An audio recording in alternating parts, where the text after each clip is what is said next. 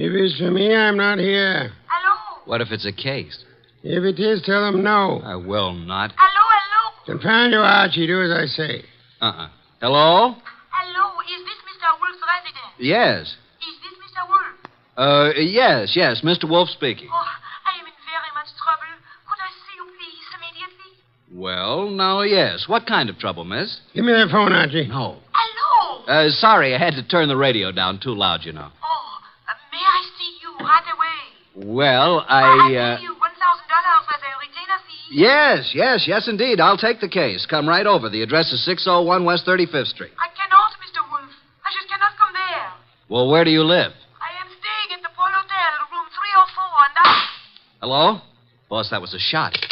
Hello? Hello?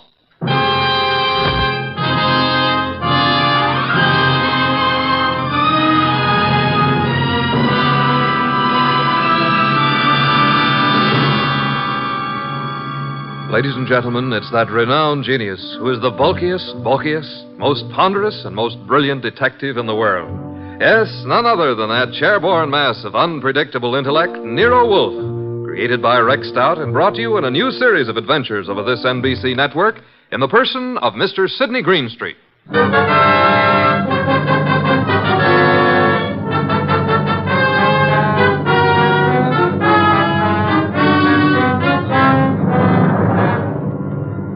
We've usually referred to this story as the case of room 304. The girl on the phone had a decided foreign accent. I wasn't quite able to decide what nationality she was, but it sounded like French. Anyway, there was what sounded like a shot, and then dead silence for a second or two. Hello? Hello? Hello? Well, Archie, another woman? Bah. Mr. Wolfe, I heard a shot, and then the line clicked off. Trouble. Women, always trouble.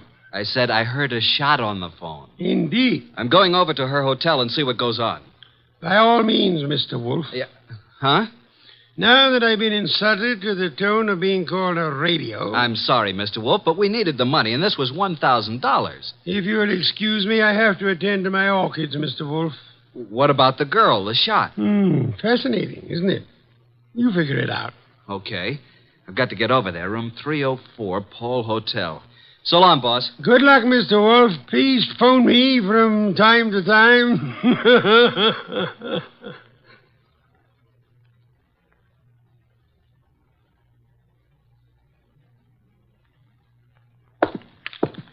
And 301, 302, 304.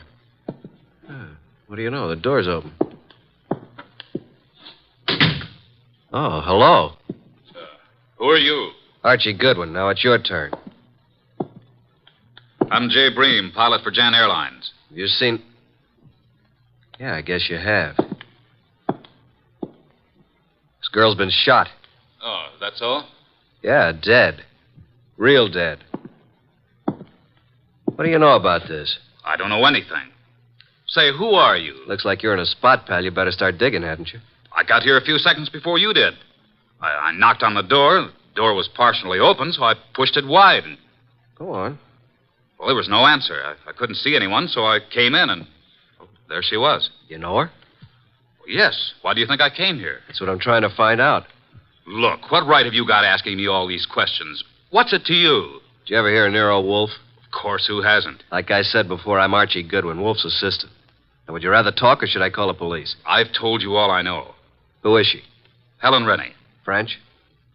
I don't know. European, anyway. Why'd you come here tonight? I have a dinner date with her. You mean you did have? Yeah. Let's turn her over. There. Got an automatic in her hand. Yeah. I never saw it before. Hey, I wouldn't use the phone. The fingerprints. It's okay. I'll use this handkerchief. Who are you calling? My boss. Oh. Nero Wolfe speaking. Archie, boss. Archie, I thought you were Nero Wolfe. You sound very much like him. Please, boss, be serious. Oh, but I am. I'm here at the girl's apartment, the one who called me. She's dead. Beautiful? Yes, was very beautiful. She would be. How did it happen? Shot.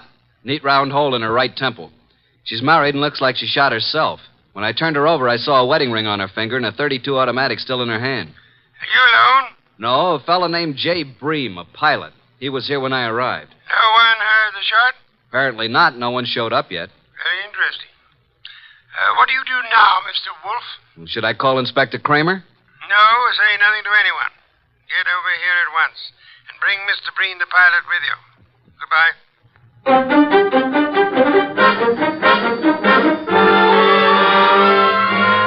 That's all you know about it, Mr. Breen? That's right, Mr. Wolfe.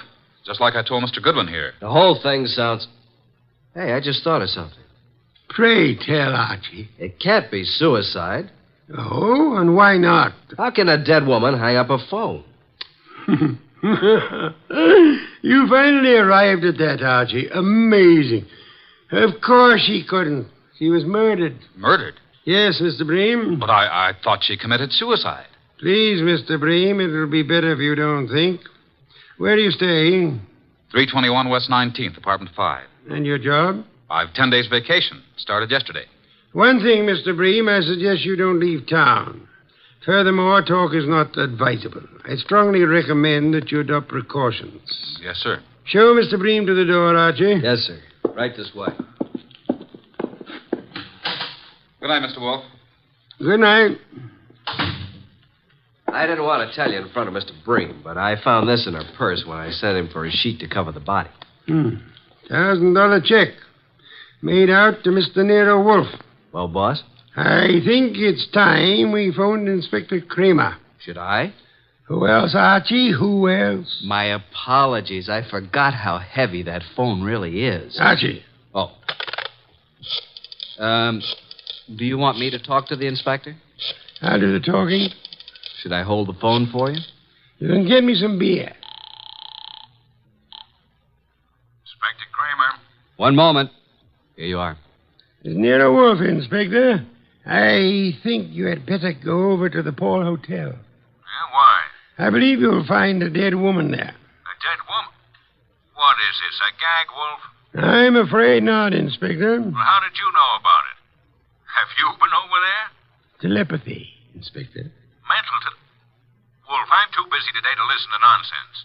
Telepathy. Don't give me that kind of stuff. If I find a body, I'll lock you and Goodwin up. You watch your blood pressure, Inspector. Never mind about my blood pressure. One thing, Inspector. Yeah?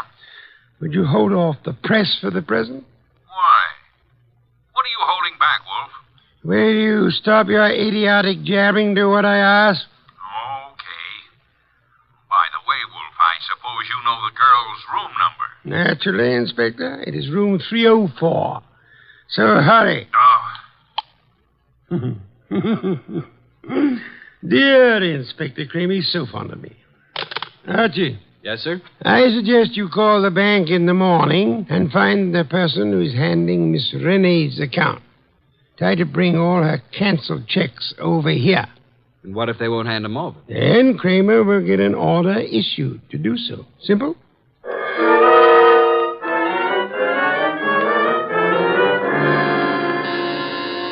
Coming. Well, where's Wolf? Where do you think he'd be? In his big chair.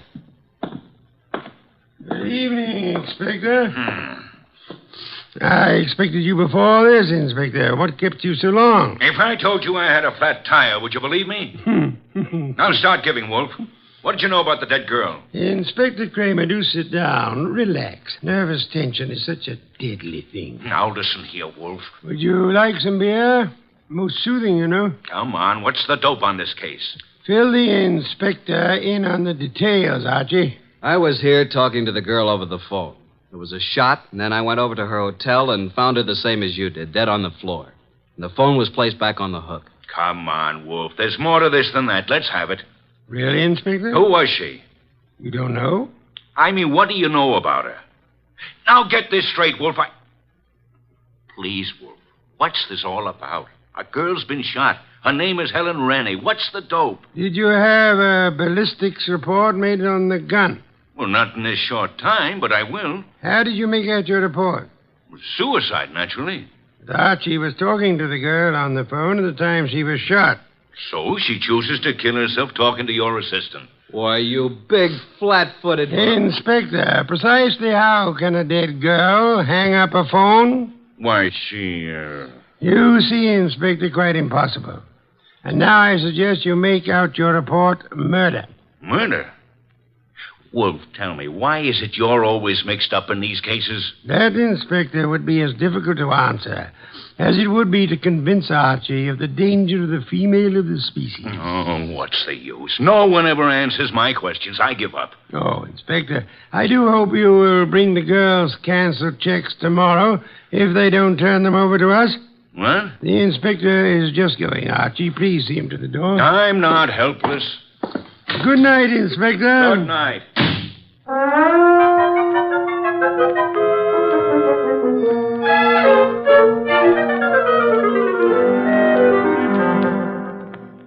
Please, boss, can't we have just a little air in here? You've been out all the morning. Isn't that enough? Gonna get me an oxygen tank to use in here. Did you contact the bank regarding the girl's account? I did. I finally talked to the head of the accounting department. He told me about our personal agent here, Mr. Renfrew. He was handling all our financial affairs. Went to see Renfrew. What did he have to say? Very little. But he seemed very upset when he learned of her death. I didn't tell him how she died. He said Helen Rennie was here buying technical equipment for her government in Europe. Technical equipment? What kind? Laboratory stuff. Did she make any definite purchases? From the Arrow Company here in town, and Mr. Paul Morio is the head man of this Arrow Company. Mr. Renfrew, her agent, gave us quite a bit of an argument about coming over here today, said it was very irregular to show bank statements. But he finally gave in. I didn't need the inspector's help. What time do we have the honor? He said he'd be here at noon. No.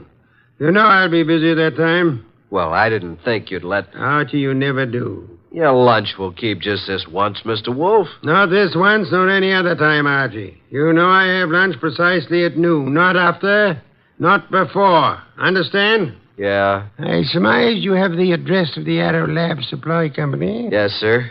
You want me to go have a talk with Mr. Morio, who runs the place? Sometimes, Archie. Your conclusions are fantastic. I'm leaving. One thing more. And?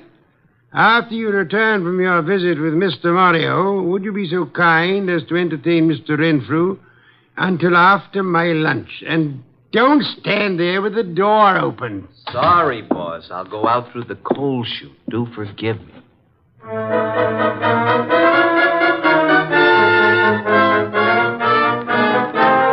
Nero Supply Company. Come in.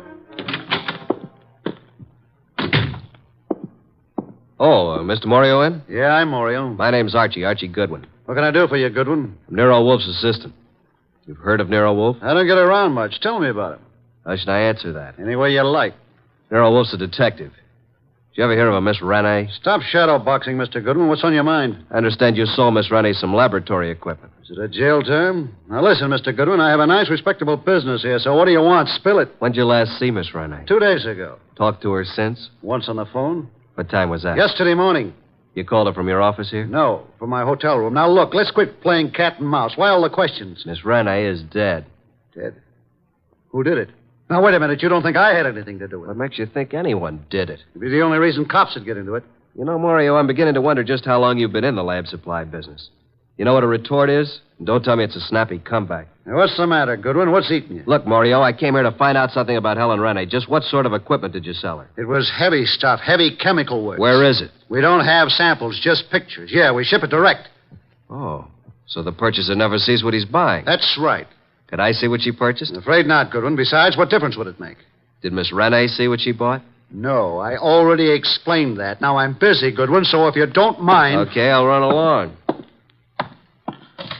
Good afternoon, Mr. Morio. I'm sure we'll meet again. Soon.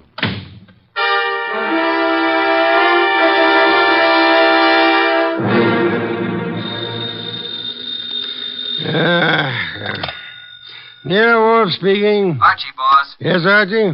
Just left the Arrow Lab Supply Company, and as far as I'm concerned, something's rotten in Denmark. Indeed. This guy Morio, who runs the company, doesn't sound like a legitimate lab supply man. I think he's running some kind of a racket. What makes you believe that, Archie? Just not the type to be in a legit business. Things just don't jive.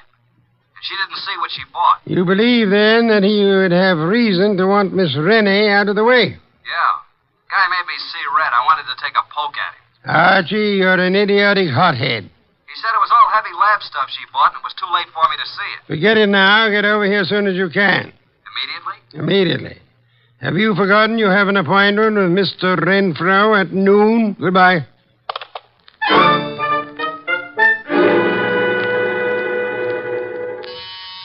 Coming. Hello, Mr. Goodwin. Mr. Renfrew. Well, who's this? My goodness, come in. Yes. Come in, my dear. Thank you. Mr. Goodwin, I brought my secretary along. I hope you don't mind. Mine? Why, Mr. Renfrew, how could anyone object Mr. Goodwin, Miss Bennett. Hello, Miss Bennett. First name? Jean, do you always use this approach, Mr. Goodwin? Only at noontime, and my name's Archie. Well, this is a happy surprise. Please sit down, Jean. Allow me. Thank you. Well. Wasn't it Mr. Renfrew you wanted to see? Yes. Mr. Wolfe will be down shortly, Mr. Renfrew. Please be seated. Thank you. Is something wrong, Mr. Goodwin? Not a thing, Miss Bennett. Not from where I sit. Don't believe a word he says, miss. His judgment concerning women is not to be trusted. Thank you, Mr. Wolfe. You're so kind. Mr. Wolfe, Miss Bennett. How do you do? Mr. Wolfe? Mr. Renfrew, I presume. Yes? Now we can get down to business at hand, Mr. Renfrew. Yes, by all means. I don't understand why we couldn't have discussed this on the phone, Mr. Wolfe. The whole thing is highly irregular. Of course, I know you're trying to do your duty, but... I prefer not to discuss the dead girl's business affairs on the phone, Mr. Renfrew. You should appreciate that. Yes, I see. Now, what is it you wish to know? How long have you known Helen Renee? About a month. When's the last time you talked to her? Yesterday. What time? Why, about 2:30. I called her from my room. She was here on government business. You brought the canceled checks? Here you are, Mr. Wolfe. Quite sizable amounts, Mr. Renfrew. Very interesting indeed. Yes? You see, Miss Renee made some very large purchases, Mr. Wolfe, and of course they were all quite legitimate. Would you mind if I kept these checks overnight? Well, Thank you, Mr. Renfrew. By the way, was Miss Renee right or left-handed? Why, left-handed, Mr. Wolfe. Why? Just inquisitive. Now, if you would excuse me, Miss Bennett, Mr. Renfrew, I have a very urgent appointment. Well, if I could be of any more service, don't hesitate to call on me, Mr. Wolfe. Thank you, sir. Oh, dear. Poor Miss Renee. I hope the person who did this dreadful thing is dealt with properly. Indeed. I must run along now. Yes, this way. Must you go too, Miss Bennett? Good day, Mr. Wolfe. I must, and good day. See you soon, Miss Bennett. Well, boss, what do you think? Isn't she a beauty? I'm sure I'm not a fair judge, Archie. Do you happen to know where the Morio warehouse is? Why, yes, it's at the other end of town near the river. Oh, no, not again. 9:00 tonight. Okay. I suppose you want me to take a gander at what's in the warehouse, break in like a burglar? Archie, if your mind were free of women, I do believe you could reach phenomenal heights in this your chosen profession.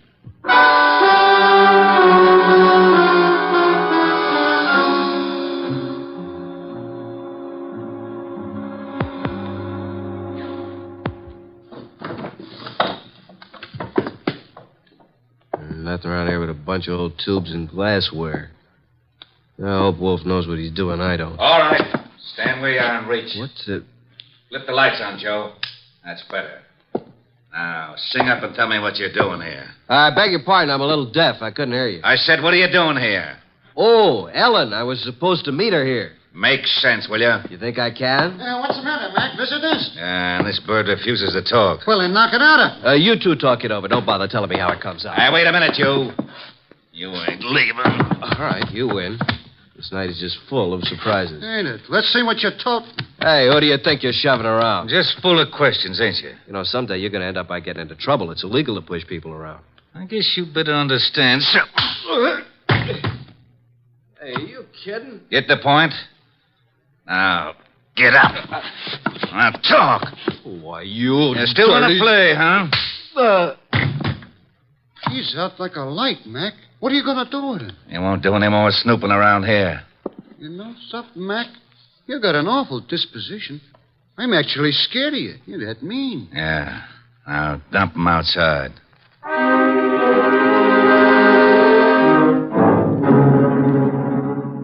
Hey, boss. It's me, Archie, remember? Archie, these interruptions are detestable. Can't you see I'm busy? Is that you, Archie? I've been busy too, boss. Look at my face. I had an accident. From your appearance, I'd say that someone else had been busier. All right, Mr. Goodwin, as long as you insist upon interrupting my meditation, start at the beginning. Mr. Wolfe, I arrived at the warehouse. I went inside. I saw a lot of packing cases and a bunch of old glassware, worn-out junk. 2 men jumped me. I came to lying in the alley. I staggered to a cab and made it home. End of story. Archie, your repertoire of words is most astonishing. And your description of Morio's warehouse is without doubt most enlightening. I thought you'd like it. And now, Archie, I suggest you get Fritz to give you a piece of beefsteak for that eye of yours. And after that? I've arranged a gathering for 5 o'clock tomorrow afternoon. Then I shall repair to my bed to suffer in silence. You should be more careful on these nefarious expeditions. You might get hurt sometime. Yes, I've been a careless fellow, Mr. Wolfe. Good night. Good night, Archie. Pleasant dreams.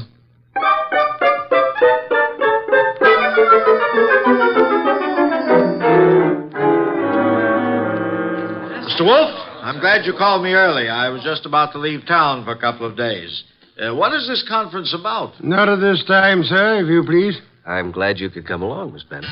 I'll be happy to assist in any way I can, Mr. Goodwin. Archie? Right. Well, good evening, Mr. Morio. I knew we'd meet again. It's no fault of mine, Goodwin. Please come in. Come in, Mr. Morio. You don't want to keep the rest of the guests waiting. What do you want with me? Why, what? Nothing. Mr. Wolfe, this is Mr. Morio. Sit down, sir. Take the red leather chair. For special guests, Mr. Morio. Yeah? Now, gentlemen, you're probably wondering why I asked you here. Naturally, you know it has to do with the death of Helen Renee. Mr. Morio, I understand you and Miss Renee had some business transactions that involved quite a sum. That she purchased laboratory equipment. That's right. Archie told me that your warehouse contained nothing but second-hand junk. It was a shame, Mr. Morio, that this shipment was delayed by a shipping shortage. Otherwise, you might have gotten away with it. Is this why you called me over here? Which is immaterial to the case at hand. Actually, I'm only interested in Helen Renee's murder. Hey, wait a minute. You don't think I did it? Didn't you? No. Mr. Wolfe, I admit everything you said about the equipment. But I've had no part in any murder. I see. Mr. Bree, you're a pilot of Wallflower. If you had shot the girl and wanted it to look like suicide, in which hand would you put the gun? Why, her right hand. Indeed. Where did you first meet Miss Renee? Boarding the plane at Orly Field, Europe. Mm-hmm. Mr. Renfrew. Now, look here, Wolfe. This has gone too far. I won't be put through any third degree. So if you'll excuse me, I have to get to the dip. Sit down, Renfrew. Well, I... Mr. Renfrew, I'm astonished that anyone would be as amateurish as they were in this case. I don't understand. Could it be that you killed Miss Renee and attempted to make it look like suicide because she was about to tell me that through forgeries her bank account was $50,000 short? Well, what reason would I have to kill her? You told me yourself you phoned Miss Renee from your hotel the day she died. Yet there was no outgoing calls charged to your account. No, this is nonsense. Ridiculous. She suddenly became suspicious of you. And you are probably the only person here who knew that she was left-handed. Well, what does that have to do with it? She was shot through the right temple, Mr. Renfrew, while talking on the telephone. With a gun in her left hand, wouldn't it be awkward for her to twist her arm around her face and shoot herself? In your excitement, you forgot you had shot her in the right temple. And what else do you know, Mr. Wolfe? That you once worked in Europe where you met Miss Renee, arranged to represent her in this country. Only you would know how much she had in the account here. I've heard enough of this nonsense. Yesterday, you made a statement. Quote, I hope whoever did this dreadful thing is dealt with properly. Only the police and Archie and I knew Miss Rennie had not died naturally. How did you know that? Unless you are the murderer. Don't make a move, any of you. I was forced to eliminate her. She accidentally learned about the shortage, and she became most unreasonable about it. Phoned you about it. Oh, dear me. So utterly weary of these melodramatics. Put up that gun. I've spent 15 years sweating, trying to get enough money to live the way that I want. And now I have it, and neither you nor anybody is going to take it away from me. I'll kill anyone who tries to follow me out of this house. Oh, no, Miss Wolfe. Stand back. Mr. Renfrew, don't, please. I will take that gun from you and... Stop it, Renfrew. What the...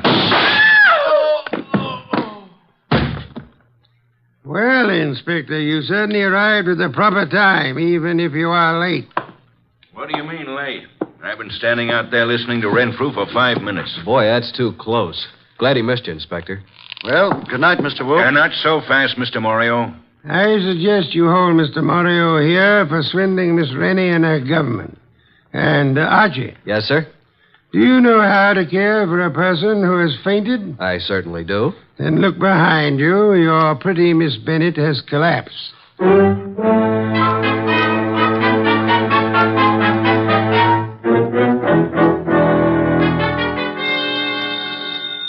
I'll get it.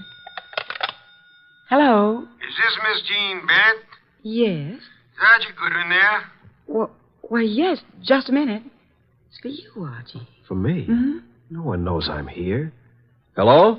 I thought I'd find you there, Archie. How'd you know I was here? I figured that by the skill you expressed on reviving a patient from a deep faint.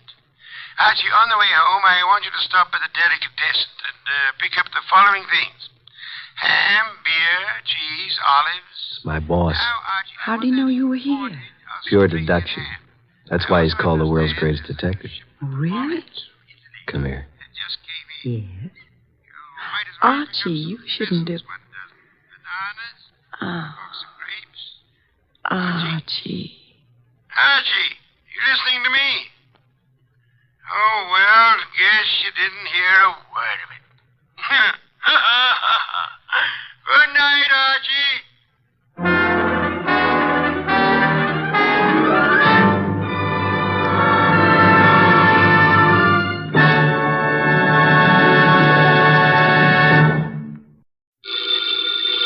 Ladies and gentlemen, the ringing of that phone bell brings you mystery, adventure. Nero Wolfe's office, Archie Goodwin speaking. Just a moment, please. Hey, boss, Mr. Tom Wilcox wants an appointment. How about 1 o'clock? Archie, no appointments today. I intend to pot some dendrobium offsets. 1 o'clock will be fine, Mr. Wilcox. See the Tom Wilcox who was acquitted yesterday of the murder of that singer, Keith Hansen? Mr. Wilcox, are you the Tom Wilcox who... Oh, you are. I see. What does he want with me? Mr. Wilcox, why do you seek Mr. Wolfe's services? I see. Well, our fee is $1,000 with a retainer of $500, okay? Oh, yes, Mr. Wolfe will see you. What's that? Hey, what was that? Hey, Mr. Wilcox. Archie, stop shouting, hey. He whispered someone was at the window. Then I heard a shot and he dropped the phone. Boss, I'm afraid we've just lost a client.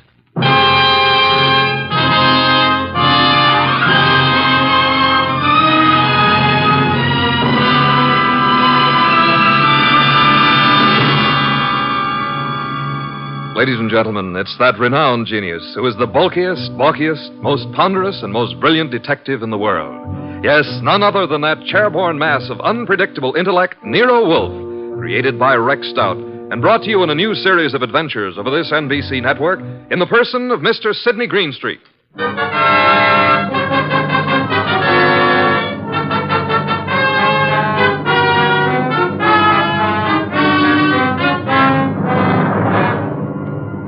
This episode is one Nero Wolfe refers to as a slight case of perjury. It all started with a phone call from Tom Wilcox and the ensuing shot, which I was sure had brought our newfound income to an early end. Anyway, there was the shot and... Hello? Mr. Wilcox? Hello? Oh, boss, I've certainly waited long enough for him to come back to the phone. We may have just lost a nice bankroll. Nonsense, Archie. Other clients will rescue us. Now for a cold bottle of beer, Archie. We're almost out of beer. I better get over there and see what happened to Mr. Wilcox. The beer first. Nero Wolfe's office, Archie Goodwin speaking. Oh, Wilcox, you all right? Was that a shot? It was, huh? I'm glad it missed.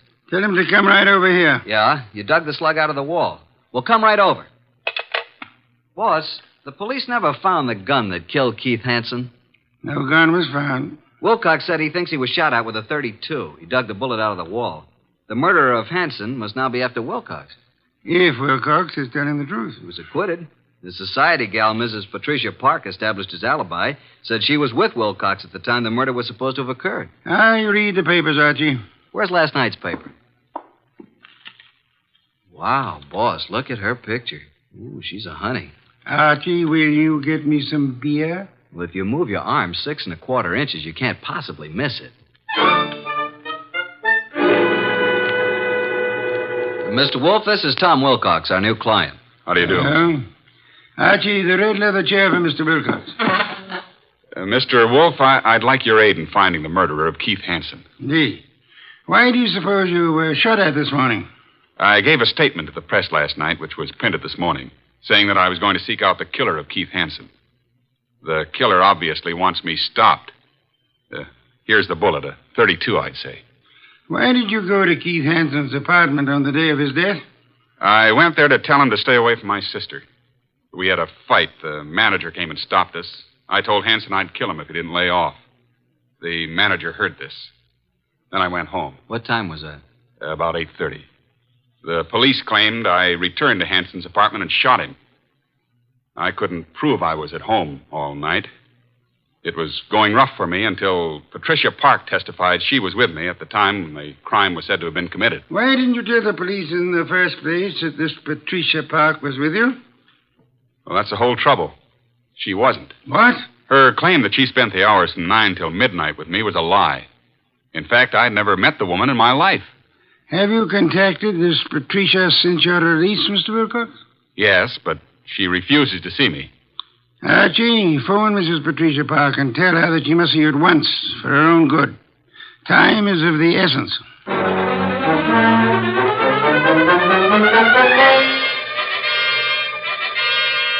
And what else can you tell me, Mrs. Park? Mr. Goodwin, I haven't anything more to say than I've already said. All I want is a simple answer as to why you lied about being with Tom Wilcox. Well, Tom Wilcox is a very fine man, but he isn't telling you the truth. Did you commit the murder and succeed in establishing your own alibi by swearing you and Tom Wilcox were together 10 miles from the scene of the crime? I did not. Do you own a gun?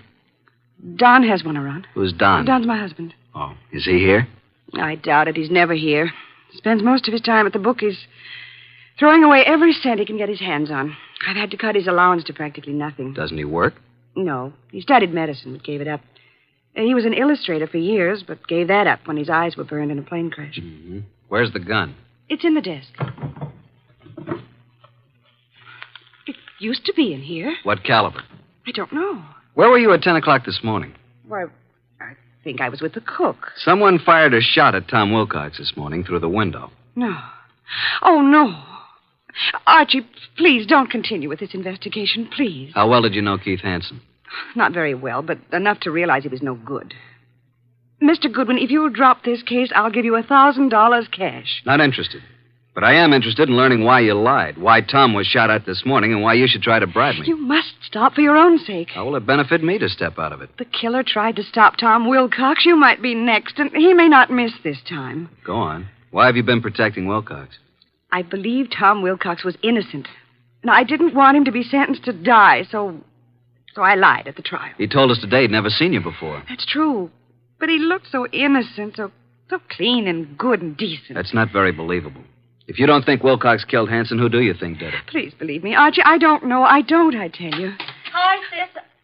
Hey, what's the matter? Are we intruding? Oh, hello, Marge. Brad, come in. This is Mr. Goodwin. My sister and brother-in-law, Marge and Brad King. How do you do? Hello. What gives, and who's Mr. Goodwin? A private detective, Marge. I've just explained to Mr. Goodwin that I wasn't with Tom Wilcox at the time of Keith Hansen's murder. Pat, why did you tell him that? Mr. Goodwin, I hope you will not use this knowledge against Pat. Did you all know Keith Hansen? Yes. And my husband and Keith went to school together. Keith, Don, and I were on the same polo team. Where were you at the time of the Hansen murder, Mr. King? He and Don were attending a horse show at Madison Square Garden. Marge and I didn't want to go. We stayed here. Where were you at 10 this morning, Mr. King? Why, I had an appointment with my dentist, Dr. Flagg, Rockefeller Center. And you, Mrs. King? I was shopping. Ilsa's salon, a sale on dresses. Why all this questioning? Marge, someone tried to kill Tom Wilcox this morning. What? May I use the phone, Mrs. Park? Yes, of course. First door to your left. Suppose you try to find the gun. Marge, that gun is missing from the desk. I haven't seen it. Do you know the caliber, Mr. King? 32, I think. It must be in the house. For your sake, I hope you find it.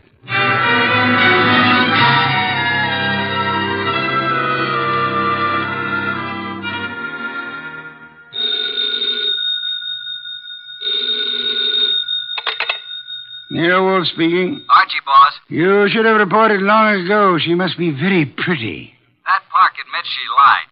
She claims now she was with her sister, Marge King. Marge and her husband, Brad, have alibis, and all have alibis for this morning. I'll check them before I return. Where were they the night of the Hanson murder? Well, Brad and Don Park, that's Pat's husband, were at the Madison Square Garden horse show. Pat and Marge were together here at the house. Impossible to verify the Madison Square alibi at this date. Check all the rest and come home for lunch. It's Oysters Rockefeller. Has Inspector Kramer arrived yet? He has, and left the police records on the Hanson murder. He has taken the bullet Wilcox brought to be checked at ballistics. Good. Pat had a .32 caliber gun in the desk in the library. It's now missing. Indeed. And, boss, Pat just offered me $1,000 to quit the case. When I refused, she said if I didn't lay off, something might happen to me. Oh, dear me. That would be most upsetting, eh? After lunch, I want you to visit the late Keith Hanson's apartment. Bye.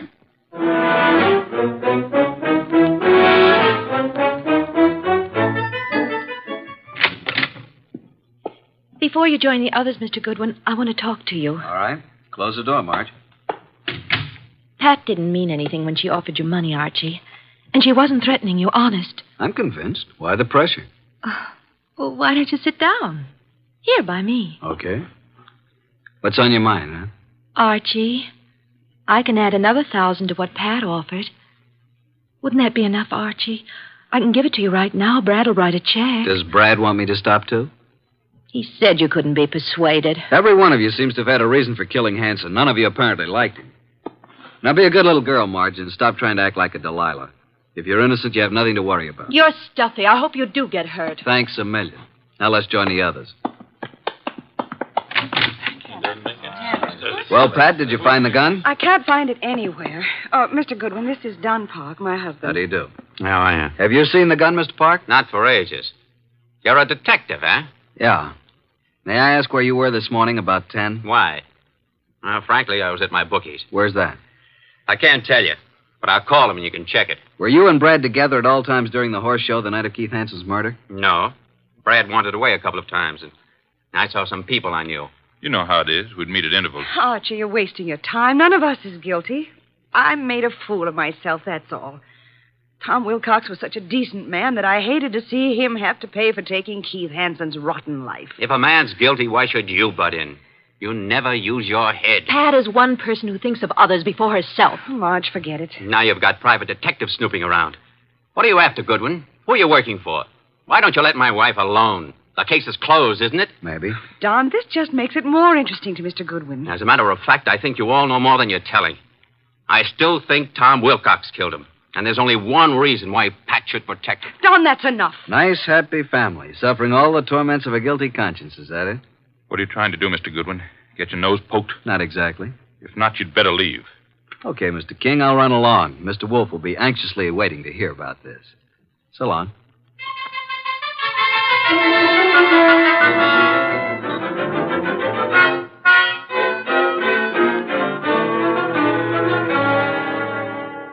Pat Park's cook verified her alibi for 10 o'clock this morning, then. What about the other alibis? Well, Brad's dentist said that he didn't get to Brad until about 10:30. His appointments had run over. He wasn't sure if Brad was there at 10 or not. The nurse was out at that time. Marge's alibi is no good. And at mob at Ilsa's, the saleswomen wouldn't have known their own mothers.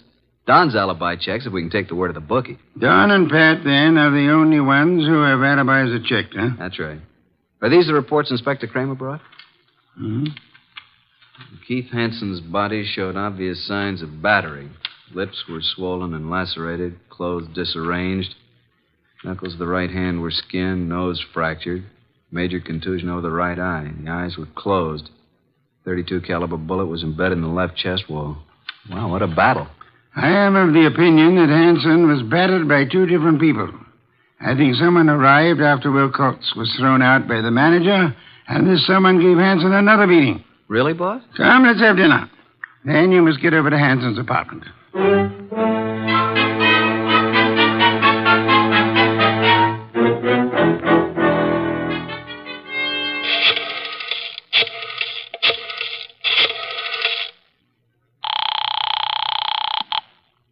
Boss? Yes, Archie. What have you found at Hanson's place? Well, the desk yielded one thing of interest. Keith's address book. And Marge's name is in there. Apparently, he'd known her before she was married, when she was Marge Van Cott. I see. A married name King was added in a different colored ink. Pat's phone number's there, and of course Don's and Brad's office numbers. There are a few bills, but no letters, no clues. Sure? Boss, I've combed the place, and there's no...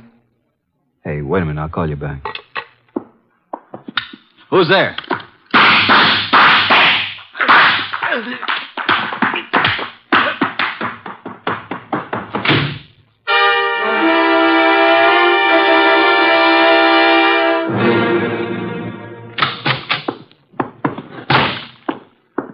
Archie, you know I dislike the banging of doors. Sign of ill breeding. Archie, what happened to you? Target for tonight, Archie Goodwin. Your forehead's bleeding. You better have Fritz fix it. Well, my head can wait. Some guy certainly surprised me at Hanson's. Creased me on the forehead. Good thing I snapped off the lights. He emptied his gun at me. We scuffled and he got away. And then I dug his slug out of a chair. I think it's a 32. But look at this, boss. A little round piece of glass. Found it on the floor. It's very small, very smooth, and concavo-convex in shape. Half an inch diameter. Watch crystal? Don't think so. The edges are too smoothly ground.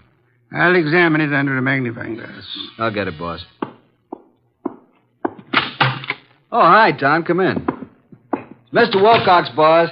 Archie, hey, what's happened to you? Somebody tried to scalp me. Good evening, Mr. Wilcox.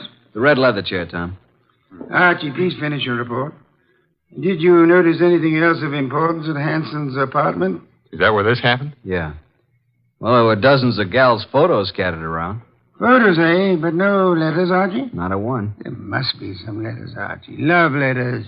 Wherever we have girls' photos and telephone numbers, I assure you there are bound to be love letters. That is what we must find.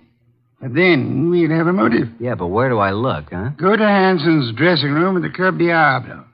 I have just phoned the place. A female singer is substituting for Hanson, but she won't arrive until supper hour. Mr. Wilcox, accompany Mr. Goodwin, if you please. Keep your eyes open. I need the boy. Then you do love me, boss? Come on, Tom. Let's look at this Club Diablo.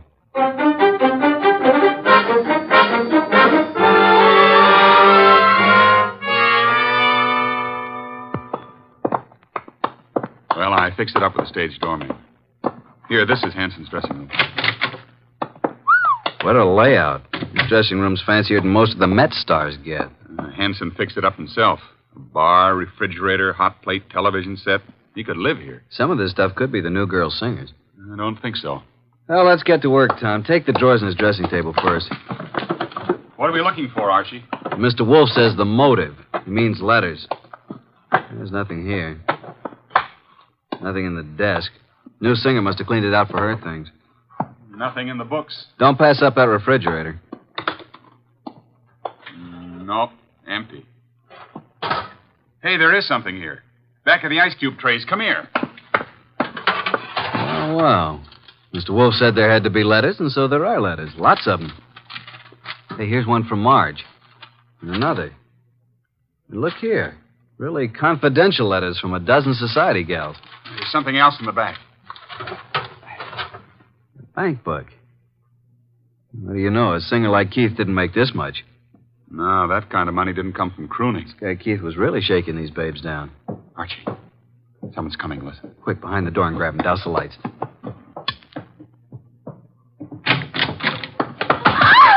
Marge, run! Hold it, Tom. Well, it's you two. You dirty rat. Pagan woman. Tom, what are you and Archie doing here? The letters. Oh, Archie, you found them. Archie, please, give me those letters. Don't touch. I'll just put them safely away in my pocket. Besides, you didn't write all of these. Give them to me. At least give me my letters. I'll tell you what. You go on home and stay there, and we'll leave it up to Mr. Wolfe. Tom, take him outside. I want to use his phone. Come along, ladies. Let us oblige Mr. Goodwin. I'll meet you at the stage door, Archie. Right.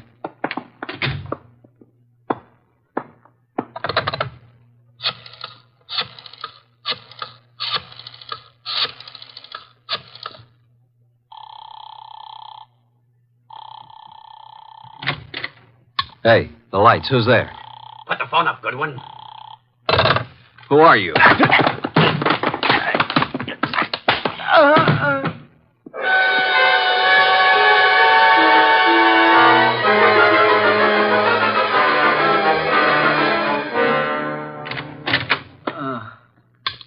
Archie, what happened? Are you hurt? Here, let me help you. I'm all right. I guess. Ooh, my head. Did you see anybody? No, I didn't. I shouldn't have left you. Turn out the lights before I saw him. He whispered. Got away with all the evidence. Where are the girls? I sent them home in a cab. Well, let's get over to Mr. Wolfe. This is tough luck. If I'm not mistaken, his next move will be to have a little get-together with all concerned. Come on.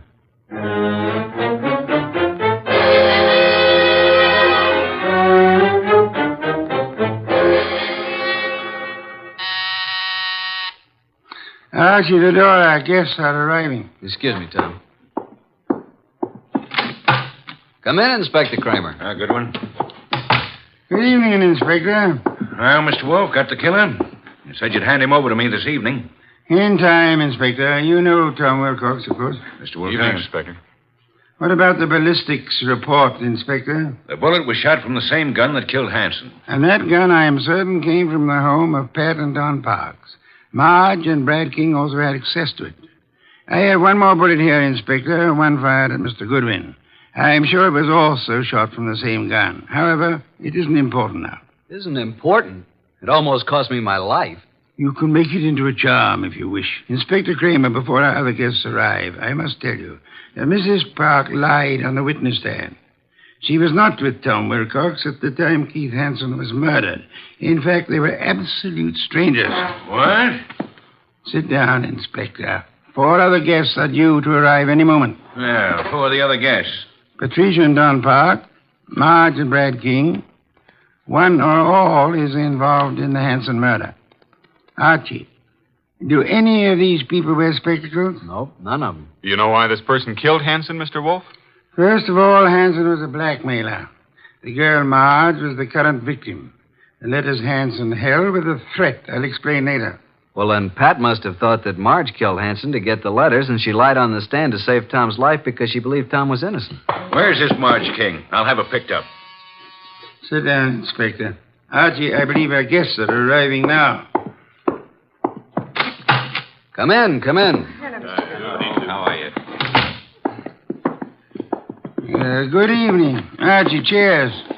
Inspector Kramer, Patricia and Don Park, Marge and Brad King, and this is Tom Wilcox. We met at the Club Diablo this afternoon. All right, Mr. Wolfe. Which one is it? Patience, Inspector. One of these 5 people is the murderer of Keith Hanson, a killer. What is this nonsense? Please sit down. Mr. Wolfe speaking. Go ahead, boss. Any one of you had sufficient motive to have committed the Hanson murder. Not one of you has established a bona fide alibi. You who are actually innocent must tell the truth, or you shall all suffer as accessories after the fact. Mr. Wolfe, you're wasting your time. Marge, several years ago, you were secretly married to Keith Hanson. It lasted but 1 week. You gave Keith the money to get a divorce from you at Mexico. He didn't, which made you a bigamist when you married Brad. Keith was all set to blackmail you. He knew your husband, Brad, was wealthy. Marge, is this true? Yes. Oh, please, Brad, I thought he got the divorce. If I'd known that, I would have killed Hanson myself. Maybe you did kill him. One moment, Inspector. Patricia, you lied on the stand to protect Tom Wilcox here because you believed your sister Marge was guilty of Hanson's murder. Why did you believe her guilty? Were you at the scene of the crime? Marge, it's time to tell the truth and clear all this up. You won't be satisfied until you're in jail. Will you shut up? Quiet, please. Go ahead, Marge. All right. Keith Hansen was shot from the bedroom while I stood talking to him in the living room. You went there to buy back your letters? Yes, Pat drove me to his apartment. There was no place to park, so she said she'd drive around the block until I came out. That's why she's never been sure whether I killed him or not. That's right. Because I feel I might have shot him if I'd been in your place. Because of what Hansen did. What was it he did? Keith Hansen demanded $10,000 in exchange for the letters. Pat loaned me the money, so Brad wouldn't know. What? Is that true, Pat? You loaned her $10,000? I got to Keith's apartment about 9:30. He looked awful. He obviously had been in a fight. The room was mussed up and his nose was bleeding. Yes, go on. He went to the bedroom to get the letters and came back saying they were gone.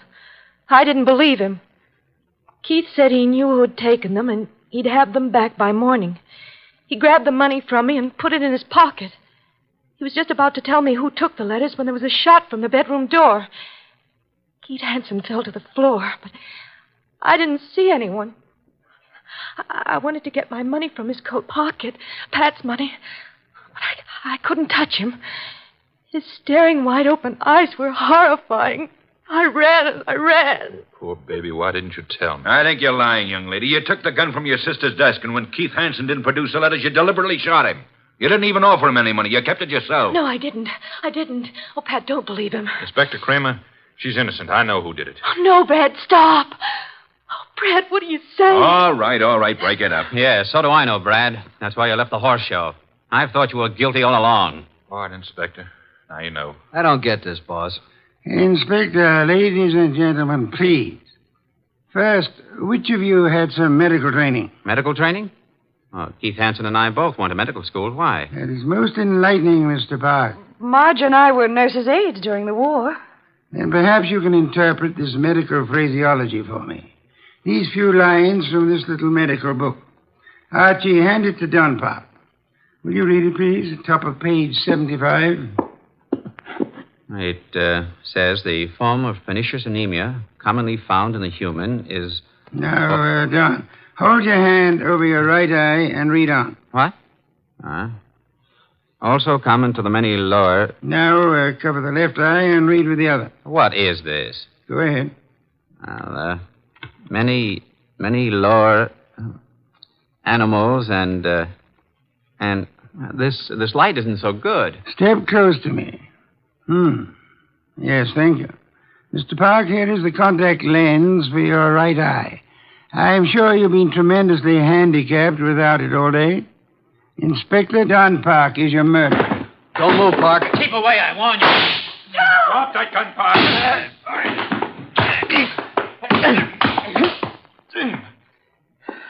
Well, I got his gun. There you are, Inspector. He's all yours now. Okay, come on. Okay, Goodwin. But I'll get out of this. You trapped yourself, Don, by your contact lens. It dropped from your eye during the scuffle with Archie in the Hansen apartment this afternoon. And the gun Archie just took from you is undoubtedly the murder weapon. And the gun that fired the bullets at Wilcox and Archie today. Hey, Tom, are you all right? There's blood on the side of your head. Just grazed my scalp. You and I must have hard heads. Well, that's that. Thanks so much, Inspector, for dropping in. Come again, won't you?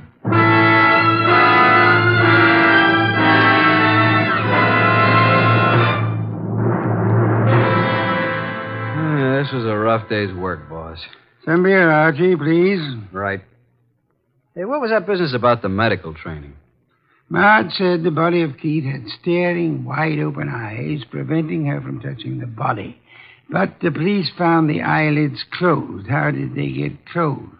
Well, he must have bothered Don, too, and he closed him. His medical training. Right. A layman would never touch the eyes of the dead. Marge couldn't, not even to get back the $10,000. Here's your beer. Why did Don do all this, boss? Obviously, he learned of Hansen's blackmail scheme and was trying to force him to agree to split Marge's $10,000. Don was quite startled a minute ago to learn that Pat, his own wife, put up the money. However, when they heard Marge arriving, Don stepped into the bedroom, found Marge's letters in there, and must have hidden in the closet. And then as Keith Hansen was about to speak Don's name, Don shot him and took Marge's money. Of course, he planned to carry on a blackmailing of Marge himself, thinking the money would come from Brad. Yes. And you are warming that beer with your hot little hands. Pour it, please. There you are.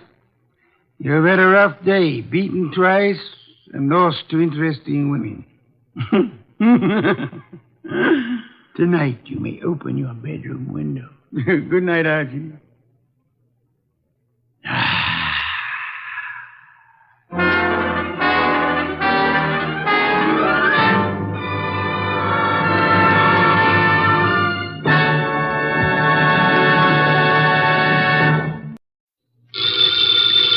Ladies and gentlemen, the ringing of that phone bell brings you mystery, adventure. Nero Wolfe's office, Archie Goodwin speaking. What? Who?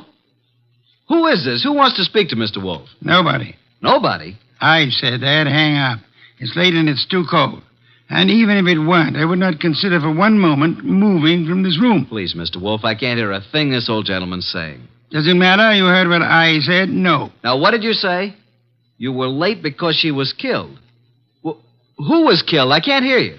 What is it about, Archie? He says he was due here an hour ago, but she was killed. Who was killed? What does he want? Do you want us to solve the crime? I say, do you want us to find out who killed her? Oh. He says he knows who did it, but he has an important message for you. Well, then come right over. We'll be waiting, Mr. Jenkins. Archie, why do you insist on taking every silly little case? Because, boss, we need to recover for March 15th.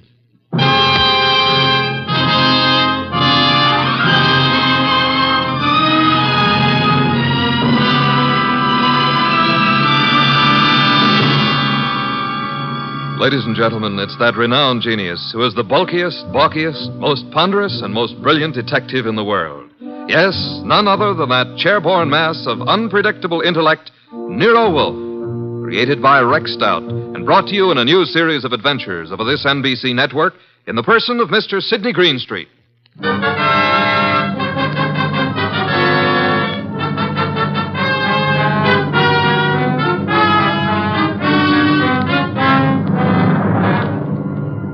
This case I like to refer to as the case of the telltale ribbon. Perhaps a better title would be Wolfe Goes A-Hunting. For in a way, this was one of those unusual instances in which my boss, of his own free will and without any coercion, actually decided to leave the house and go to the scene of the crime. It started when the strange old gentleman who phoned us finally arrived. Well, there's our client, Mr. Wolfe. Evening. It's me. Who's me? Oh, I just phoned you. I'm Jenkins. I got a dispatch for Nero Wolfe. Oh, you're Jenkins. Well, come in. Mr. Wolfe, this is Mr. Jenkins. Says he has a dispatch for you. Yep. Yeah. Are you Wolfe? I am. Where is the dispatch from? Don't know. You don't know? How come? Oh, I know, but I'm supposed to say I don't. See? That's my job. What is? Just to say I don't know. What about the murder? Yeah, who was killed? Oh, my goodness. It was a terrible thing. We were just crossing the turnpike, and this fella come at us out of nowhere. The killer? Yeah. Must have been drunk, I guess. Well, how did it happen? Did he shoot her, stab her? Oh, no. He ran into her with his car. And she was only 9 years old. Your granddaughter? No, it was Bessie. But the police got him. I have to appear, I guess. Probably get 90 days, he will. For murder? Murder? Was somebody murdered? I must have missed something. Look, we're talking about Bessie, and what do you want us to do about it? Nothing. Bessie's my old horse. Oh, no. But say, who was it that was murdered? Nobody yet. Good night, Mr. Jenkins. I thought you said it was important. It might be. At least that's the way I was told. What might be? This here letter I was bringing to you. This dispatch. Well, gotta get along now. Goodbye. Well, get him. What a pixie. What is in the envelope? Mr. Wolfe, look. 5 $100 bills. And the note says, Mr. Wolfe, your services are desperately needed. Come up this weekend as my guest. Signed, Impolite. Edward Malotte, the wealthy manufacturer. Well, looks as though you're going out this weekend. Well, Archie, pay my respects to Mr. Malotte, and I hope you enjoy the weekend. Good night.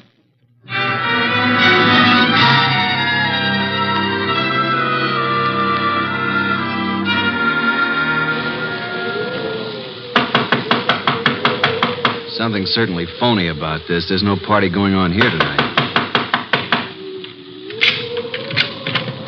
Yes? What is it? Is this the Malotte place? It is. What do you want? My name's Goodwin. I'm a guest of Mr. Malotte's. A guest? Yes, he invited me down for the weekend. Weekend?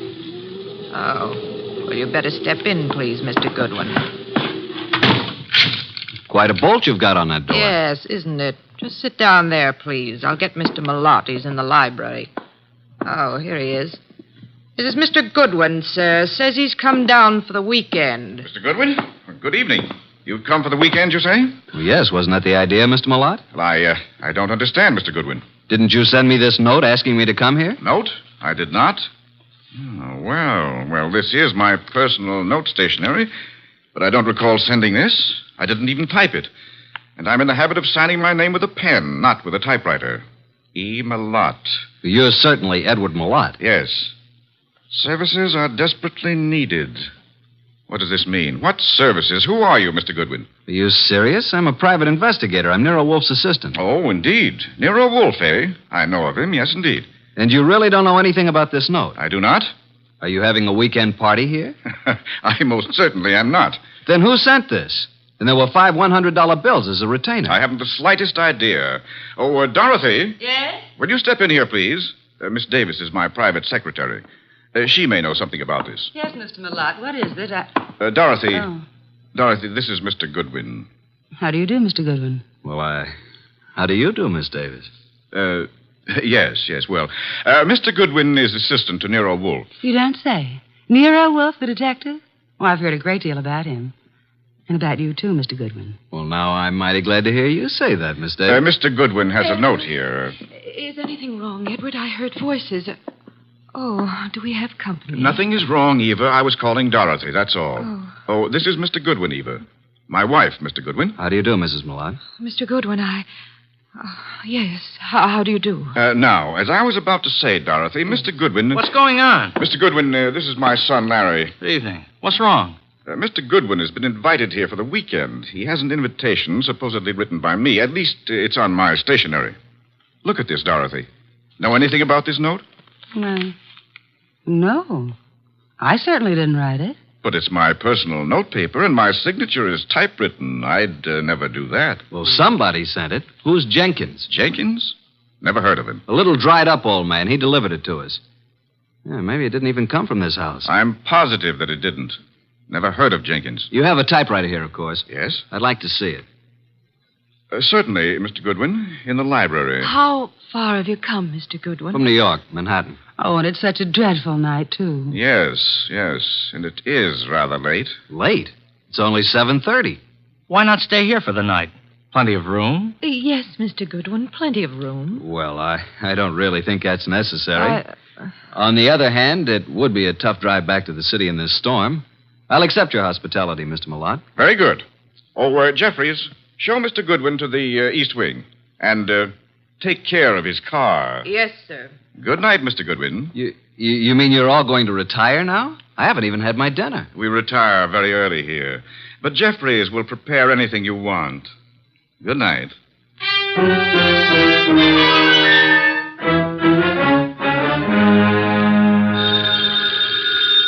Oh, dear, who moved that phone? Hello, Wolf speaking. Archie, boss. Well, I'm here at Malotte's place, but there ain't no party. What happened? Are you in the right house? I'm afraid I am. They've all gone to bed. Weird bunch. His wife, who looks very sickly and I think wants to say something to me alone, and Larry the son, and Malotte's secretary, Dorothy Davis. She has me bothered a bit. How unusual, especially if she's pretty. A beauty. But she seems to know all about me. You'd better come home, Archie. I can see you're in no condition to handle this case properly. Give them the money back. Oh, I forgot to tell you. They don't want me here. Malotte didn't send the note. No one here knows anything about it, so we can keep the dough. Interesting indeed. The circumstances would indicate that you should stay there and wait for it to happen. For what to happen? For whatever it is the fates have conspired to have happen there while your shining little ego is in the midst of it. Bye.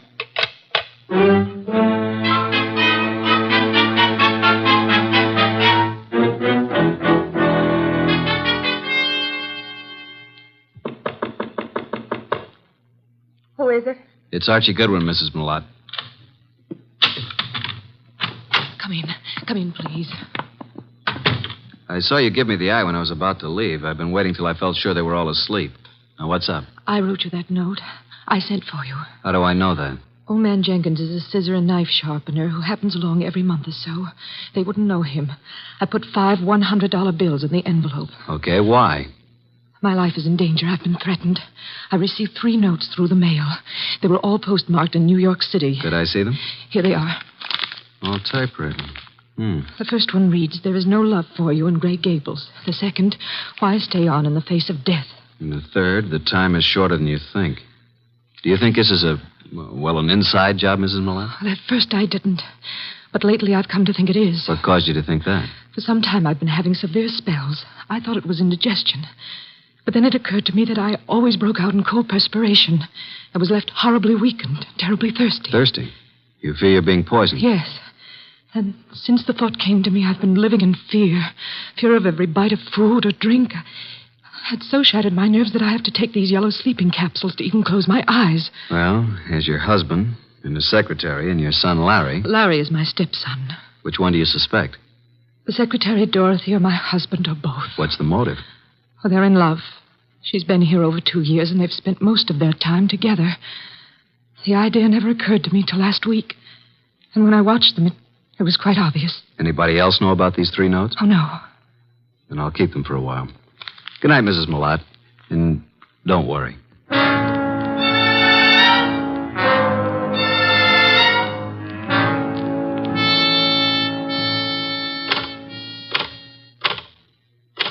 What are you doing, Mr. Goodwin, snooping around in Father's library? Well, Larry, I was just trying to find out if this Remington was the machine you used to type those notes. What? What notes? The notes you sent your stepmother. Why, I don't know anything about any notes. Then why were you so startled? I'm not startled. Why would I threaten her? So you do know about them. I didn't mention the contents of the notes. I just happened to see them on the table in her sitting room. You don't care too much about your stepmother, do you? Oh, she's all right. You don't care too much about Dorothy either, do you? I certainly don't. Why not? Well, I don't like her tactics, making a fool out of my father. If anybody here sent those notes, she did. You think Dorothy would have a motive? I certainly do. Of course you wouldn't have a motive, would you? No. Well, I'm inclined to think you would. Well, just what motive would I have? You don't seem to like any woman who's too close to your father. Maybe because you'd resent anyone sharing in the estate if your father died. If I were you, Mr. Goodwin, I'd leave. Tonight. And the sooner the better. Good night.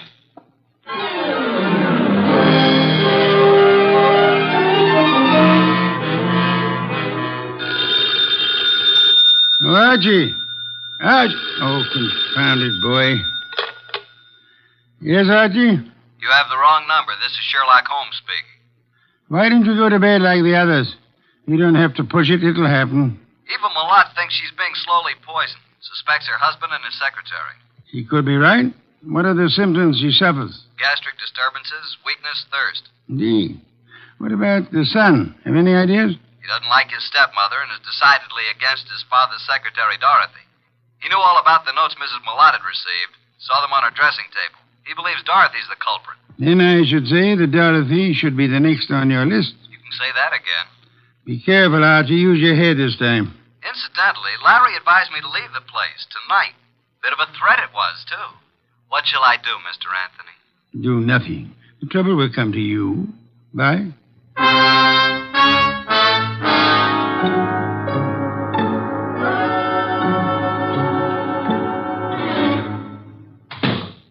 Oh. Hello there, Mr. Mallott. I thought you'd turned in for the night. It's quite obvious you thought so, Mr. Goodwin. What are you doing in the library? Why, just looking for something to read. You'll find the books all around the walls, not on my desk. Well, I was looking for a particular kind of book. I'm very much interested in poisons.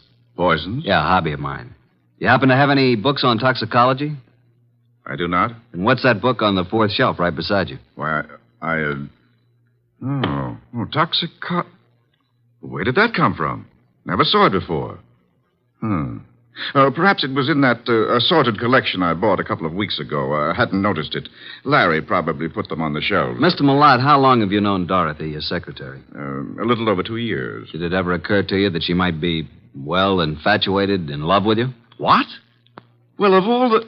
Now, see here. I don't know what you're up to, and I don't know how you got hold of my stationery to write that fake note. It isn't a fake note, Mallott. I'm only trying to find out what's back of it. Mr. Goodwin, there is nothing going on here that requires the services of a detective, and Dorothy is not in love with me. I didn't say she was. I asked you if you thought she might be. Well, since this conversation seems to concern me, I suppose I am at liberty to come in. Oh, you're still up too, Miss Davis. Did you hear what this man said, Dorothy? Yes, I did, Mr. Malotte. And I'd like to have a few words alone with Mr. Goodwin, if you don't mind. Mr. Goodwin, would you mind coming with me for a few minutes? No, not at all. And, well, it's rather late, Mr. Malotte. Don't you think you should retire? It's a heavy day tomorrow. Well, yes. Yes, I suppose I should. And please, don't let this upset you. Mr. Goodwin has been misinformed. I'll straighten him out. Come on, Mr. Goodwin. The bar is right across the hall. I'll fix you a nice, soothing drink. That'll be nice. Well, now, what would you like, Mr. Goodwin? In the way of drinks? Oh, well, some 7-Up. Really? Well, just sit down over there. Okay, what do you want to talk about? Well, where did you get the idea that I was in love with Mr. Malotte? First, suppose you tell me if you are in love with him. Yes, I am. But until a few minutes ago, he wasn't even aware of it. I worship him and his work. I never wanted him to know because he's married. It would have caused trouble, and I'd have had to leave here. But now he knows it's true. Well, now that he knows, what will happen? I'm going to leave tonight. Now. I see. And since I don't own a car, Mr. Goodwin, I'm going to ask you to do me a very great favor. Would you run me into New York? I want to leave without a word. If I wait till morning, I'll have to explain to Mr. Malotte, and, well, that would be most embarrassing, Archie. Oh, now it's Archie. You don't really mind, do you? No, I guess I don't. I should, maybe, but... Don't you like your drink? What'd you put in this drink? What do you mean? What'd you dope it with? Archie, why would I do that? Might be several reasons. There's nothing in that drink. No? Then suppose you drink it. Why? Give it to me. I'll throw it out. If you want another drink, fix it yourself.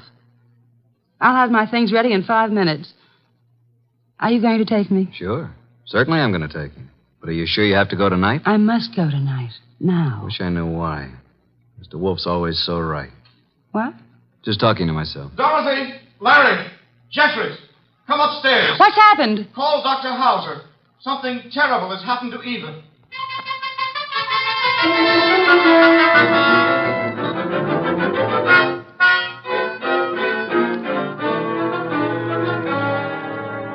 Well, Dr. Hauser? Ah, poor Mrs. Malotte. No, there's nothing to be done now. It's all over. Eva. You'd better lie down, Mr. Malotte. I'll phone and take care of everything. I'll be here if you need me. I have to make out the certificate. Yes, come along, Mr. Malotte. Just a minute. You too, Larry. I don't want to make this any more unpleasant for you, but, Doctor, just what are you going to put on the certificate as the cause of death? Acute gastritis. Is that what you've been treating her for? Well, she's had several attacks lately. I'd warned her to be cautious of her diet. And that was wise advice, too. Did you know about these attacks, Mr. Malotte? Yes, I did. And you, Dorothy?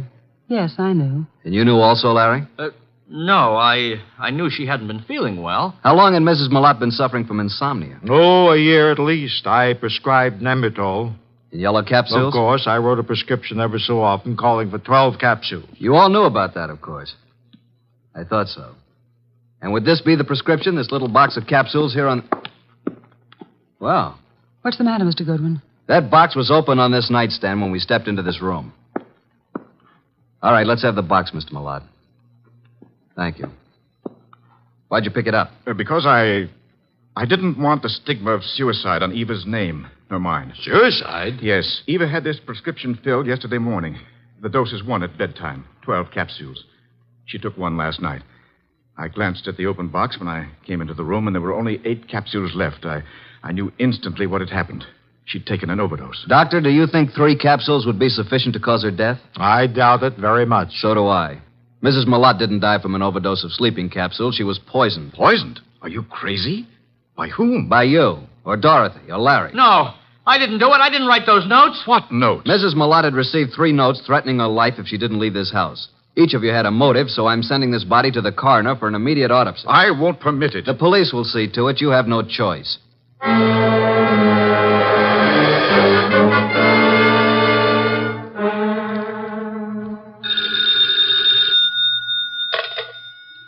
Yes, Archie. What now? Do you know who did it? How do you know anything's happened? Let us call it extrasensory perception. Well, Mrs. Malotte was right. She's dead. Her doctor knew nothing about the spell she was having as being caused by anything but indigestion. How about an autopsy? It's all in the works. Looks like a metallic poison, all the symptoms. Oh? Did you search the house carefully for such a poison? I did. And I'll check the drugstores in the morning. Somebody in that house will purchase some poison. Let me know when the autopsy report is in. Right. Let's see now. We have Mr. Malotte, Dorothy Davis, and Larry the son. He's Mr. Malotte's son, but not the child of Eva Malotte, remember? Yes. Is it true that Dorothy is in love with Malotte? Yeah. Dorothy admitted it to me, but claimed Malotte wasn't aware of it until tonight. And earlier this evening, Dorothy tried her best to get me out of the house, insisted that I drive her into town. She tried to give me a drink, which I think might have contained knockout drops. You don't say. Archie, I shall have Fritz drive me up to the Malotte place at once. Archie, are you there?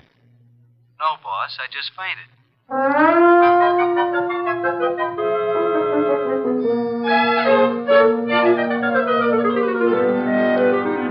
And that, Mr. Wolfe, is most of the story up to now. Very interesting. Yes, indeed. But it isn't true. I did not put anything in Mr. Goodwin's drink.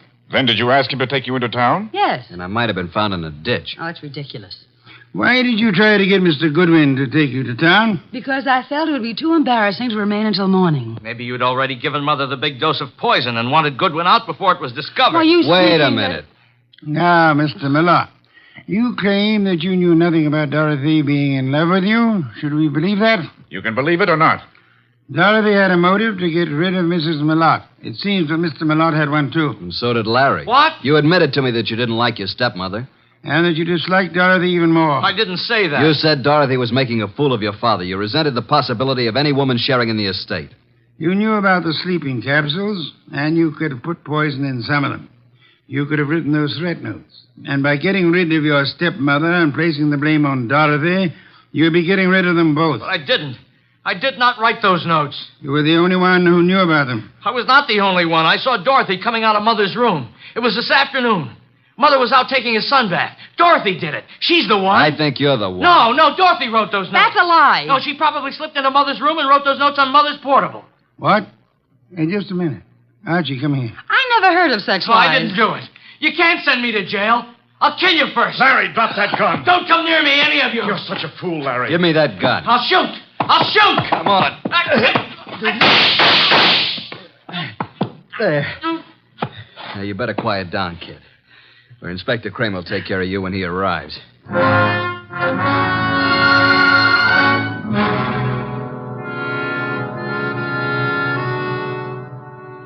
Well, Mr. Wolfe, what goes on here? Where's Goodwin?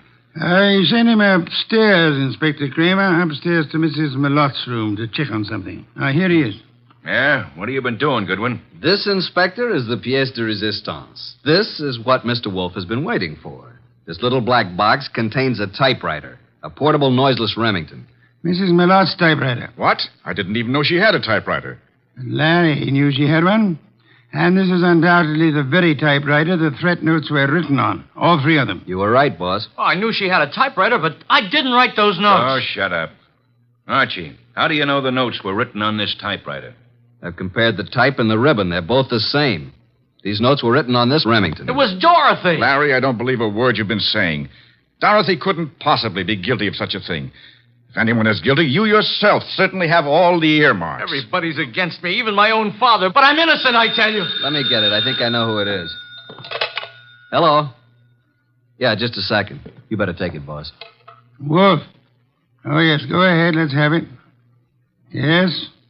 He's here, but he won't mind. Yes? I see. Uh-huh. You just finished? Oh. Good. Right. Bye. Was it the coroner? The coroner, reporting that poison was found in the sleeping capsules. And the body. Did they find poison? They did. You're right again, boss. I'm going up to Mrs. Malotte's room for a while. I want you to come along with me.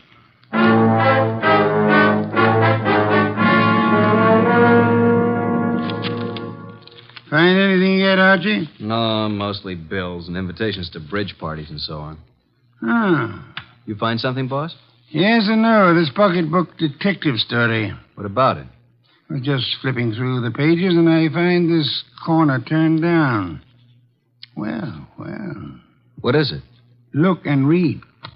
Why stay on in the face of death? Interesting. The very words used in one of the notes. Give me the book.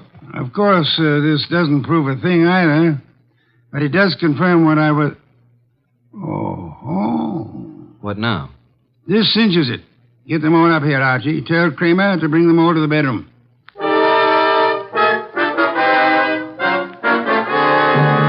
Well, Mr. Wolfe, what now?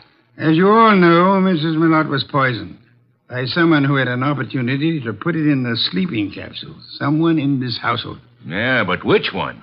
The kid? I never bought any poison in my life. Be quiet, will you? No, Inspector, it wasn't Larry. And I suppose you think I put the rest of that rat poison in your drink, Mr. Goodwin. No, Dorothy, it wasn't you. But how did you know it was rat poison? I didn't. I just guessed. I can think, too. Then if it wasn't Dorothy or Larry, you must mean me. No, Mr. Lott? No, wait a minute. It had to be somebody. Yes. This is going to be painful for you, Mr. Malotte. Well, you mean that Mrs. Malotte did commit suicide? It was more than suicide. It was suicide with an attempt to have both you and Dorothy convicted of murder. She planted things? She did? I can't believe it. Show him the pocketbook, mystery. Here's the proof. Some of the threat notes were lifted bodily from this novel. Look on the back cover.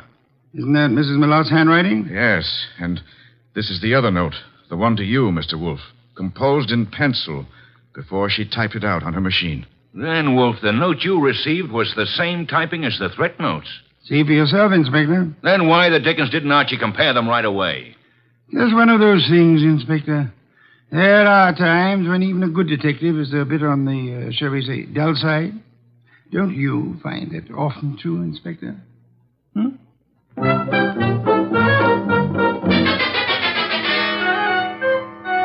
Nice of you to go all the way out there, boss. I was a bit stuck. Quite all right, Archie. Yeah, there's something that still bothers me. So?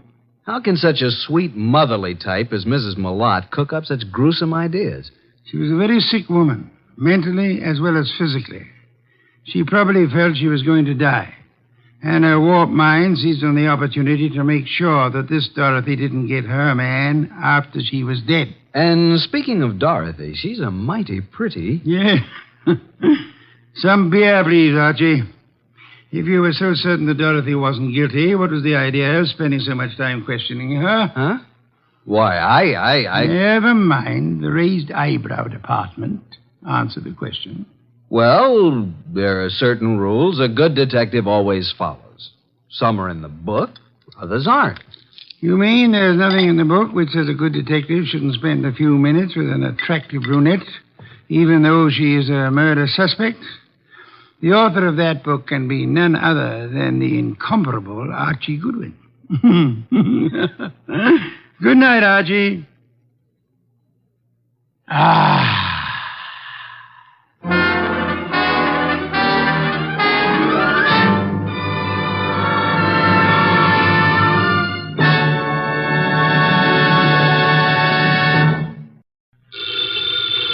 Ladies and gentlemen, the ringing of that phone bell brings you mystery, adventure. Nero Wolfe's office, Archie Goodwin speaking. What? Oh, Fritz. Yeah, I thought it was the outside line. Yeah? Yes, thanks. I'll be right down, Fritz. Boss, Mr. Wolfe, will you please hurry? You're well aware that it will avail you nothing to hurry me. Why, Mr. Ware, be in such a rush today? But the car, it's downstairs waiting. Fritz is all ready. Let him wait. Isn't it enough that I've agreed against my better judgment to leave the comforts of home to go rushing through the crashing traffic of the city? To a dinner? That should be an inducement. Fritz could have prepared a delicious dinner. He has truffles in the pantry. Well, why did you promise Arthur Merle? You didn't have to accept the invitation. Quite so. He's an old friend. Besides, he does set an excellent table. It's just that I don't like the traffic. Traffic? I know why. It's that awful oxygen in the atmosphere outside. It's not the traffic. Archie, you're talking much too much. I know, boss. I'm impatient. Would you mind giving me some slight indication that you intend to move from that chair? Just as soon as I finish this beer. Sure you wouldn't care for half a dozen sandwiches before we go to dinner? If we were going anywhere other than to Arthur Merle's, I'd agree with you. He's the only person in the world I know of, except myself, of course, who has a proper appreciation and respect for the art of preparing good food.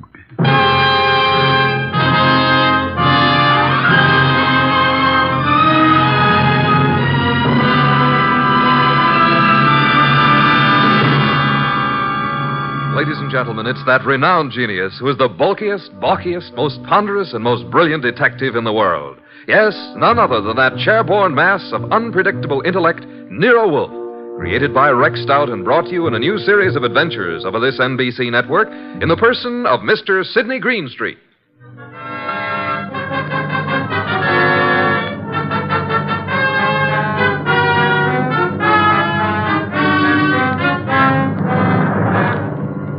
We usually refer to this story as the case of the final page. Under normal circumstances, the last page of a manuscript would be absolutely worthless unless you read all the preceding pages. But in this instance, the final page held the answer to a murder. Without that page, we couldn't arrive at the solution. Actually, we didn't even know the problem. Anyhow, I finally got Nero Wolfe to the lobby of Arthur Merle's apartment building. Going up. Up, please. Are you going up, gentlemen? Are you, honey? Certainly. It's my job. Then so are we. After you, boss. When did they install women elevator operators in this building? I've been here for 2 years. Floor, please. Arthur Merle's apartment, I believe it's 814. That's right. Are you Mr. Wolfe? No, this is Mr. Wolfe. I'm Archie Goodwin. Although the name Wolfe would be much more appropriate for him than for me. How did you know he was Mr. Wolfe? Mr. Merle came in half an hour ago. He mentioned that he was expecting you. You see, Archie, you rushed me unnecessarily. We practically preceded him here, and we'll probably have to wait interminably for dinner. I just hate to be late. Arthur Merle has never been on time in his life. He's no more punctual than any other writer. He's never been known to meet a deadline on time. This is your floor, gentlemen. Arthur Merle is just down the hall to the right, 814. Thank you. And by the way, I want to compliment you on your congenial attitude, miss. I'll speak to the management. Oh, thank you, sir. Decent of you. What's your name, huh? Women are usurping everything. Really costs to live here. Merle's really in the chips. Every book he writes sells 1 million copies. Remember the last time we had dinner with Arthur Merle? I do. Delicious. Mountain quail. Shot them himself. Yeah, he's quite a marksman. Archie, such proficiency as Arthur Merle displayed in hunting is evidence of a wasted life. Sure, he probably never made over $500,000 a year in his whole life. Well, ring again. Don't just stand there. Surely he's expecting us. The elevator operator said he was? Yeah, she seemed quite well informed. If I were a judge of women, which I'm not, I'd say she has a line on every male in the building. She can get a line on me anytime she wants. Archie, your insatiable interest in the female seems sometimes to border on the psychopathic. You know a more pleasant way to go crazy? Phooey. It's strange. There's a light on in there. I can see it under the door. Shall I try the door? Do so, Archie. Thank you. Unlocked. Well, at least we can get in. He may be in the bedroom. Probably in the kitchen. I'll just sit here.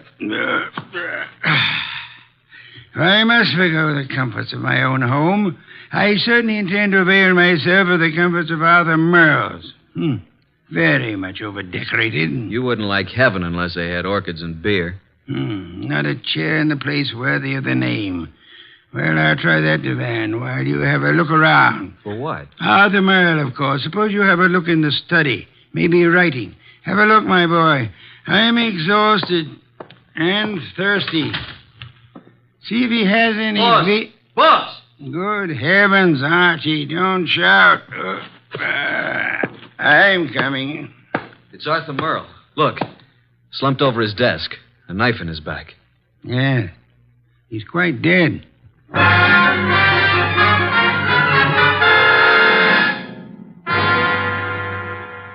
You haven't touched anything? Certainly not. I've been around long enough to know that.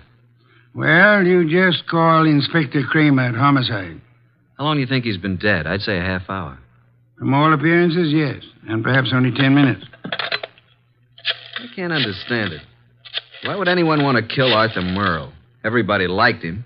Nice man I'd expect such a thing to happen to. The answer is probably a considerable distance from the question, Archie. Inspector Kramer, homicide. Archie Goodwin, Inspector. Just a minute. Nero Wolfe wants to speak to you. Oh, no. Don't tell me you something on a night like this.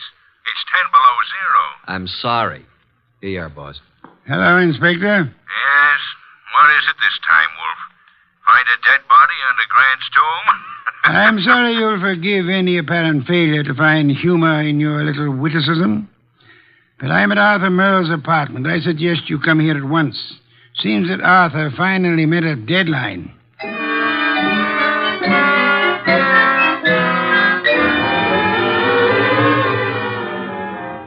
So, you just walked in here and found Merle dead, huh? We were invited here for dinner. Anyone else around when you got here? No. You see anyone, Goodwin? Only the elevator operator who brought us up. Well, Mr. Wolfe, since you were in on the ground floor, maybe you've got some ideas. Sorry, Inspector. Had I been able to solve the crime so soon, I would have advised you, Inspector. Yeah. Well, it's obviously murder. Obviously. You knew him well? Quite well. Ever know of his being in any trouble? No. Everybody liked him. Arthur Merle, I felt, didn't have an enemy in the world. Is that so? I don't think anybody pulled this as a little friendly gesture. Don't jump to conclusions, Inspector, that this murder was committed necessarily by an enemy of Merle's. Meaning? It could have been an absolute stranger. A woman? Or a burglar, or a madman, or a crank, or... As far as we know, it could have been anybody in the city, Inspector. Arthur's been dead nearly an hour. And an hour ago, I was in my own home, sitting comfortably in my own big easy chair, drinking a delectable glass of beer. Someone at the door, Archie. Yeah, just a minute. I'll answer that. Mr. Merle? No. Well, is Mr. Merle here? Yes, he's here. But he's not seeing anyone. Well, he's expecting me. I'm from the Serve Right Catering Company. We're ready to serve for 4 here tonight. The dinner has been canceled. Oh, but it's been ordered. Breast of guinea hen, cooked in wine and cloves, delicious. It's prepared and waiting. I'm afraid that I must insist on seeing Mr. Merle. Mr. Merle has been murdered. Well, I'm afraid I must... Murdered? Oh, my goodness, but...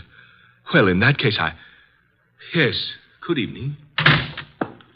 Don't you think you might have taken a bit more time with the fellow, Inspector? Why? You might at least have let him serve the dinner. Guinea hen, wine, and cloves sounded positively delectably... Look, I've had dinner. I'm afraid you're too busy, Inspector. So busy that you've just passed up an extremely interesting bit of information. What are you talking about, Wolf?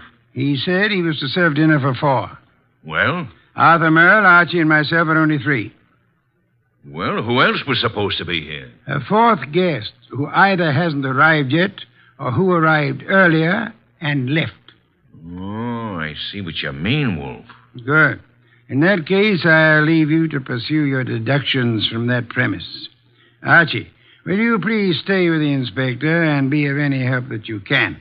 As for myself, I'm going back to my own home, which I should never have left in the first place.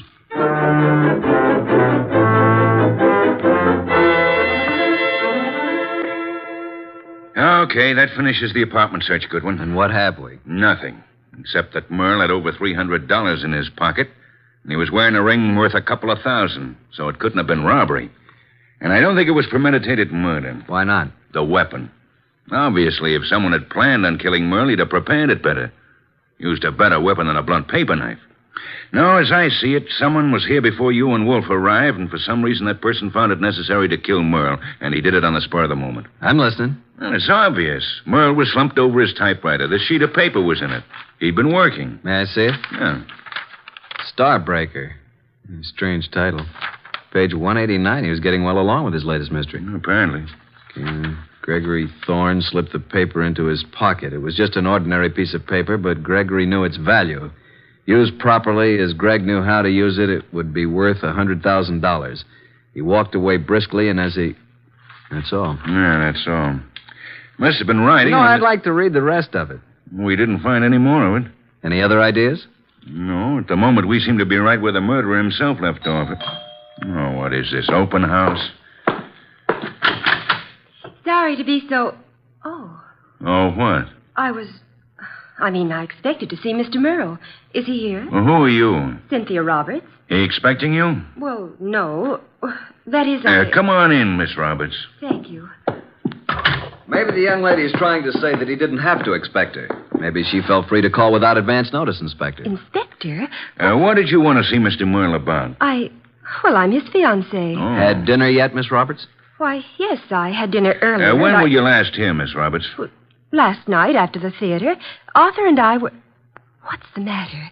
Is something wrong? I'm sorry to have to tell you this, Miss Roberts, but Arthur Merle was murdered.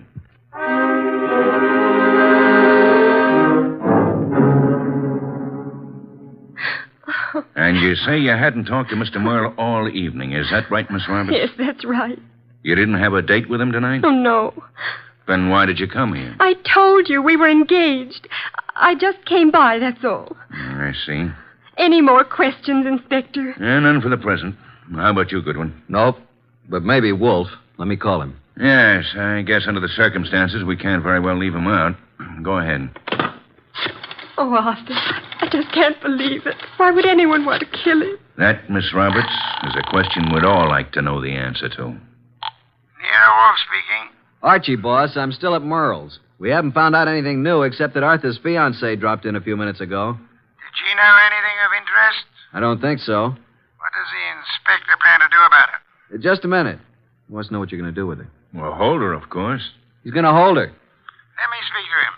Okay. He wants to talk to you, Inspector. All right. Hello. Inspector, I suggest you let the young lady go. Are you crazy? I haven't got enough suspects in this deal to be letting the hottest one go free. You can't consider her a suspect simply because she knew Arthur. Now, see here, Wolf. If you go around arresting people at random, you'll suddenly be tipping your hand to the real murderer, admitting that you don't have a real clue to go on. And just what do you suggest? Find a motive, Inspector. Find a motive. Then, if you stumble on a suspect, you'll have some basis for making an arrest. At the moment, I suggest that you let the girl go and tell Archie to stop wasting his time down there and come home at once.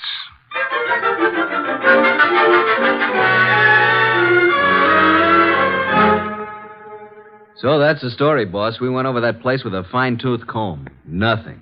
There's not a single suspect. The last person to see Arthur alive was the elevator girl. Correction, Archie. The last person to see Arthur Merle alive was the person who ended his life. Well, I just can't imagine that pretty little elevator gal. You don't solve crimes by imagination, Archie. Then there's Cynthia Roberts, his fiancée. You suspect her? Not exactly, but just suppose she did have a motive. Maybe he threw her over. Wouldn't it have been very clever of her to come back to Arthur's apartment after the police arrived, allegedly looking for her? I thought you were the admirer of the fairer sex, Archie. So far, the best you can do is practically accuse the elevator girl and Arthur's fiancée of murder. Well, who else is there? Certainly the fellow who came with the food doesn't count. I repeat, who else is there? The entire population of the city, Archie. Thanks. Well, that's all I get. Oh, there was something else. What? This. Page 189 of what appears to be Arthur's latest novel. It was in his typewriter. As you can see, just started the page. Starbreaker. Very interesting. What's the rest of it? That's all we found. What? And there was something missing. Archie. Yes, boss? First thing tomorrow morning, get the address of Mr. Morton, who publishes Arthur's books. Then get over to see him right away.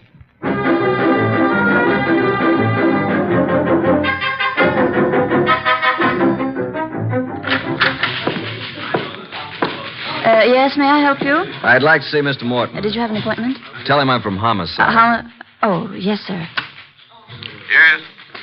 Mr. Morton, I know you have someone with you, but there's a gentleman here from the Homicide Bureau. He wants to see you. Tell him I work for Nero Wolfe. My name's Goodwin. His name is Goodwin. Send him in. Yes, thank you. You may go right in, sir. The large door to your right. Thanks. Come in, Mr. Goodwin. Come in. I understand you're from Homicide. Not exactly. I'm Nero Wolfe's assistant. We're working with Inspector Kramer. And what can I do for you? You've heard about Arthur Merle. Yes, I received the word when I came in this morning. It was a great shock. Oh, excuse me, Mr. Goodwin. This gentleman is Henry Childs. How do you do, Mr. Childs? Glad to meet you, Mr. Goodwin. You're with Nero Wolfe? I'm his assistant, man Friday. Mr. Childs is a publicity agent. He handled all publicity for Arthur Merle. I've not only lost an excellent client, but a very good friend. Did you know Mr. Merle? Yes, I'd met him a number of times with Mr. Wolfe. Yes, indeed. Arthur Merle was a great writer and a fine citizen. He'll be missed by millions. Mr. Goodwin, when was the murder discovered? Last night, shortly before dinner. Well, what did the police... what do you think the motive was? Don't know as yet, Mr. Childs. A little early for that. Well, it's certainly a shame. I wanted to ask you a few questions, Mr. Morton, privately. I hope you don't mind, Mr. Childs. Oh, no, not at all. I was about to leave. I'll run along now, Mr. Morton. See you again soon, Mr. Childs. Good morning, gentlemen. Well, Mr. Goodwin? You did a lot of business with Mr. Merle, Mr. Morton? I published every one of his novels for the past 8 years. And you intended to publish his new one, the one he was working on? Yes, we had a contract. The usual agreement between you. Naturally. Although I didn't know the story, I was always sure that if Arthur wrote it, it was good. Mr. Merle's name on a novel was a guarantee that it would sell 1 million copies. You don't know what this last one was about? Haven't the faintest idea. We relied completely on Arthur's judgment. Not even any carbon copies, huh? Not that I know of. Why? When Mr. Merle was killed, the only thing missing from his apartment was the novel. The novel? The first 188 pages, all we found of it were a few lines of page 189 in his typewriter. He must have been working on it when the murderer stabbed him. The rest of it's gone. You mean, Goodwin, the novel's gone? Oh, this will cost me $1 million. Well, it cost Arthur Merle his life. Arthur Merle dead and his novel gone. I can hardly believe it. Well, thank you, Mr. Morton. Oh, I hope I've been of some help, although I'm don't sorry quite... you haven't. But we may call on you again. Before it's over, you may be a great help.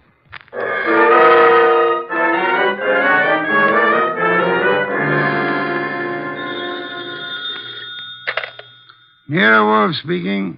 Archie, boss. I just finished with Morton. He doesn't know a thing. Merle never discussed his stories with anyone, and as far as Morton knows, he never made carbons. I see. Where do I go from here, boss? See Cynthia Roberts. Oh, then you haven't dismissed the possibility that she may have had something to do with it. Being his fiancée, she probably knows more about Arthur than anyone else.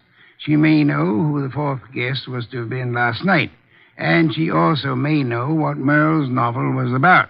Right, boss.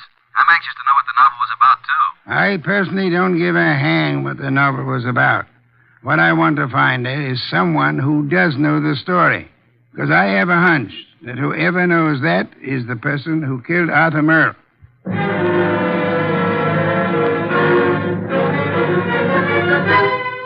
Miss Roberts, I know you want to help us find out who killed Arthur. Oh, yes, of course. I'll do anything. Nero Wolfe and I were invited to have dinner with Arthur Merle last night. Well, I knew he was having friends in for dinner, but I didn't know who they were. Oh, I'm sorry. I hoped you'd know whom he invited. No, he didn't tell me. Miss Roberts, we have reason to believe that there was to have been a fourth person there last night. A fourth? The caterer came to deliver dinner for 4. Now, the fourth party never did show up, or else came earlier and left after Arthur was killed. You mean someone Arthur invited to dinner might have killed him? Maybe. Oh, there's no one that I can think of who bore any ill will toward Arthur. We're convinced that this was done on the spur of the moment. Unpremeditated murder. Arthur Merle suddenly became a threat to someone. Now we've got to find out what the threat was and who was threatened. We'd hoped you could help. I'm sorry. Did he ever discuss his new novel with you? Oh, no, he never talked about his stories until he'd finished them. So his latest mystery contains the answer to an even greater mystery. Unless we find the first, they'll both go unanswered.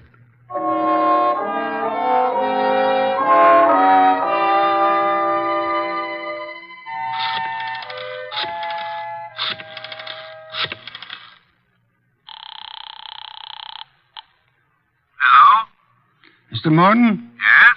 Nero Wolfe speaking. Oh, yes. Your man Goodwin was here to see me. I presume you are interested in seeing Merle's murderer brought to justice? Certainly. Arthur was a close friend of mine. And his death cost you a bestseller, I know.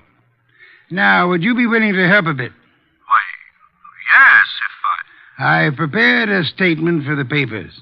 I want you to call the literary editors first thing in the morning. Here's what I want you to tell them. Got a pencil and paper? Yes? And take this down.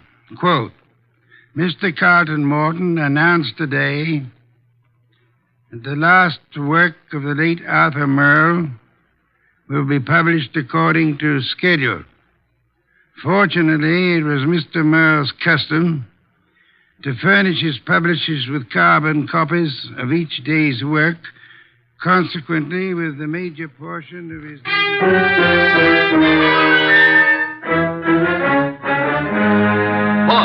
Boss! Good. Good heaven, Archie. Please don't be so loud. Look here. In this morning's paper, why, that rat, he lied to me. That... What on earth are you talking about? That publisher, Morton, he said he didn't have copies of Merle's manuscript, that he didn't know what it was about. And listen to this. Mr. Carlton Morton announced today that the last work of the late Arthur Merle will be published according to schedule. Fortunately, it was Mr. Merle's custom to furnish his publisher with carbon copies of each day's work. Consequently, with a major portion of his latest work, Starbreaker, in the hands of his publisher, together with a complete synopsis, including the denouement, it will be possible for a ghostwriter to complete the novel. It will be published posthumously and proceeds with... Boss, did you hear that? I did, and it couldn't have been more to my liking if I'd written it myself. Now, excuse me. I want to make a telephone call. Who? Publisher Morton. Yeah, I'm beginning to see. He lied about the whole thing. I still don't see why he'd kill Merle, but on... Hello, Mr. Morton. This is Nero Wolfe. Yes, perfect. Now I'll call Kramer, and he and Archie will be waiting for you. Remember now, if anything comes of it, you are to say the manuscript is in the safe in your home, and you steer the party here. Say you've recently rented this place. I hope we'll be seeing you. Yes. Goodbye. Oh, and be careful. Remember what happened to Arthur. The manuscript is in my desk in the middle drawer. What the... You mean... Archie, look out of that window. Huh? Yeah? Out there is a city of some 5 million people. In that 5 million, there is one who murdered Arthur Merle. Now, we don't know who it is, so we can't go out and put a finger on him. But, Archie, since we can't go to him, we have only one other choice: make him come to us.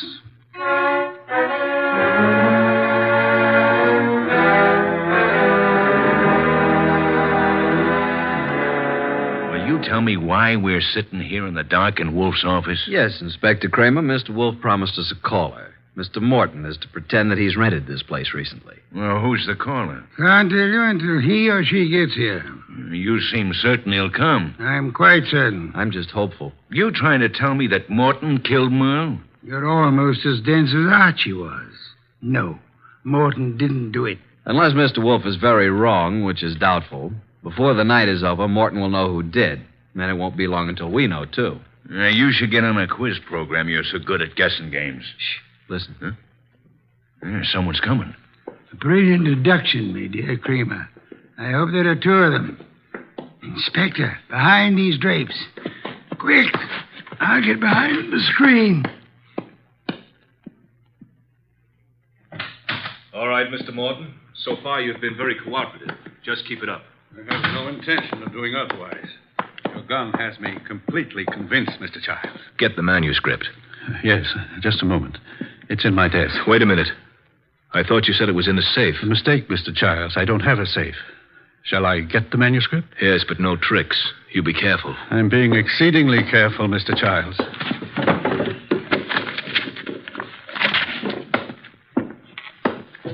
There you are. Starbreaker by Arthur Merle. Yes, this is it. Thank you, Mr. Morton. Now, I trust that's all you want of me. I'm sorry. I wish that were true. Unfortunately, you see, it's not the actual novel that I want. Oh? My interest in this copy is the same as it was in the original. And that is? That no one should ever learn the content. I take it you know what it's about, then. Yes. You see, Mr. Merle made the mistake of telling me when I called a bit early at his apartment for dinner last evening. I was forced to deprive him of his life once I learned the storyline of this novel. This story must be kept secret. Why? Most of you people in the publishing business know me as a public relations and publicity agent for several prominent writers. Yes? Actually, I've been as successful as I might in this business. Because a few years ago, I stumbled onto a very neat and foolproof method of blackmail. Unfortunately, Arthur Merle thought of the same thing and based this story on it. If it got out, I'd be exposed and sent to prison. So you can see why I had to stop it, why I had to kill Arthur, and why... Now I'll have to kill you, too. Oh, child, for heaven's sake. The contents of these pages condemn me. You know what's in them. Further, I've confessed to murder to you. You don't think I could let you live after that, do you? Child, you're insane. I'm sorry that I must repay you for your trouble in such an ungrateful manner. I'm sorry to do this to you, Child, but I can't... Child, please, enough! Sorry, Mr. Childs. There wasn't time to ask you to drop the gun. All right, Mr. Childs, get your hands up and stay where you are. Nice going, Mr. Morton. Who are you? That took courage, Mr. Morton. Sorry we had to wait so long, but we had to make Mr. Childs here convict himself. Convict? What do you mean? We've been waiting here for you, behind the drapes all the time. We heard every word. Mr. Childs, you're under arrest. Police? Yes, Mr. Childs. Only one person could have been so anxious over a copy of that novel.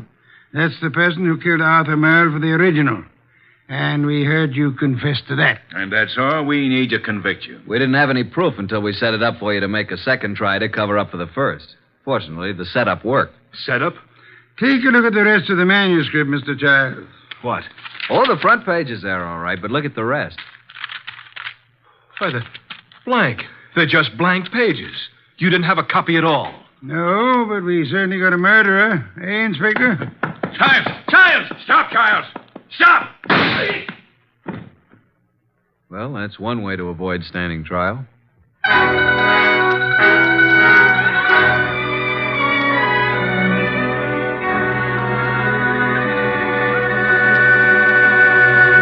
Well, Archie, I'm glad you and Kramer got Childs. Some beer, please. That was a clever scheme, boss, making him think there was a copy. Yes. In a way, though, I wish it hadn't been just a scheme. Meaning? I wish there had been a copy of Arthur Merle's novel. Why? You never read detective stories. No, but I've drummed up so much curiosity over this one, I'd like to know exactly what that blackmail gimmick really was. Good night, Archie.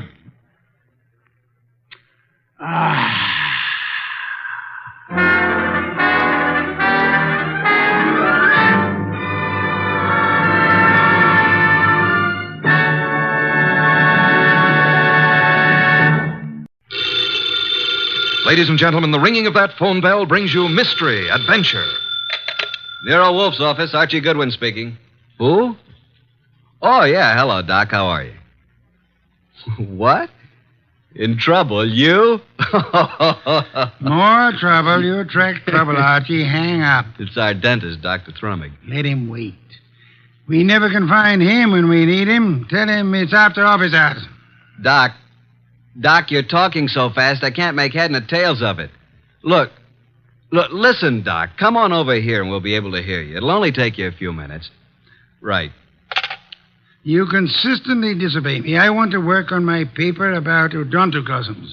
Doc Thrumming has a friend who's in some trouble, and he needs our advice. Besides, we owe Doc a fair-sized little bill, remember? Money again, Archie. Money is the curse of our times. Yeah, man. Bring on all the curses that is available.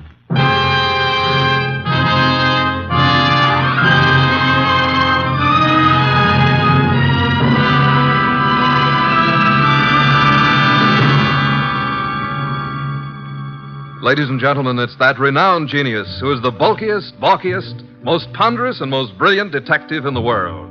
Yes, none other than that chairborne mass of unpredictable intellect, Nero Wolfe, created by Rex Stout and brought to you in a new series of adventures over this NBC network in the person of Mr. Sidney Greenstreet.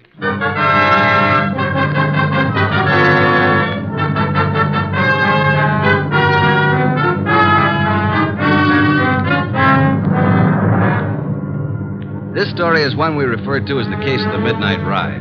Oh, yeah, there was a ride, all right. But it would never have happened if we hadn't received another phone call a few minutes after our Dr. Thrumming phone. It was late in the evening, and Nero Wolfe was studying his paper on orchids while I was absorbed in playing some phonograph records.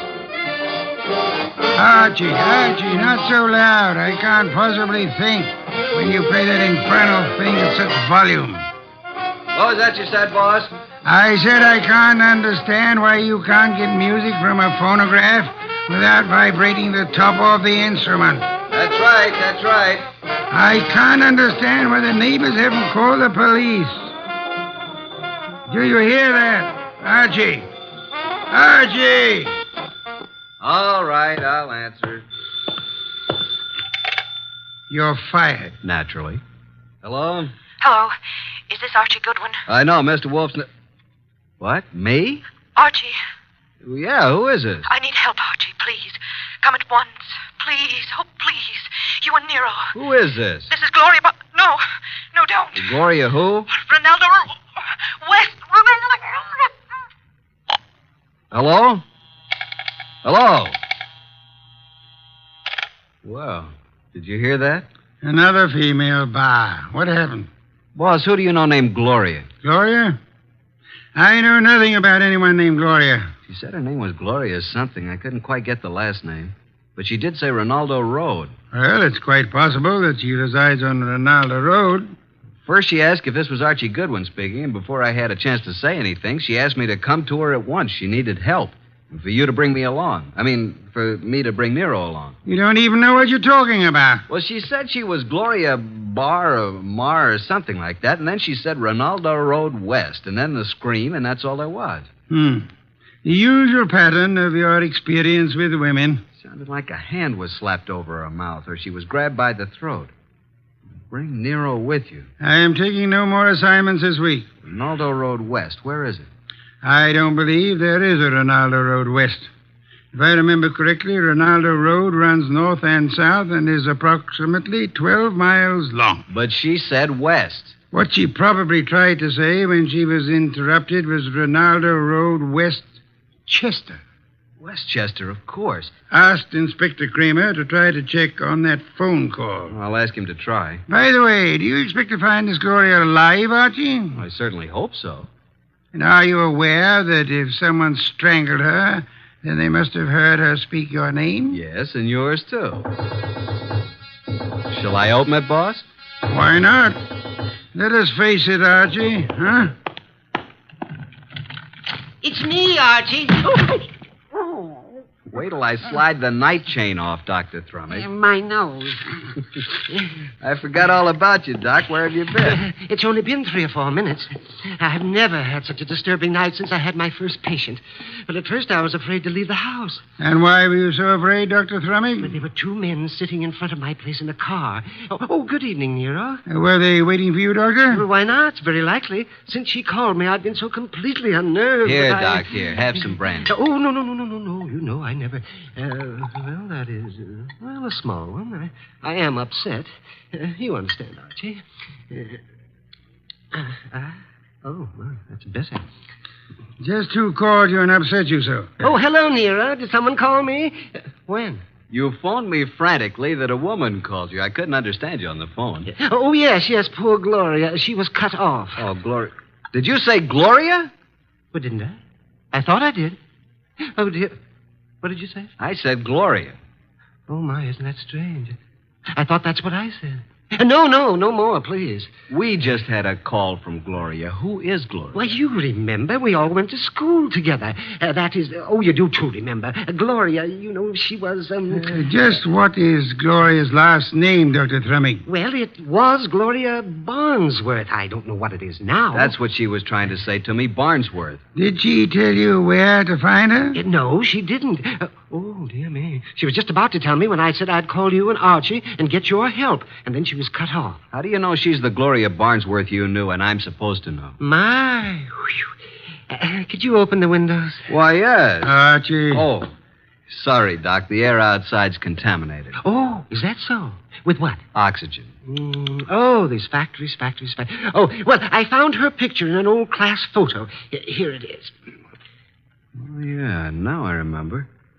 But, Doc, you and this gal were several years ahead of me in school. I'm not in this picture, so she must be about 40 now. Well, gentlemen, you both seem to have the situation well in hand now. So, if you'll excuse me, I will retire to my room. Yes, but we don't have anything figured out yet. But you will. Let me know in the morning how successful you have been. Good night. Well, anyway, a woman called here, and just as she was about to tell me who she was and her address, she was cut off as though she was strangled. Yeah, Archie, did you say someone strangled her? I don't know, Doc. I hope not. Well, let's start our search along Ronaldo Road. Archie, don't answer it. They're after me. The men in the car, they saw me come in here. After you, nonsense. They found out Gloria phoned me. Don't let them in. Now, how could you know all that? Oh, dear me. Do you mind? A short one? I'm so weak tonight. Please, Archie, don't open it. I warn you. Now, just relax, Doc. I'll handle this. Good evening. Evening. Are you Archie Goodwin? No, he is. Yes. No, I'm not. He is. Put up your hands.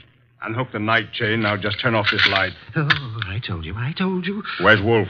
Oh, he's been in bed for hours. And who is this little man? Why, I'm... Don't you know? This is my brother Cuthbert. Yes, he's quite right. I'm a bit older than he is. Shut up, Cuthbert. All right, get your coats and hats off that rack. What for? We're all going for a little ride along the river, and it's a bit chilly. Oh, dear me. I feel faint. I'm getting dizzy. Get your hat. Yes, sir. And put that bottle down. But it's so cold out Get tonight. along.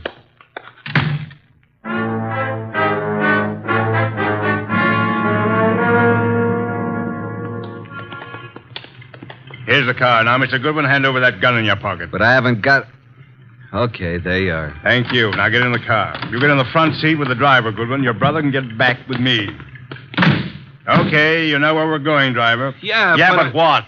Get going. But do you know who this guy is? I do. Why? Well, now, look, Well, this guy is Archie Goodwin. What if he is? Well, this won't work. I mean, I didn't know it was going to be Goodwin. He's with Nero Wolfe. What's your name, pal? I can't see you, but I seem to recognize your voice. Well, you see, it was like this. I was in on... Are you going to shut up and start driving? Okay, I'm going.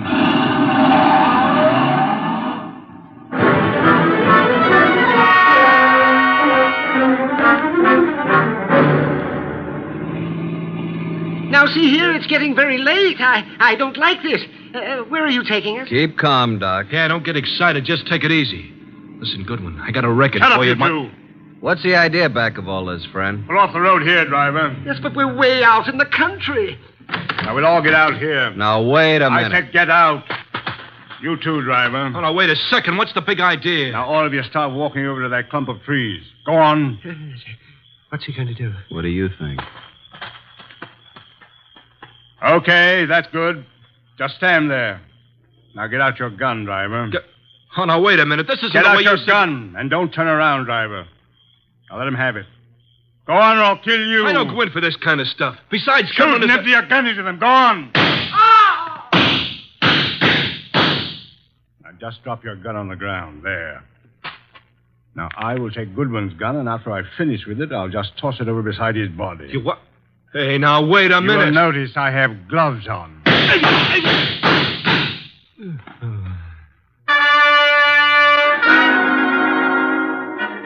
Hey, Doc. Dr. Thrumming. You all right, Doc? Oh, Archie, I'm sorry. I'm sorry I got you into this. I can't last long. Where are you hit? Tell Nero I make him a present of his new bridge work I put in. Let me have a look at you. I wanted to die in my bed with my friends around You're me. not bleeding. I wanted the choir to sing. What? I'm not bleeding? No. Are you? No. The driver was a bad shot. He missed both of them. Then what am I doing down here on the ground? You fainted at the first shot. I dropped purposely on the second shot. He missed every time. Come on, get up from there. We're very lucky people. What became of them? Hand me my gun. Oh, is this your gun? Wrap it in his handkerchief. Come over here. Yep. Here he is, the driver. And he's dead. This is dreadful, Archie. What do we do now? You got a lighter? Here's my pocket flash. Well, here's his gun beside him. Don't touch it. Have a look through his pockets. Wish I knew what he meant when he said he had a record for me someplace. A picture of a girl. Says, to Mike from Violet. Mike. This fellow's face is certainly familiar, but I can't... Hey, wait a minute. Mike Jordan, that's it. Mike Jordan? Yeah, Wolfe cleared him on a frame-up 3 years ago, and this girl Violet is an entertainer in a nightclub downtown. Violet, yes, but what does all this have to do with Gloria? Strange, there's no other identification on him. Maybe the other guy took it off of him. Well, now we got to find Violet. How? We can't even find Gloria. I think now that this guy Mike Jordan missed us deliberately. Let's start hoofing it back to that last crossroad. There was a telephone there. I'll call Nero.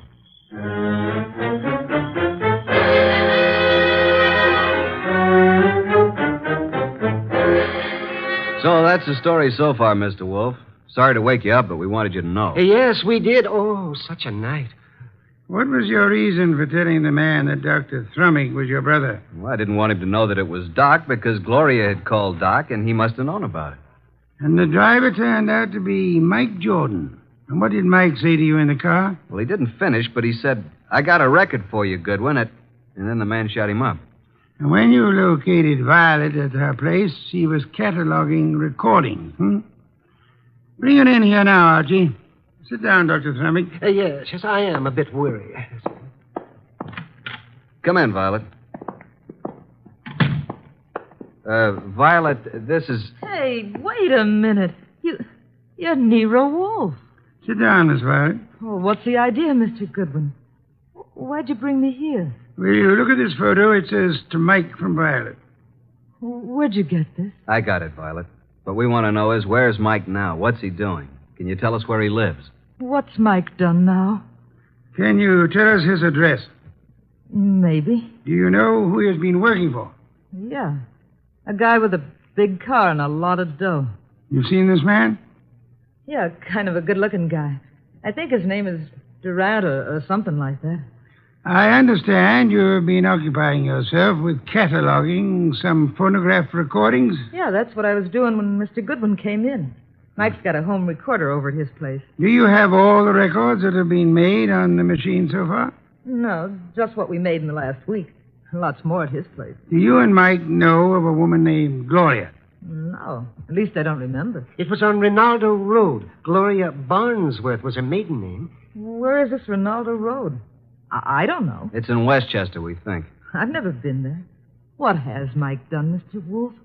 Is it bad? As a matter of fact, Mike is in the clear. Good. There is no charge against him, and there never will be.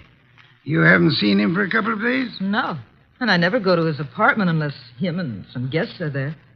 Do you know where he is? Will you give me the address of his apartment? Okay. 324 East 35th Street. Thank you very much, young lady. What's all so mysterious? Oh, something's happened to Mike. I can tell by the way you talk. Very well, Archie. You have a special visit to make. Look for the machine, and it's quite late, so you had best hurry. Well, I'm going with you, Archie. Good night, Nero. Good morning. Oh, I don't even know what day it is. Come along, Violet. We'll drop you at your place first.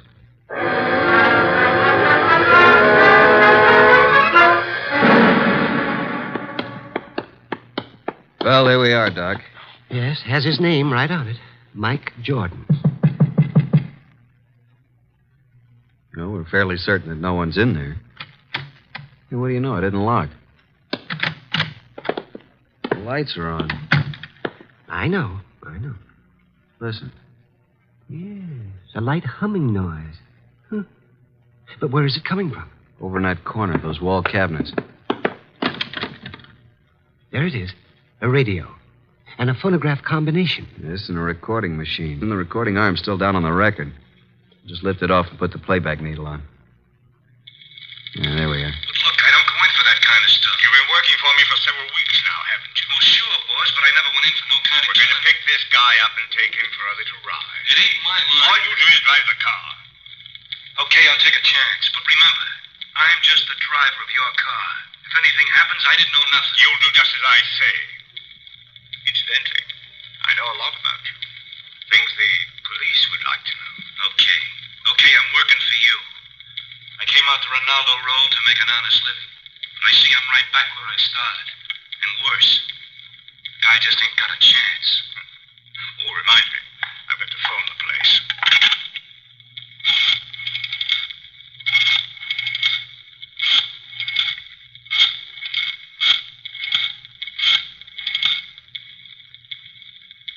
Hello?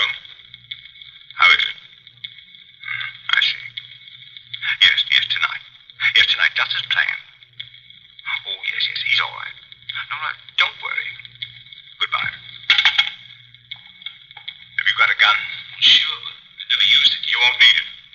But I want you to bring it along just in case I do. Now, you've got nothing to worry about. I'll take care of everything. And nothing will be traced to either of us. You got your money? Let's go, Mike. It's getting late.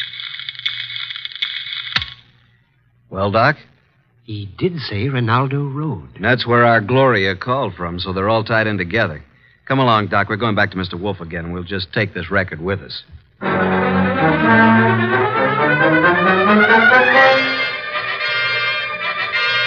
Well, Archie, I guess this phonograph was worthwhile after all. Yes, indeed. Hey, don't you find this a very interesting recording, Nero? I'm sure we're going to add it to our collection. And these are the two men who took you on the right. That's right. But we're really no further along in our desire to help Gloria. That's right. We're on Ronaldo Road. Boss, if we can find the address, will you go with us down there or over there or wherever it is? I might. And you already have the clue to the address. We have? Where? In that phonograph recording. Play it again, Archie. Just the part where he uses the telephone. And slow the speed way down. Then take down the numbers I call off. Okay, boss.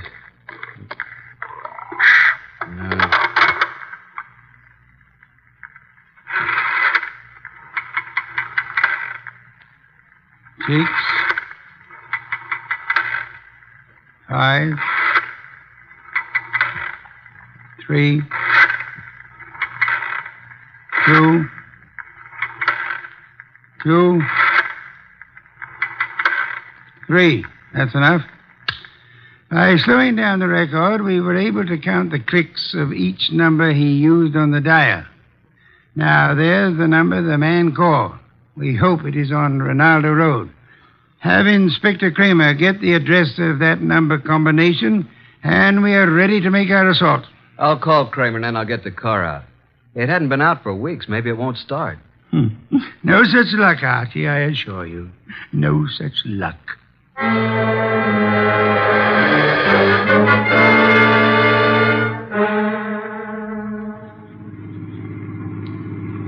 Oh, here it is. I think we must go through this big gate. Yes, there's the number. 23 Ronaldo. Slip up to the entrance as softly as possible. Turn out your headlamps. Here we are, boss. Easy now getting out. Don't pull, Doctor. Don't pull on. There we are. Now come along. Yeah, spooky sort of place, isn't it? All big houses are like that. Must be 20 rooms. Yeah. There's not a light in the place. Use the knocker, Archie.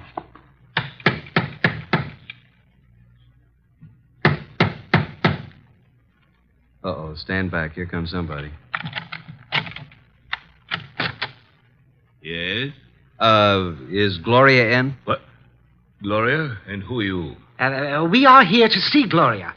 Come. It's this hour of the night? Certainly not. Just a moment. She's an old friend of mine. Yes, and his too. He's Archie. My good man, what is your name? Jennings, sir. And the household is in bed at this hour. What is it, Jennings? Who's at the door? They're asking for you, Miss Gloria. For me? Well, come in, gentlemen. You may go, Jennings. Please. Very well, miss. Just as you say. Now, what did you want? Say, Doc, is this the Gloria? Well, I don't know. It doesn't seem... Are you Gloria? Yes. Well, why did you call us? Oh, then you're Archie Goodwin. Yes, and I'm Dr. Thrumming. But you I called you because I need your help.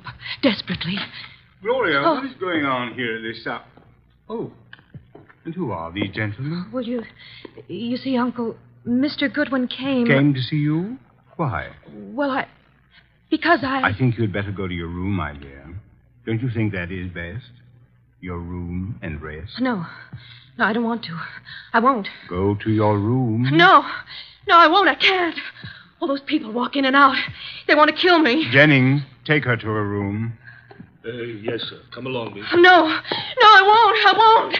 Let me go.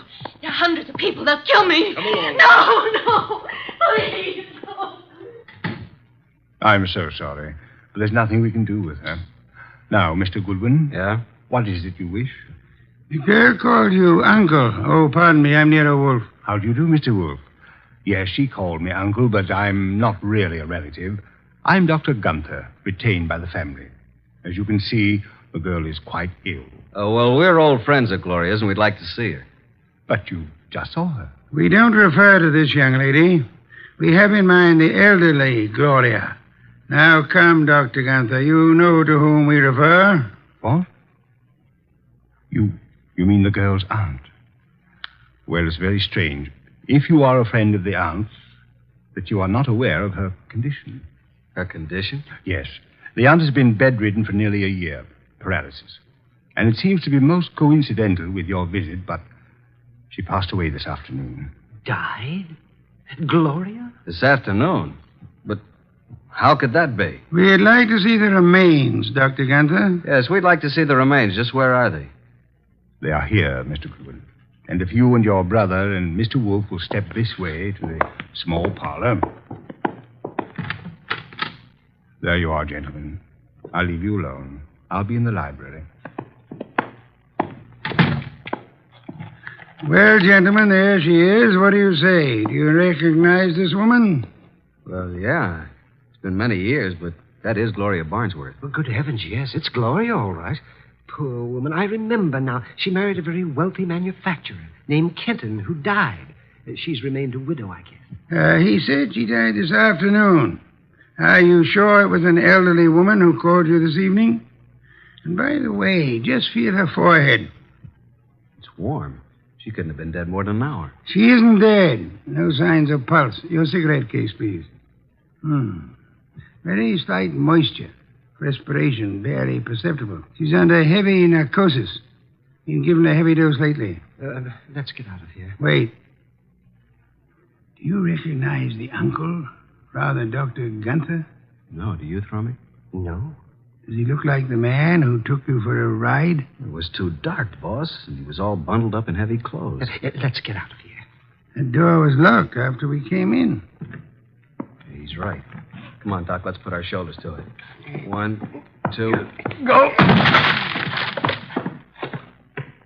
Well, gentlemen, what on earth does this mean? Why'd you lock the door? Oh, I'm sorry. It's a spring lock. I had no intention of locking the door. And I suggest, Archie, that you have it repaired. And now, Archie, will you step to the door and let Inspector Kramer in? Inspector Kramer, this is Dr. Gunther. In that room is a woman he claims is dead. She is actually under the heavy influence of narcotics. Yeah? Well, who is she? Mrs. Gloria Kenton, widow of the wealthy shoe manufacturer. And this attractive young lady coming down the stairs is supposed to be mentally ill, which I do not believe. Her name is Gloria, too. A niece of the elder Gloria. But Archie and I both knew Gloria Barnesworth. Can't I get it. And I suggest that this man is not a doctor, but is young Gloria's husband, and they're attempting to force the Aunt Gloria to change her will in their favor. This is utterly ridiculous. The aunt was able to phone Doc Thrummig and me tonight, but she was apparently caught in the act. And this man, who is posing as the uncle, hired Mike Jordan to drive his car while he picked up Archie with the intent of killing him. Well, this is the same man? The same. And if Mike Jordan hadn't recognized Archie, both of you would be quite dead. This man double-crossed Mike and killed him, believing that the whole thing would be blamed on Mike. Mike deliberately missed. All right, so what's he going to do about it? Come on, let's get out of here fast. Look out, he's a cop. All right, now get those hands up and keep them up. Come along, Archie. I have another appointment. The inspector can handle it from here on.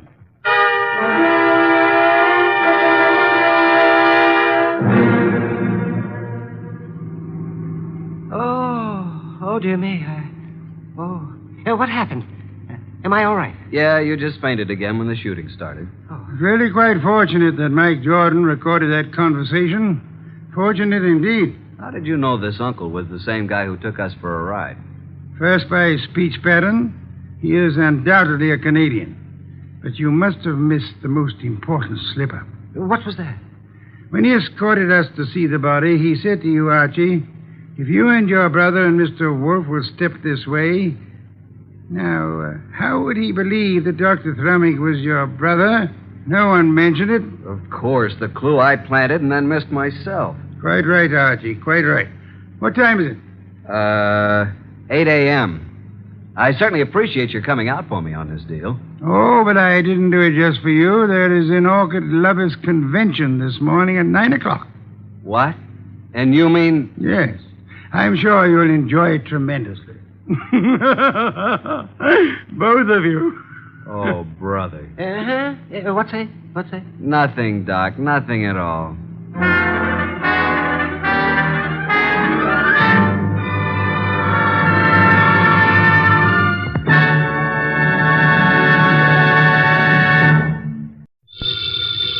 Ladies and gentlemen, the ringing of that phone bell brings you mystery, adventure. Nero Wolfe's office, Archie Goodwin speaking. Willie Inch, did you say? Just a second. Do you want to talk to a fellow named Willie Inch, which I doubt? No. He says he's got to see you. Got to. Who is he? I'll ask. Mr. Wolfe doesn't recognize your name, Mr. Inch. He wants to know who you are. Just a second, I'll tell him. Mr. Inch says he's a sneak thief. He says you never heard of him, but he's heard of you. Should I tell him to get lost? Wait a minute, Archie. Ask him what he wants. Inch, Mr. Wolfe wants to know what you want to see him about. A phony murder rap. Says a phony murder rap. It'd have to be, wouldn't it, Archie? How do you mean? Phony, I mean. Did you ever hear of a sneak thief committing murder if it could possibly be avoided? Yes, Archie. Tell Mr. Inch. I'll listen to his story.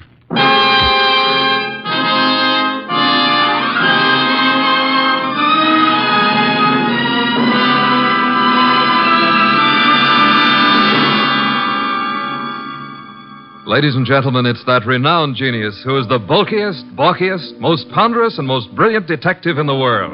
Yes, none other than that chair-borne mass of unpredictable intellect, Nero Wolfe, created by Rex Stout and brought to you in a new series of adventures over this NBC network in the person of Mr. Sidney Greenstreet.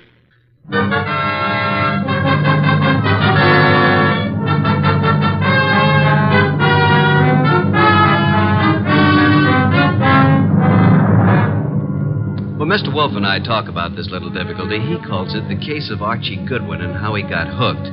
However, I call it the case of the disappearing diamonds. I prefer my title. He prefers his. Anyhow, it started with an improbable character named Willie Inch. That'll be our sneak thief, Archie. Let him in. Okay, boss. Okay? Inch? Yeah. Come in. In there. I'll follow you. Mr. Wolfe, this is your client. Mr. Inch? Yeah. Tall fellow. Must be over 6'6". Sit down. Where? Archie? Here, Mr. Inch. This ought to be comfortable. Well, Mr. Inch? Look, Mr. Wolfe, they're going to claim that I killed a woman I never even touched. And I'm going to fry for something I never even done. All right, Mr. Inch, how did you kill her? I didn't. I never killed nobody in my life. Mr. Inch, you say you're a thief. Can you prove it? I got a record. Why? I was wondering about that bulge in your pocket. Oh. Oh, here? It's a silver cigarette lighter, ain't it? I guess it sort of dropped into my pocket as I was going by. You see the way it happened? Never mind, Mr. Inch. Now tell me how you didn't kill the woman for whose murder you will fry. Well, Mr. Wolfe, sir, it was like this. There was a window half open, you see, and I happened to crawl inside the house. But hey, now. Well, Mr. Inch? This is just between us, ain't it? Possibly. How do you mean? Explain, Archie. Mr. Wolfe said possibly. Oh. Well, okay. So I happen to find myself in the bedroom, see? So I happen to sort of roam around, and I hear there's like a party going on. You know, people and music. So I lock the door. So go on. Let him tell it his own way, Archie. Well, Mr. Inch? So that's the mistake I make. Mistake? Maybe I leave my fingerprints on the door. So? So later, a dame gets herself knocked off in the same room, and they look for fingerprints, and they find mine. I'm it. That's all. I got a record. So the chair. I see. Pitiful case, isn't it, Archie? Very, very mournful. Inch. Yes, sir. I presume you came away with some souvenirs? Oh, nothing. It wasn't worth the trouble. You know, just odds and ends, junk. Have you got the junk with you? Yeah. Let me see. Here. Cigarette case, platinum. Lighter, gold. Vanity case, gold. That's all? Positively. Junk, the man says. I promise nothing, Mr. Inch, but it might be better if you told the truth. Me? You. Oh, well. One square-cut emerald ring. I just happened to find it. Here's something more. A pewter ashtray. Look, the room is dark. I can't see. Piles of coats under beds and hats and handbags. I take what I find. Why didn't you turn on the lights? One of these big standing lamps. You know what I mean. Go on. I bump into it, and it scares the living... I mean, it scares me. So? I turn the switch. It don't work. Archie. That sounds like the law, boss. The law? Stay right where you are, Willie. May I suggest that there is a way to find out, Archie? Okay. We don't want any. Good morning, Goodwin. You remember me, your old friend, Inspector Kramer? 2 gentlemen with me are also with the department, Pearlie and Ostrakovich. May we come in? What do you want? We want a murderer, and we want some rocks worth $250,000. Does that answer your question? What makes you think you'll find all those goodies here? Come in, men. We know Willie Inch is here. Where is he? Now, just a second. We're coming with you, Goodwin. Okay, Inspector, come along. Well, Archie? The law. That's Willie Inch. Frisk him. No weapons? Okay, just put the cuffs on him. Inspector Kramer. Oh, yes. Hello, Wolf. I want to tell you something about this man whom you and your men have so bravely captured in my office. You don't need to tell me about him, Wolf. We know about him. Do you indeed? Yes. We know he killed Mrs. Florence Avery March and stripped $250,000 worth of diamonds off her. That's all we need to know. I didn't do no such a thing. Where's the ice, Willie? I never even seen none, honest. Take him away, boys. I'll make the charge when I get back to my office. Wait. Mr. Wolf, sir. Take him. Look, I ain't done nothing, I tell you. Inspector Kramer. Yeah. We're going to have a little talk now, aren't we? If necessary. How do you mean? Explain, Archie. Mr. Wolf means you're going to have a little talk, if necessary. Very funny. I will now draw up a chair and show you why it's necessary. In the first place, $250,000 worth of diamonds makes it necessary. Archie, if you please, a bottle of beer. Okay. Will the inspector name his poison? You know I never drink on duty. And just for me, Archie, please. On my way.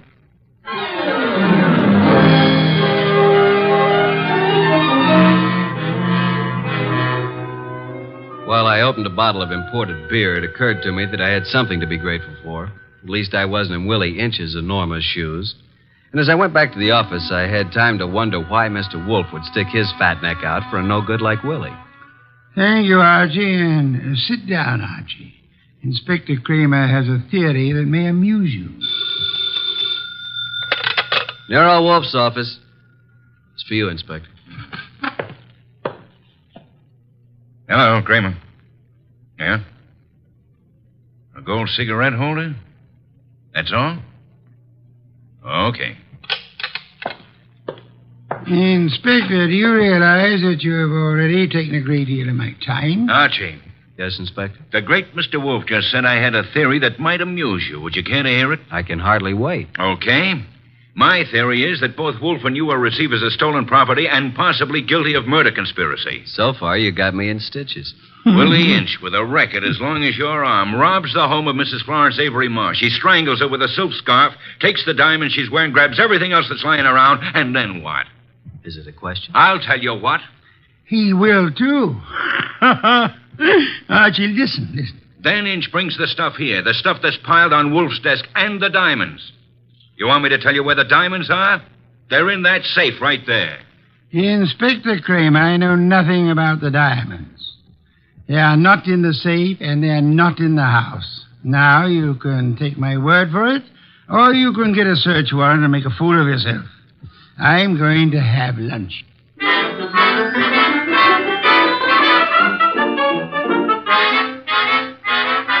By 2 o'clock, the newspapers were full of the murder of Mrs. Florence Avery March. The suspect was already in custody, caught at the home of Nero Wolfe, well-known private investigator. Some of the stolen jewelry had been recovered, but not the diamonds. Then we had a visit from Mr. Anson Stark, who had opened Mrs. March's door and found her dead. Stark was a big athletic guy of about 30 or so, with the large, capable hands of a surgeon or a laboratory worker. He seemed annoyed at the inconvenience we caused him, but that was only natural. That's the story, Mr. Wolfe. I don't see how I can add anything more to it. You had known Mrs. March for several years, huh? Casually. When you broke the door open, was it difficult? Not very. You were the first into the room? There were 3 or 4 of us. We pushed in together. You saw the body of Mrs. March immediately? She was lying across the bed that was heaped with coats and hats and handbags. You knew she was dead? Of course not. In fact, somebody else discovered that she had been choked to death. And who discovered that the diamonds were gone? I don't know. I didn't. Were there many diamonds, Mr. Stark? No, just a few, but big ones. She wore them on a pendant around her neck. Mr. Stark, I want to thank you again for having been so patient. I have been patient, Mr. Wolfe. I have my own business to attend to. Which is? Oh, I have a small but hopeful enterprise. Electronics, tubes for radio and television, mostly experimental. Well, that reminds me, Mr. Stark. When you entered the bedroom, was the light on or off? Let me see. Of course, it was on. It must have been on. Why? Just curiosity, Mr. Stark. Oh? Anything more? That's all, except thank you for coming here. Archie, will you take Mr. Stark to the door?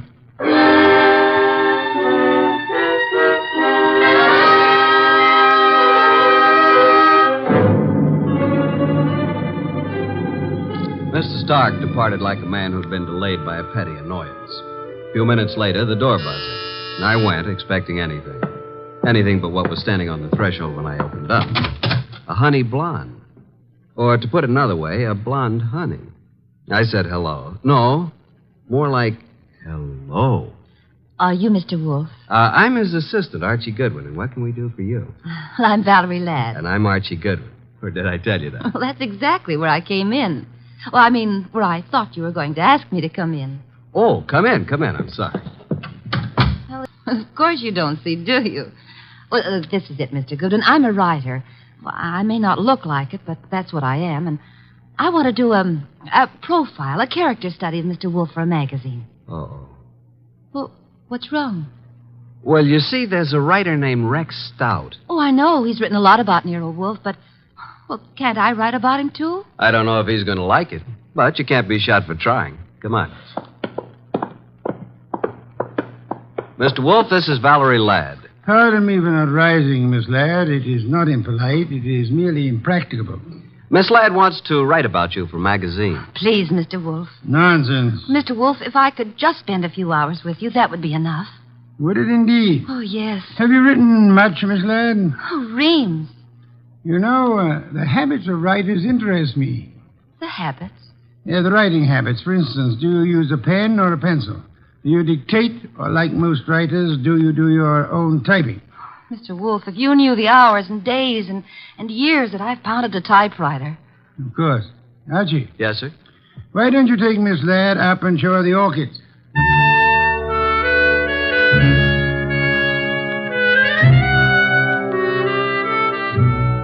You never know about Nero Wolfe. At least I never do. This was something I would have bet against 1,000 to 1. Couldn't understand it. But I certainly couldn't complain. Archie, look at this one. Oh, did you ever see anything so gorgeous? Very pretty. They're all just beyond belief. Yeah? But you're not even looking at them, Archie. What? Oh. Archie, are you always like this? What do you mean like this? Well, so distant and preoccupied. Honey, you got me wrong. Completely.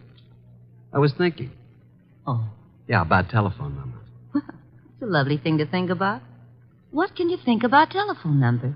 I was thinking how some girls have them and some don't. Oh, I see. Archie, I apologize. For what? I did have you wrong. You're not a bit distant. I can be a lot closer than this, honey. What is it? What's what? The number. Oh, well, it's in the book. Yeah? No wonder. Sound as if you don't believe me. Oh, I believe you, but here's a telephone book here. Let's look it up together, shall we? Archie. Yeah. I'm afraid I lied to you. I was afraid of that, too. Are you angry? Well, I can take no for an answer, honey. Even when it's hard to take. Archie, I've changed my mind. I want you to have my number. And I want you to use it, too. You know, honey, I'm beginning to take an interest in this dialogue. Let's have it. Okay. Olympia 93659. And a very, very pretty number it is. Valerie Ladd. 2 D's? Mm-hmm. Olympia 93659. Honey blonde. Gorgeous. Oh. Spelled gorgeous. There. What are we doing tonight, Olympia 9? And I said that you were distant and preoccupied. We were talking about tonight. All right, Archie. Yes, I'd love it. Oh, these orchids, they're really beyond belief. And you won't even look at them. True. I'm too busy looking at you. Well, how do I look, Archie? Beyond belief, honey. Beyond belief. Well, there goes the Goodwin luck again. It's a house phone, partner. Mm-hmm. Yes, sir. Okay. He wants us to come down. Archie, Yes, dear. even if he says no, we still have a date? Honey, though the heavens fall.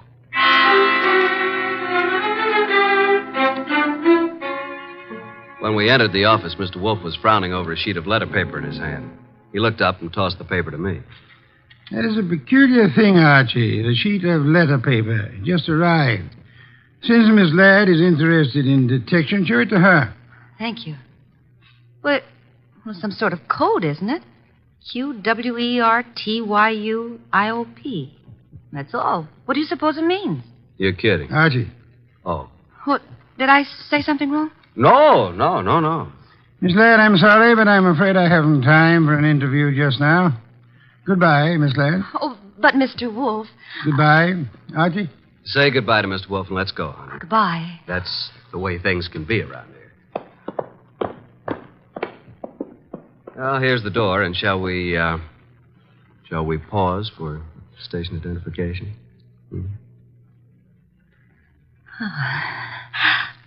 I'll wipe it off, Archie. There. Thanks. Well, what happened, Archie? Yes, indeed. Yeah, Mr. Wolfe, I mean. Oh. Why did he suddenly want me to go? Well, I'll tell you, though I don't know whether I should.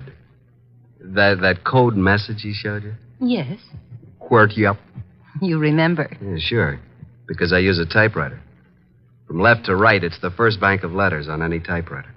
I see. It was a test. Ah. And you flunked it, baby.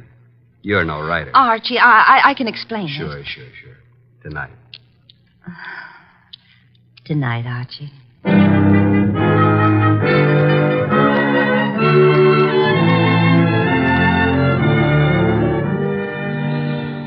You do believe me, don't you, Archie? Oh, of course, baby, of course. Well, it's just that I was there at the party, when poor Florence was murdered. Then I read in the paper about, how they caught the man at Nero Wolfe's. And I always wanted to be a writer, so I thought if I could get an exclusive interview that would be a good way to start my career, wouldn't it? Yes, it would. Pardon me a second, will you, Valerie? I got to make a phone call. There's a booth. It'll only take a minute or two.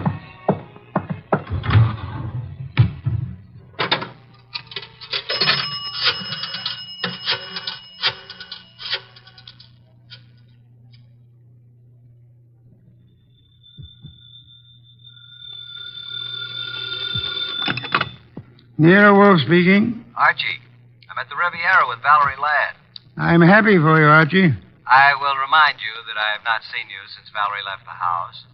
I was otherwise occupied, Archie. With orchids. With orchids? What do you want, Archie? Look, with that typewriter gag, you practically told me she was a phony, didn't you? Of course. Just for the record, how did you know? Have you looked at her fingernails? She never touched a typewriter in her life. I wanted to be sure. Okay, now do you want me to tell you something? You mean that your charming companion Valerie was at the party when Mrs. March was murdered? How did you know that? Simple, Archie. I got a list of the guests from Inspector Kramer. Among them was the name of Valerie Ladd. Simple? Ladd. Yeah, sure. Okay, what am I supposed to do about it? Just hang on, Archie. Just hang on.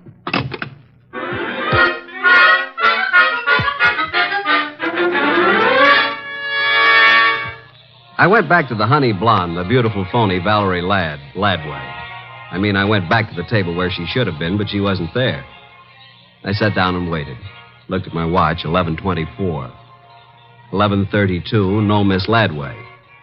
11:45, I finally realized that not only Valerie, but her coat and bag were also absent. I called the waiter. Yes, sir? What happened to my friend? The young lady left some time ago, sir. Okay, give me the bill. She paid it, sir. She did? Yes, sir. In fact, she said you gave her the money for it. Yeah? Wait a minute. Well, I didn't know it, but she is certainly right.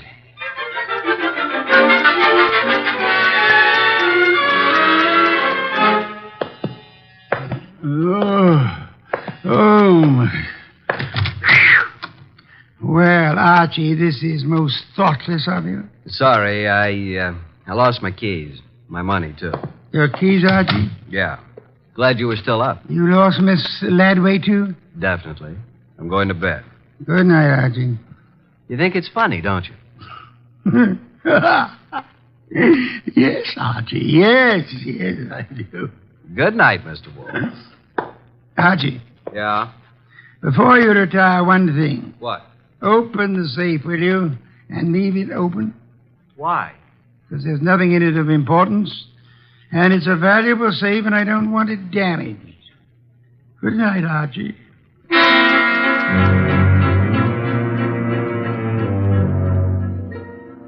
At about 2 o'clock in the morning, I thought I heard a noise.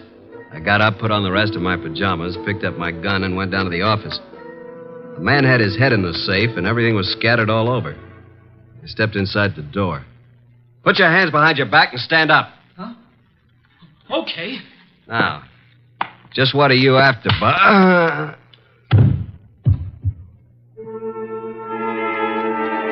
When I woke up, I was alone on the office floor. I did not feel good.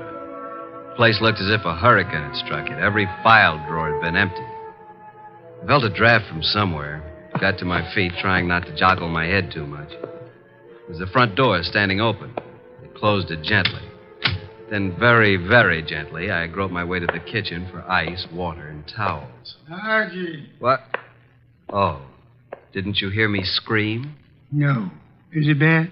It's better. You're angry, aren't you? Nuts. What, Archie? I said nuts, Mr. Wolfe. Nuts. I'm sorry about what happened. Yeah, you expected it. But I didn't expect you to be caught by somebody behind you. You must have known there would have been two of them. Now, how would I know that? How? Think of Mr. Ladway's delicate hands. Do you believe she intended to open the safe herself? You think she stole my keys and so on. Well, let me tell you... Hey, wait. That guy was digging in the safe that... Then who hit me in the head? Gee, someday you'll be the death of me. In the morning, will you tell Inspector Kramer I'd like to see him here?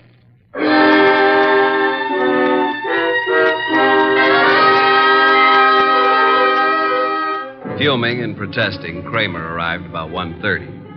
When I let him into the office, Mr. Wolfe was gazing thoughtfully at the ground floor plan of the house of the late Mrs. Florence Avery March. We'd gotten it from the original architects. Wolfe looked up and almost smiled. Thank you for coming to me, Inspector. You know how difficult it is for me to come to you. Okay, what's up? I take it you haven't found the diamonds. No, not yet. We'll break inch down, though. Don't think we won't. Oh, I'm sure. But this is what I want to ask you, and it's quite serious.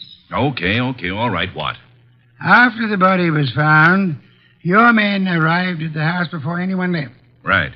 And before anybody was allowed to go, every person was searched thoroughly. Nobody could have gotten a pin or a needle out of that place. I know something about police methods, and I believe you. Now, how thoroughly did you search the house itself? Wolf, look. We've got that floor plan you're studying now. There are no hidden closets. Every square inch of that house has been examined. The diamonds aren't there. Willie Inch killed the dame and snatched the diamonds. What he did with them, we'll find out. Possibly. Goodbye, Inspector. At approximately 3:15, the postman arrived with an envelope for me. The envelope contained my keys, the bill from the Riviera, and the money left after the check was paid. At approximately 5:07 p.m., I discovered that Wolfe had been using the telephone all by himself. He explained. He was going to have a party.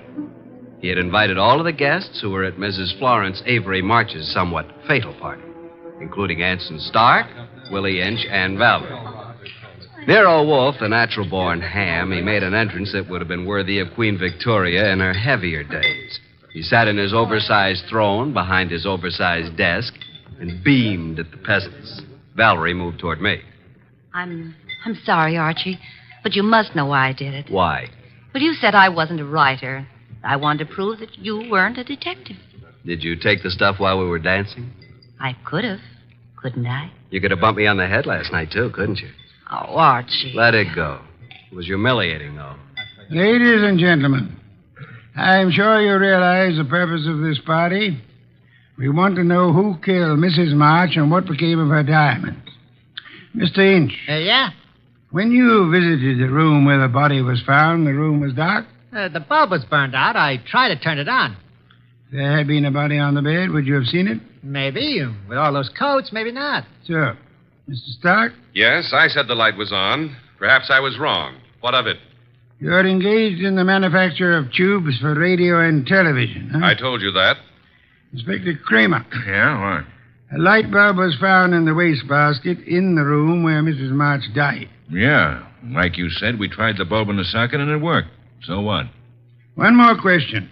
Does anybody remember whether Mr. Stark was carrying a bundle or a package under his arm when he arrived at Mrs. March's party? Oh, I do, Mr. Wolfe. I think he had a box of flowers. That's true. I did bring flowers. No, Mr. Stark. That box contained 2 parts of a light bulb and some adhesive. During the party, you strangled Mrs. March, put the diamonds into the light bulb, assembled the thing, and screwed it into the lamp socket. Archie, stop him.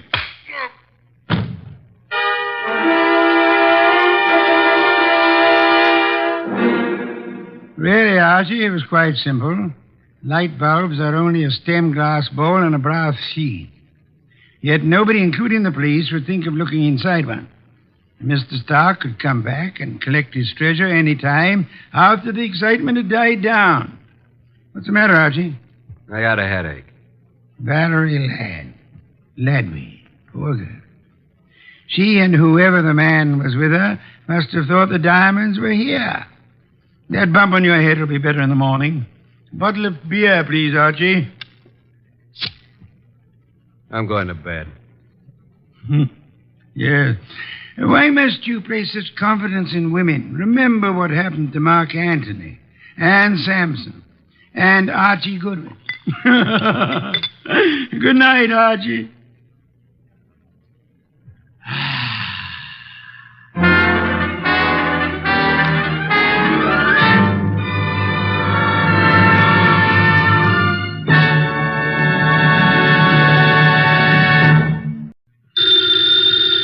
Ladies and gentlemen, the ringing of that phone bell brings you mystery, adventure. Nero Wolfe's office, Archie Goodwin speaking. Yes, who's calling?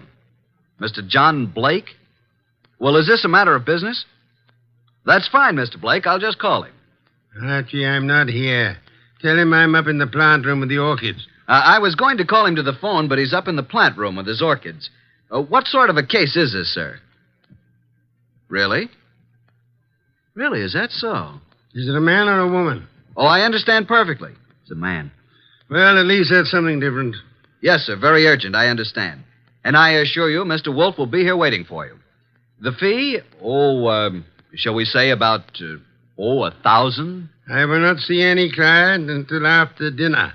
Fritz is having mountain quail on toast. Yes, Mr. Blake. Come at once. What were you saying, boss? Confound you, Archie. Nothing but business. All the time. What's the problem? I don't know. And at $1,000, considering our bank balance, I'll help him poison his great-grandmother.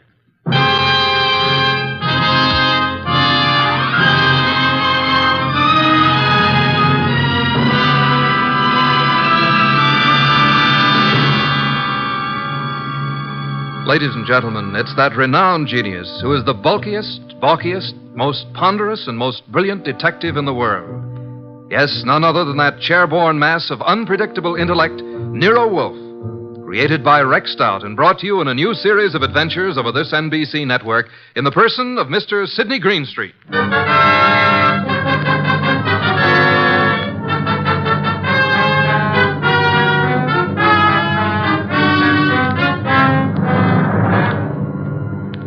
What we chose to refer to as the case of the Hasty will began, of course, with an urgent phone call from the mysterious John Blake. At the moment, Nero Wolfe was seated in his chair, which was specially built for his 300 pounds, and I was giving him a lecture on the importance of money. Archie, that will do. I'm not interested. You will be when you learn you can make no more purchases of beer and Skittles. You've passed up 2 cinch cases now. Each would have meant a healthy fee. Let us hope this Mr. Blake has a nice, fat problem that will take us days to solve. Archie. Yes, sir? Answer the door.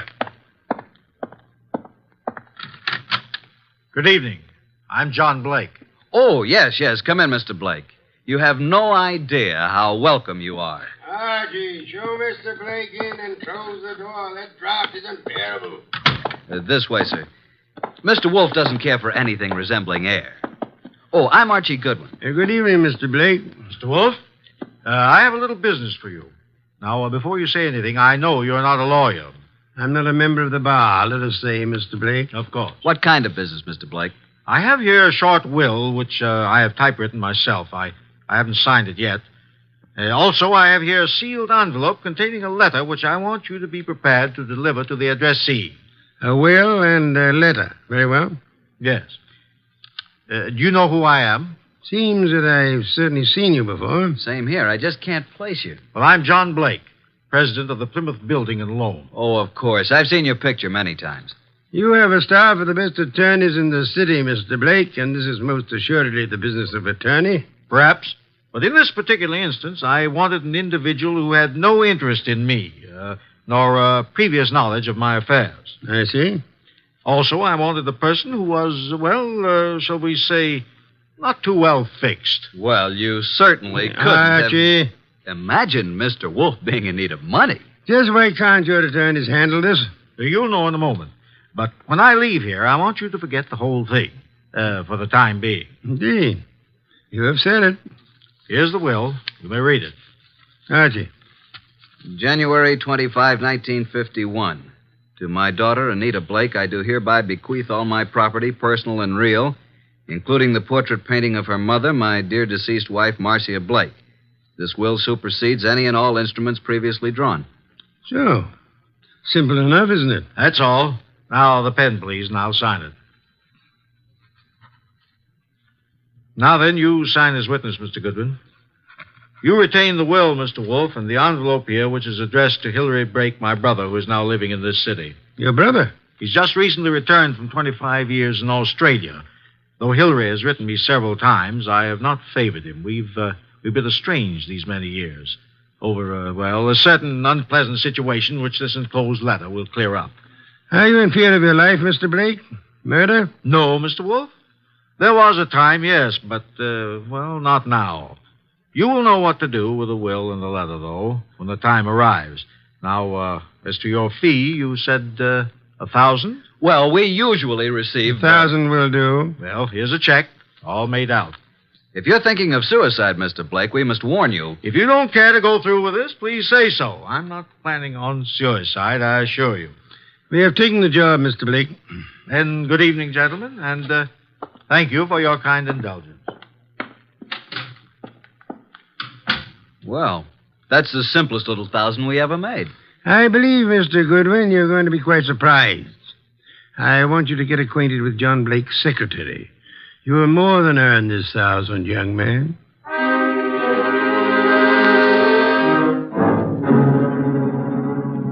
Archie. Archie, is that you? Yes, boss. What time is it? It is 6 p.m. The clock is right in front of your eyes. I'm thinking, Archie, it's very interesting. Very. An entire day has passed since the visit from John Blake. Did you learn anything from Blake's secretary? I did. He left his office late yesterday, she said. His daughter Anita is quite upset because he didn't come home. Check his club? Yup. I didn't talk to the daughter, but I learned that she's engaged to a young fellow named Wilbur Martin. She told the secretary that her father had been acting strangely of late, a bit morose. And what does the daughter feel has happened? Anita's afraid he's been kidnapped. You haven't met nor talked to any other than the secretary? Not yet. And so far, no one's called the police. Good.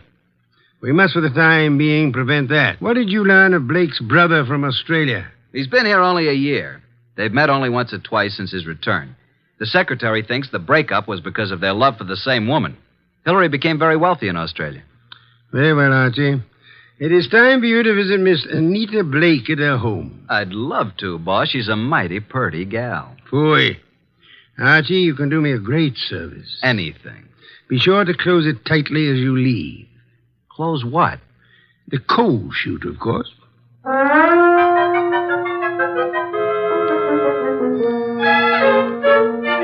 I'm awfully glad you could come, Uncle Hilary. Wilbur seemed to think you might know something about Father's disappearance. No, I don't know, Wilbur.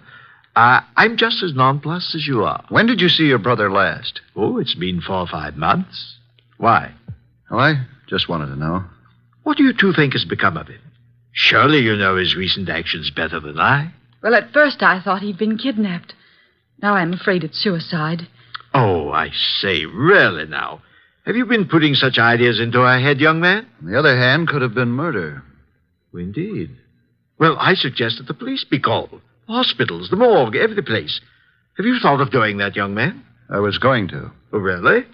Then what are you stalling about? I'll just step into the library and do it myself. Oh, it can't be, Wilbur. It just can't be. Miss Blake, there's a Mr. Goodwin to see your father. Oh, I'll see him. Thank you, Miss Blake. I'm Archie Goodwin. This is my fiancé, Mr. Wilbur Martin. Mr. Martin? How do you do? What is it you want, Mr. Goodwin? Is your father here, Miss Blake? Why, no. No, he isn't. What is your business, Mr. Goodwin? Why do you want to see Mr. Blake? As a matter of fact, I don't really want to see Mr. Blake because I don't think he's here. I came to see Miss Blake. Just who are you? I'm a detective. Police? Private investigator with Nero Wolfe. John Blake has disappeared. I know you're trying to keep it out of the press because you think he's been kidnapped. We have called the police. Oh, what do you think has happened to my father? I think he's dead. Oh, dear. Why do you think that? Yes. Just what do you know, Mr. Goodwin? Oh, Anita, I want to ask you a few questions. I think it's advisable. Mr. Blake. Yes? I thought you were done for. That is. I don't think I. This chap is a detective. I'm sorry about this, Mr. Blake, but curiosity got the better of me. I hope I haven't wrecked things. What are you talking about? You remember the agreement. What agreement? Mr. Goodwin, do you know who you're talking to? Why, yes, John Blake. Oh, no, Mr. Goodwin. This is my Uncle Hillary, my father's brother. Hillary? Hillary Blake? Yes, my father's twin brother. John and Hillary were twins. Of course. That's news to me. I didn't know that. What did you know about him? Well, now that I look at him, now that I can recall his speech, there is a difference. And now, why do you think John Blake is dead? I've just come from police headquarters. You mean he's been murdered? No. From all indications, he's committed suicide. Suicide? Are you sure? Poor father. Oh, I was afraid of this. This morning, a hat and an overcoat were found on the East River docks near Pier 9. In the coat was a typewritten copy of a will made yesterday. The hat bears the initials J.B. There was a will? Yes. Could you identify the hat and coat, Miss Blake? Well, yes, of course. Very well. Come in, Sergeant. This is Sergeant Hanlon. Miss Blake, do you recognize this coat and hat? Yes. Oh, yes, I do. They were father's. Oh, Wilbur. Suicide? I can't understand it. But the hat and coat are not conclusive evidence. What about the will found in the pocket? Show them the will, Sergeant. Read it, miss. You read it, Wilbur? To my daughter, Anita Blake, I do hereby bequeath all my property, personal and real, including the portrait painting of her mother, my dear deceased wife, Marcia Blake. This will supersedes any and all instruments previously drawn. But no signature. I have the original. Here you are. Where did you get this? Notice the signature of the witness? Archie Goodwin. You witnessed his signature? In Nero Wolfe's office. But Mr. Blake had his own attorneys. Nevertheless, he came to Mr. Wolfe to take care of the will. If we hadn't recognized him from his photos in the papers, I wouldn't have witnessed the signature. Anita, is this your father's handwriting? Yes.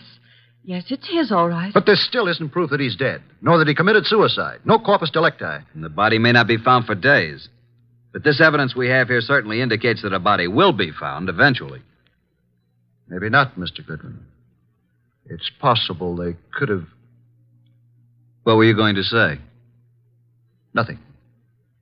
Miss Blake, in a way, I blame myself for your father's death. How do you mean? I had a sort of premonition. It's obvious now why he came to Nero Wolfe. Is it? He wanted someone who didn't know him personally. His own attorneys would have been able to see through his plan and prevent his carrying it out. But he made a will. Why did he draw this new one? Yes, that's what I don't understand. Well, I still am not convinced that he committed suicide. Mr. Blake, here is a letter he asked to be delivered to you. Oh, well, now. Perhaps it will shed some light on the problem. What does it say, Uncle? Jove. It says, Hillary, 25 years now, jealousy and bitterness have kept us apart.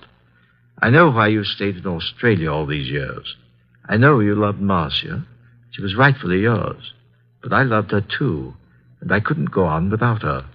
I know you've despised us both, and I've pretended to despise you. I had to pretend, because I lied to Marcia. I told her you were engaged to marry a woman in Sydney. Marcia was innocent. I was to blame. When Marcia died last year, and you wrote that you were coming back, I knew then that your resentment had faded, but I didn't answer you, and I've kept away from you because I couldn't face you. I've told you all this because things have happened which you will learn soon enough that have decided me to close my book and write fini. I have made a new will, leaving everything I possess to Anita. Anita is young, Hilary, and I beg you to watch after her as though she were your own, which, but for my selfishness, she might well have been. Forgive me, Hilary. Well, this certainly indicates suicide. But what does he mean by things have happened? That, Miss Blake, is the motive, for which we'll just have to wait. Yes, for that and the body.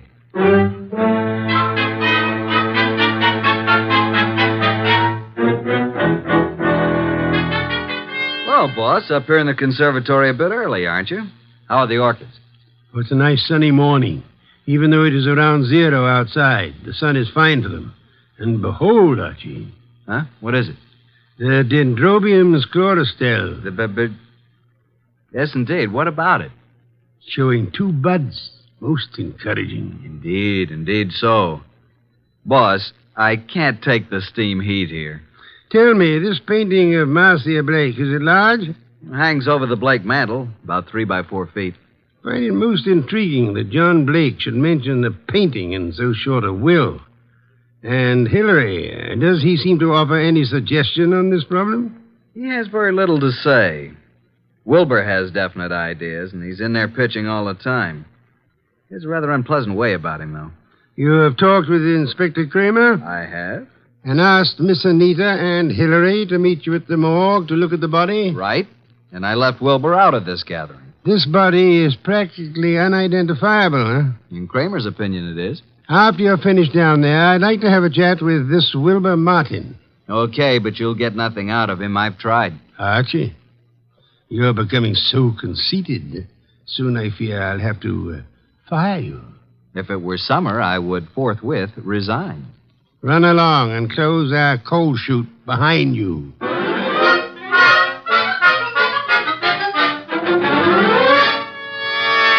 Morning, Inspector Kramer. Up early. Yeah, Goodwin. I'd just love to come down to this morgue. This is Miss Anita Blake and her Uncle Hilary Blake. Howdy How do you do. do? Good morning, Mr. Goodwin. I hope you don't object too much to my joining the proceedings. Oh, I know, Wilbur. I suppose it's all right. Please, Mr. Goodwin, what's happened? There's a body here. Rather badly bruised and cut and in a bad condition, but I think you should look at it. Oh, I'm sorry, Miss Blake, but I'm afraid it's necessary. very well. I'll be all right. I'd like to come along. Oh, yes, Wilbur, you must. Well, come on. This way.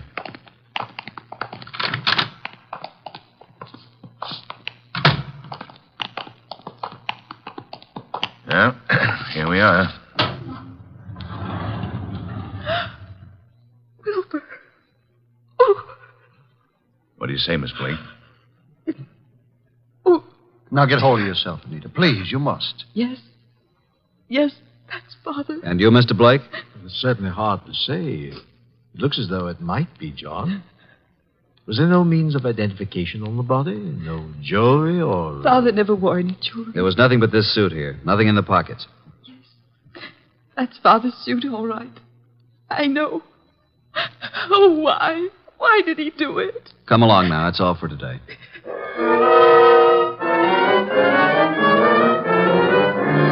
Mr. Wolfe, this is Mr. Wilbur Martin. Ah, yes. How do you do, Mr. Martin? Sit down. Thank you, sir. No. Take the red leather chair. That's right. So glad you could come. Archie, beer first. Tell me, Mr. Martin, you saw the body? I did. Whether it was John Blake or not, I'm not sure. But Anita feels positive enough. You are skeptical about the suicide theory, huh? Well, yes, I am. Are you trying to cast suspicion on someone else? No. He thinks he was murdered. I do? But not by you, of course. Certainly not. But who would know that John came here, signed the will, and gave us the letter to his brother? He must have contemplated suicide, don't you think? Are you positive it was John Blake who signed the will? How interesting. You think it was his brother Hillary who came here, posing as John, huh?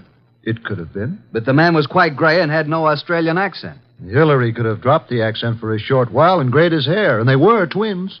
So enlightening, Mr. Martin. Do go on. After he left you here, he could have killed John and thrown him in the river, and left his overcoat and hat on the wharf. And why would Hillary kill John? Well, there may have been several reasons. Maybe because of Marcia. Several reasons. Tell me, did John Blake object to your engagement to Anita? No, why should he? I don't know. I merely asked.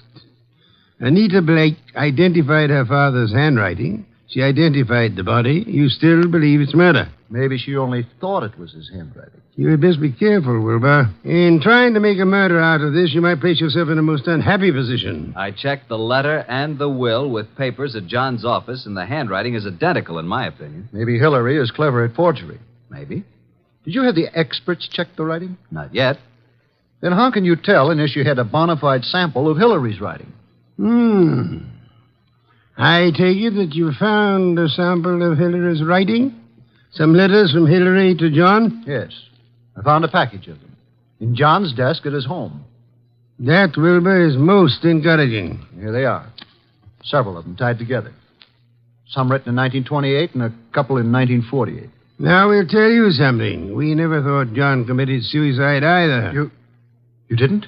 No. And before you go, Wilbur, write your name here on this pad. Very well. Thank you so much. I hope we shall see you tomorrow.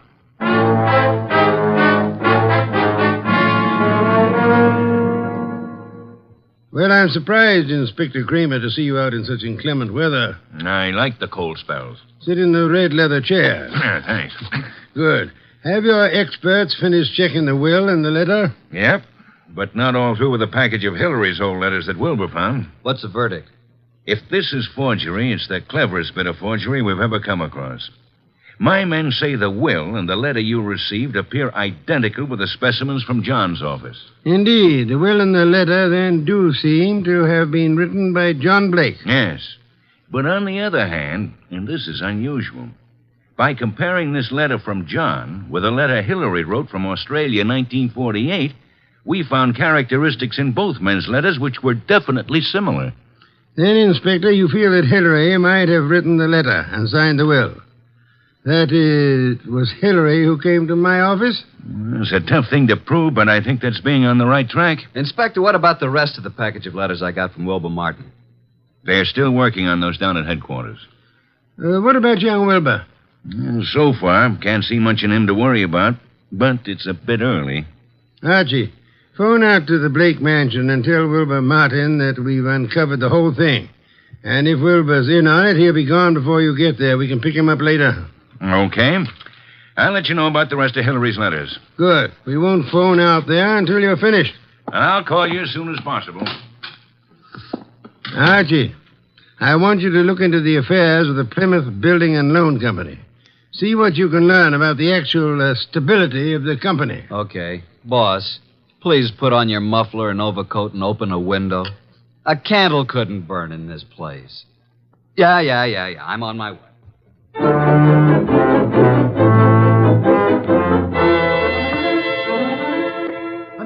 Anita! What is it, Wilbur? What's happened? I came out as soon as I heard. Well, what's happened? Speak up, man. You haven't heard? You don't know? No, what?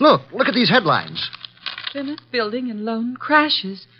Wilbur, what does this mean? It means your father embezzled the funds of the company and he has gone to the wall. What? Yes, close the doors. Oh, no, Wilbur, no, I can't believe such a thing. I'm sorry, Anita, but there it is in black and white. Then this is the motive for John's suicide. Why? Why? Because he knew he was caught. What else? He could have put the money back, couldn't he? Yes, but maybe he lost it by trying to make more to cover up the shortage. I don't think he lost it. You don't? No. Oh, nonsense. He must have. Else why would he kill himself? Maybe he didn't kill himself. Oh, this is awful. Oh, please, Anita, you mustn't worry.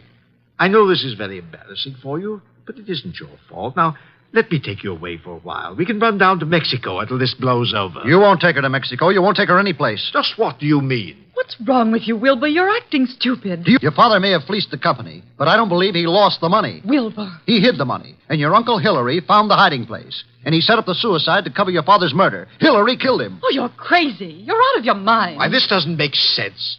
I have all the money I need. Yes, you have now. Pack your things, Anita. I'll phone the airport for reservations. You can't leave at a time like this. You won't leave this room. Do you know what can be done to you for threatening people with firearms? I'll call the police. You don't need to call the police. I've just talked to that detective, Mr. Goodwin. He's on his way here. The police have uncovered everything. I know you killed John, and you have the money. Wilbur, you're out of your mind. I know what I'm talking about. Get out of here. Get out. I won't leave. No one will leave till Goodwin comes.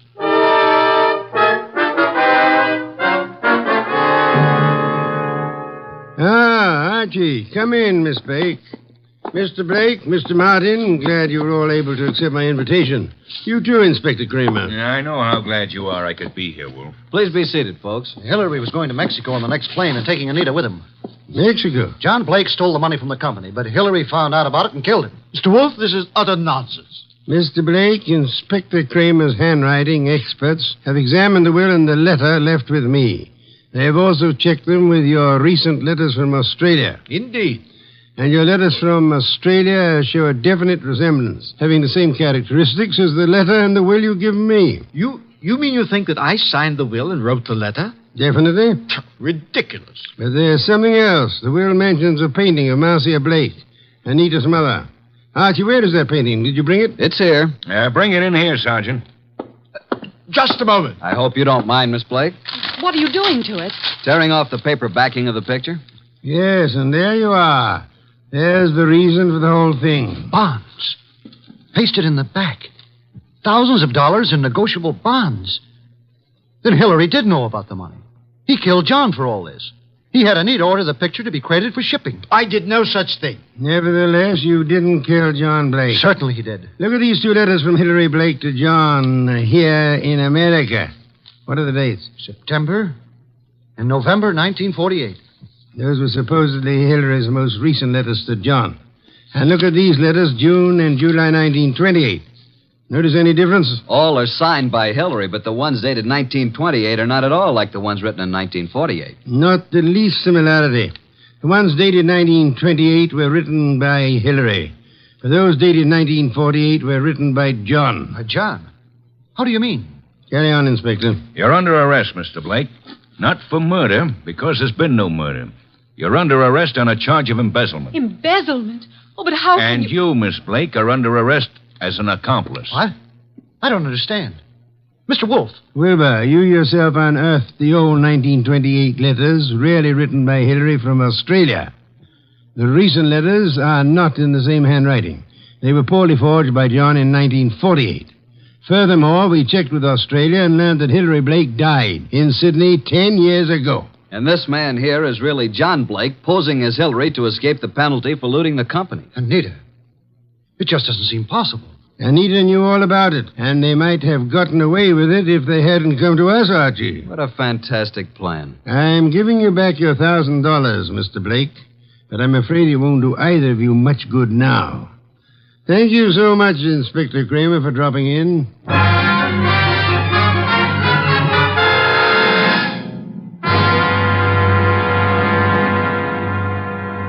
Well, boss, that was a clever bit of deduction. You really think so, Archie?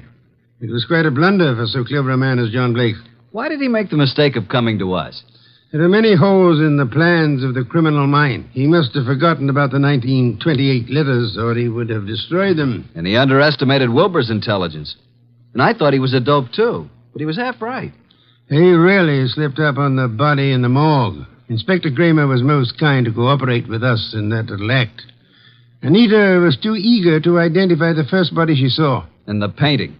You sensed there was more importance attached to it than the fact that it was a work of art. True. Some beer, please, Archie. Coming up, boss? Now, that brings me to an unpleasant subject. What's that? You were talking about resigning. Are you still in that frame of mind? Resigning? When did I say anything like that? Then you're going to be content with conditions as they are? Why, of course. What are you saying? And you don't mind it a bit as long as this dreadful weather continues? Well, not at all. Don't mind what? Going in and out of the house through the coal chute.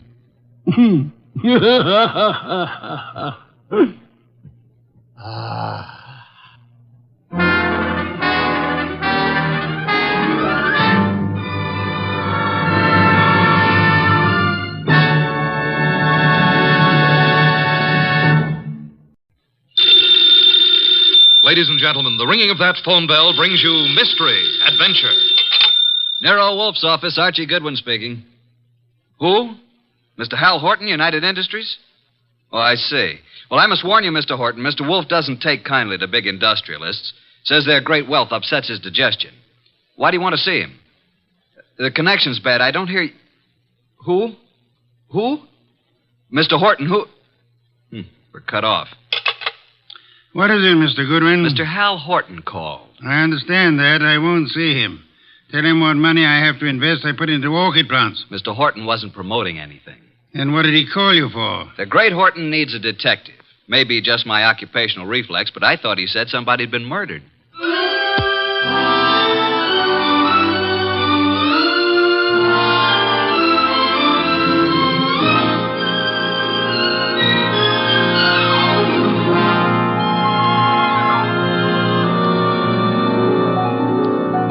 Ladies and gentlemen, it's that genius who is the bulkiest, balkiest, most ponderous, and most brilliant detective in the world.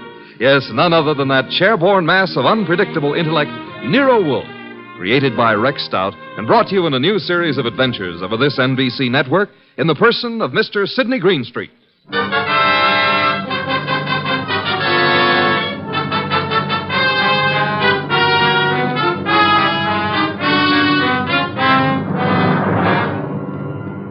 It turned out that what Horton had said had been murder, which became celebrated in the case of the malevolent medic.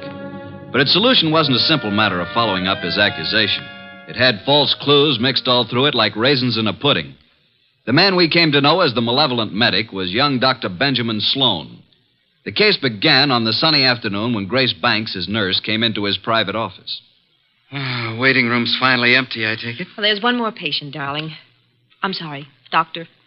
Mrs. Horton's here for another of the thiamine chloride shots you ordered for. I said you could give her those, Grace. She doesn't have to wait to see me. Oh, she's hung up her mink coat, parked her orchid and her alligator bag, and filled up all the ashtrays with lipstick cigarette stubs. Mrs. Horton prefers to wait for you. She seems very upset. I hoped she'd get hold of herself. Mrs. Hal Horton with all that money. Whatever gives her such jitters? Darling, if I ever get in that condition after we're married, please shoot me. I've advised her to go to a specialist. Hers isn't a true medical case. Well, I'll do what I can. Get a needle ready, will you, Grace, and show Mrs. Horton in. Yes, darling. I mean, doctor.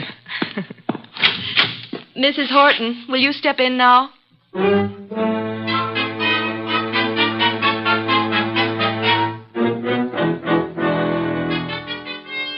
Been in that waiting room for hours. Ben, I wrote you every day this week. Why didn't you answer me? You say your health hasn't improved, Leslie. I'm worse. Much worse. Still chain smoking, drinking, and the sleeping pills? I have to take something. I can't walk the floor all night, can I? Thinking. Why are you so unhappy, Leslie? You have what you always said you wanted: money, clothes, excitement. You have the right to say that. But don't. Please don't. I'm only pointing out facts you should face. I told you from the beginning you need a nerve specialist. I need you. Nobody else can help me at all. Leslie, you went over this the last time you were here, and in all those letters you've been sending. Now, let's cross it off for good, shall we? Don't talk like that. You don't mean I'm no longer a lovesick dope, and you're the wife of one of the biggest industrialists in the country. Yes, Hal Horton. I despise him. He thinks his money makes him God. He thinks he can buy anything that he bought me. He made me think I was getting the world with a fence around it. Everything I want is on the other side of that fence. You don't know what you do want. I want us the way we used to be, happy in love together. Leslie, please be quiet. Why?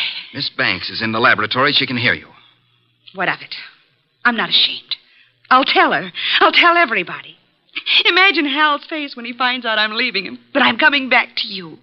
He already knows about you. I told him you were in love with me, that you're jealous. He doesn't like it. Leslie, you're raving. Now stop it. You always said I was the most attractive woman in the world. You made your choice. Now get this into your head. I'm really in love now. In a few weeks, I'm going to be married. Now I'll get your medicine. So it's really true. You are going to be married. Yes. I'd heard it, but I didn't believe it. Going to marry a nurse.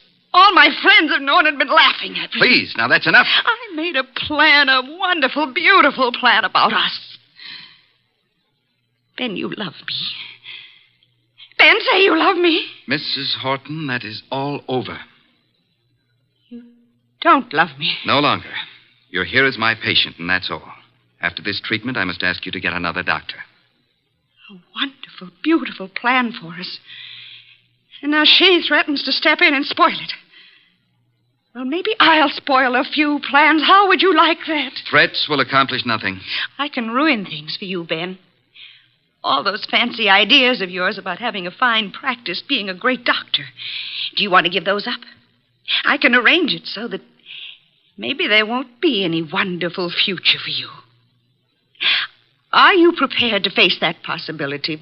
Because I'm prepared to make it a reality. And I mean it. You'll regret this day as long as you live. I'll get your medicine, Mrs. Horton. Hand me my bag. Thank you.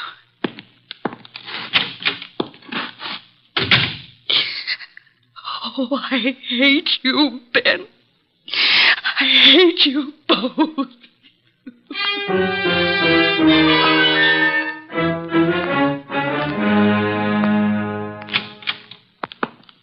Sorry to have kept you waiting, Mrs. Horton. Miss Banks had to do a repair job before she could use the sterilizer. Alcohol, Miss Banks? Yes, Dr. Sloan. Now, Mrs. Horton, may I help? Thanks. So nice of you. There. Right side for the hypo this time, isn't it? Just touch with this cotton. Ready now, Doctor. Oh, what's the matter, Mrs. Horton? I'm just cold. Alcohol. After this, I advise you to go home and rest. These massive doses are a little painful, but they give results. There. That's all. Just relax here, and you can leave in 10 minutes. Come, Miss Banks. I want to talk to you.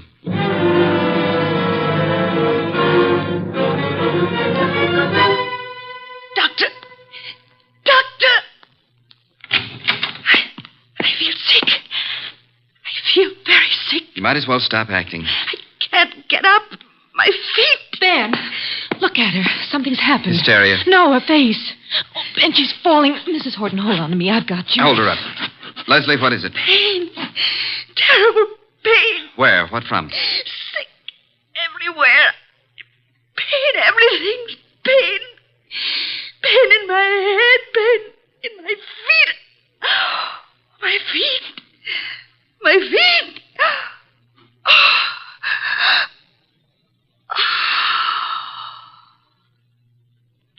Doctor, she's dead. Yes, Grace.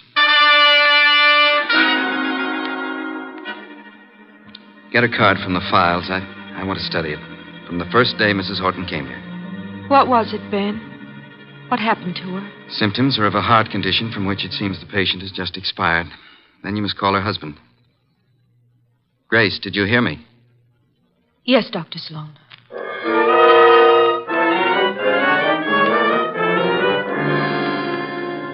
Well, I discourage your visit here, Mr. Horton. I do have a sort of curiosity about the operation of so-called big business. Maybe offer you a glass of beer and hear an explanation of the rise and fall of this morning's stock market. You don't think I've come here socially? I wish to engage your services for... Not available. You're a detective, aren't you? Specializing in cases that interest me. Sherry, Mr. Horton? I don't need it, thank you. But Mr. Wolfe says he specializes in cases that I've just got here. I haven't told my story. I don't believe you even know who I am. Oh, yes, we do. We do indeed. A millionaire. Did I offend you by speaking of a fee? No, on the contrary. It is that portion of your conversation which interested me most. Frankly, I planned to spend the evening examining the first edition of Henry James I'd like to purchase, and the word fee suggested a possible way. Now, what have you done, sir? What have I done? One doesn't have to be a detective to recognize you're in trouble, Mr. Horton. Look, Mr. Wolfe, I have done nothing. But I've got a question I've got to have answered. I need facts. They tell me you're the man who can give them to me. If Nero Wolfe can't get them for you, they're not facts, they're fancies, Mr. Horton. Well, my story's involved. But the gist of it is your beautiful wife, a former model, died last week. The death certificate indicated a heart attack. You suggest she was murdered. How did you know? Never mind how I came to my conclusions. How did you come to yours? Leslie had been going to a Dr. Benjamin Sloan. She said he was a specialist. Some friend had recommended. She'd been upset. He was giving her vitamin B shots, she told me. You doubt that was true? Dr. Sloan informed me, after she died in his office, there'd been a heart condition from the beginning. Well, I don't believe it. Leslie was a very emotional girl. She'd have been quite frightened of a heart ailment. She'd have told me about it. Maybe she didn't comprehend its seriousness. Dr. Sloan did. Why didn't he get in touch with me at once about it? Then, when I went to clear up Leslie's room, I discovered something. Leslie didn't go to Sloan through a friend. She'd known him when she was a model and he was a hospital intern. She'd kept letters he'd written to her then. Love letters. Indeed. Well, doesn't that give you an idea, Mr. Wolfe? Sloan lost Leslie to me. No man who'd been in love with Leslie would ever get over it. Would a man be jealous enough, kill a woman he loved, rather than have her belong to another man? An interesting theory, Mr. Horton, one frequently advanced in fiction. Shall we investigate and see how it works out in fact? You'll take the case, then. The intricacies of the feminine nature are challenging if you do not have to come in contact with the creatures. The practical research in such matters I leave to Mr. Goodwin here. It is the field in which he specializes. But it's you I want. Our method of operation is not under your control, Mr. Horton. If you'll be so kind, Archie, get a first-hand report of Dr. Benjamin Sloan and the women in his life.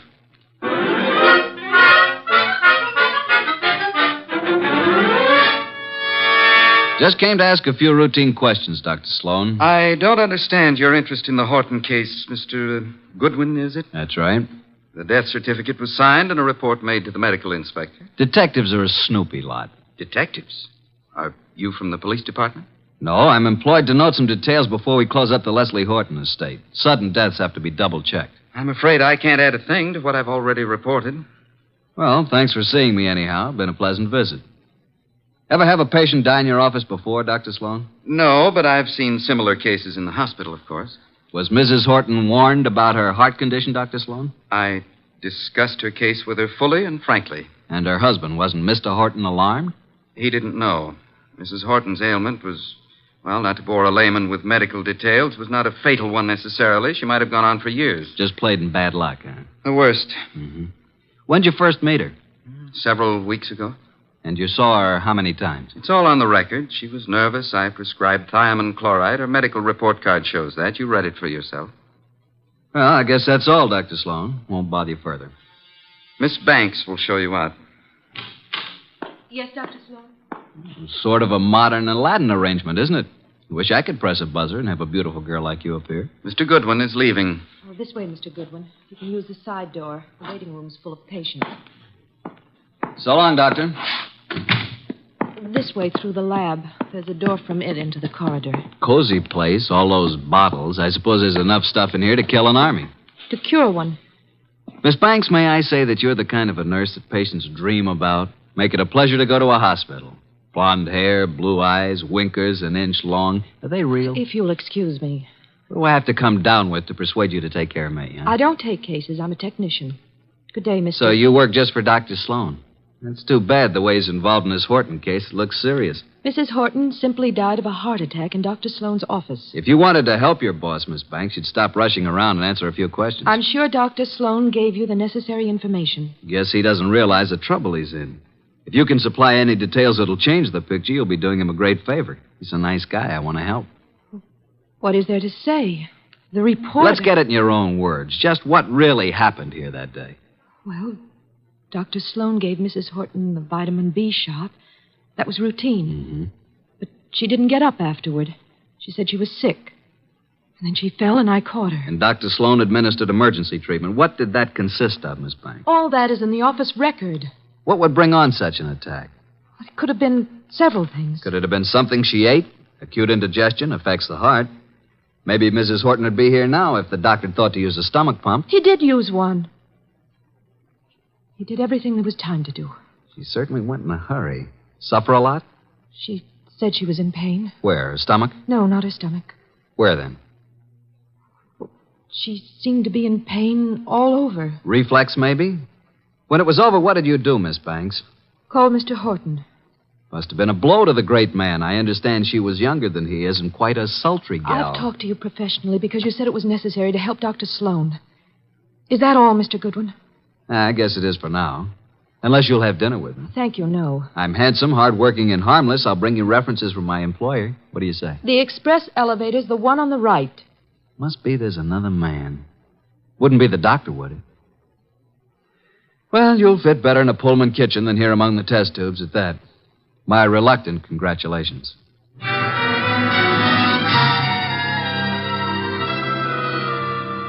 Verdict, Archie? Innocent as lambs, both Sloan and the nurse. Evidence to prove it? My unfailing sensibilities, not the murderer type. Nice couple, doctor and the nurse. I suspect they're engaged. She's so much in love with him, I could have been you, and she wouldn't have known the difference. Very flattering.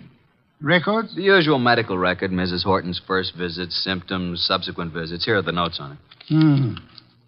Vitamin B shots. No chance they brought this on, huh? Dr. Sloan says absolutely not. I checked that with other doctors. But Mrs. Horton did go into this right after the hypo. Nurse's story jives with Sloan's? A little more detailed. She says he did everything, he even used a stomach pump. The woman was in pain? What's this? Head to feet? My way of saying pain all over. What other papers did you examine? Only the medical record. Get back to Sloan's office late tonight and examine all the papers in his desk. Can't you trust me? I tell you, there's no reason even to suspect these two. When you have one of your adolescent's infatuations on, blood dripping from a dagger in a girl's hand would look to you like crushed rose petals. With this Grace Banks out of the way, maybe you can recognize evidence. Sounds like a long, bleak evening. Hand me that medical book, and then be on your way. I want to think.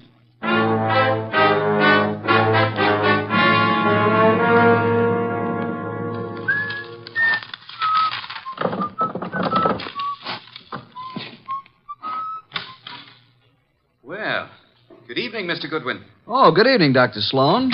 This is a surprise to us both. I didn't anticipate that you'd be keeping office hours after midnight. What are you doing in my office at 2 o'clock in the morning, Mr. Goodwin? Reading your mail and having a ghoulish time surrounded by all these shiny instruments of yours. You've been rifling my desk. I wouldn't do that if I were you. I put things back very neatly, even the letters from this little secret compartment, which isn't secret at all to anybody who knows about desks. I've kept only Give one. me that Easy. It's the "My darling, mine first, shan't ever give you up one way or another" one. You remember it? I'll bet that nice little nurse you're engaged to never wrote that, did she? What do you intend to do with it? Mark it Exhibit A in the Horton murder case. Maybe you'd like to come with me and explain it to Nero Wolfe.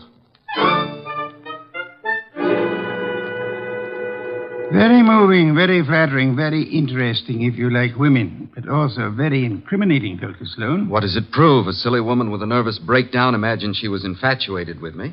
A woman who is now dead, you must remember, under, shall we say, unusual circumstances. You signed a death certificate which stated Mrs. Horton died of a heart attack. As you signed it, Dr. Sloan, did you remember she had threatened you and heave a sigh of relief that fate had done you such a good turn? I didn't bear Leslie any ill will. I was sorry for her. You felt adequate to the situation. You called no other doctor, though there are several in your building. My first thought, of course, was that it was some extraordinary allergic reaction to the vitamin dose.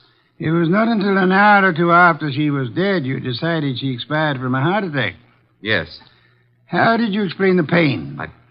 I reported no pain. Miss Banks said Mrs. Horton had pain from her head to her feet. Grace said that? Well, not in those words, but that was the general Dr. Sloan, why did you use a stomach pump on a heart case? Why, I told you I tried everything. Sometimes an acute digestive disturbance. I suggest you did it because to you, as to any qualified physician, the pain in the feet suggested poisoning, a particular kind of poison, an inorganic poison. There wasn't any in her stomach. You maintain that?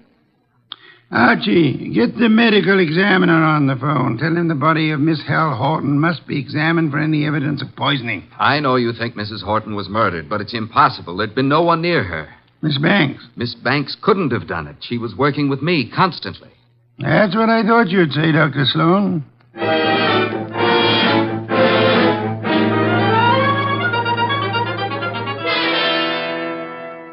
Mr. Wolfe, I had to see you. This is the most dreadful thing I've ever heard of. Trying to accuse Dr. Sloan of murdering a patient. It appears he had a reason to want Mrs. Horton dead, Miss Banks. She was that thing the poets write about, a woman scorned. She had sent him this hysterical letter threatening scandal if he rejected her. He couldn't control her. She kept coming back to his office making scenes? He gave her nothing but thiamine chloride. I know. I fixed the shop myself. Don't start covering for her. I'm not. I tell you, I filled the needle. And I didn't put anything but thiamine chloride in it. You haven't any reason to think anybody did, except for that letter you stole. If it wasn't for that letter, give it to me. Give it to me. Stop it, Archie, quick. Now, drop it, baby. Come away from that fireplace. Why, you little tiger kitten. I didn't think you had it in you. Come on, let go of it. Let go. Give it to Papa. Now, look what you did. You almost got Nero Wolfe out of his chair. Destroying evidence is a serious offense, young woman. She kept coming to the office, writing him, pestering him. I heard her from the laboratory. You read her letters, too, didn't you? You knew if something didn't stop her, Dr. Benjamin Sloan was a ruined man. But he didn't kill her. I know he didn't. I don't believe he did. You don't? Well, then who? You've just provided an excellent motive for having done it yourself, Miss Banks.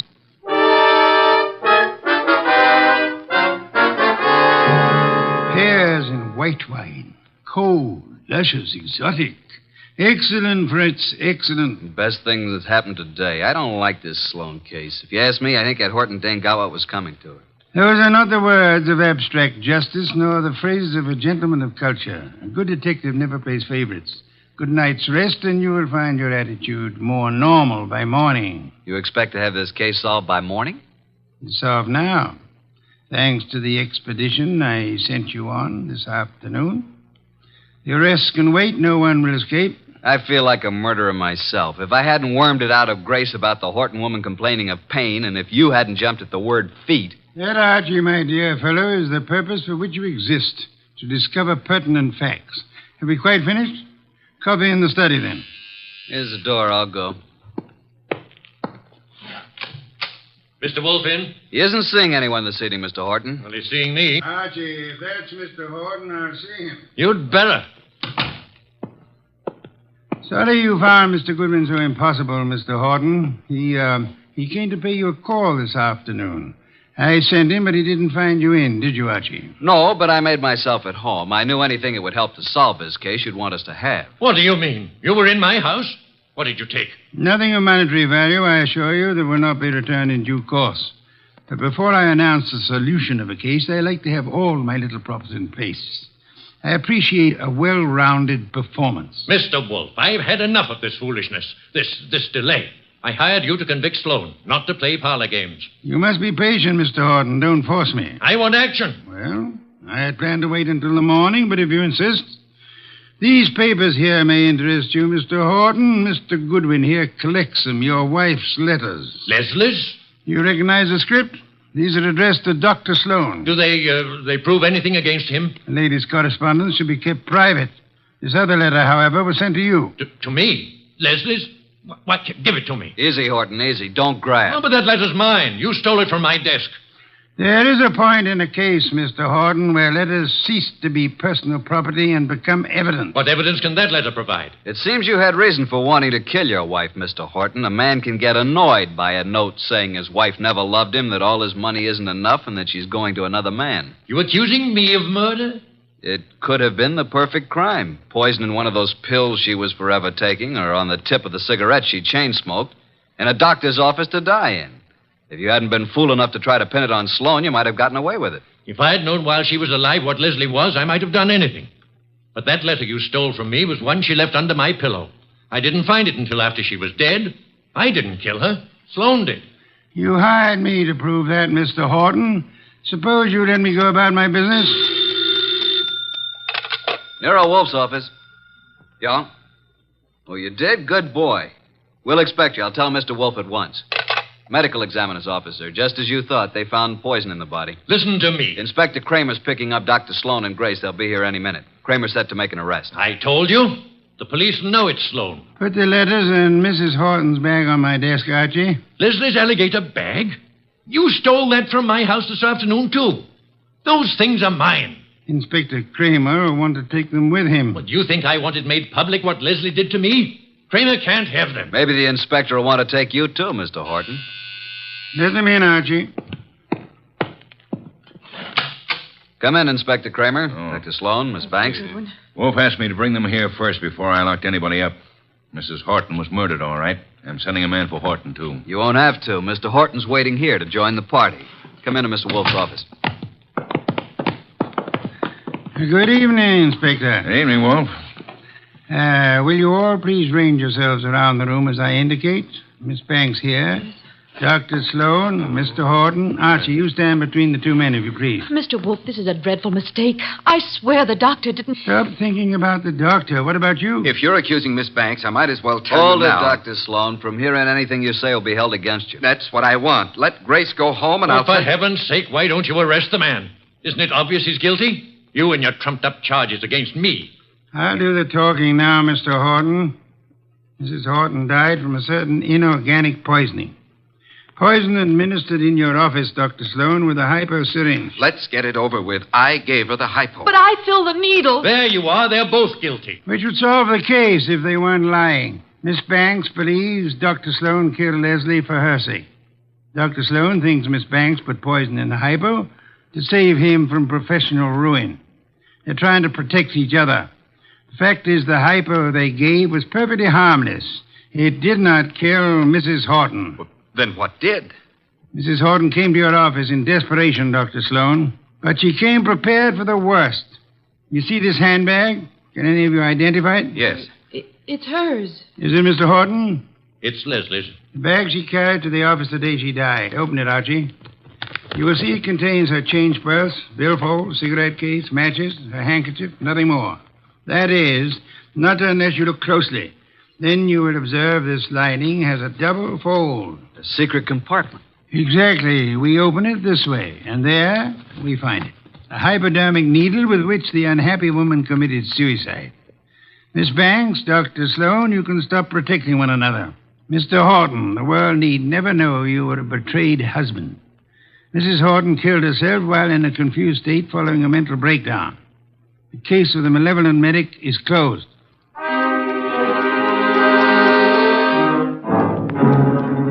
How did you ever get the hunch about the handbag, Mr. Wolfe? I know nothing about women, but on my occasional trips abroad, I have been forced to observe their handbags. Monstrosities. They hold anything and everything.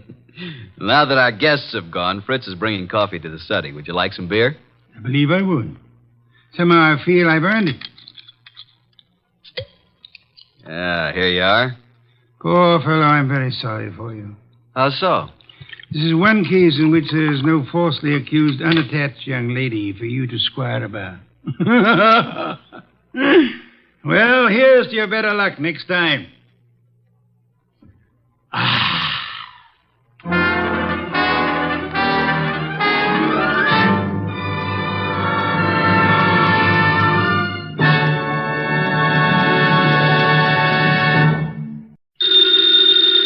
Ladies and gentlemen, the ringing of that phone bell brings you mystery, adventure.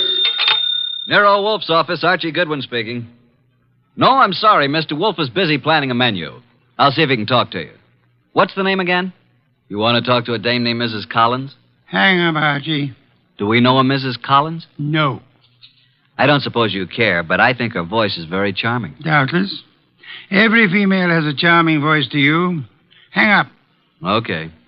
I'm sorry, Mrs. Collins, but at the moment, Mr. Wolfe is too involved with his digestive system to be interrupted. However, if I may introduce myself, Archie Goodwin, Mr. Wolfe's assistant, if I can be of any help. Archie. Yes, Mrs. Collins, I'll ask you. Cocktail party. Hang up, Archie. Mrs. Collins, I'm afraid it would be better if you didn't expect Mr. Wolfe. Goodbye. Cocktails. Phooey. Absurd. Perfectly absurd. She says you promised to come to her cocktail party, and why aren't you there? Because you are going to attend the cocktail party and the probable unpleasant ending.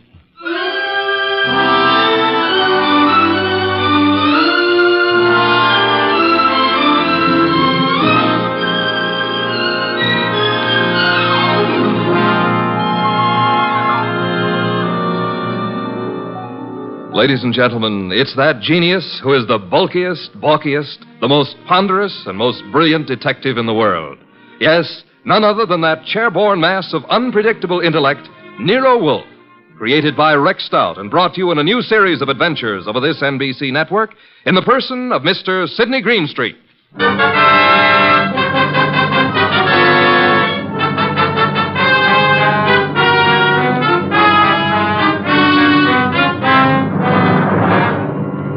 Mr. Wolfe and I refer to this as the case of the party for death. Nero Wolfe really should have gone to the party since he'd accepted, but I was delegated. I can't complain now, since it was there that I met Georgia, the most beautiful redhead. Well, that's my weakness, redheads. Yeah, and blondes and brunettes. Well, anyway, Mr. Wolfe was adamant about going to the party. I've never been to a cocktail party in my life. You know, I drink nothing but beer. You could take your beer with you, couldn't you? I could not. Do we know a Mrs. Collins whose cocktail party you said you'd go to? The phone rang and I picked it up. Where was I? Exactly. Okay. So a Mrs. Collins with a beautiful, seductive voice conned you into accepting an invitation to a cocktail party that you knew you weren't going to. Archie. Yes, master. Just a little less sarcasm, perhaps. Sarcasm? Call it impertinence, then. Impertinence, master? Exactly. Less of that. Much less. Okay. Continue now. Where was I? You were reading the duck recipe. Oh, yes, the duck. Oh, here we are. Dodine de canard. The dodine is one of the oldest dishes in the repertory of French cooking, being mentioned in books of the 14th century. Le Grand Cuisinier de toute Cuisine. Hooey, what time is it, Archie? Almost 6:30. Oh, in that case... You going to get up? Here on this card are your instructions, Archie. If you are still alive tomorrow, you may make your report. I helped the huge bulk that was Nero Wolfe out of his specially built desk chair and walked with him to the elevator that would take him upstairs to his orchids. I stepped back to the desk and found the card which bore my instructions. In his small, perfect handwriting, I read, Mrs. Albert Collins, Empire Towers. Arrive at 7, say I sent you. After the murder, telephone me before the police arrive. At exactly 7, I rang Mrs. Collins' doorbell.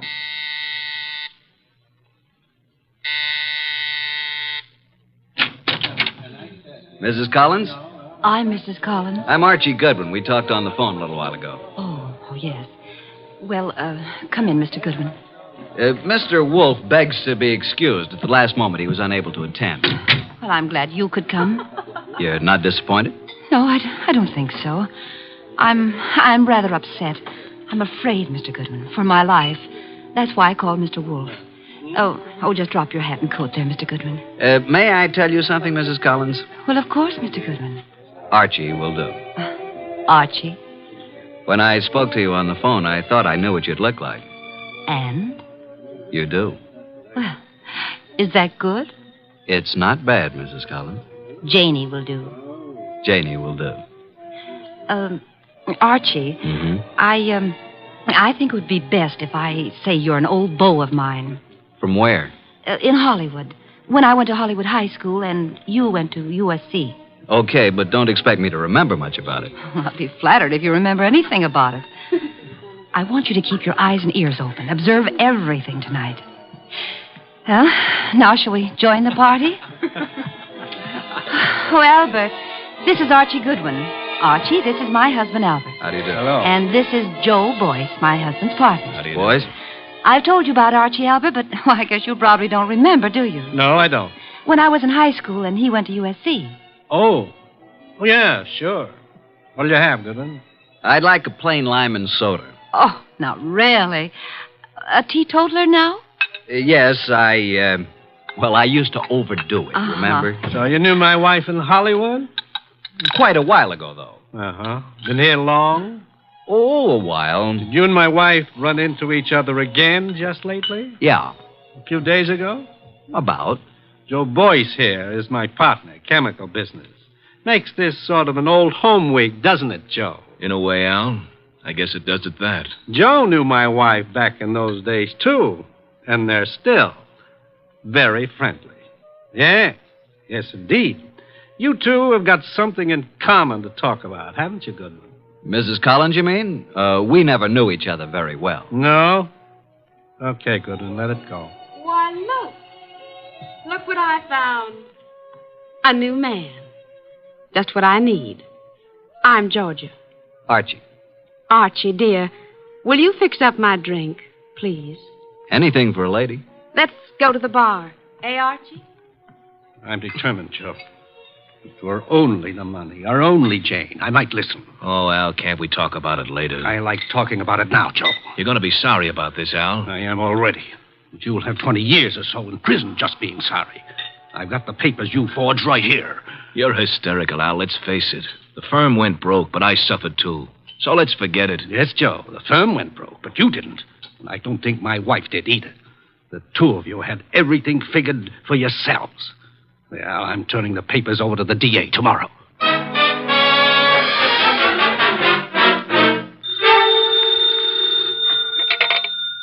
Nero Wolfe speaking. Archie, what do you know about this expected murder, if anything?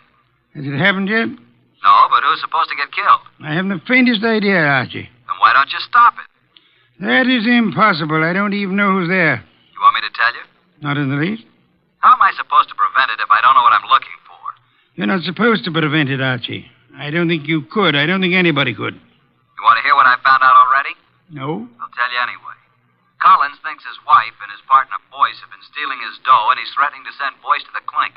Archie. Yeah? You're wasting our time. Go back to the party. There is nothing you can do to prevent the murder. But I want you to be there when it happens.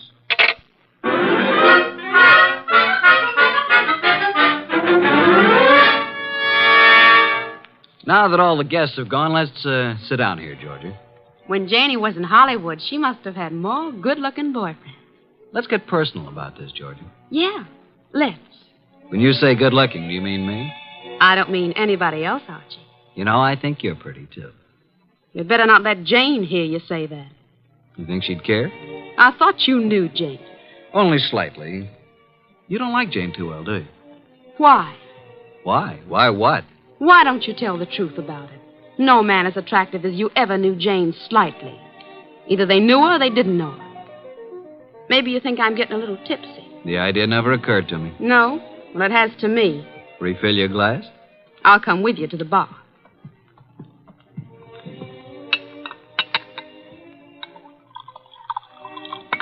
Well, here's your drink, Georgia. Oh, I find there's no ice left in the ice bucket. Janie? Hey, Janie, no ice. Oh, well, I'll get some. Here, give me the bucket. Mrs. Collins, Janie, I mean. Yes, Archie. May I use the phone in the bedroom again? Oh, of course. Will you excuse me for a minute, Georgia? I'm coming with you. Why don't you just stay here until Jane brings the ice? Well, why don't you go talk to Joe Boyce? I don't want to talk to Joe Boyce. I don't want to talk to Joe Boyce ever. Now, look, Georgia. I'm coming with you, Archie. Is that clear?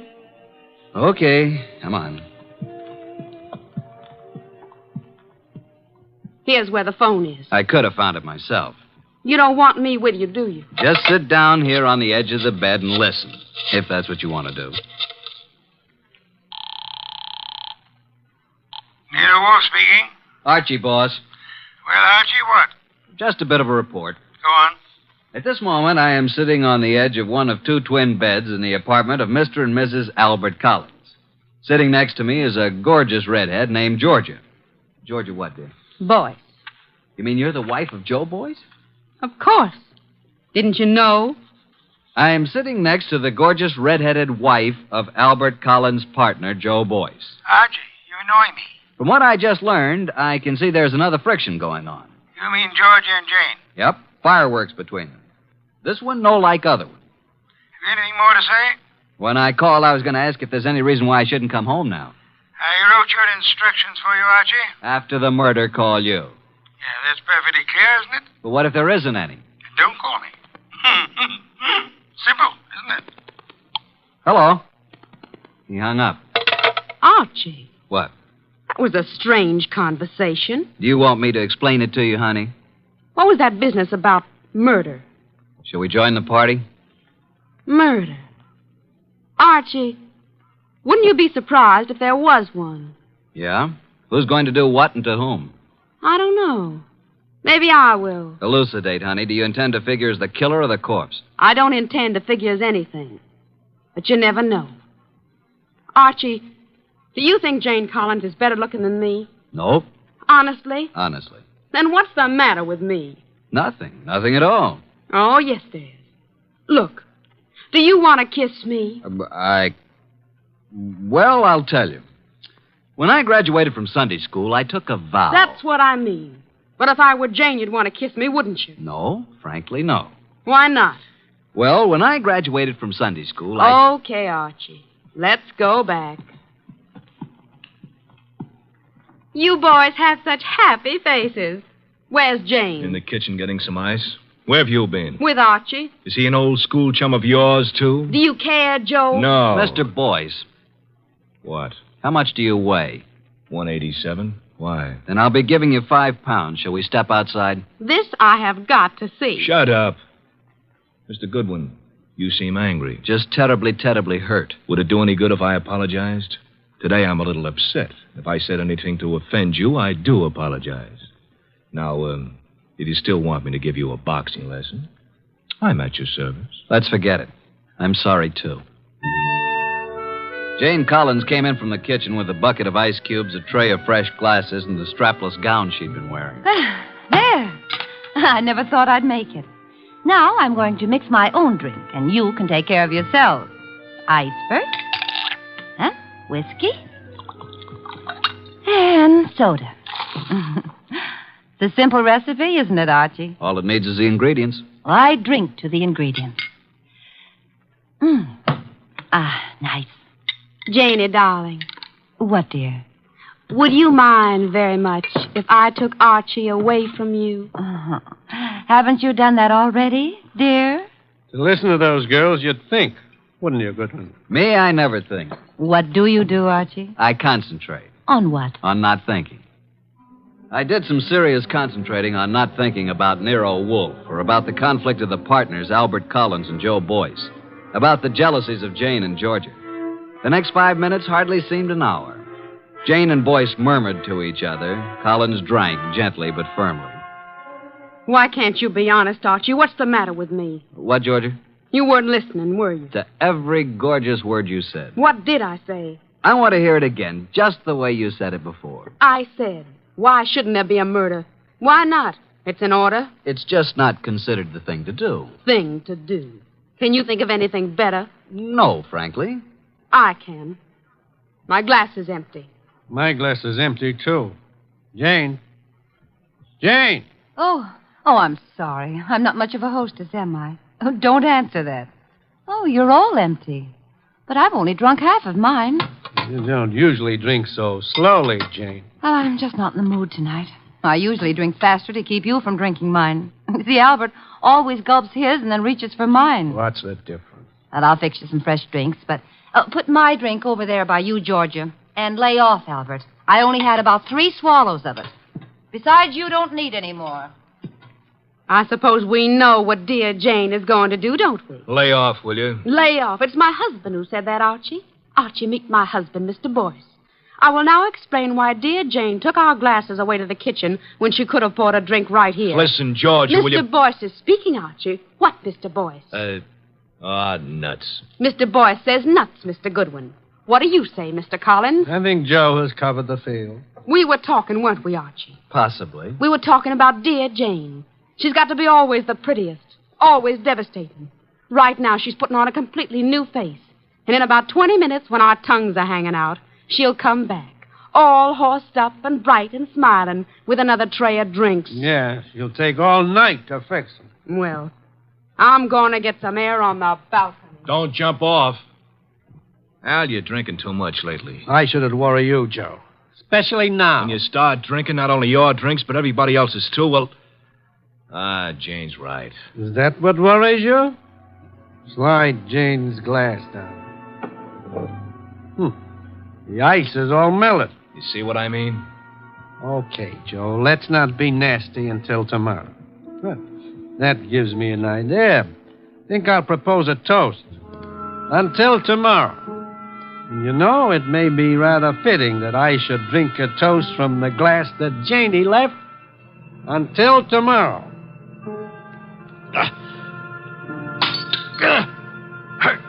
Go! Al. Al? Jane? Janie! Albert! Oh, Albert.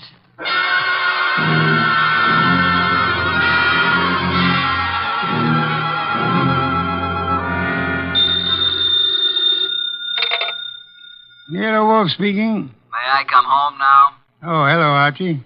I said, may I come home now? Have you sent for the police, Inspector Kramer? Of course. Who was killed, Archie? Albert Collins. How, Archie? I don't know. You were right, though, weren't you? Naturally. About what? Murder. Oh, that. We can talk about it tomorrow. Good night, Archie. Come home when you can. What do you mean, come home when I can? You'll be held as a witness, won't you? Try not to wake me with the elevator when you come in.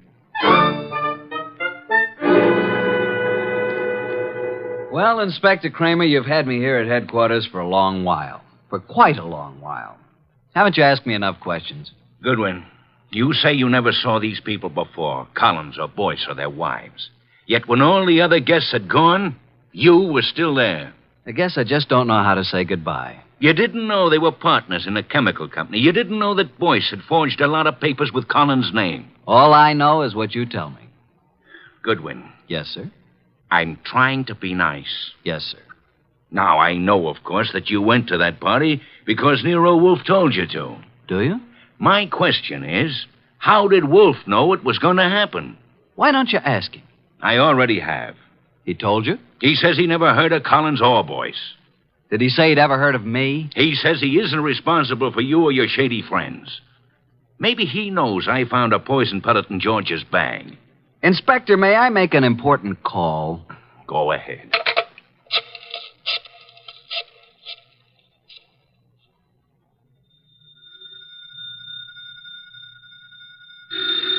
Archie. Confounded light. Hello? What time is it, Master? Confounded, Archie. I'll tell you what time it is. It's a little after 4 a.m. I'm at Central Headquarters, and Inspector Kramer has been chatting with me about my shady friends. Kramer is a jackass. Just a second. Pick up the other phone, will you, Inspector? Sorry, Mr. Wolfe. What was that you were saying about Inspector Kramer? I said Kramer is a jackass. Thank you. Wait a minute. Wolfe, Oh? Eavesdropping, Inspector. I was just talking about bringing you down here for a little questioning, Wolfe. Fooey. What's that? Fooey. It can be spelled in several ways. I spell it P-F-U-I. Fooey. You think I won't bring you down here as a material witness? Yes, I think you won't. I think you'd be making a great mistake if you did. A great mistake? Why? Because I might not tell you who killed Collins. Then you wouldn't know which one of these people to prefer charges against. Now send Archie home. Even he needs an occasional night's sleep.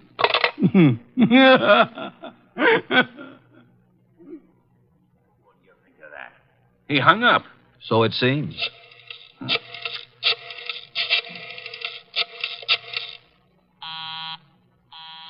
Busy? He's probably left the phone off the hook, Inspector. By now, he's probably asleep again. You know I can go out there, don't you? Sure you can. More important men than you have tried it. And where are they now? Goodwin? Yes, sir? I'm going to let you go. I'm sure Mr. Wolfe and I are very grateful, Inspector. You want to know why I'm letting you go? I know why. Why? Because if you're nice and cooperative and don't make too much trouble, Mr. Wolfe will solve this case for you and tell you whom to prefer charges against. Goodwin. Sir? Get out. Thank you, Inspector.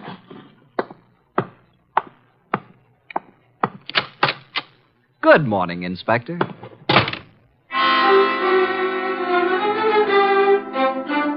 At 3 o'clock the next afternoon, I was rearranging the furniture in Nero Wolfe's office while the great man sat behind his desk watching me perspire.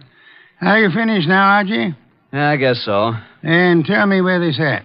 There were 2 couches, like this, in front of a fireplace. Collins and Boyce were sitting together on one couch. When Georgia and I came in, they were looking at some canceled checks. Where was Mrs. Collins? I told you she was getting ice and fresh glasses. Why was she getting fresh glasses, Archie? Where were the empty ones? I don't know. Maybe they were the same ones she brought back, washed and polished.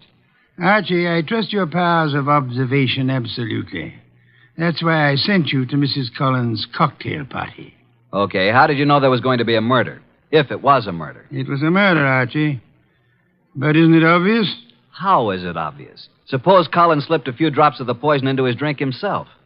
It's very strong, very deadly poison, with a remarkably strong odor. Like almonds, I know. I smelled it when I picked him up. Archie, was anything found on the body that might have contained the poison? A fountain pen? Whatever? Not even that. Inspector Kramer found a poison pellet in Georgia's handbag. He thinks she poisoned Collins' drink. Say, could be. But it wasn't his drink, it was his wife's. Then Georgia was trying to kill Jane, and Collins got it by mistake. We shall soon see, Archie. I was expecting a murder because you told me to expect it. I watched every move that everybody made. There's no possibility that Jane's glass, the glass with the poison in it, was tampered with by anybody. Yes, I believe. Okay. Archie, you're sore, aren't you?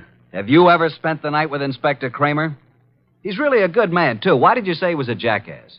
Because he didn't know who killed Collins. Do you? Of course. Was there ever any question about it? Just a moment, please. The only trouble is it may be difficult to prove. That's why we are giving this little cocktail party this afternoon with the help of Inspector Kramer. By the way... Yes? Call Mrs. Collins and tell her to bring a bucket of ice from her refrigerator. Why? Because our refrigerator's broken down. No, it hasn't. I was just out in the kitchen a minute ago. Our refrigerator has broken down. And it would be very helpful if Mrs. Collins would bring a bucket of ice cubes. What makes you think she'll do it? She will. Call her. 6:45. There we were in Wolfe's office doing a repeat performance of last night's smash hit. Two couches faced each other, a cocktail table between them. On one couch, red-headed Georgia and me. On the other couch, it was a big one, Joe Boyce, Jane Collins, widow of the lately defunct Albert, and Nero Wolfe. Jane had been drinking a little slower than the rest of us. Our glasses were empty. Hers was still half full. Wolfe said... Archie. Yeah?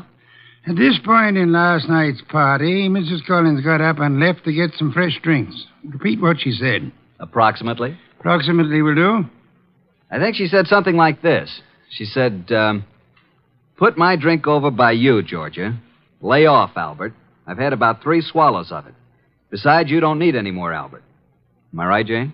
Close enough, Archie. But what of it? Now, what is this nonsense all about, Wolfe? Mr. Wolfe is trying to make something out of nothing. I think Mr. Wolfe is going to turn up something mighty interesting. Don't look so perturbed, Joe. Since I'm playing the part of the late Mr. Collins, pass me Jane's glass. I'll keep my glass, Mr. Wolfe. I haven't finished my drink. You're a very clever woman, Mrs. Collins. Would it be too much if I ask what this is all about? What worries you, Archie? You make it sound as if that drink she's holding is poison. But it can't be, because as yesterday, she's already drunk half of it herself. When our freezer broke down, she was more than willing to bring a bucket of ice cubes, wasn't she? So? What would happen, Archie, if you froze a gelatine-coated pellet of poison in the center of one particular ice cube? Mrs. Collins hasn't finished her drink. Notice the ice is all melted now. She hasn't taken one sip since the ice melted completely. She came prepared in case she was exposed. Smell it, Archie. No, Archie, stand back. I can easily swallow this before you can reach me. Mr. Wolfe, in a few seconds, I'll drink it. But tell me something first. Tell me how you knew. Jane, listen to me. I knew there was going to be a murder last night because you said so. I knew that it was you who would commit the murder because it was you who invited me. You hoped an expert witness would prove that you couldn't have killed your husband. So I sent Archie Goodwin, whose observations are always exact, even when he doesn't know the import of what he's observing. She brought back clean glasses. She poured the drinks out of bottles already open. And if anybody had put anything in or touched one of those glasses, I would have seen it. Exactly. The poison pellet was frozen in a certain ice cube. Mrs. Collins put that cube in her own drink, drank it until the ice had almost melted down to the poisonous pellet center. And then she took all the other glasses away, leaving only hers half full. And as usual, her husband drank it. No, Jane, don't. Too late, Joe. Too late.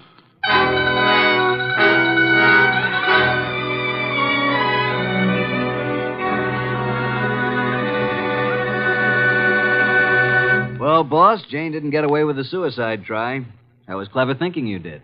I prepared a cube of ice in which I had frozen a gelatine capsule containing nothing more than a vitamin compound.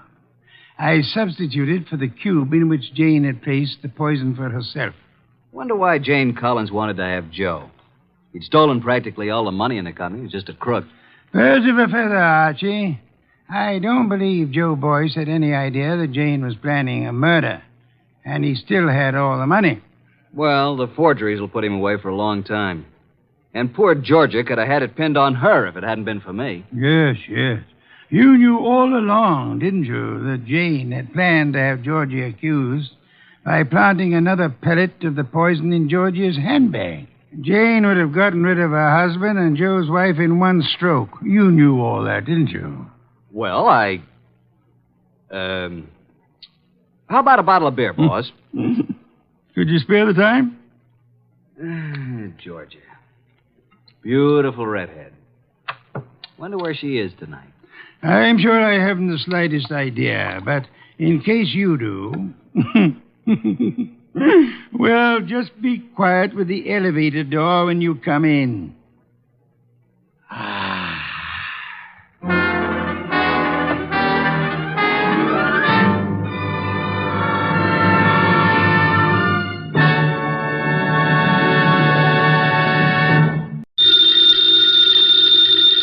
Ladies and gentlemen, the ringing of that phone bell means mystery, adventure. Nero Wolfe's office, Archie Goodwin speaking. Mr. Wolfe? No, he isn't. Huh? Oh, well. For you, maybe he is. I'm not here. Oh, yes, yeah. He's always here. I've gone out. No. He seldom ever goes out. I won't start on anything tonight. Well, sure, he'd love to start on a case tonight. What's your name? Oh, that's a beautiful name.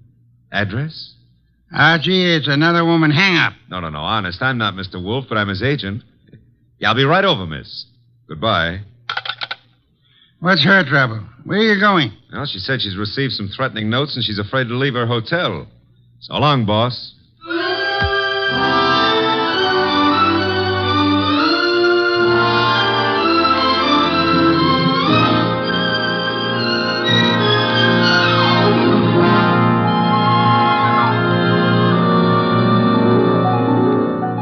Ladies and gentlemen, it's that genius who is the bulkiest, balkiest, most ponderous, and most brilliant detective in the world.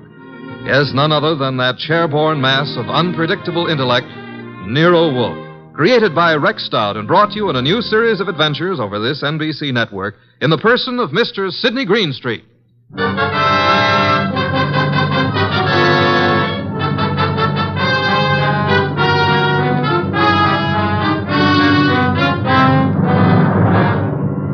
We prefer to call tonight's story the case of the vanishing shells. It didn't seem to be difficult at first, but, well, I'm not a stupid individual, but so often I allow myself to become mesmerized by beautiful women. Heaven bless them. Doris Murray was such a woman. She phoned us first late one afternoon about 5 o'clock, then again at 5:30. Very well, Mr. Goodwin, but I would prefer to see Mr. Wolfe. Well, I said I'd be there at 6, Miss Murray. I don't want to talk any longer on the phone. Please hurry. There's someone at the door. I'll see you in the cocktail lounge at your hotel. At 6 o'clock. That's half an hour. Don't fail. Who is it? Emil Stoner. Oh, come in, Emil. You got my call, darling. Here, let me take your briefcase. I'll just put it here on the piano, Doris. I'm terribly upset about those threatening notes, darling. I know it's upset you, too, but I'm determined to find out who it is.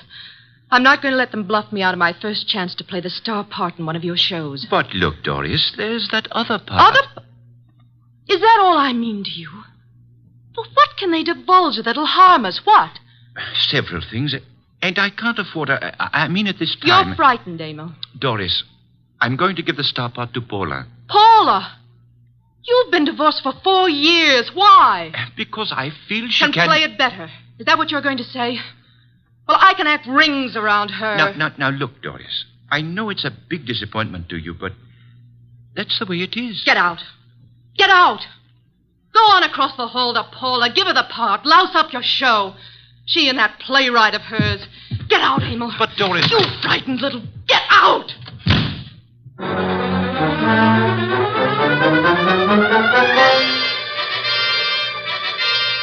I believe, Mr. Wolfe, you're making a great mistake in not coming along. Indeed. I'm sure that what attracts you could not possibly be of interest to me. The gal needs help. Money is money. Girls, money, phooey. Yeah, well, we could have dinner out for a change.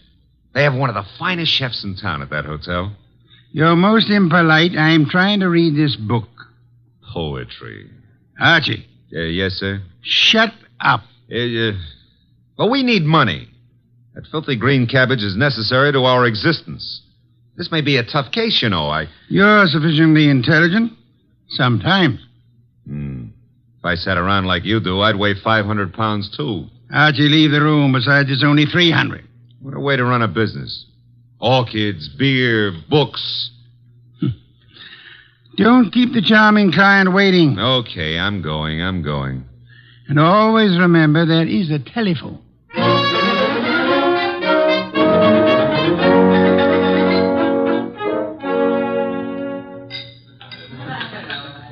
Thank you, waiter. Oh, good evening, Miss Moray. I'm Archie Goodwin. Well, I didn't expect... please sit down. Well, I think I should explain the absence of Nero Wolfe.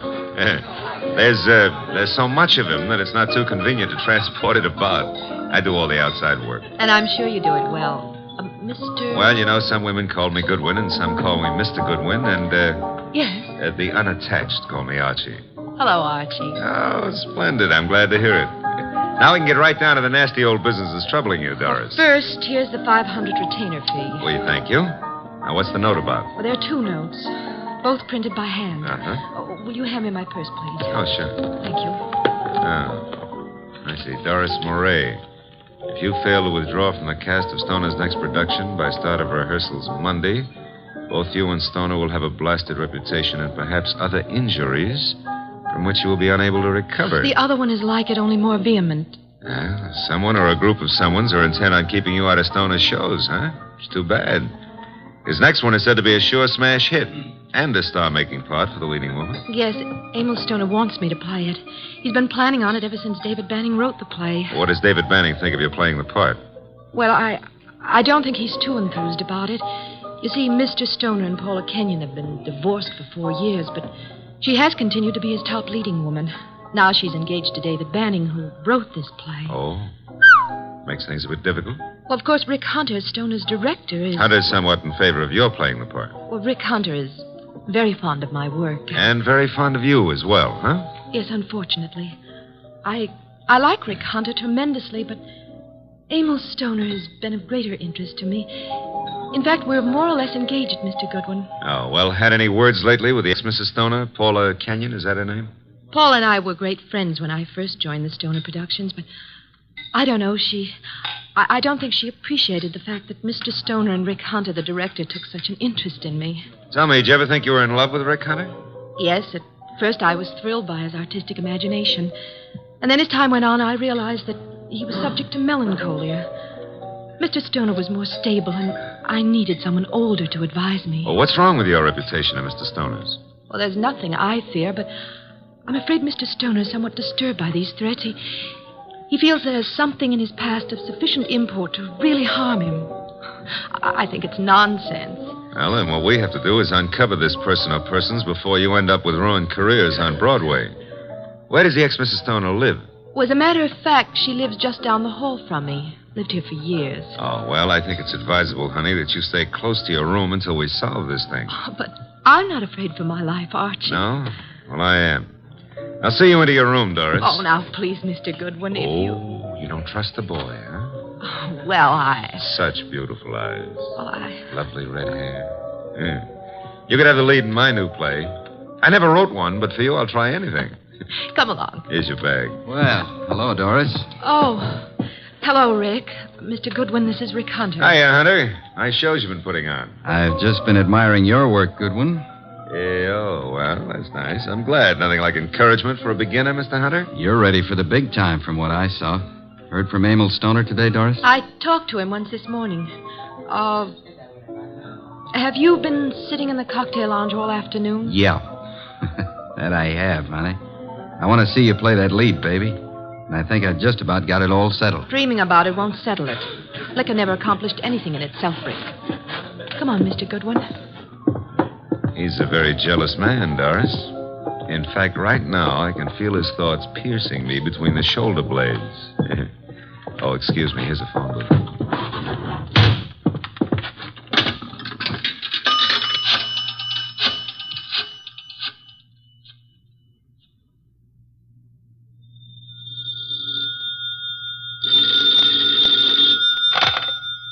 Yes, Archie? How do you know it's Archie?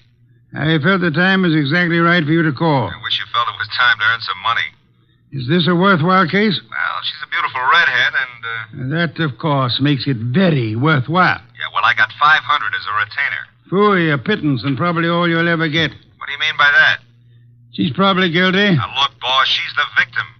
Received notes threatening her reputation and her health if she plays the star part in Emil Stoner's new production. Also, they threatened Emil Stoner likewise. The playwright, Dave Vanning, is engaged to Paula Kenyon. Incidentally, she lives here at the hotel, too, just down the hall from Doris. I remember her. And the playwright wants Paula Kenyon to play the part. Well, Archie, you have only the beginning. It is probably too late to prevent whatever is going to happen. Like what, for instance? Have you found a body yet? Call me after you find the body. What body? There's no body. But there will be, Archie. There's always a body where you are concerned. Either a body beautiful or a dead one. Right?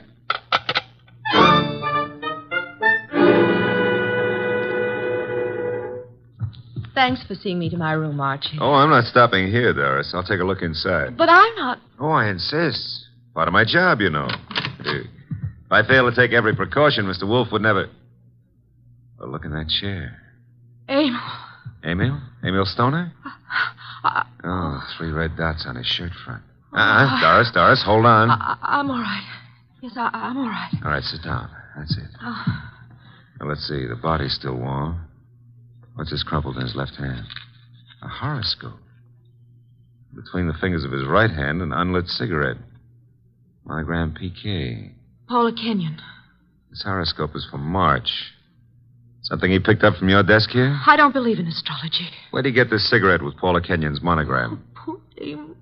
Poor Emil. I didn't believe anyone would really harm us.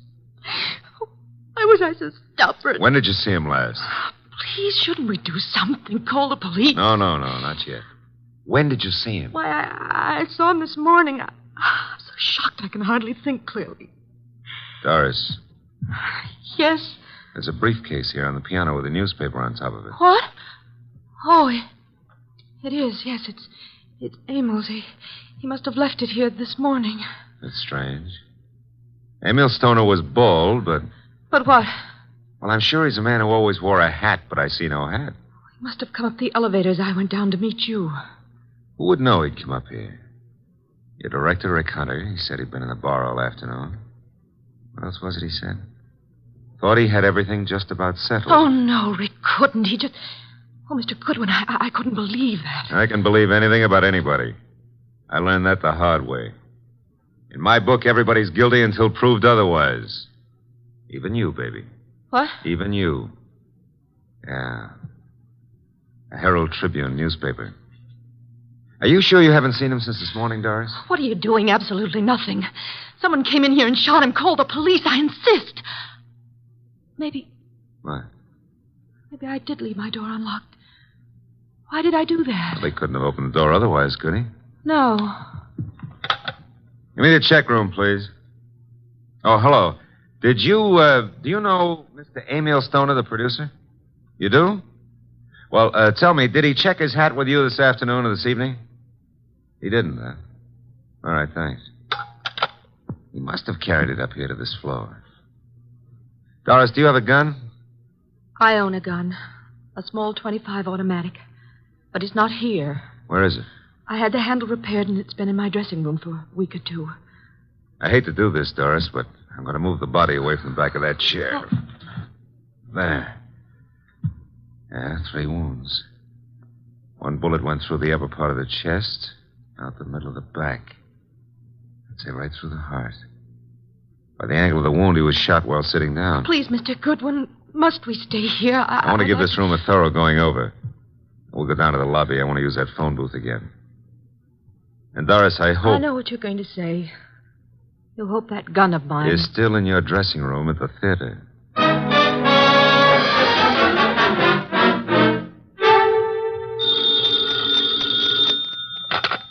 Nero Wolfe speaking. Oh, Mr. Wolfe, may I have your autograph?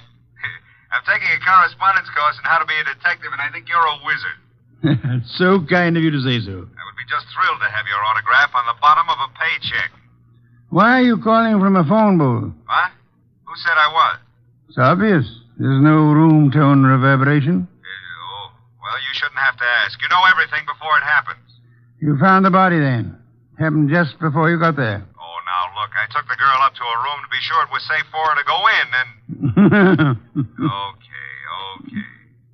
And there, sitting in a big leather chair, was Emil Stoner.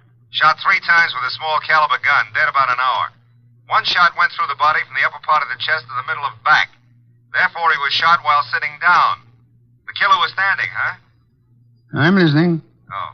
Well, his left hand was clutching a horoscope folder, and between the index and second finger of the right hand was an unlit cigarette with a monogram on it, PK.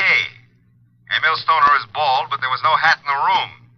However, on the piano was his briefcase, and on top of it, a 4:00 afternoon edition of the Herald Tribune. Better look in the briefcase, Archie. No weapon? No weapon. But Doris Murray says she owns a .25 caliber automatic, and it's in her dressing room at the theater. Also, she claims she hadn't seen Stoner since this morning. You found no empty shells about the floor? None. What did you do with the bullet? What bullet? The one which passed through his chest and lodged in the back of the leather chair. Are you there? Boss, I'm a very stupid fella. Stop bragging. The bullet. Boss, there ain't no hole in the back of that chair. I just realized it. Maybe he was standing up. Then the killer must have been on stilts. Archie, let us pretend, only pretend, that you're very observant. Now proceed to Paula Kenyon's apartment, just down the hall, you said, and see what she knows without divulging the fact that Stoner is dead, and look sharp. My gears must be slipping. Archie, do you know what great event will be celebrated tomorrow? Yeah, my birthday. What'd you get me? Cuthbert's correspondence detective course in 4 easy lessons. Bye.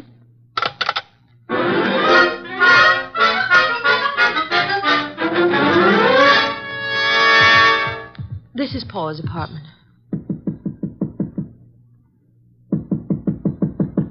No answer. Let's see if it's open. Oh, there's no one in sight. Come on in. Now, look, if anyone walks in on us, we found the door open and we just came in to wait, huh? Which is the truth, isn't it? Yeah, that's right. Oh. Here on the desk we have a stack of horoscopes, Doris. And a box of Paula's monogrammed cigarettes. Mr. Goodwin. Huh? This is Emil's gray fedora hat. Then he was in this apartment this afternoon. What are you staring at? Oh, small pearl-handled automatic. Yes. .25 caliber. Yeah, it's been fired very recently. We won't touch it now. Does it look like yours? Archie, it is mine. Your initials? I found old Jenkins, the stage doorman at the theater, to look in my dressing room, and... well, my gun isn't there. Did you leave the gun out in plain view in the dressing room? Yes, for several days anyway. Then I put it behind the mirror. I suppose many people have seen it then. I'm sure. I hope, Doris, that your fingerprints are not the only ones on that gun. If they use my gun to shoot him in my apartment, why would they bring the gun back here and leave it in plain Well, sight? maybe they didn't do it just that way. No? His hat's here, the gun is here, and yet he's dead in your apartment. How can you answer that? Well, maybe he was sitting here waiting for Paula, and someone called him out and over to your place and shot him. That's no good. Doesn't make sense.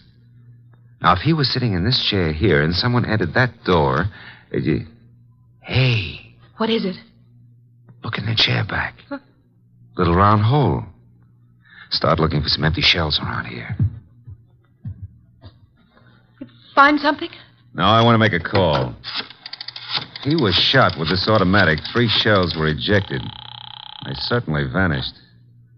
Nero Wolfe speaking? Archie, I'm at Paula Kenyon's. She's not here. Found his hat, a stack of horoscopes on the desk, box of monogrammed cigarettes, a .25 automatic which belongs to Miss Moray, recently fired, but not an empty shell in sight. No blood. but a single small hole in the back of the chair near the desk. Doris Murray is with me. I will call Inspector Kramer now about the body and have ballistics check the bullets with the gun. The bullet in the chair back? Did you find anything of particular importance in Emil Stoner's briefcase? Yes, I found... Never mind. Bring the girl here at once. Okay, boss. Say, don't you think I'd better wait for Paula Kenyon? Uh-oh, here she is. Bye. Bring her along, too, if you can. Goodbye. Hello, Paula. Well, Doris, what are you doing here? I wasn't aware that I left the door unlocked. Seems to be contagious this evening. I left mine unlocked, too. Hello, Dave. Miss Kenyon, Mr. Goodwin. Hello, Doris. Hello. Archie, this is Dave Banning, the playwright. How are you, Mr. Banning? How do you do? I've heard all about your new play, and I wanted to meet you.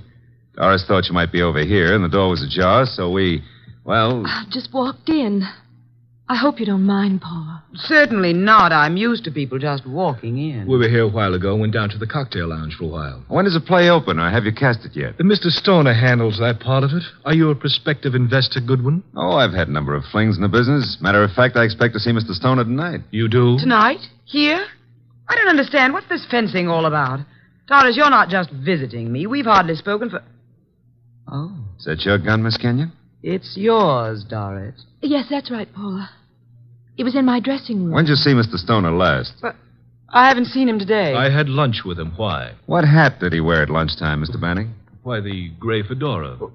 How did it get here? That's Emil's. What is this? What are you two doing here? Where is Emil? Come on, cut out the melodramatics. Mr. Stoner is dead. He's what? Paula. And without any further explanation, I shall have to ask you to accompany me downtown. Police? If you will, please.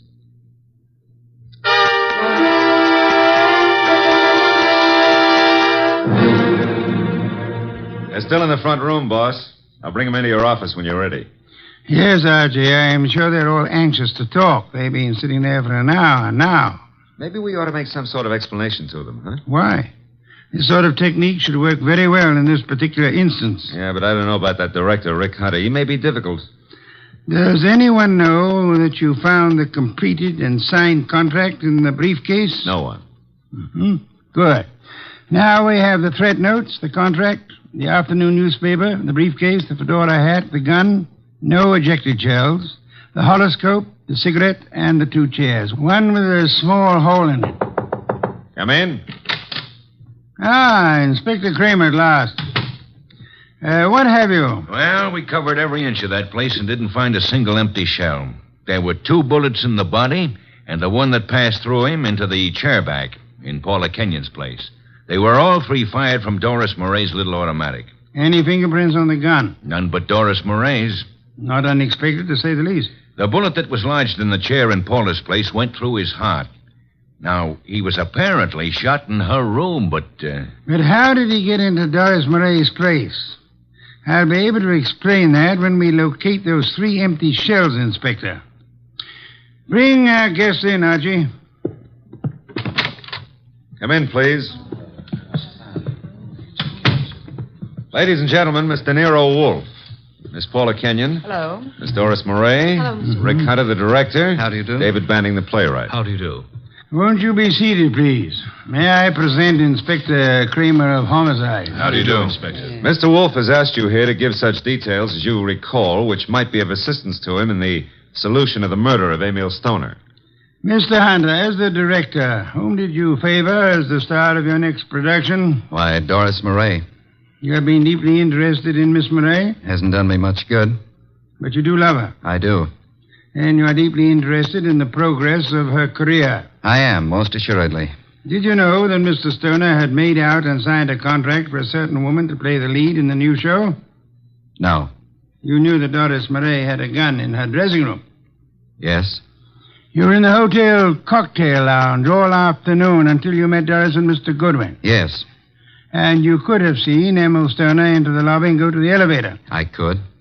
Could you prove that you never left the cocktail lounge until you met Doris and Archie? Maybe not.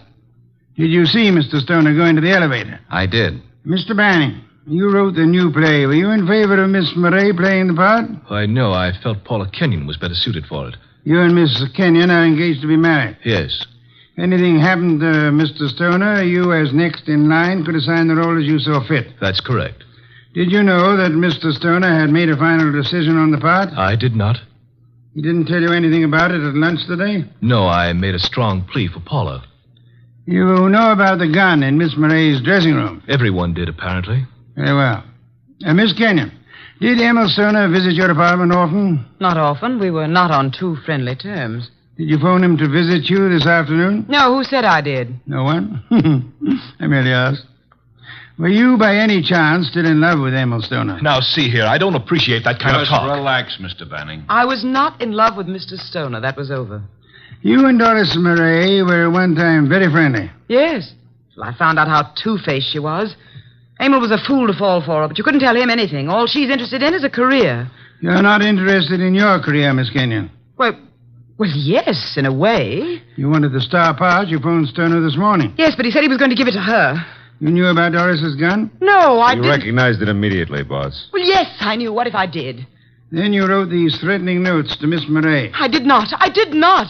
You didn't know the contract had already been signed? No. Then you still had a motive to kill him. I wrote those notes. She had nothing to do with it. You can check them on my typewriter. We know, Mr. Banning. We've already done that. I know how it looks, but Paula didn't do it. I knew he was coming to her place. I called him. I knew Paula was out. I did it. If so, what did you do with the ejected shells? I threw them away. How many? 3. Oh, no, David, please don't. I don't believe you, Mr. Banning.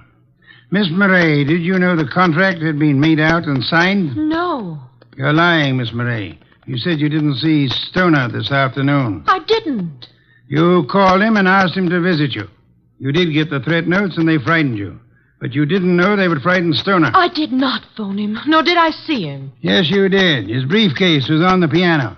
And he was there in the late afternoon because he brought with him a 4 o'clock edition of the Herald Tribune. What if he was there?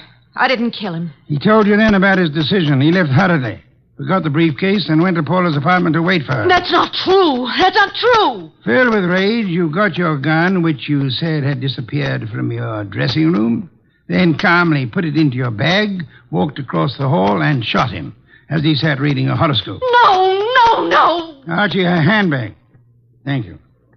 Notice, I run my finger through a hole in the corner. She fired through the bag. And see, 3 empty shells. No. And here's the contract made out to Paula Kenyon.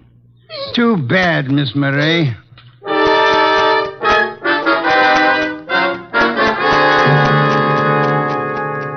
Well, that's a good day's work, boss. Some beer, Archie. Right. Say, tell me, how did Stoner, if he was shot in Paula's room, get back to Doris's room? She couldn't carry him. Oh, now, Archie, that's not too difficult. He walked. Shot through the heart? Impossible. That's a fallacy, Archie. Official medical records show that people have walked a block in such instances. No wonder Doris was so shocked when she saw him back in her room. The shooting took place after she called us, and it seemed unbelievable that anyone would leave the gun and not the ejected shells. Ergo, the gun must have been concealed when fired. Yeah. Paula would have no reason to do that, because she was in her own apartment. And these men are not the type who would have fired through their coats. And Doris, before she started down the hall, would naturally conceal the gun, huh? In her handbag. Where else? Boss, midnight. It's another day. I'm a year older. Yes. Cuthbert's correspondence detective course in 4 easy lessons. Happy birthday, Archie.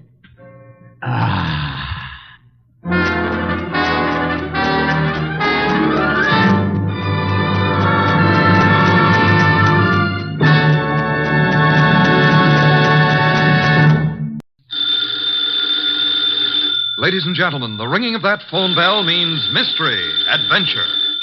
Nero Wolfe's office, Archie Goodwin speaking. What? You're expecting Mr. Wolfe at your place in 3 hours? Your place is where?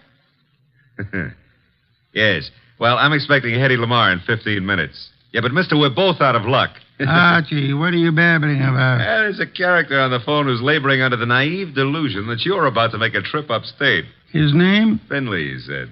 In that case, he's quite correct. Yeah, he's quite yes, Mr. Finley. Mr. Wolfe will be there. Yeah, goodbye. I shall need some beer, Archie. The bottle opener's in the right-hand drawer. Thank you. What one of us needs is a psychiatrist. You're voluntarily leaving your happy home, exposing yourself to the elements, entrusting your only life to a savage automobile? I am. Oh. Somebody's offered you the United States Treasury, huh? Mr. Finley happens to grow orchids. Among them, he has developed a plant possessing spurred labilli. I have an opportunity to purchase a couple of the plants, therefore... I don't believe it.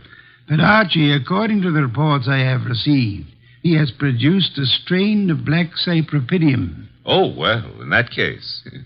But, Mr. Wolfe, while it's true that black may be the color of your true love's hair, it is also true that black is the color of funerals.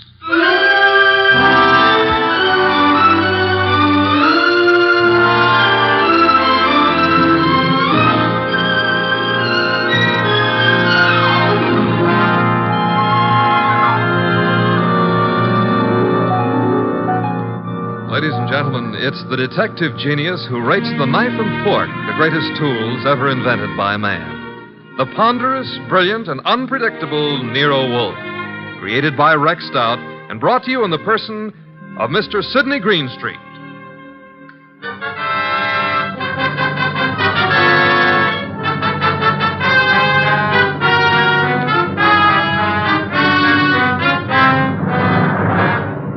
The beginning of the case of the Phantom Fingers actually had nothing to do with black orchids. The first act was played in an old house at the end of an old dirt road. It was short and simple. As short as life. And as simple as murder. Joe, I didn't believe the letters I got. Didn't believe them until now. I've been a lonely man. No wife, children. Joe, it was all coming to you after I died. There was no need for you to steal from me. All you had to do was wait. Joe, that gun. Put it down. No.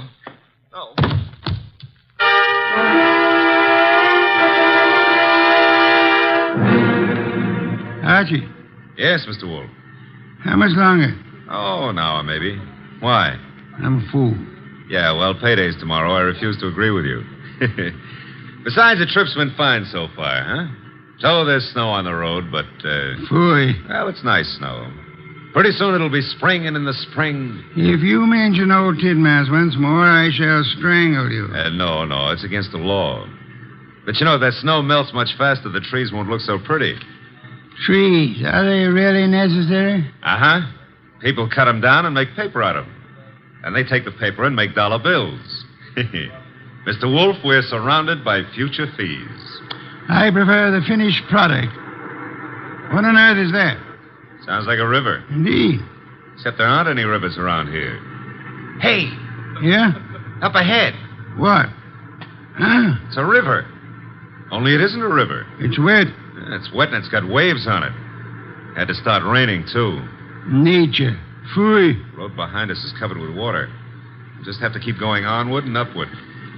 Would you like to recite Excelsior to me? Why, sure. Shades of night were falling fast when through an alpine village passed... An idiot of your caliber, no doubt. Oh. That infernal engine has died. No, the road dips up ahead. And where it dips, there's a junior Mississippi growing up. Splendid. Not so splendid. We can't go back and we can't go forward. Why not? They didn't build this model to swim. No foresight. What do we do now? Well, we could abandon the car and, Walk, are you mad? Are you seriously suggesting I indulge in a foot race with the flood? Yeah, well, not seriously, but, Oh, you've decided to give the car a swimming lesson? No.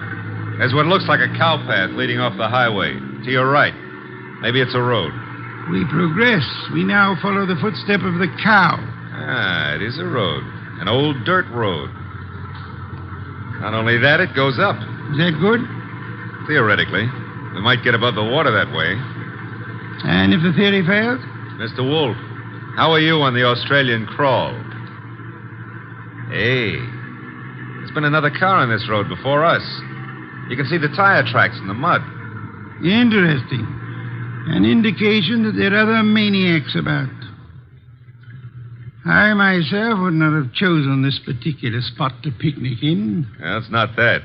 There's somebody lying on the road. People have peculiar habits. Ignore him and drive on. Hold on a moment.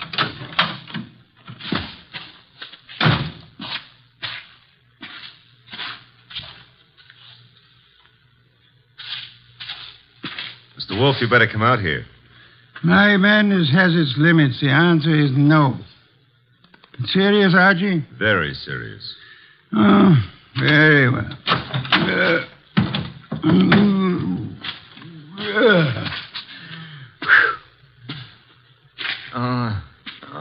Good heavens. Yeah, still alive, but... The man's been shot. He's mumbling. Joe. He's yelling for Joe. Be still.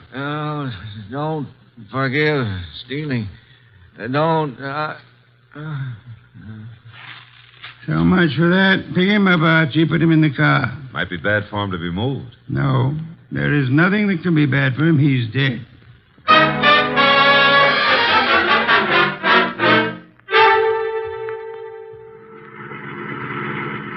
Is this blasted road leading anywhere, Archie? Well, seems to be a clearing up ahead. Maybe... Hey, it's a house. Splendid. I'm not so sure. It's perched up on top of a cliff, surrounded on three sides by nothing.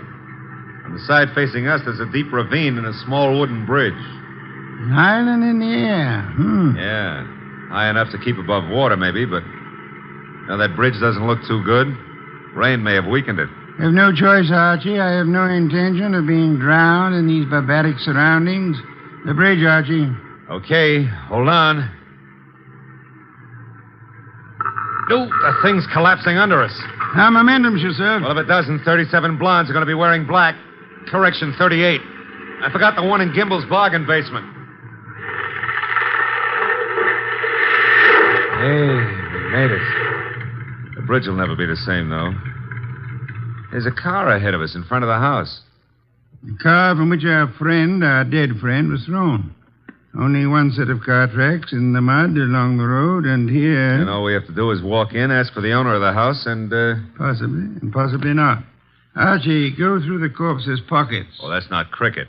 Yeah, all right. I'm going through. There's not much on him. Handkerchief, silver, driver's license. The name was, James Miller. Address Garner Lane. Walden. Now, I've got an idea this is Garner Lane, Mr. Wolfe.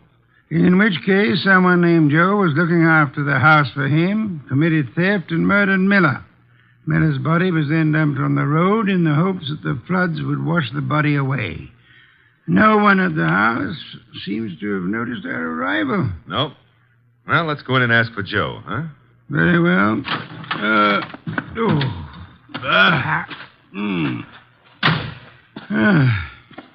Hard. With the bridge down, there's absolutely no way of getting on or off this place. Except for a mountain goat. I don't know any mountain goats. I used to know a plain goat once, though. Indeed. He ran at the 5th at Jamaica. Stop maundering. I never maundered. Also, I never win bets on horse races. That's why I continue to work for you. That is also why you had better ring the doorbell. Okay. Nobody's going to break a leg rushing to open the door. I suppose you try it. I have had more than enough of the weather. Is that polite? Besides, the killer may have some more bullets in that gun. Are you afraid? Sure. Fooey, the door, Archie. But old Dr. Tidmouse would say... Well, never mind. Hey, somebody was careless leaving the door open like that. On the other hand, has a spider ever shut its web? The answer is no. Are we flies? Yes. Out of my way, Archie. There are lights up ahead. Must be the living room. Excuse me. Sure. You're excused. Do you live here, sir? Do we... No, don't you? Of course not. This is very strange. I came out to see the people who live here, or the person. I found the door open and no one about. I've been sitting in this corner now for a long time. Oh, it's a pity no one offered you a plum pie. Then you could have stuck in your thumb. You saw no one enter, sir? No one at all. I didn't want to go any further. It would have seemed like prying. Perhaps you had better come along with us. Well, all right.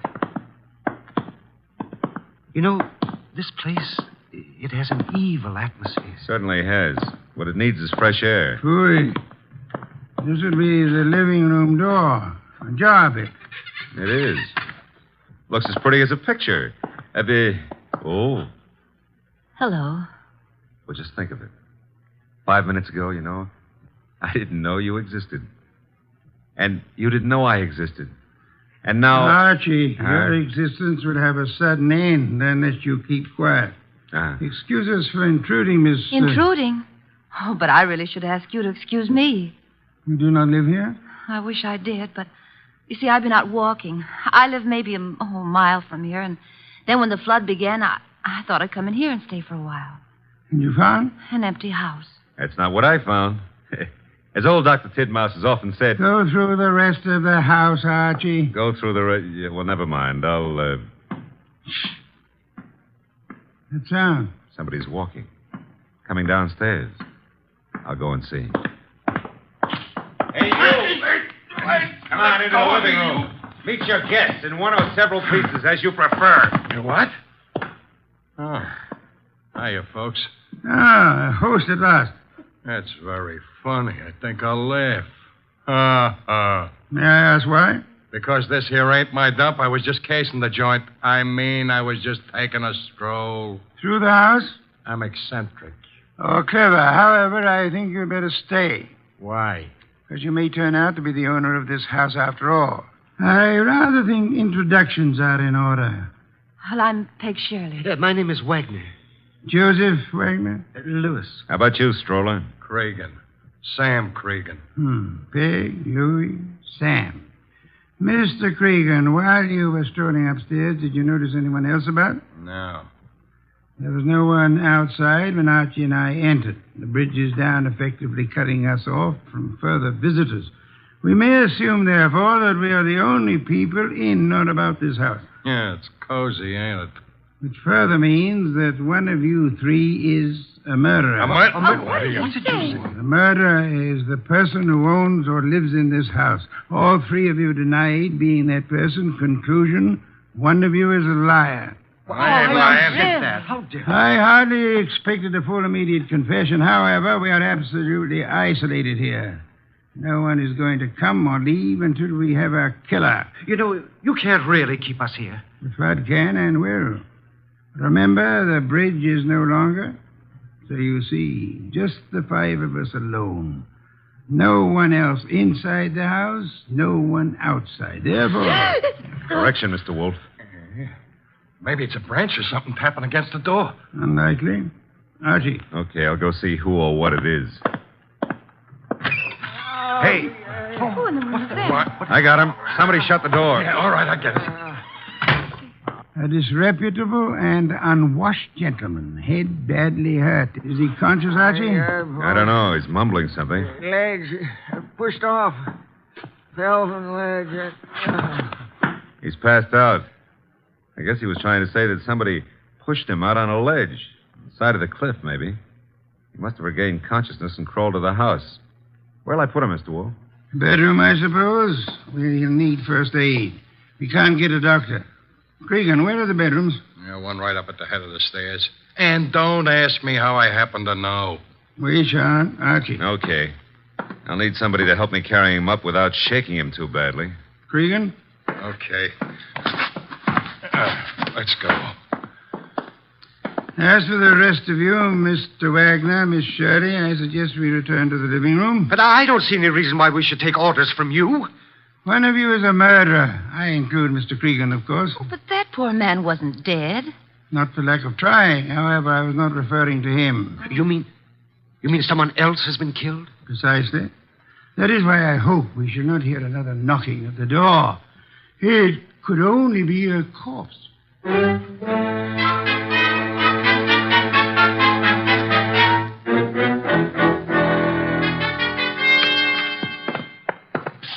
Archie. And Cregan. Yeah. The injured man? Still out. Probably got a concussion.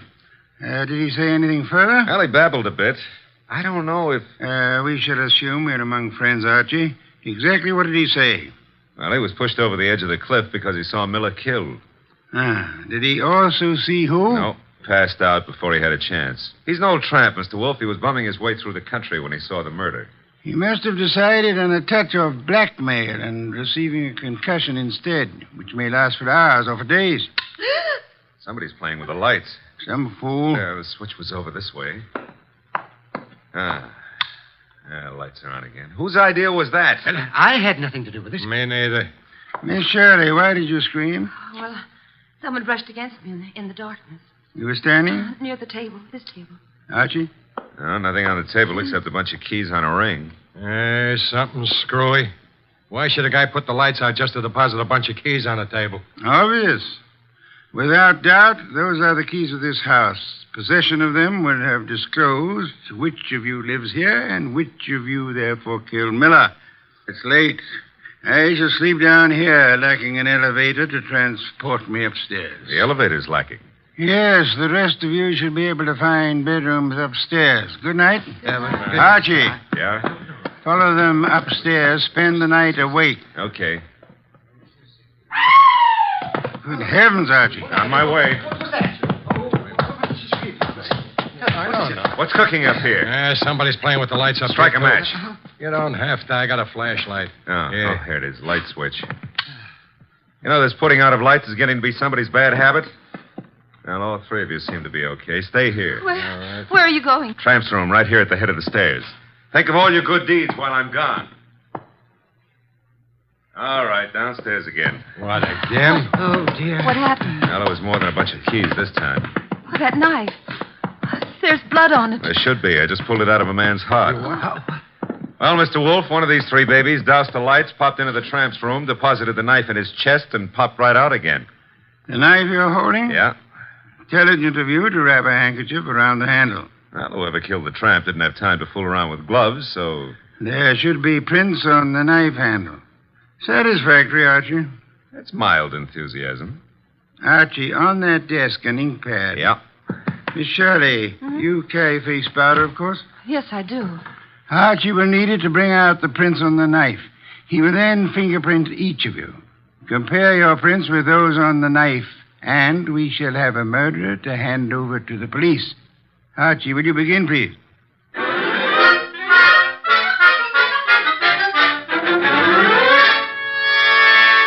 Here they are, Mr. Wolfe.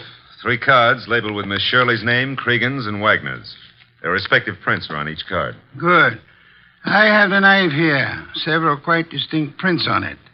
It should be child's play to, Archie. Yeah? Take your own prints and mine. What? Do as I say quickly. Yes, sir. All right, give me your thumb. Thank you. That's it. Now mine. Thank me. That's it. There's something wrong. Something wrong and deadly loose in this house tonight. Well, there's a card with your prints and mine. Thank you. Now you got 5 cards altogether. So I have. Archie. What now? Take the ink pad and a fresh card with you.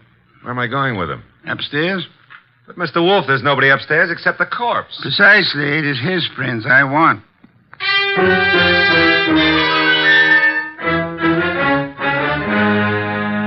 This is so ridiculous. It's over with. Tired of it. Archie? Yeah, I got the dead man's prints. Will all of you please sit? All right, but it's... Good heavens, young woman. Be careful. We want no accidents. Sorry, I caught my high heels in the rug. Archie, the card with the corpse's prints on it. Yes, sir. Thank you. You know, I've had quite enough of this nonsense. Have you, Mr. Wagner? Yeah, and so have I, Mr. Wolfe. Also, I don't think you know what you're doing. Perhaps not. However, I have something rather interesting to tell all of you. There is no one in this house besides yourselves, except, of course, for the dead man upstairs. There is no one on the rock on which this house stands, except for another dead man in our car. Look, we already know all that. Bear with me. We may rule out secret passages, unusual hiding places, or anything of that esoteric and childish nature. We may also rest assured that no one has come to or left this house or rock within the last few hours. Well, that means we're kind of hermetically sealed here, huh? Meaning also that whoever was here when the tramp was killed is still here. Still here in this room. Correct, Archie. Now then, I have checked the dead tramp's prints against those on the knife. Theoretically, suicide was possible. However, the prints do not match. That guy was in no condition to kill himself anyway. True. Then I checked Archie's prints and mine against those on the knife. No similarity. Oh, but no one suspected either of you. Thank you, but I had to be thorough. That left only the 3 of you. I compared your cards and the prints on them with the prints on the handle of the knife. And? I want you to remember one thing very clearly. We are the only living people in this house or on this rock of land. No tricks are possible and may be ruled out. All right, so what? This. The prints on the handle of the knife that pierced the heart of the man upstairs do not match his prints or the prints of anyone in this room. Mine wouldn't match. Would you mind saying that again? He doesn't have to. And those cards, Mr. Wolfe, has the prints of everybody here. And yet none of them match the prints on the knife handle. But, well, in that case, who or what killed him? Why, there must be someone else in the house. I give you my word there is not. Hey, you thinking about ghosts or something? Ghosts never leave fingerprints.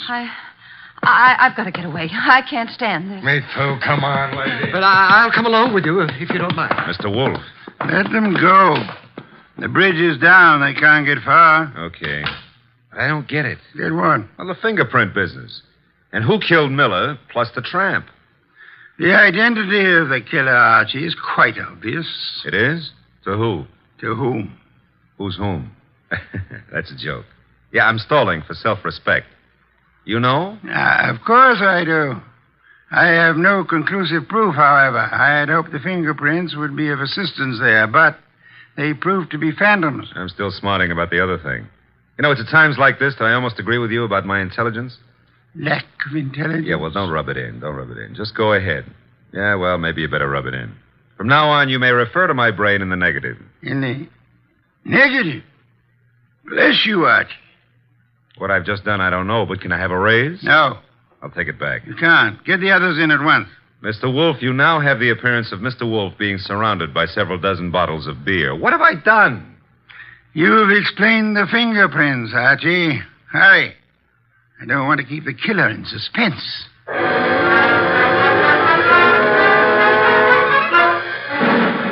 I don't care. No, I'm very nervous. I don't like this. Archie. They're all here. Yes, but they're all making a noise. Stop them. Miss Shirley, Mr. Cregan, Mr. Wagner, will you please shut... Mr. Wolfe, they have. Thank you, Archie. Now then, I have known for some little time which of you killed the tramp and Miller. I lack proof, however. And you have it now? I will admit for a while I was flummoxed by the negative evidence of the fingerprints. They seem to indicate that the tramp was murdered by a phantom. However, the word negative itself has solved the minor problem. Minor to who? To whom? Never mind. Shh. Archie, what is the salient feature of a film negative? Well, I suppose it's the fact that the darks are light and the lights are dark. Huh? Precisely. A reversal, then, of the actual appearances. Now, are there any similarities between filmed images and fingerprints? Oh, in a way. You could call the whorls and hollows that determine the individual characteristics of a fingerprint the lights and darks, huh? You could. I shall. Miss Shirley, would you help in an experiment? Well, of course. Thank you. Archie, I want you to take Miss Shirley's fingerprints once again. Okay. Pad and card. Here you are, Miss Shirley. All right. Archie, quick. Huh? Grab her arm. I got it. Well, usually I don't have to be coached, but... Let go of me. What are you trying to do? Miss Shirley, you already had pressed your fingers on the ink pad once. Why were you about to do it a second time? Well, I just wanted to make a better impression. Phooey. Archie, wipe some of the ink off her fingers. Oh, but then it won't be any good. It'll be very good, Archie. I've done it. And take the print. No, let go of me. Maybe. I never hurt women if I can help it, but right now I won't be able to help it. Mr. Wolfe wants your prints all over again, so down on the nice white card. No. There, thanks. Will you let me have that card now, Archie? Sure. In the meanwhile, hold on to Miss Shirley. A pleasure. Indeed? Would you continue to think so, Archie, if I told you that Miss Shirley's first name is not Peg, but happens to be Josephine, for which the diminutive is Joe?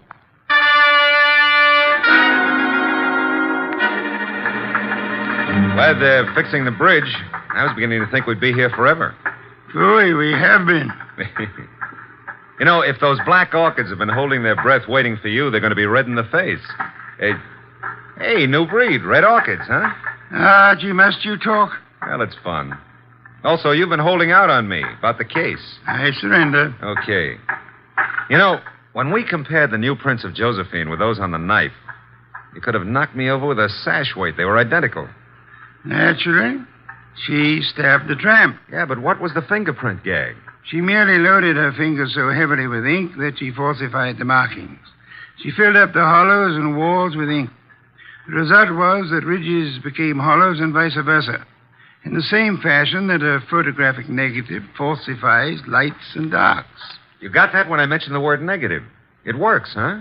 Try it sometime. Yeah, the very next bank I robbed. But you said you knew who killed Miller and the tramp even before you exposed the fingerprint gimmick. How? We knew Miller's murderer lived in this house.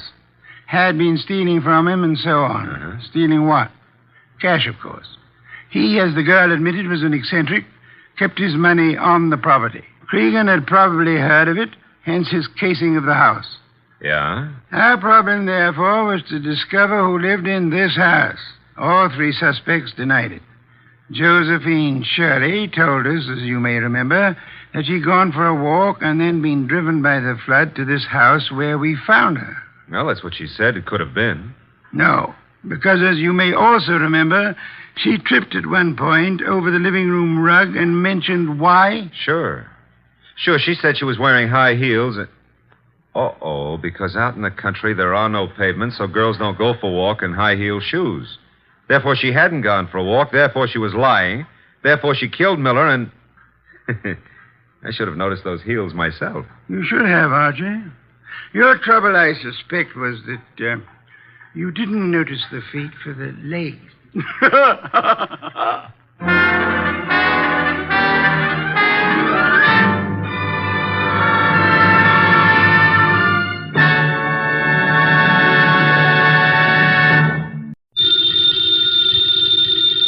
Ladies and gentlemen, the ringing of that phone bell means mystery, adventure. Nero Wolfe's office, Archie Goodwin speaking. Mr. Wolfe?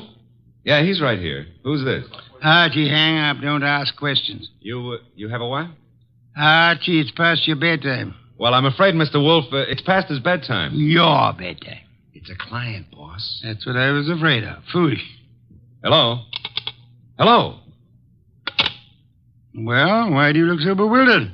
He's coming right over. He says he's got a date with murder.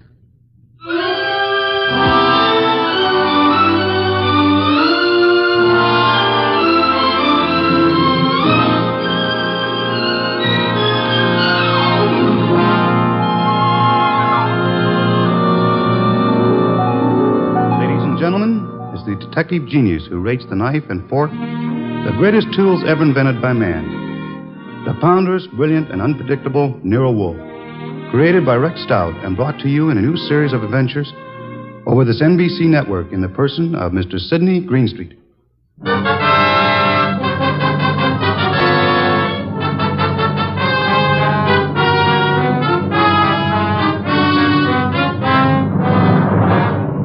Tonight's story, The Case of the Calculated Risk, was as strange and baffling as any Nero Wolfe had to deal with.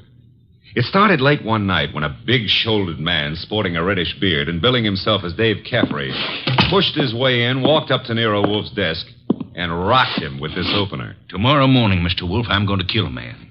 I beg your pardon, sir? I'm going to kill a man with these two hands.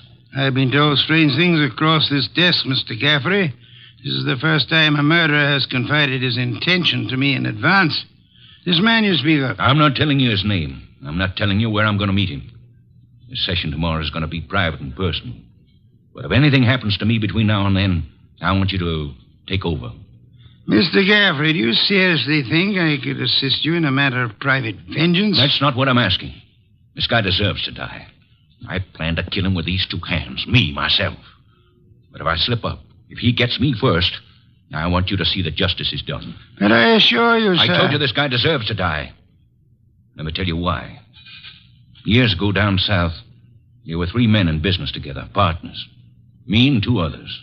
Your notebook, Archie, if Mr. Caffrey doesn't mind. You're wasting your time, Wolf. The names I'll use will be phony. I won't give you anything you can check back on. We'll take our chance, sir. Please proceed. It happened in a town about 40 miles from the place where we had our business. We'd gone there to collect some money, the three of us. Carl, Mitch, and me. Dave Caffrey. But all we collected was bad news. So bad that Carl hadn't even given our right names at the hotel. Said he was scared some of our creditors would come hitting up on us for what we owed. 3 of us had some drinks, and we'd been pacing around for nearly an hour. I can still remember the way Mitch stood and looked at me. And then up at Carl, when Carl suddenly pulled to a stop and came out with this idea of his. So, Dave, you got 6,000 cash on hand. You counted it, Mitch. Well, didn't we make it 6240, Carl? Whichever. We've got this 6,000 odd, plus some slow accounts receivable against debts of 38,000. With 3 of us trying to live from the business, we haven't got a chance. Well, we ain't got much of a one, Carl, but... It's hopeless, Dave. With 2 partners, though. 2 partners? You reckon on pulling out, Carl? I say we cut cards for it, Mitch. Low man drops out. Break up the partnership? After sticking together all these Now, years? wait a minute, Dave. Wait a minute. Maybe Carl's right. Maybe this could work. Carl, you mean the low man drops out clean? Right now? Right now, Mitch. Other 2 to take over assets and debts and see if they can get this thing back in the black. Okay, Carl. Get the cards out. Dave? Well, that's what you guys want. Okay, then. Here's a new deck. Shuffle them, Mitch. All shuffled. Cut them, Dave. Go ahead, Mitch. You get first pick. Spread them if you like. Here goes. 6. Your turn, Dave. Okay. 9 of clubs. Lucky guy, Dave. That puts you in whatever Carl pulls. I'll pull it fast. There she is. Denise. Sorry, Mitch. That leaves you elected. Well, Mitch, I'm sorry, too. I guess we all had a fair whack at it, but... Hey, wait a minute. Let me see that ace again, Carl. Easy, Mitch. I said I was sorry, Look, but... Dave. Yeah, what is it, Mitch? All the aces are marked.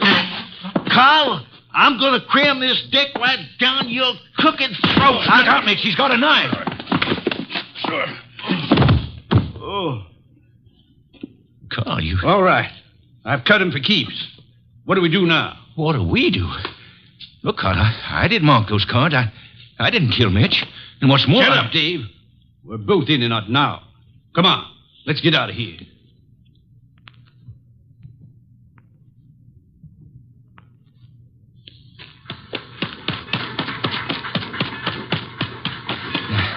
Now what, Carl? Look, Dave, this is where we split up. 2 men together, easy to trace. You head one way, I go the other. Yeah, but the dough, I got no money. Here, I'll split up the 6,000. This is your head. Here, stick the envelope in your pocket. Now, grab that tray. Get set. I'll catch the next one going the other way. Get going, Dave.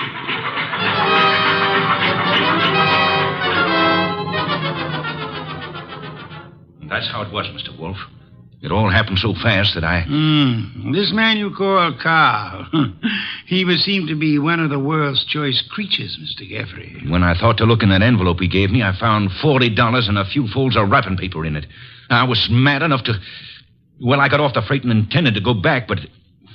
Then I picked up a paper. And read all about the murder of your friend Mitch with the statement that Carl had accused you of the crime and that the police believed him in view of your escape. That's it. Classical, but not at all original. Well, I was young then and stupid. And I'd had those drinks to start with. And you spent the intervening years hunting down the man Carl, am I correct? Yeah. I tramped the country from east to west, from north to south. Tramped it for years, searching for him. And yesterday I located him. He's a big wheel these days up on that 37th floor of his. But tomorrow when I get... Yes, Mr. Caffrey, the 37th floor of... Never mind what building. Now, wait a minute, Caffrey. If you expect Mr. Wolfe to help you... I don't want him to help me. I'll help myself. But if I slip up, I know Wolfe's reputation well enough to know that he'll never rest till this rotten, chiseling murderer is sitting in the chair. That's why I've come here. Just to provide a backstop in case my dear friend of long ago manages to get the best of me. How will we know? You see this envelope? Read what it says. Nero Wolfe, 601 West 35th Street, New York. Delivered to him in case of my death. That's right. And this envelope is $500. Nearly all I've got in the world. Along with it, the full details on that knifing. Real names, dates. The proof you'll need in case I don't finish it up. Go on. Tonight, Mr. Wolfe, I'm going to give this envelope to the manager of the hotel where I'm stopping. I'm calling on, well, Carl. Tomorrow at noon, right after his secretary goes to lunch. If I'm not back in my hotel at 1 o'clock tomorrow afternoon, the hotel manager will deliver this envelope to you. Is that clear? Perfectly. But you don't think I'm going to allow you to go through with this wire plan, do you? You can't stop me. And don't have Goodwin follow me. I'd lose him in 2 blocks. Good night. Shall I try to tail him, boss? It's no use, Archie. Get Inspector Kramer on the phone at once. I want the police to help us head off this murder.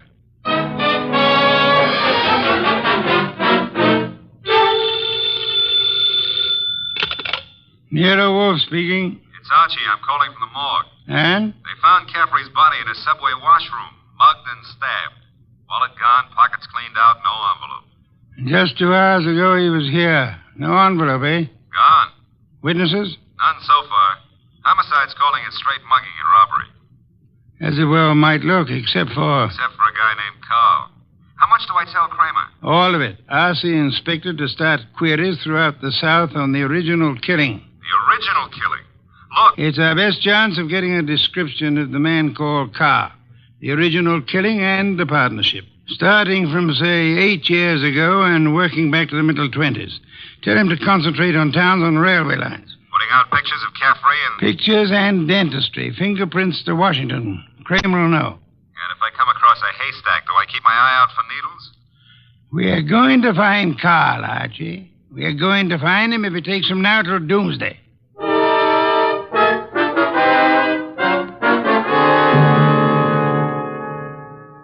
Mr. Wolfe, let's face it, we're licked. Licked, Archie? 3 days now. We found Caffrey's hotel here in New York. No traceable phone calls. Not a witness has turned up on that subway washroom party. And Kramer says he's getting nowhere with those answers from the Southland. The original story is bound to come slowly, Archie.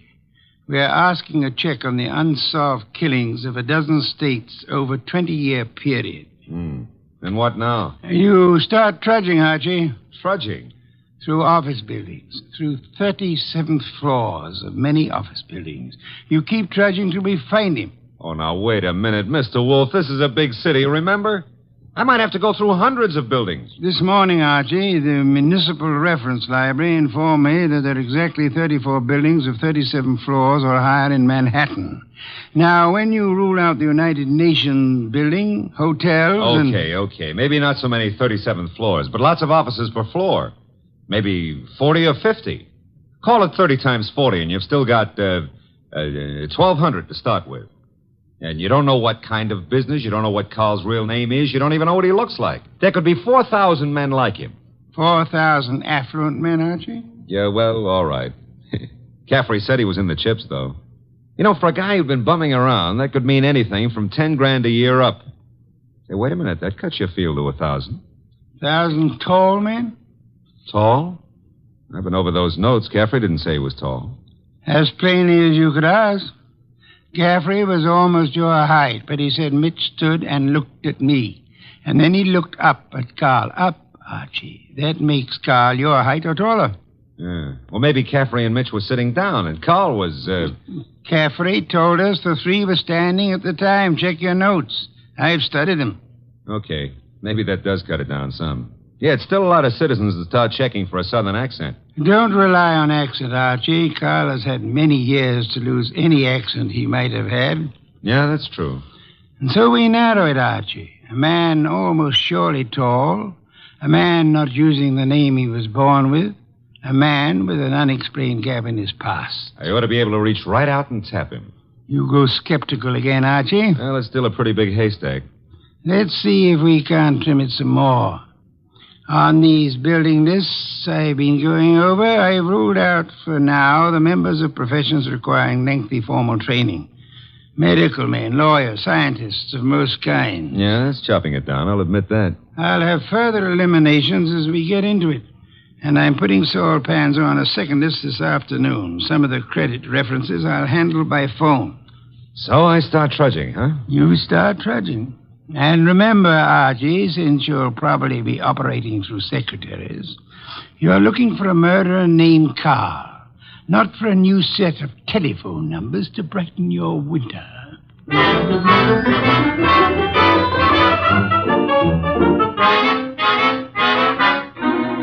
Tall?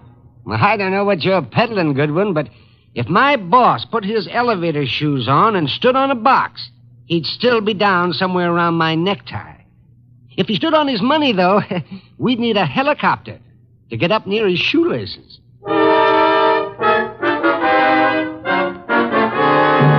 Oh, Miss Jonas, do you mind if I sit down? Why, of course not, Mr. Goodwin. Oh, thanks. You know, I've been in 12 offices on this floor, and you're the first girl who's seen the importance of this survey first crack out of the box.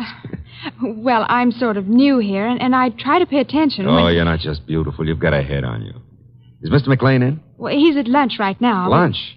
Oh, that reminds me. Know any good restaurants up this way? Well, I was just going to the downstairs drugstore myself, but I wouldn't say Well, that... come on. Put your bonnet on and let's skip the drugstore. This meal is on the Executive Resources Survey.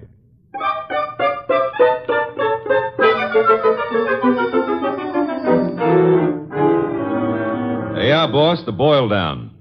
Tinsley, McLean, Fernandez, Tesreau, and Kaplan. All 5 of them tall, all 5 a little misty in the background.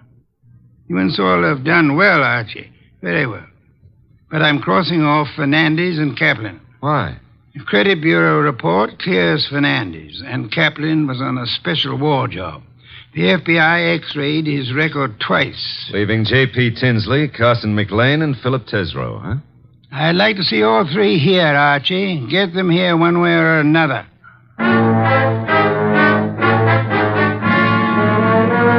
And so you do admit that Tinsley isn't your real name? Mr. Wolfe, are you a blackmailer or what? I'm a licensed private investigator, sir. Any disclosure you make will be kept in confidence, provided it doesn't touch on the case I'm engaged on. You haven't said what the case is. I don't intend to. If you prefer to explain this mysterious gap in your background at the district attorney's office... Well, I'm using the name Tinsley because I've got an undivorced first wife out on the coast. We broke up 20 years ago, but she said she'd see to it that I never married again. And she knew where I was today. Well, I don't say I'm a saint, but she's a vindictive woman. I see. May I have names, dates, and places starting 1924?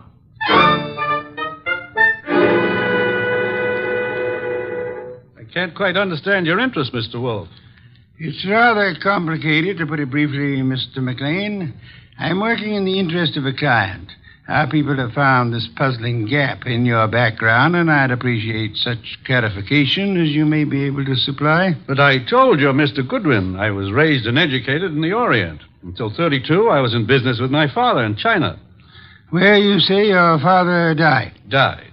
With the Depression, I returned to New York, started this importing business in a small way, weathered through the early 30s, and I think my bankers can assure you of my standing today. They've done so. Carson, McLean and Company has an excellent credit rating. Thank you, Mr. Wolfe. To switch somewhat abruptly, Mr. McLean, would you happen to remember how you spent the evening of the 19th? Of this month? Of this month? Well, I could hardly... Wait. You say the 19th. Would that have been on a Tuesday? Yes, it was Tuesday. Well, that simplifies it. I'm nearly always at the office on Tuesday nights dictating the revisions in our weekly wholesalers' lists. Let me see.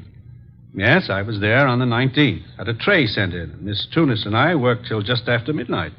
Miss Helen Tunis, the secretary Mr. Goodwin spoke of. She's been with me for 2 or 3 months. Miss Tunis can confirm this dictation on the night of the 19th? Of course.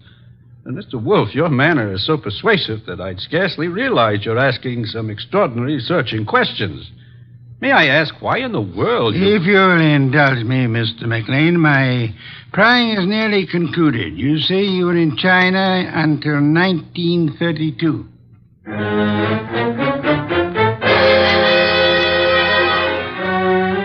Mr. Tesreau, I'll be brutally frank. We know that your name is not Tesreau.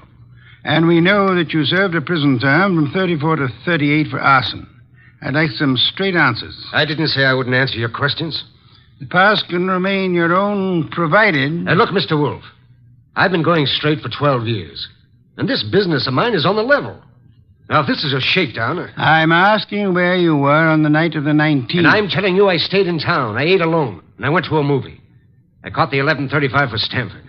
And that's all there is to it.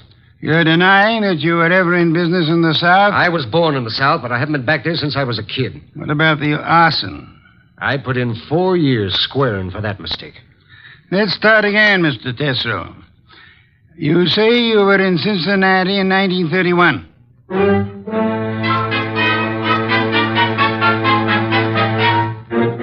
Okay, Mr. Wolfe, 3 candidates, and we're still on the 1-yard line. Our 1-yard line. Tesoro, McLean, Tinsley. No, rule out McLean. He gave references enough for those years in China. And with Helen Tunis, he's got the one firm alibi we've laid on to. Caffery was killed before midnight. With conditions as they are in the Far East, Archie, it'll be weeks before cables came back on McLean's claims. Claims? You figure the whole Chinese background's a fake?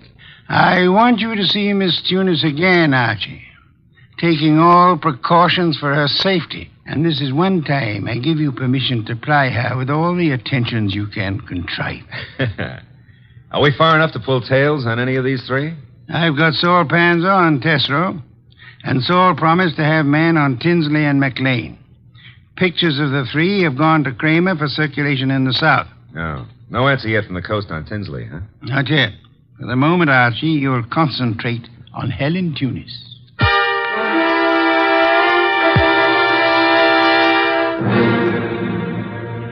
Helen, I've got to see you tonight. I'd love to, Archie. Now, look, but... Helen, I phoned you to come out in the corridor this way because I didn't want McLean to know we're talking. Do you still say you got that new mink coat on your own money? Mr. Goodwin, I don't know what right you Helen, have if you to... get 5 guys to buy you stuff, it's your business. Mr. McLean said his wife might be sent detectives around. You can go right back to your old Mrs. McLean and tell her that I... Easy, Helen, easy. He was dictating to me. You know, baby, the harder you lie, the prettier you look. But if this is a fake alibi, and if you keep propping it up, you're going to find yourself in trouble. Bad trouble. Now, how about it?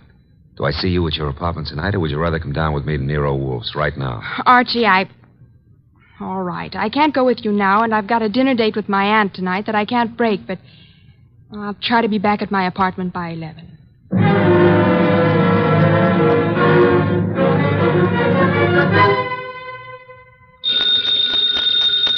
Archie! Nero Wolfe speaking. This is Archie, Mr. Wolfe. I'm at Helen Tunis' apartment. Well? I could cut my throat for not making her come with me this afternoon. Trouble? Not for her anymore, poor kid. I got here 3 minutes ago and found her strangled. Couldn't have happened more than half an hour ago. McLean. Didn't Saul Panzer say he was getting a tail on him? He was a new man, and he lost him. I should have left you on McLean, Archie. No, we were both wrong. What do you want me to do? Phone the police immediately. This is 32nd Street. I'm only 3 blocks in a job from the office. What if I come back and call from there? Come back, then. I'll phone Kramer myself. Mr. Wolfe, I'm still kicking myself for that. Look out, Archie. Too late, Mr. Wolfe. Keep coming right in, Goodwin. With your hands up. No, I wouldn't try that. McLean. And keep your hand out of that desk drawer, Wolfe. This time you're too late, McLean.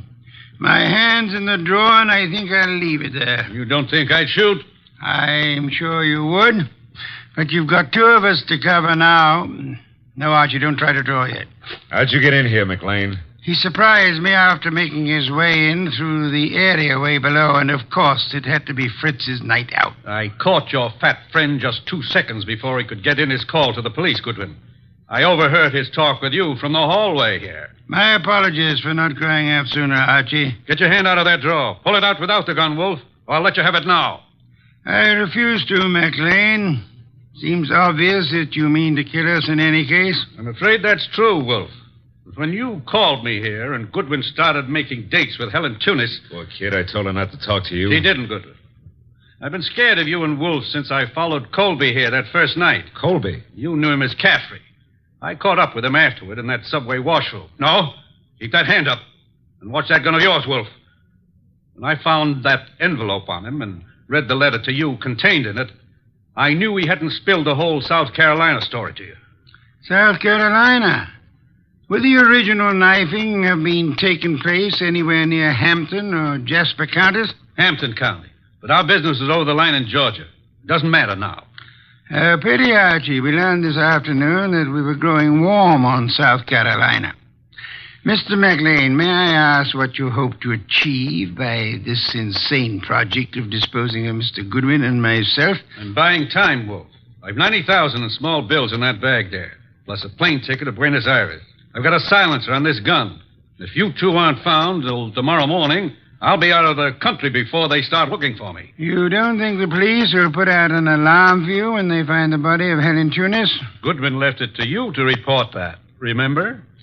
Let's remind ourselves to be prompter on reporting deaths, Archie. Starting with our own, Mr. Wolfe? Glad you can take it that way, Goodwin. You actually think you can knock the two of us off? I'm about to find out, Goodwin. One moment, McLean. You've never been a real gambler. You know that. With marked cards, of course. But you're not the man to face a sure loss now. A sure loss? The loss of your life. Within seconds after you try to pull that trigger. I told you I had a silencer. You think anyone will hear the shots? There'll be more shots than you count on. My hand's on a pistol now in this drawer, and Mr. Goodwin has a .38 in his shoulder holster. You can't shoot through the desk, and Goodwin won't get a chance to draw. You're an intelligent man, McLean. Vicious, but intelligent. May I describe the certainty of your immediate death if you don't throw that pistol on the desk and give yourself up? There are two of you, I know that, but... McLean, you must be aware that in the actual fact, exceedingly few men are killed instantly by a single shot, even from a pistol of heavy caliber. The one you hold is a .32. And it's a .45 in that drawer, McLean. I assure you, McLean, that neither of us will surrender the weapons we have. Should you start shooting, we'll both do our best to draw and keep firing till you're dead. You're stalling, Wolfe. What have I got to lose by trying for you both now? Your life? I'll correct that. The loss of some 6 or 8 weeks of your life, possibly months. Whatever the time necessary to bring you to trial and to convict you and execute you for the murders you've committed. Suppose I cancel you out and then take my chances with Goodwin. A better choice, but still a dubious one. I am fat, exceedingly fat. And for perhaps the first time in my life, I'm thoroughly grateful for that. My bulk affects the calculation, McLean. McLean, you could pull off all 7 shots and still not hit Mr. Wolfe where it counts. If you have to start, you better start on me. You exaggerate, Archie, and I thank you for the gallantry of it.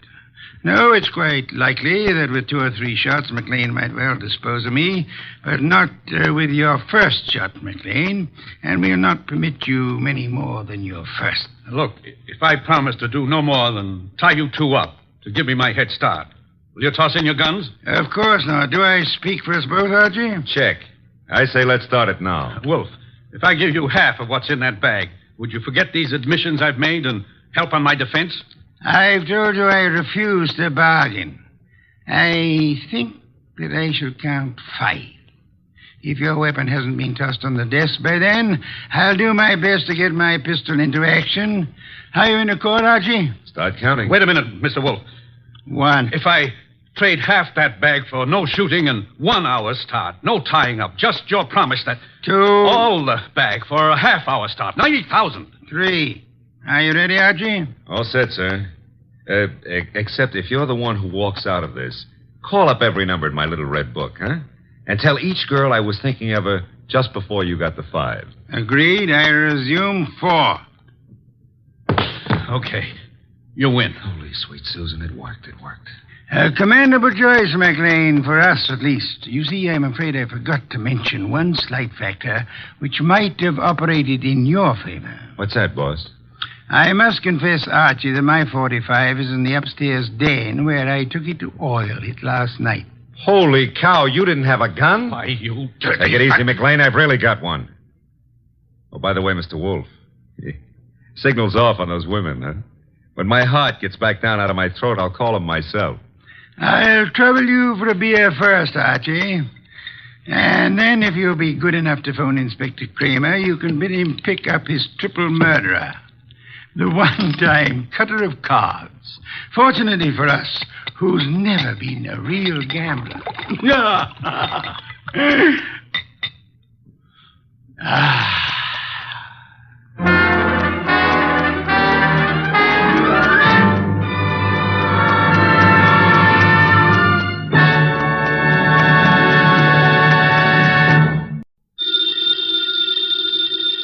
Ladies and gentlemen, the ringing of that phone bell means mystery, adventure. Nero Wolfe's office, Archie Goodwin speaking. You want Mr. Wolfe to what? Mr. Wolfe will do nothing of the sort, Archie. Mr. Wolfe is thirsty. Hold on for a moment. The bottle opener's in the left-hand drawer of your desk. Thank you, Archie. Mr. Wolfe, I've got a man named Denby on the phone. He wants you to umpire a card game. Man is insane. He's offering a fee. The answer is no. I know nothing of card games, nor do I wish to learn. Okay. Well, the answer's no, Mr. Denby. Sure, I'll ask him again. After he finishes the beer he's working on. Goodbye. People appall me. The fantasies they indulge in. Bah, what on earth made that maniac think I might consent to preside at a card game? Well, seems he expects one of the players to be death.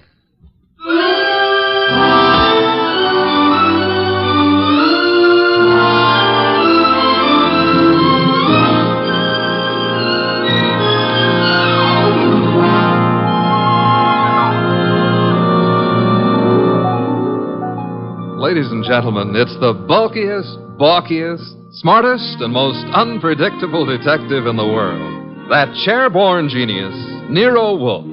Created by Rex Stout and brought to you in a new series of adventures over this NBC network in the person of Mr. Sidney Greenstreet.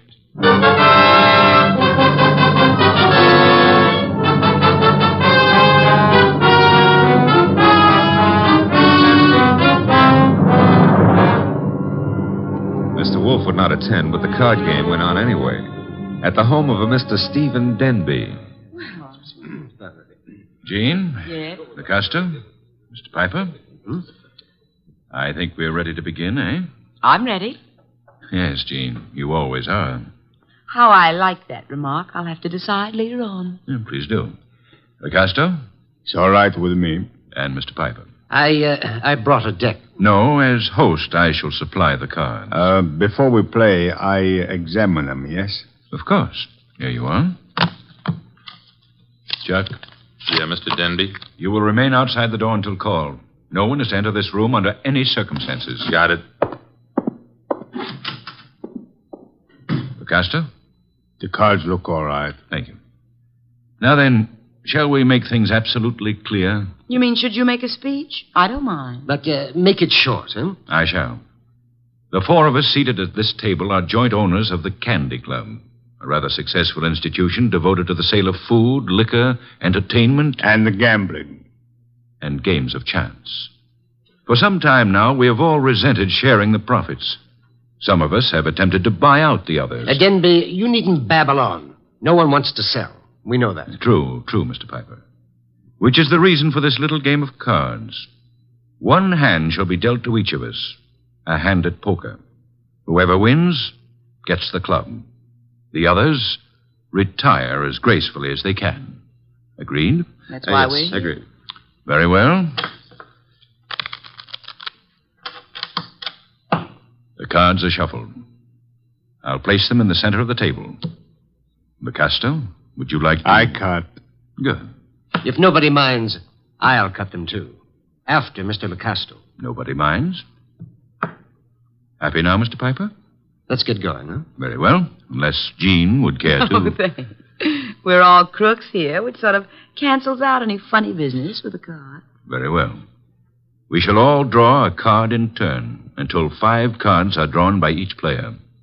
Shall we start, Jean? Sure. Augusto? Okay. Mr. Piper? Yes, of course. And myself. We just keep going in rotation. This is fun. Fun? No. There's too much money which rides on these cards. That's what makes it fun. Would you mind keeping quiet? I'm nervous. We all are, one way or another. I think we all have our 5 cards now. We all got them. Very well, then. In the same order that the cards were dealt. Jean? A pair of 3s. Augusto? Nothing. Mr. Piper? Kings. 2. The lights! Piper. Well, what?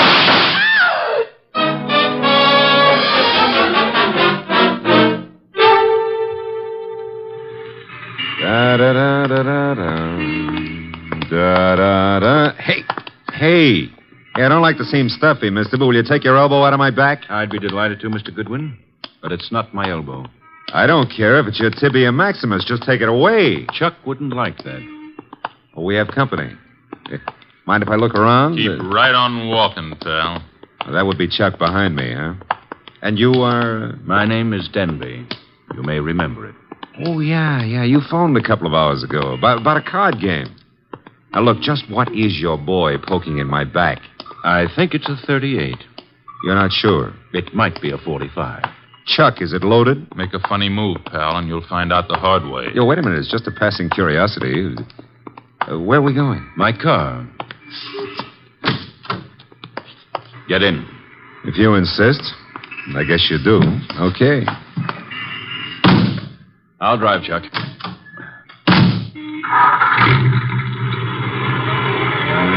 car bulletproof? No, that's hardly necessary. Chuck shoots first. Well, that's a saving, I guess. The only thing is, I hadn't figured on taking a ride. I told Mr. Wolfe I was going for a walk. He disapproved, You're but... going for a ride. Isn't that a little corny? Now, there's a minor difference. Usually the guest, shall we say, is killed at the conclusion of the ride. In this case... Let's not make the difference too minor. Huh? You will survive the ride. It's what comes afterwards that might kill you.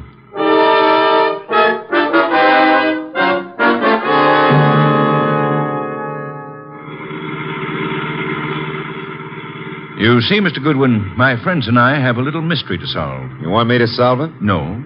We want Mr. Wolfe to solve it. In order to do so, he must leave his house and come to mine. He has to in order to find the solution quickly. Why? Neither my friends nor myself have any desire to improve our acquaintance with the police. Therefore, we want the mystery solved before the police are even called in. Hence our need for Mr. Wolfe. Hence our detaining you. Detaining is a pretty word in the circumstances. Now, this is my home, Mr. Goodwin. Oh, well, I don't like the architecture. I think I'll stay out. Get going, pal. On second thought, Mr. Denby, what makes you think Mr. Wolfe is going to leave his house and come here? You. Unless he does so, he will lose you. Forever. The door, Chuck. Okay.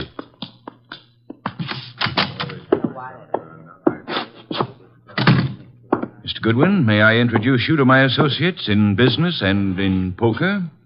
To your right, Mr. Locasto, a charming but impulsive fellow. Hello. He's only the stooge. Where's the fat fellow? In time, Locasto. The lovely lady whose back is to you is Jean.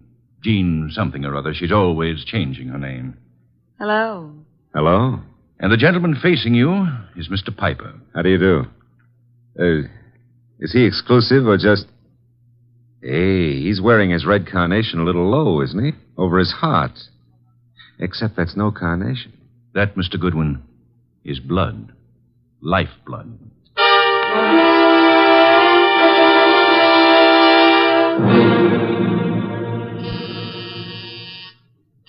Archie. Oh, Pa, he's always taking walks. Come in. The door's unlocked. Are you... Yeah, you're Wolfe. Having made a magnificent discovery, suppose you remove your hat? No, come on. I beg your pardon? Mr. Denby wants to see you. Mr. Danby can see me here. Here ain't where he wants to see you. Here, at the risk of minor monotony, is where he'll have to see me. Don't you want your boy Goodwin to keep on living? No one has ever been able to discourage him. Mr. Denby will.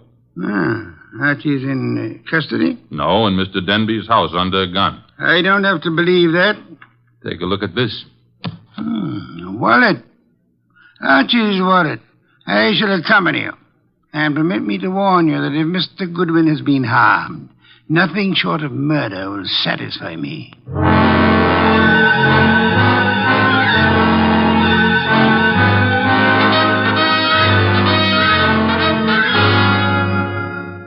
It's getting late. Wolfe isn't here yet. Maybe he doesn't worry about you, Goodwin. Well, he could have been delayed. Maybe an orchid needed a pollen transfusion or something. Besides, only the good die young. Then you must be very, very good, Archie. That remark I didn't care for. We sit here and wait for the fat one, but in the meanwhile, the police... The police will come when we notify them. But they will not like the delay we make to notify them. I say we waste time. I say the fat one will not risk coming. You say entirely too much. Is that so?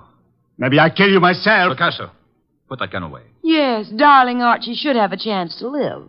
Not long if Wolfe doesn't come. Stop looking so pleased. Are you afraid to die, Archie? Yeah, well, I'm not looking forward to it. It's so final. Besides, I didn't eat a hearty dinner, and oh, the Marines have landed. Who is it? Chuck, with Nero Wolfe. Let him in. Shut the door, Chuck. Stay outside. Archie? Hello, Mr. Wolfe. Oh, am I glad to see you. I regret I cannot say the same thing. But I asked you, why couldn't you stay at home instead of taking those confounded walks? I warned you it'd be dangerous. Yeah, but Mr. Wolfe, it wasn't the fresh air that got me. It was Denby. Mr. Wolfe, I knew you wouldn't come here without some sort of pressure. I thought the method I used would be most effective. Would you really have killed Archie if I hadn't come? I would have had no choice. I would have been stuck with a witness to an unsolved murder. Suppose I cannot solve it. I should be forced to apply the same logic to two witnesses. Mm-hmm. Mr. Wolfe, you really came here to save my life, huh? Nonsense. I came here for a fee, Mr. Denby. I have a check for $1,000 already made out. Clear it up. You forget. I left my home. I traveled unprotected through the streets of this city, exposed to motor accidents, to fresh air, too. You offer me $1,000. Will $2,500 do? Barely. Archie, will you take the check? Now, I presume you want me to find who killed the gentleman at the table, the one facing me, huh? His name is Mr. Piper. The name is no importance. Will you all sit at the table in the same position you were at the time of the shooting? Of course. Jean? Picasso? Good. Now for a look at the wound. The lights, I should imagine, went out for a while when the shooting occurred. They went out? Yes. Of the three of you at the table, which one had the best motive for the murder? We all have the same motive. The club. Helpful. There was no one else in the room at the time? No one. The door? Locked, with Chuck on guard outside of it. So much for that. The windows, I notice, are closed. They were closed when the murder took place? They were closed. The window panes are all unbroken, which eliminates the possibility of the shot being fired from outside of them, unless one of them was raised and lowered. That wouldn't have been possible. The windows are secured by catches. Archie, will you check that? Okay, Mr. Wolfe. I shall for the moment assume that the windows are neither lying nor untrustworthy. Does anyone remember anything unusual occurring at the time of the shooting? Well, someone whispered Piper just before the shot. Indeed. You all heard that whisper? We heard it. Man's voice or woman? Well, I can't say. A whisper doesn't reveal much of anything. The windows weren't open, Mr. Wolfe. Which leads to... The fact that it had to be one of us in this room. But which one, Mr. Wolfe? The murder weapon. Ah, yes. Has it been moved? Nobody touched it. It's laying on the floor where it was dropped. Interesting. If you look closely, you would observe two oil spots staining the rug between the revolver and the lady's chair, indicating... who sat at the right of Mr. Piper? I did. Why? Mr. Denby. Yes? If I were you, I would turn Mr. Lecasto over to the police. You are a liar. I warned you about that gun, Lecasto. Was it necessary to shoot Mr. Lecasto? In the arm, yes. He was reaching for a gun. He'll live, however, till the police take him away. What do I tell them? You could point out the angle of the wound. As you notice, Mr. Denby, the bullet entered Mr. Piper's heart from the right. Yes, so it did. Therefore, whoever sat to his right, well, that was Lecasto. Archie, you have the check? I have it. We may as well leave. Mr. Wolfe, you're sure Lecasto shot Piper? I have indicated the evidence. The rest will be up to the jury. Come, Archie. Jean, Yes, Archie. now that my life expectancy has increased, what are you doing tomorrow night? Archie? I gotta scram. Lancaster 7583. I'll be ringing your bell. Oh, Mr. Denby, you better do something about Lucasto's arm or he won't live to be executed. You see, the executioner likes them warm before he chills them.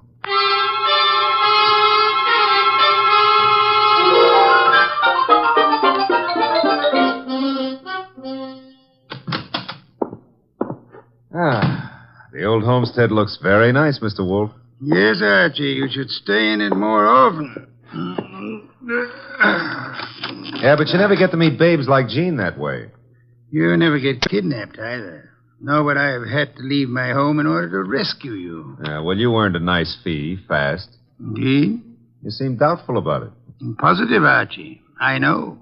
I have not as yet earned my fee. Huh? You mean Denby might not turn Lucasto over to the cops? Of course he will. The trouble is, you see, Lucasto did not murder Piper. No? He just thought a bullet in the heart might be good for Piper's rheumatism, huh? As it happens, Piper suffered from asthma. That's beside the point. Fine. Mr. Wolfe, I'm going to take it for granted that you know who did kill Piper. I'm also going to take it for granted that you won't tell me until you're ready. But why turn Lucasto over to the police? 2 reasons, Archie. First, I had no proof against the real killer. Secondly, we had to supply a scapegoat in order to be permitted to leave the Danby home. You were unarmed, helpless. Go ahead, rub it in. Nonsense. It was an interesting problem. I enjoyed it. It was, huh? Well, to me, it's still in the present tenses. Which reminds me, as old Dr. Tidmouse said, there's always a future tense. And in that future tense, Jean. No, Archie.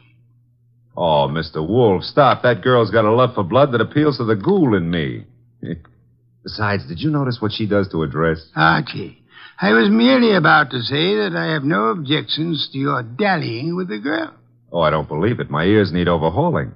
I objected only to the future tense. Why not call her now? Yeah, well, I won't pretend I understand this sudden enthusiasm on your part about my love life. Probably there's some foul, scheming motive at the bottom of it. But who am I to look a gift horse in the mouth? Now, let's see. Her number was, Lancaster 7583, of course.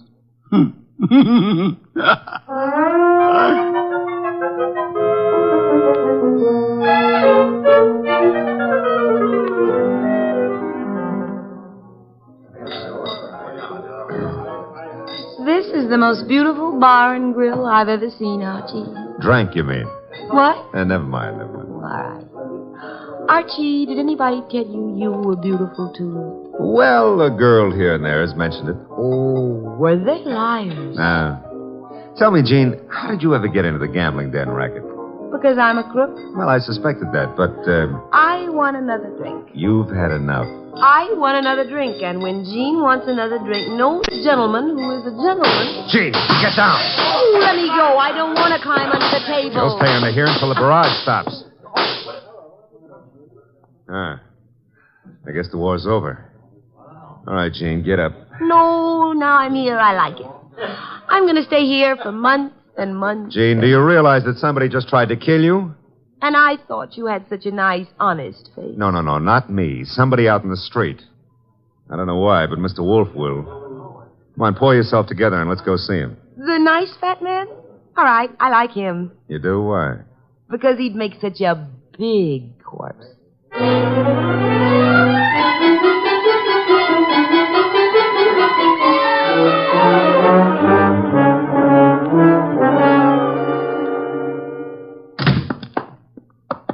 that you, Archie? Plus Jean. What made you think I wanted her here? Oh, she's one of your fans. She thinks you'd make a lovely corpse. What was the reason for bringing her here? She was shot at. Did you expect her to be? I expected her to be killed. That's why I sent you to her. It didn't occur to you I might be killed, too? It did. I was willing to take the chance. You were willing? Oh, Mr. Wolfe, Jean's a little under the weather. Splendid. In vino veritas. Watch your language. I mean that people in their cups often tell the truth. A proverb of some antiquity. Who shot at you tonight, Jean? Oh, I don't know. I didn't see. Has it occurred to you that you might just as easily have murdered Piper as not? But Lucasto killed Piper. You said so yourself. I lied. Furthermore, why the attack on you if Lucasto was the murderer? Well, I don't know. Did you also not know that Lucasto escaped from jail earlier this evening? You're making that up. Why should I? Mr. Denby turned him over to the police, but Lucasto managed to get away before being jailed. That's not cricket. Incidentally, Mr. Denby will be joining us at any moment.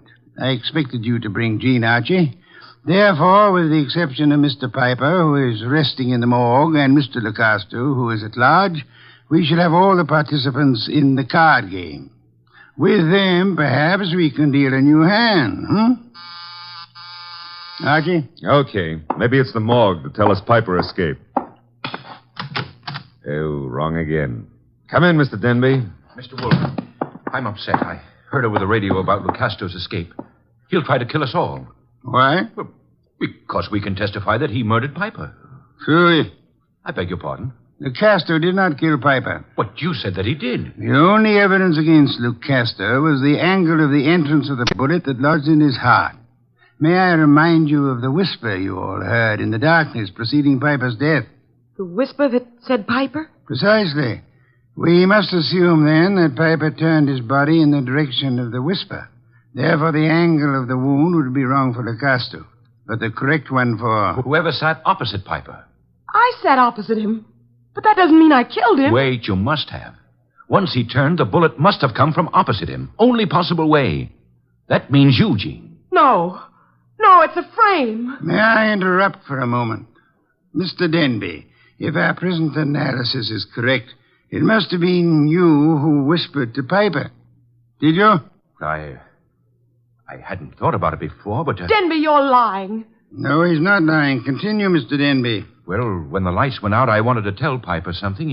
He turned to me, and that's when he was shot. Archie, you've taken all this down. In my prettiest shorthand, Mr. Wolfe. Good. I don't know why you're doing this, Denby. Maybe you think if I take the rap, you'll get the club. But remember, Lucastro's still free. He's gunning for all of us. But it'll be you. Especially you he'll want. Maybe you can talk a jury into sending me up for something I didn't do, but you won't live to gloat about it. Go, shut up, Jean. You killed Piper and... Who's that? This is, of course, the murderer of Mr. Piper. No comments? Archie, the door, if you please. But you said I was the one who... What kind of idiocy is this? Archie, I said the door. Okay, but shall I ask him in or sock him? You will act as the situation demands. Yes, sir. But for once, I'd like to know what the situation is. Raise him, Goodwin, and keep him that way. Now back up into the living room. I don't back up good. My gears... You want it here? Never mind. I'll strip a gear. Archie, what are you doing? Just what the situation demands, backing up. In case your knowledge of armaments has failed you, our little friend Chuck here is pointing a .38 revolver at me. Won't save him from the chair. Maybe not. But it could give me quite a pain in the stomach. Chuck, what do you think you're doing? You double-crossing louse. Gentlemen, if you So please. you thought you'd run to the fat dick and pin it all on me, huh, Denby? You don't know what you're talking about. We haven't even mentioned you. You sure of that, huh? Then why did Wolf phone me and tell me you were about to sing? Wolf phoned you? Yeah. Said you were getting ready to feed me to the electrician up the river. Oh, he was making a stab in the dark, Chuck, trying to start something. That's so, Wolf? Archie, will you read Chuck your notes about Mr. Denby's statement regarding the whisper? Well, that doesn't mean... It could be misunderstood. Read me the notes, Goodwin. Here it is, I quote. When the lights went out, I wanted to tell Piper something. He turned to me and... That's all I need to hear. Chuck. You were selling me out after hiring me to knock off Piper. You dumb gunman. Now you've given Wolf what he wants, a confession. I was trying to pin it on Jean. That's what you say now. It's kind of late, though. Too late for you. No. Goodbye, Mr. Denby. Nice shooting, Chuck. Stay put, Goodwin. The rest of you, I'm leaving. Police wouldn't approve. But let me have your gun. Huh? Wise guy. You know something? I've been thinking. Can you think? If I was to knock off you and Goodwin, me and Jean could split the club between us and nobody'd ever know who killed Piper. Very whimsical, Chuck, but if you don't mind... Archie, don't be an idiot. Well, if I have to get shot, I prefer it to happen when I'm moving forward. Archie. Okay, come and get it, Goodwin. March right up nice and easy and take it. I'm coming. Would somebody mind telling me why I don't fall down? I've been shot. Well, that's not the way to talk to a man who's just been... Hey, Chuck is lying down. Is he dead? Well, there's been a mistake. I didn't shoot him. He shot me. Archie, stop blabbering. Neither of you shot the other. As a matter of fact... I shot the Chuck. Lucastro. Lucastro, Archie? Well, I thought he escaped. No, I'm not crazy. I do not escape. The fat one, he phones the police to tell them how I'm innocent. Yes, I had the police announce the escape, however, for reasons of, shall I say, strategy? Well, on account of there are no bullet holes in me, you can say whatever you like, Mr. Wolfe. Thank you, Archie. That announcement helped heighten the tension our murderers were under. And then they explode. The fat one, he says to me, "Look, Astor, wait in the next room. Watch careful. Maybe there's trouble." I watch. And now? Now there's no more trouble.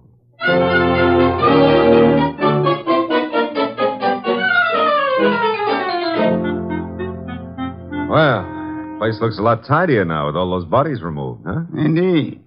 Archie, I'll get you the bottle of beer. But first, make with an explanation. The case was crystal clear, Archie. Maybe, but I'm no crystal gazer. Sure, I know. Denby had things arranged in advance with Chuck in case anybody held a better hand than his own. Piper did. So Denby whispered to Piper after kicking the light switch and set him up for a shot by Chuck from the doorway. The angle would provide evidence against Lucasto. True. However, we had only Denby's word for it and Chuck's that the door was locked. All right. We know, but you knew before Denby and Chuck blew up. How? The oil spots on the rug, Archie? Well, they only showed the gun had bounced when the murderer threw it away. Spattered oil, very well-kept gun. They showed more than that. Where were those spots in relation to the gun? Think back, Archie. Spots in relation... Oh, sure. They were between the gun and the door. Therefore, the gun must have been thrown from the door. Bounced twice, staining the rug before reaching its final destination. Ah, I get it now. That told you who'd fired the gun. But there wasn't proof enough, so you set up a nice atmosphere of suspicion and had the boys give each other away. All right, Mr. Wolfe, you're a genius, and you may have your beer. Thank you, Archie. As for me, I'm not a genius, but I remember a phone number. So if you'll excuse me, Mr. Wolfe. You're excused, Archie. Thanks. But before you call that number, may I remind you that Jean is a girl of macabre tastes who appeals to the ghoul in you. Sure you may, but why bother? In order to be able to warn you that a ghoul and his money are soon parted. Good night, Archie.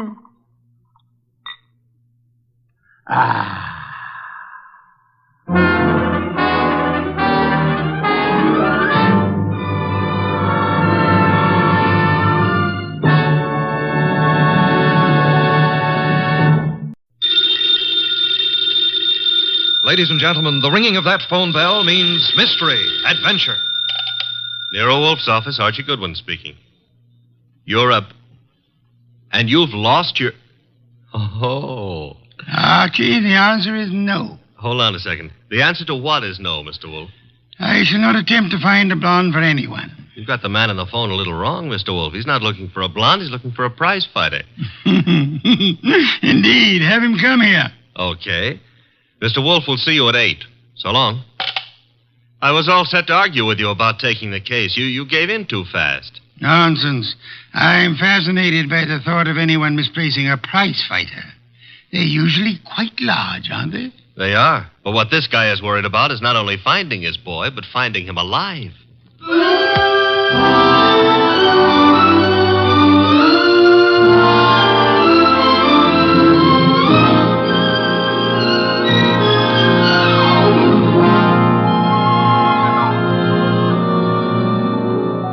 Ladies and gentlemen, it's the bulkiest, balkiest, smartest, and most unpredictable detective in the world. That chair-born genius, Nero Wolfe, created by Rex Stout and brought to you in a new series of adventures over this NBC network in the person of Mr. Sidney Greenstreet.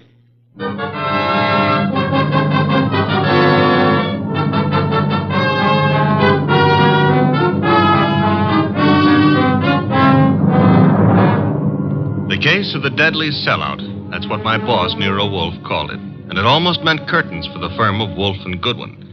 But let me give it to you straight right from the beginning. Although you ought to know that it wasn't until it was all over that I knew the very beginning of it myself. It all started in the New York flat of one Brock Rainey. Yes? The name is Jerry Fay. I'm supposed to know you? Being a very good friend of Pepe Gatto's, it's time you got to know me. May I come in? Sure. You've got a problem, Miss Fay? Pepe took a fall at the garden last night against a coffee and bum named Eubanks. right? As far as I know, Sister, Gatto met his match. Please, Mr. Rainey, do me a favor. Skip the sausage meat. It happens I saw the $1,200 you counted out to him to take a quick dive in the first. You did? How else would I know? Okay, then here's my wrist. Slap it, Miss Fay. I'm a bad bull. Now, look, who's hitting who? I don't care if Peppy makes himself a few deals on the side. I should worry whether he gives those meat eaters on the benches a run for their ducats. What's it to me? If you're not worried, Sugar Plum, then neither am I. Also, I'm a very busy man. Not too busy to pay off, I hope. Pay off? To who? To me? For what? For keeping it to myself that you collected $5,000 from the Eubanks crowd for getting Peppy to take that dive. Certain people might not like to hear it. Miss Fay. Yeah? Drop dead.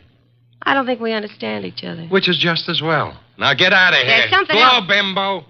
Okay, Mr. Rainey. Have it your way. I'll go find someone with a more sympathetic ear.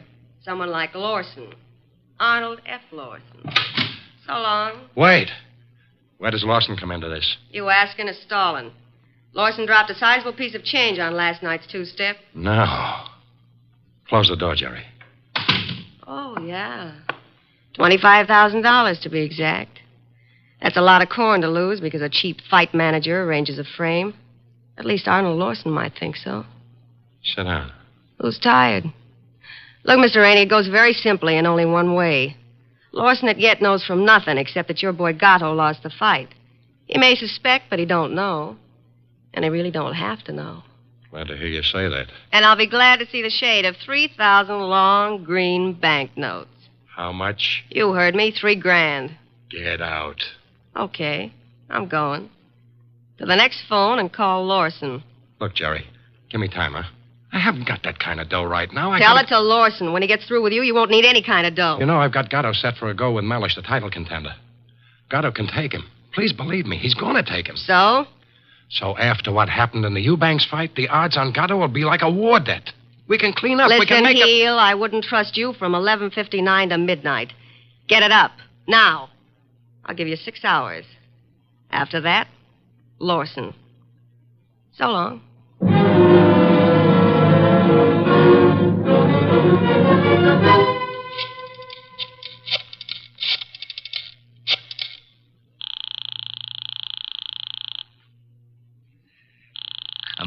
Come on. Hello, Rainey, this is Gatto. Hiya, baby. Look, the boys dropped in on me at the office at Mindy's. Lawson wants to see me. What?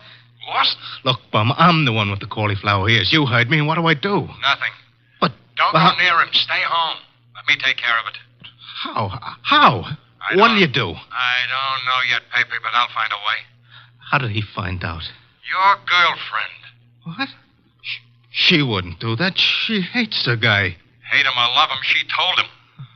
I can't believe it. I suggest you call our little doll Jerry and give her your regards for the double cross. Meanwhile, stay put in your apartment.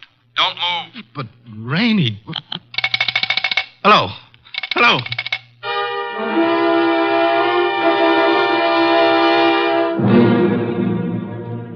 75, 3. 319, 3... Archie. What on earth are you mumbling about? The high cost of blonde. Indeed. Oh, you can say that again. I have no intention of doing so. Okay, be smug. But there must have been a time even in your life when knickknacks from Tiffany figured on the budget. Phooey. Not to mention steak dinners and champagne. Or what did you feed your girls? Peppermint lozenges? Nonsense. Nonsense? They preferred lime. Oh, I'm dying, and he laughs. Mr. Wolfe? Yes? I have decided that you are giving me a raise. Archie, this is not a period in which unilateral decisions are wise. So I'll be a dope and get a raise, huh? As for your future mental attainments, you may be right. As for a raise... You want to drive me to gambling? Like betting on fights or going... Okay, it's the doorbell, and I'm answering it. The name's Rainey. You're Goodwin? I'm Goodwin. Come in. Is Wolfe in? Mr. Wolfe is always in. Unlike prize fighters, I guess. Come on. Thank you. Mr. Wolfe, this is Mr. Rainey, the man who lost his prize fighter. How do you do, sir? I'm not doing so good. Mr. Wolfe, you gotta help me. That will depend. On what? The fee? I digress. Your problem is what, Mr. Rainey? Mr. Wolfe, I manage a fighter named Gatto. Maybe you've heard of him. I have not. However, that is of little significance. You are having difficulty with this Mr. Gatto? I'm not having difficulty with him. I can't find him. Maybe you better let me give you the whole picture, huh? Very well. Well, Gatto is an up-and-coming boy, Mr. Wolfe.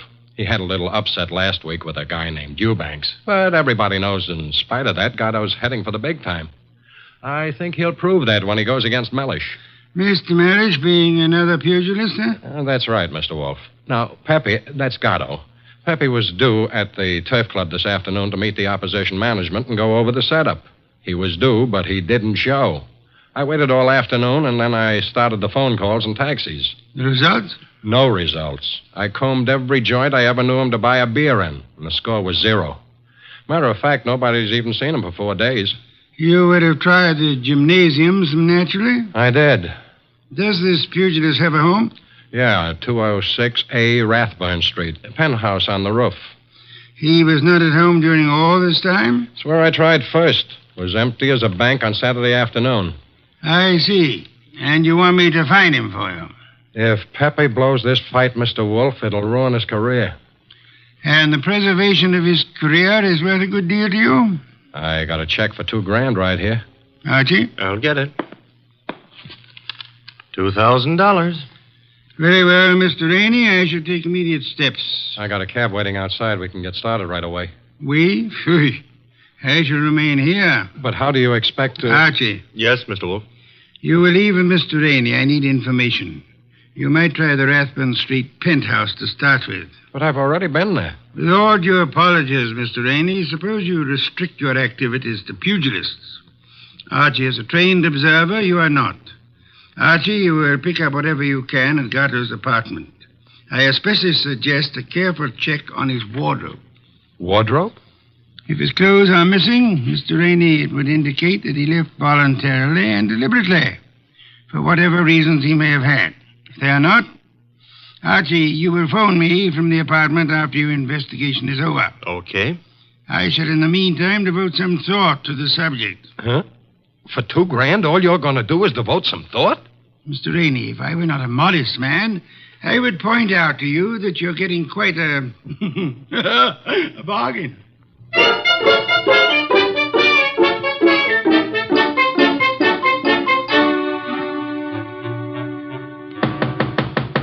Gatto? Gatto? He's not here. I told you that. I was up here before. He left the door unlocked? I had a key. Guess I forgot to lock up after I left. Now, let's look around. Bathroom? Yeah. Empty. It's a nice penthouse. That a closet? Yeah. What do you think? He's playing hide and seek? Try it. Okay. Anything in there? Nothing I'm looking for. What's that you found? A hat. Well, let's see. A lady's hat. Yeah, smart and expensive. Label reads a Madame Yetta original. That bunch of lace and feathers cost somebody a fast $50. Yeah, probably one of his girls left it behind. And maybe she'll call for it. Come on, we'll take a gander out on the roof. I took a gander out there. It's bare as a bone. What have we got over there with the chimney? Where? Over there. Just an old awning. Got blown down in the storm last month. Be right with you. What are you doing? Looking under it. Oh, brother. You found him? Yeah, we found him, chum. A little late. 2 holes in his dorsal development and dead as a clay pigeon. Yeah. Well, what have you got to say? Well, now at least the bookies will cancel all bets. We both save our dough. Yeah. I got a phone, Mr. Wolfe.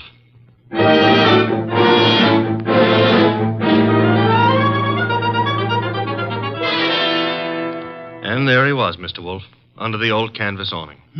Where's the hat? Oh, this is it. That's it, boss. Snazzy number, no?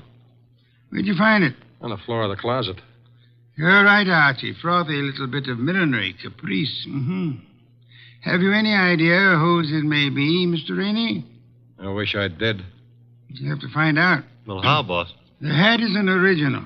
See, the label under the band reads a Madame Yetta original. Tomorrow morning, Archie, you will interview Madame Yetta. Yes, boss. And discover in your inimitable fashion for whom she made this chapeau.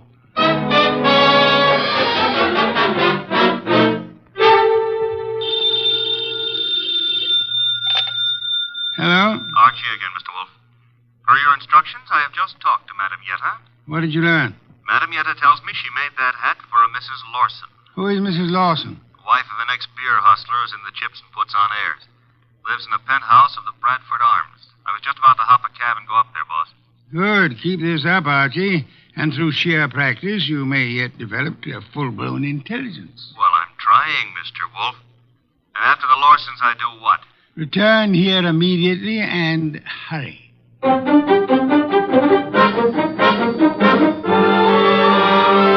How do you do, Mr. Lawson? Oh, Mr. Goodwin. My secretary tells me you're a detective. My boss might argue with you on that, Mr. Lawson. Your boss? It happens I work for Nero Wolfe. I see. And you wish to see me about... About this hat. Hat? Oh, I see, yeah. Well, Mr. Goodwin, please believe me, I never wear hats like that. Would your wife be likely to say the same? My wife? Just what are you getting at? Would I seem too nosy if I asked how well you and your wife know Pepe Gato? How well do we know who? Pepe Gato. The pug? No, not such a pug. No, huh? I lost $25,000 on him in the Eubanks fight.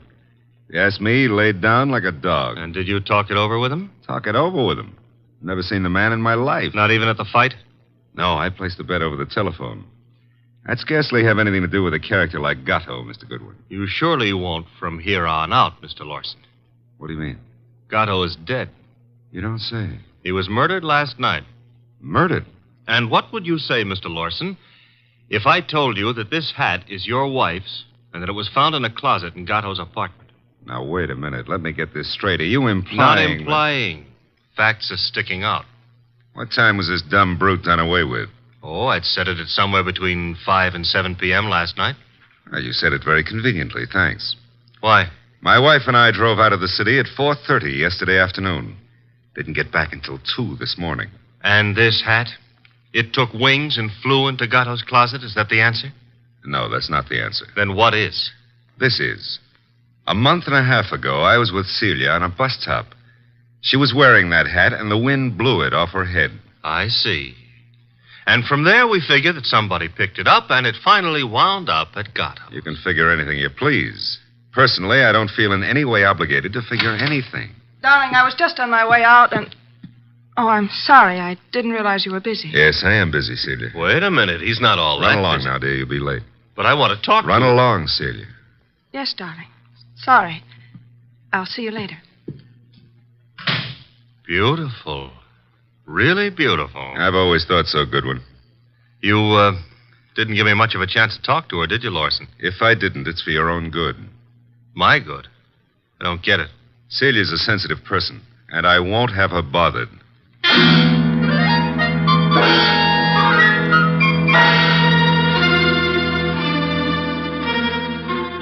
And do you mean to tell me you let him scare you? Let him scare me. Say, will you stop being so fearless with my life? The guy said don't bother my wife, so I didn't bother his wife. It was that simple. Apparently his wife was not blonde. Answer the phone, Archie. No, you answer it. Now you've hurt my feelings. Oh, well. Hello? I want to speak to Mr. Nero Wolfe. Mr. Wolfe speaking. Oh? Is it true that you're interested in the Gatto murder? Who are you, and how do you know he's been murdered? The second question is none of your business. And as for the first, call me Jerry. Jerry. How do you do, Jerry? Jerry. Where do you call? Would you like to come to an auction? An auction? You know, going, gone, to the highest bidder. And what are you placing on the auction block, Miss Jerry? A few facts. All in good condition and guaranteed to make it a cinch to snag the Gatto killer. Sounds promising. Only you'll have to bid against real money. May I have the address of the auction room? You'll have no trouble finding it. Your assistant was there last night. Where? The penthouse on top of 206A Rathburn Street. The big item goes on at 4 bells.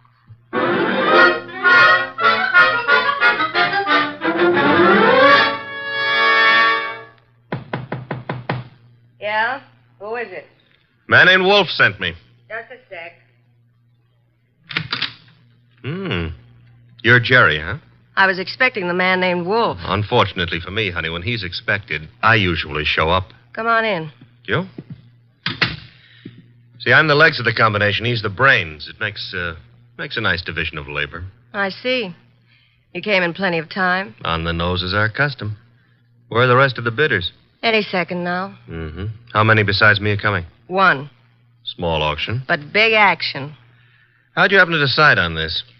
I knew Gatto pretty good. And you were fond of him pretty good, huh? How did you guess? Well, you've got a key to this place of his, or you couldn't let yourself in.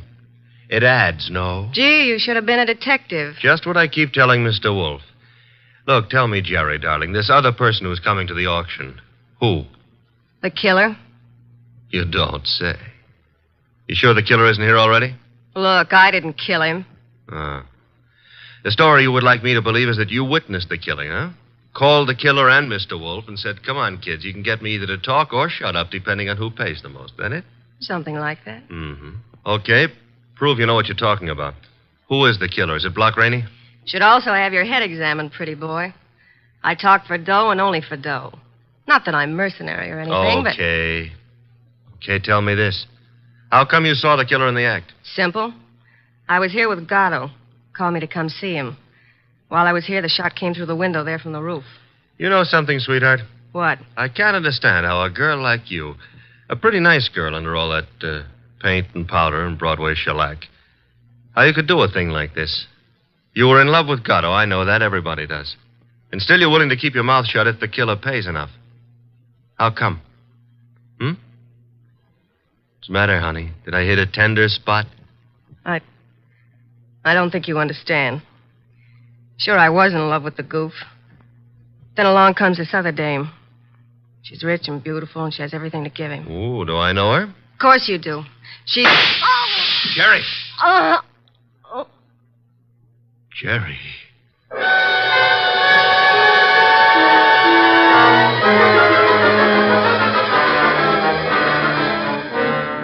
She was just about to tell me, and then the shot came through the window from the roof, boss.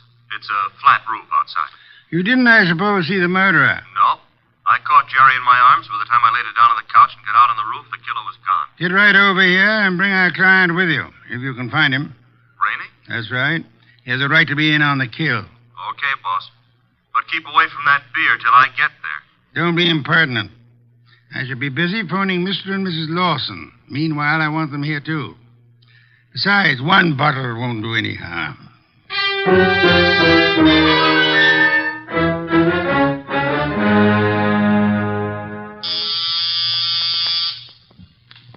There they are. Let them in, Archie. You remain seated, Mr. Rainey. Okay, Mr. Wolfe. Well, come in, Mr. Lawson. Come in. Mr. Wolfe here? He's here. Nice of you to come. Anything to help the law. Mr. Lawson. Your wife didn't come? No, Mr. Wolfe. She was out when you called. Sorry, I forgot to tell you. I left word with the butler, however. Mr. Lawson, about 20 minutes ago, a girl named Jerry Fay was killed. So? She was killed in your neighborhood, in a flat formerly occupied by one Pepe Gatto. Well, where would that be? Maybe your wife knows where the flat would be. How dare you, sir? No histrionics, please. Where was your wife when the girl was killed? I'm advising you that if there is an alibi, now's the time to state it. I wouldn't humiliate Celia by alibying for her. Then the police will pick her up. But she didn't kill this girl, Mr. Wolfe. You have reasons for that opinion? The best of reasons. I'd be grateful if you'd state them and let me be the judge of their excellence. One should do. This one. Celia's out in the country visiting her mother. Oh? Does that settle it? Possibly. What's her mother's telephone number? Why, Merely a routine check. Well, can't you take my word? I'll take her mother's number. Well, Mr. Lawson? I'm sorry. I hoped you'd buy this story. What do you mean? Her mother's been dead for 10 years. I see. Well, I don't. What's the idea? It's known as marital devotion, Archie. I suppose you realize, Mr. Lawson, that in shielding your wife, you're aiding and abetting a murderess? I haven't stopped to realize anything. When Goodwin brought me that hat, I didn't know what to say. Oh, you pitched me a curve then, too. Well, I suppose you might call it that, but... And she didn't lose the chapeau off a bus top. No, but you've got to understand. Celia's the dearest thing in life to me. Yeah, so's a lady rattlesnake to its husband. I suggest it is time for you to be objective in this matter, Mr. Lawson. What do you want to know? Tell us where she can be found. I have no idea. When is she expected to return home? Never. Oh? You see, we had an argument. I doubt that I'll ever see her again. Then we're quite on our own, Archie. To do what? To make a journey to Gatto's apartment. Gatto's apartment? She probably has a key to that popular abode. But she wouldn't go there, boss. On the contrary, I am of the opinion that that's just where she would go. Give me my hat.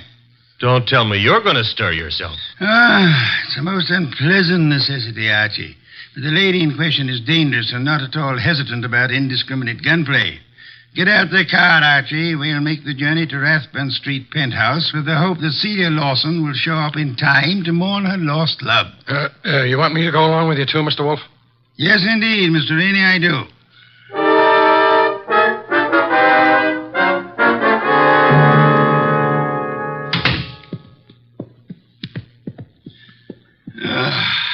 I trust this chair will hold me. Should. Biggest chair in the house. Mr. Wolfe. Yes, Mr. Rainey? Mr. Wolfe, am I to understand that the way you have it figured is that Mrs. Lawson killed Gatto, and then to keep the girl from pinning the crime on her, she killed her too?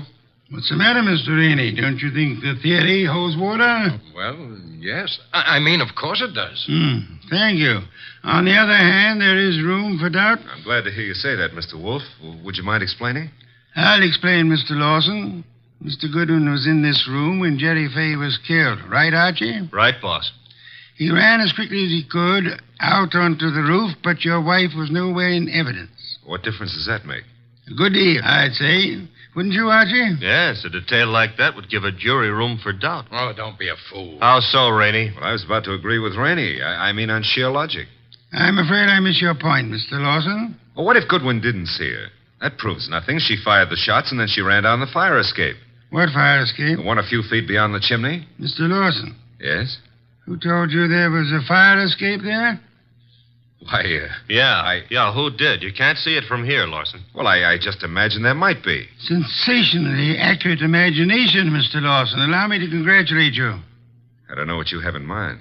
You have in mind to see your wife convicted of the murder of Pepe Gatto, and so punish them both for having dared to fall in love. I love Celia. I worship her. Yes, that's what you expected me to believe, hoping, meanwhile, that a hat would convict her. You worshipped her until she became fascinated by a young savage animal known as Pepe Gatto. No. At that point, the worship shifted into reverse, and you went green with hate. Hate that drove you to climb that fire escape that you know so much about and shoot him in the back. You're dreaming.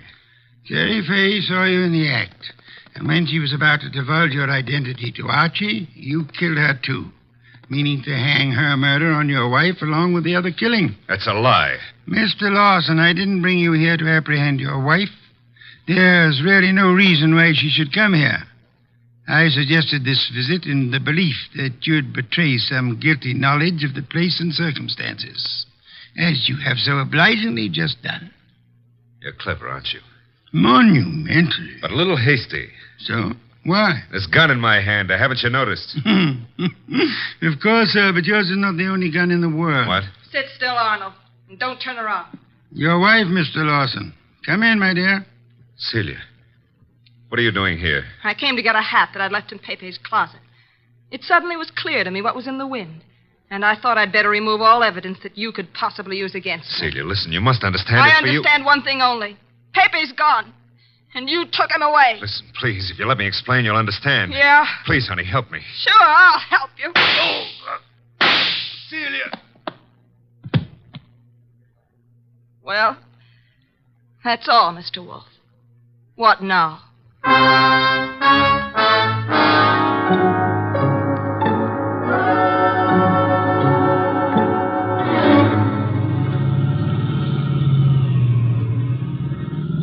Archie, why is it when you drive it always gets so crowded outside?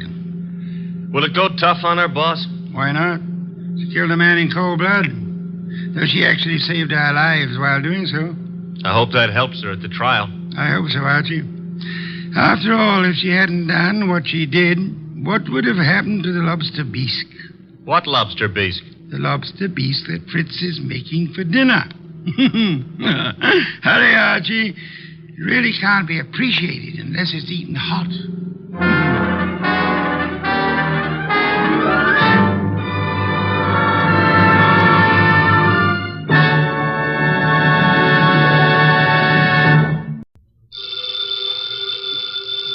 Ladies and gentlemen, the ringing of that phone bell means mystery, adventure. Nero Wolfe's office, Archie Goodwin speaking. Who? Oh, I see. Oh, and you think Mr. Wolfe might be interested in going over and... Hold on a minute. Archie, I'm not interested in going anywhere.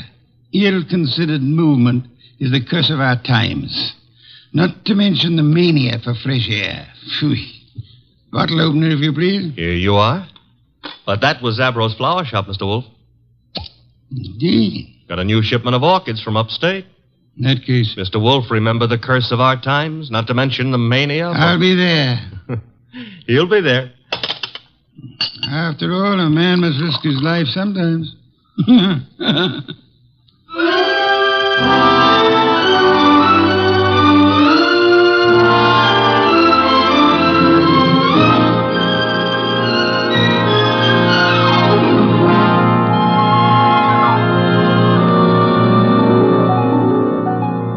Ladies and gentlemen, it's the bulkiest, balkiest, smartest, and most unpredictable detective in the world. That chairborne genius, Nero Wolfe.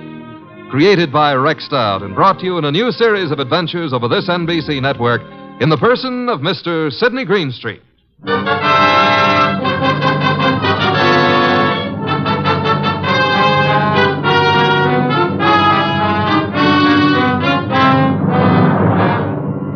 Orchids don't grow up overnight.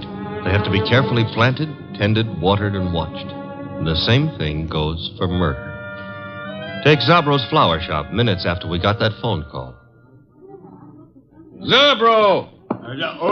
Mr. Hansen, I did not notice you are here. I'm here, and what's more... You like the way I display your orchids, hmm? I don't like the way you've been avoiding meeting your obligation. Please, it is better not to shout. It'd be still better if you paid me what you owe me. Mr. Hansen, business has not been so good. I will pay. You'd better. I intend to... My lawyers aren't going to be satisfied by intentions.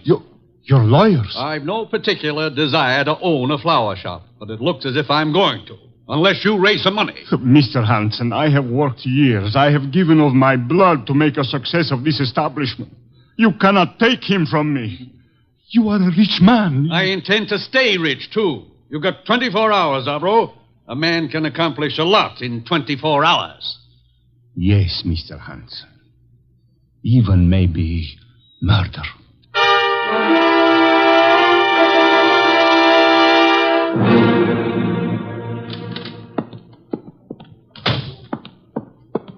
Mr. Zabro? Oh, good afternoon, Miss Hansen. Is Uncle here? Yes, he is here. At the display, towards the back of the store. Thanks. How is he? Oh, He is the way he always is. Hard, vindictive. Mr. Zabro. I am sorry. Excuse me now. Uncle? What is it, Enid? Have you seen my display? The lilies? Uh-huh. Yes, pretty. Oh, thank you. He's not here. Well, I didn't say... You didn't have to. John Arndt is not here. Why he is not here, I don't know.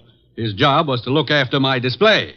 Perhaps he doesn't need a job anymore. You know he does. Fiddlesticks. After all, if he marries my heiress... Uncle! My dear girl, John Arndt is a fairly capable man with orchids. Outside of that, I have no use for him whatsoever, especially in the role of your husband. Well, isn't that for me to decide? Of course it is, except that, pretty as you are, John Arndt is seeing you through a golden haze. To be precise, the money that will come to you from me when I die. That's nasty. It's the truth. Well, you can't know that. I'm going to find out. What? I saw my lawyers this morning. Among other things, I instructed them to draw up a codicil to my will. A codicil to the effect that all my money goes to you on one condition. Oh, you couldn't. I did. The condition was that you refrain from marrying John Arndt, either now or at any time in the future. Well, that's not fair. It's a very good way of discouraging Mr. Arndt. What'll you bet his ardor cools off quickly, You told him? Yes. Probably why he hasn't appeared as yet. He's sulking. You really signed that codicil? I will, as soon as the papers are drawn up. Where are you going? I don't know. I've got to get away someplace and think. Very well. Think about forgetting John Arndt. Best thing in the world for you. Uncle, do you really think you can manage other people's lives for them? I don't see why not. No? Well, people don't like to be managed. They get desperate sometimes. And sometimes they kill.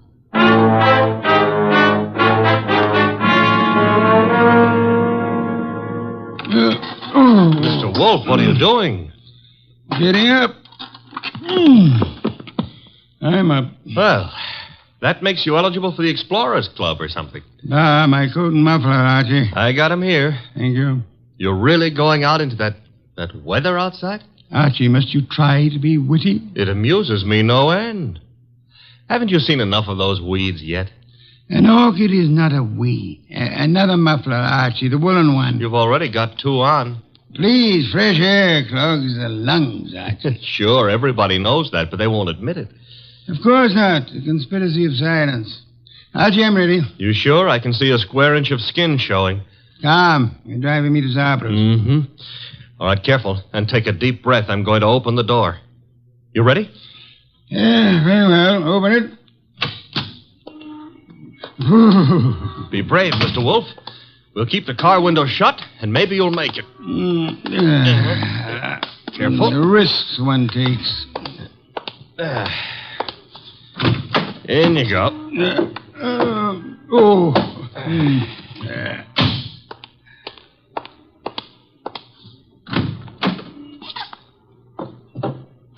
Well, okay, boss. Now, where is Zabros? 45th Street. Gee, 10 blocks.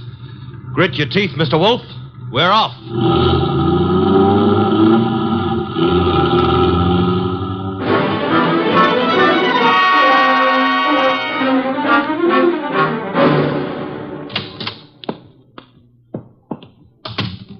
Oh, Mr. Wolfe, I'm glad you are here. Those orchids you wrote me about had better be worth a trip.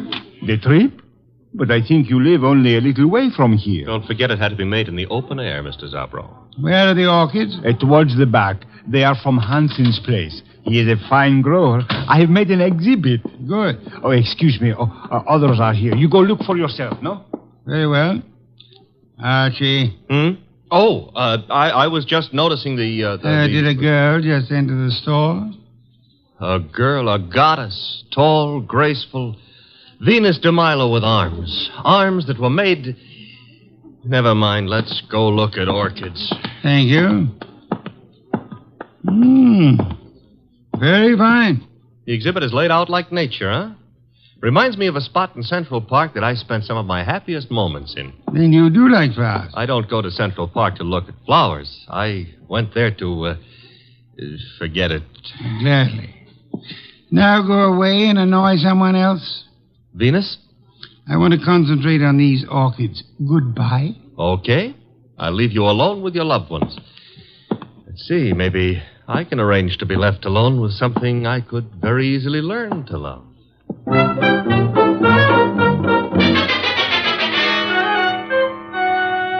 Hey, boss. Don't bother me, Archie. Oh, this is serious. There's a lily display just like this one over at the other end of the store.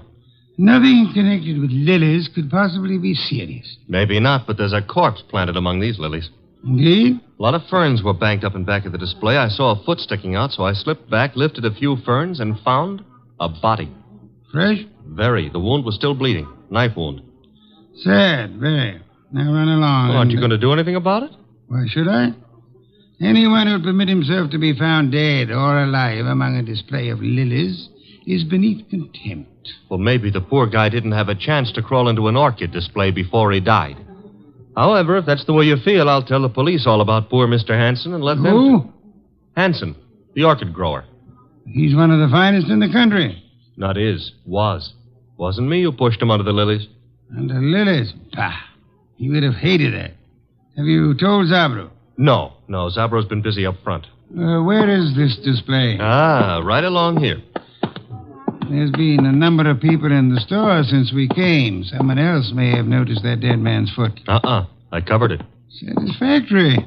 At times you give the illusions of intelligence. Is this the display? Yep. Come around to the back. There's a little space between the back of the display and the wall. Yeah. Now, here, right under this pile of ferns. Yes, Archie?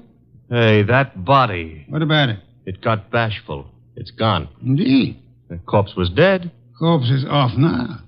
Confound you, Archie. Have you been drinking too much milk again? Now, look, boss, I saw him there. The blood's still coming out of his back, and I tell you that... Let me understand you. Are you suggesting the corpse rose and walked away? No, but somebody could have dragged it away.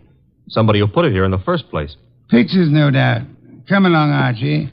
If this is some half-witted trick to distract me from the orchid... Oh, no. I never come between a man and his love. Hey, wait a minute, Mr. Wolfe. Yes? Do ferns bleed? Let me see. Oh. Indeed. Yes, there is blood. Fresh arterial blood on these ferns. Bright red color. Which means there was a wounded person among these lilies recently. Thanks for the late vote of confidence. Whoever killed Hansen apparently found a better place for him. Mm-hmm. Took him home to put him over the mantelpiece. Unlikely. Hansen wasn't very decorative. Okay. Now shall I look for the police? You have nothing to show them except a fern leaf covered with blood? No. Don't tell me you smell a fee among all these flowers.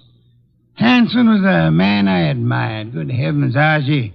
The number of first-rate orchid growers is small enough without one of us being murdered. Mm-hmm. Unsportsmanlike, huh?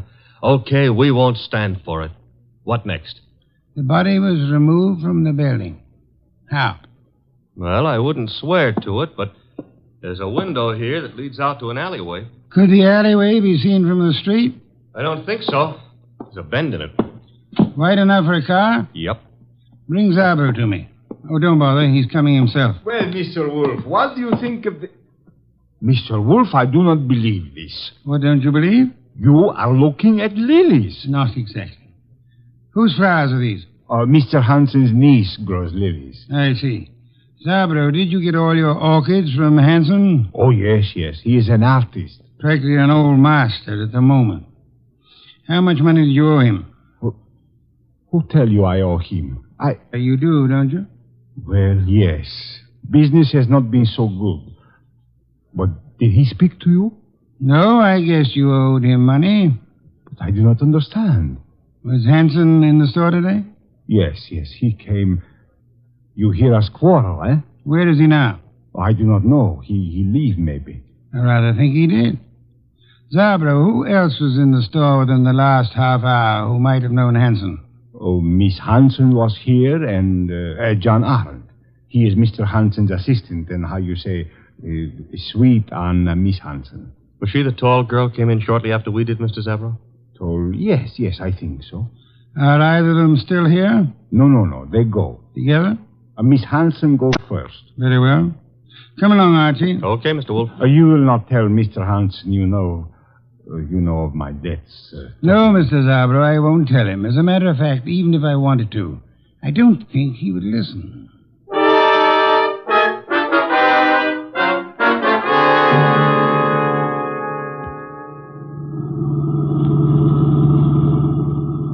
I love these long drives in the country.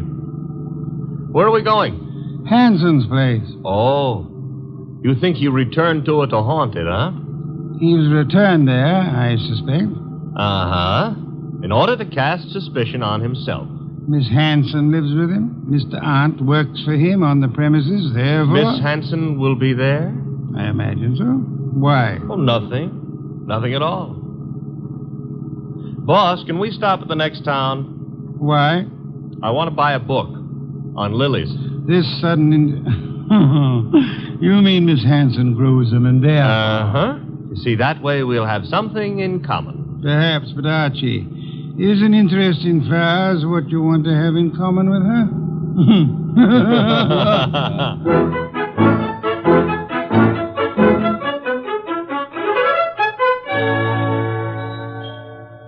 So this is the house that Orchid's built, huh?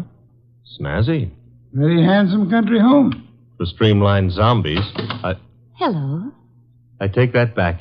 Miss Hansen? Yes. I'm Nero Wolfe. The person ogling you is my assistant, Mr. Goodwin. Oh. Well, Uncle's spoken of you, Mr. Wolfe. Oh, come in, please. Thank you. I was not ogling. I was merely tracing a resemblance Oh, between Uncle and me? between you and my heart's desire. Archie, stop being poetic. It doesn't become you. In here, please. My uncle isn't at home yet, but... Oh, John, this is Mr. Wolfe, Mr. Goodwin. John is Uncle's assistant. How do you do? How do you do? Mr. Hanson hasn't returned from town yet, Mr. Wolfe. Are you quite sure? Why, yes. Unless Enid saw him. No, I didn't, John. Indeed. In that case, if you don't mind, we'll wait for him. Well, of course, we'd be delighted. Sure. Excuse me, won't you? I've got some work to do. On orchids or lilies? The orchids. Well, then go right ahead. See you later. Oh, can I get you something to drink? Beer will do, thank you. I'd better help you bring the bottle in, Miss... Archie. On the other hand, maybe you can manage alone. Well, of course I can. I'm a big girl, Mr. Goodwin. I noticed. I mean, why not call me Archie?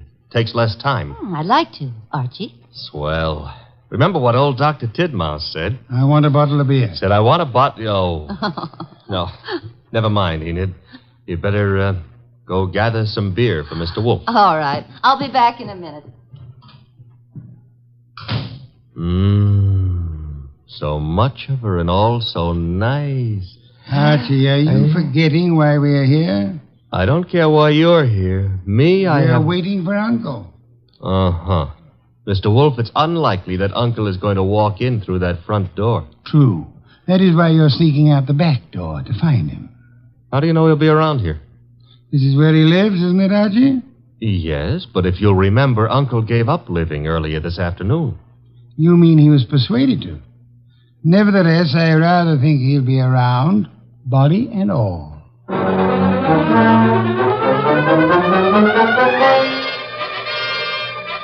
He wasn't in the house, so I tried the conservatory, hothouse, what have you.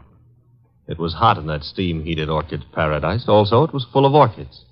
Unfortunately, it wasn't full of Miss Hanson. I wandered hither and yon for a moment, dreaming of her, until I noticed a foot. Same foot I'd seen back at Zabro's, and peculiarly enough, the same corpse was attached to it. Uncle's. I was bending over to take a closer look when I felt a thud. I realized that thud was the sound of something hitting my head, and I began to realize, too, that I'd been knocked almost unconscious, which the second blow did.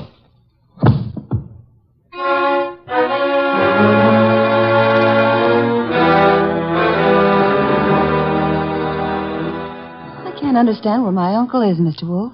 His staying away so late is unusual, then. Of course it is. Which reminds me, Archie's been gone for several hours. Yeah, where did he go, Mr. Wolfe? To look about. Were you in the hothouse, Mr. Hunt? No, I was packing some plants. You, Miss Hanson? Well, after I brought your beer, I went upstairs and rested for a while. Why? Because if either of you harmed Archie, I shall personally murder you. Oh, Mr. Wolfe. Come on, we got to find the boy. Why should either of us want to harm him? Because he probably found your uncle's body. His body? What are you... I don't understand. Mr. Hanson has been murdered. Oh no. Enid. Oh, stop that, Miss Hanson. You're a perfectly healthy young woman. There's no reason for you to swoon. Now, look here, you. Besides, I rather suspect she lost no love for him. Am I right, Miss Hanson? He was my uncle. You're aware of the fact? He opposed your marriage to Miss Aunt here, huh? That's none of your business. Which means he did oppose it. Mr. Aunt, Mr. Hanson was a friend of mine. I intend to find the murderer after I find his body. It shows a lack of proper respect to transport a corpse about the countryside. Come, both of you, we must find Archie.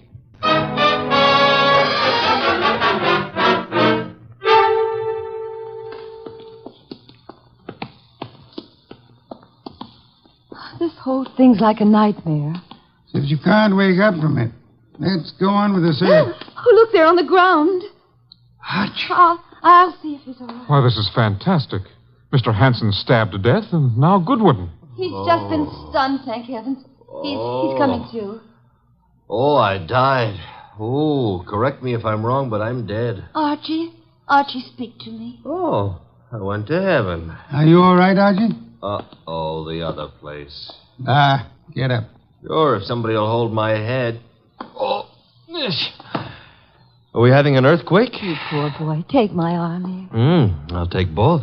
Ooey, he's normal. What happened, Archie? Somebody hit me when I wasn't looking. Yeah? Why? I don't know. Oh, yes, I remember. Yes? I found Uncle lying right there. Right there. The poor boy's delirious. Don't tell me he's gone again. I'm afraid he has, Archie. Are you sure you saw him? I'm positive, and then somebody slugged me. That corpse is the shyest one I've ever met. Blood would have dried. There'll be no signs of his having been placed here. Bad. Why? Your testimony would be valueless, especially since you were found unconscious. The jury would suspect you of having hit the bottle.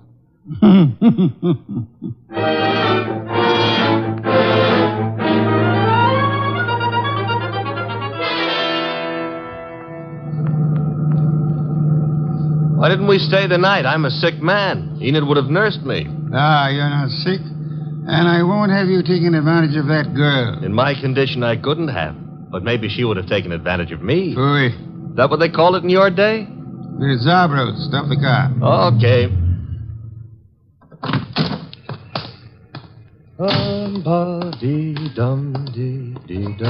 Here we go. Oh, I can manage. I'm not entirely helpless. Place is closed. Dark. I was afraid it might be. Don't tell me Zabro's gone traveling, too. Possibility, Archie. You mean he killed Hanson to cancel the debt he owed him and then followed us out to the country house and dumped Hanson there, hoping to pin suspicion on Enid and John? Perhaps. Uh-huh. Slugged me when I found the body too soon, and then... Guess we better get into the joint. Door's locked. A guy I know got out of jail the other day. Yeah? He's reformed, so he gave me all his skeleton keys. You have them with you? Mm-hmm. And we'll find out in a minute just how good a burglar he was. Very good. Will you come in? Shut the door. Okay. Now. What's that? Somebody's been hurt. The lights. Nothing up front here. Back of the store where the exhibits are. I'll go see. Maybe you better stay here. Nonsense. Oh, where? Oh, among the lilies again. But this time there are two bodies there. Sabro. Quick, Archie. Mr. Zabro? Mr. Zab? He's been shot, boss. Bad. He's trying to say something. In the lilies. Mr. Hanson. Yes, we know about him. Who shot you? From the window. Alleyway. Came in. Mr. Zabro, who? He inherit money. Inherit. Down, Mr. Wolfe, quick. Somebody shooting from that window.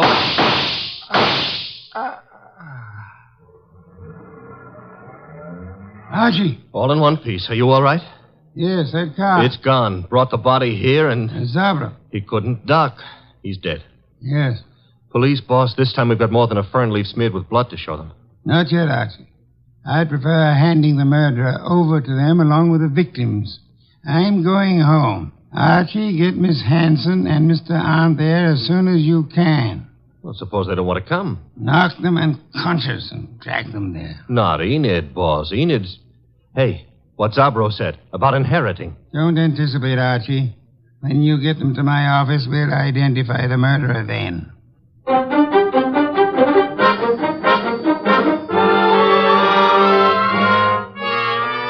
Mr. Wolfe, don't you think this is all a little high-handed, dragging us here in the middle of the night?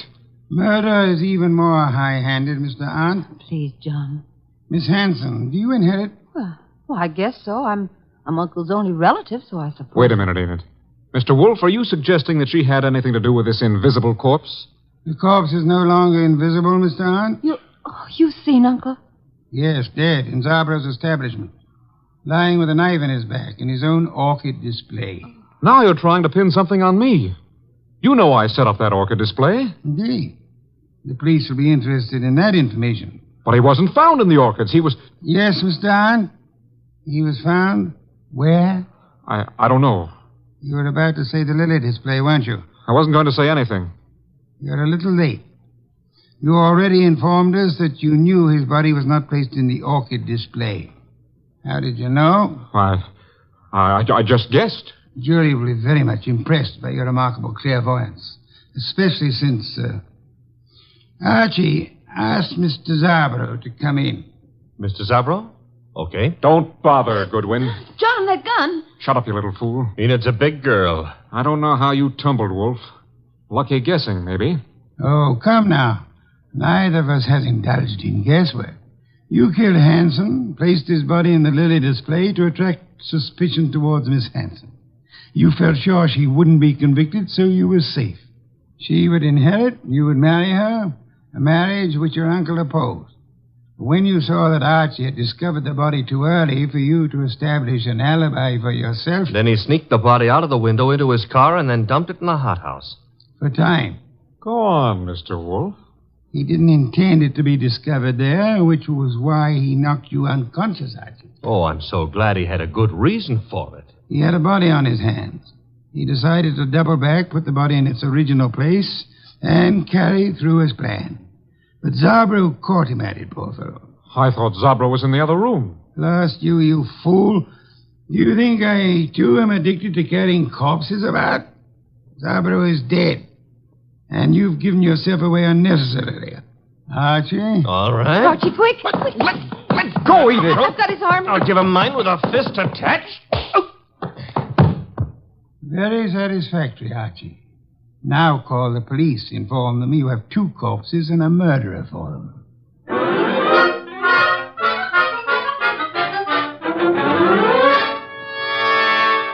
You should have heard Mr. Arndt's language, boss, when the police took him away. Oh, I don't think he loves you. I don't think it matters anymore. It used to me. Growing pains. You'll get over it, Miss Hanson. You trapped him, Mr. Wolfe, but what made you so sure he did it? At the hothouse, when you were unconscious, Archie, Mr. Arndt deplored the fact that Mr. Hanson had been stabbed in the back. And no one had mentioned how he was killed. Therefore... The reason Arndt knew was because he himself had killed Mr. Hanson. Murderers seldom get away with it, no matter how tightly they button their lips. Well, mine, however, are not buttoned up. Archie? Oh, the beer is on your desk. Thank you. Miss Hanson, stop brooding. Try some of this beer. But, Mr. Wolfe, my heart's broken. As a man who has lived a good many years, Miss Hanson, permit me to assure you that the easiest way of mending a broken heart is by filling the stomach.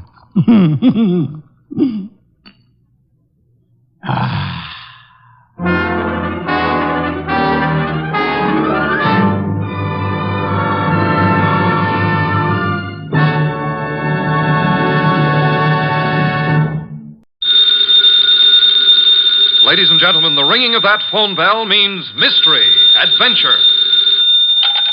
Nero Wolfe's office, Archie Goodwin speaking. Yes? Yes, I know that in 48 hours it's going to be Christmas, but who is this? Who? Look, I'm a big boy now, so... Okay. Tonight at 8. Goodbye. What the devil was that? This may come as a shock to you, Mr. Wolfe, but that was Santa Claus. You've been drinking? Uh-huh, the usual, milk. He's coming to see you at 8. He's got a problem. Indeed. It seems that some low, not to mention murderous character is going around slaughtering Santa Clauses.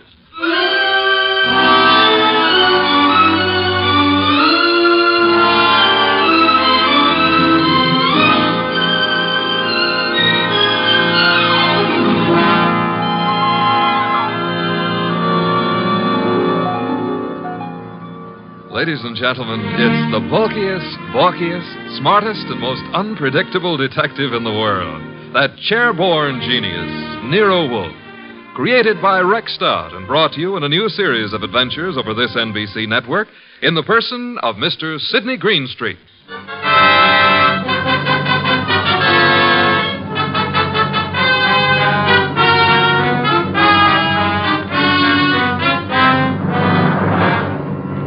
It began earlier than 8, however, the case of the slaughtered Santas.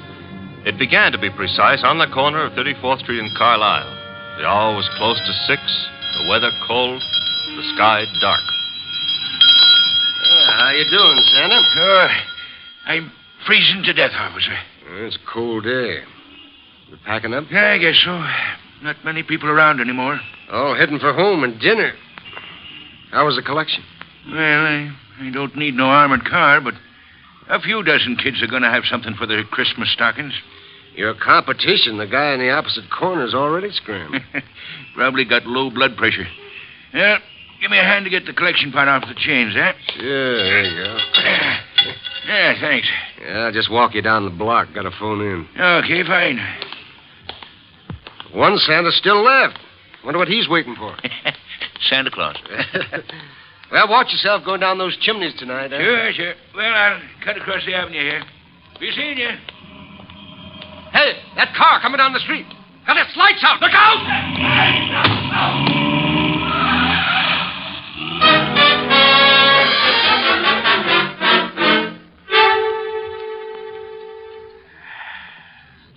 Hey, Peg. Huh? Did I ever tell you I love you? Oh, it's not me you love. It's the hot soup. Now, you're not the only woman who can cook a dish of soup. Huh? It helps, though. I'm just beginning to thaw out. Yeah, that's a cold corner you play Santa Claus on. Well, don't hurt to make a few bucks.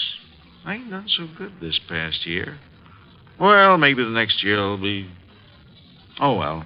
Besides, I kind of like it, you know. Kids asking questions all day long. Yeah.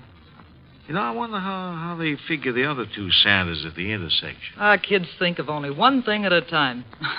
More soup? Sure, Peg. You know, one of them other Santas got hit by a car tonight. Oh? Yeah, packed up a few minutes before I did, started crossing the avenue, and bang! Hit-and-run driver. Oh, gosh, that's too bad. Was he hurt? Yes, he was killed. Here's your soup. Oh, with traffic the way it is nowadays. Well, I better take a look at the stew. Somebody at the door. I'll get it, Peg. Okay. Yeah, what? Oh! Mike!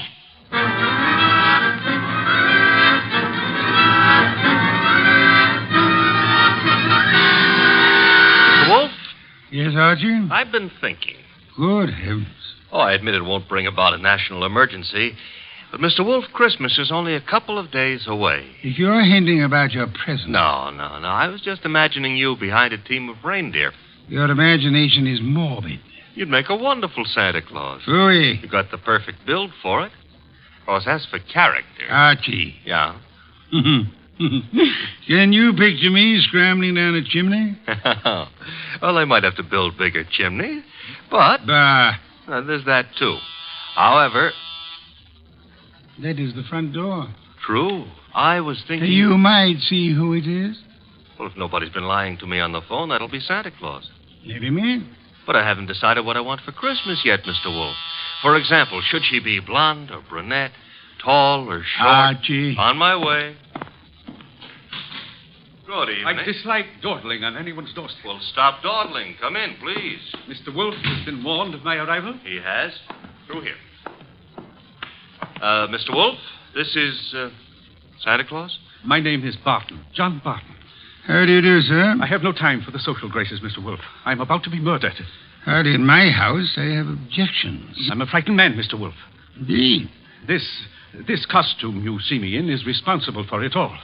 Why are you in it? I had a notion it might be, well, entertaining to play Santa Claus in public. I'm a wealthy man, sir. I can afford to have whims.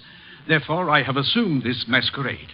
However, it apparently is going to be the death of me. Mr. Barton, you have adequately conveyed an atmosphere and an emotion. I suggest you concentrate on facts now. Very well. I have been acting as Santa Claus for the Tuberculosis Fund. My station is the corner of 34th Street and Carlisle Avenue. I might add the northeast corner. Why? Because at that intersection there have been two other Santa Clauses. One on the southeast corner and one on the southwest corner.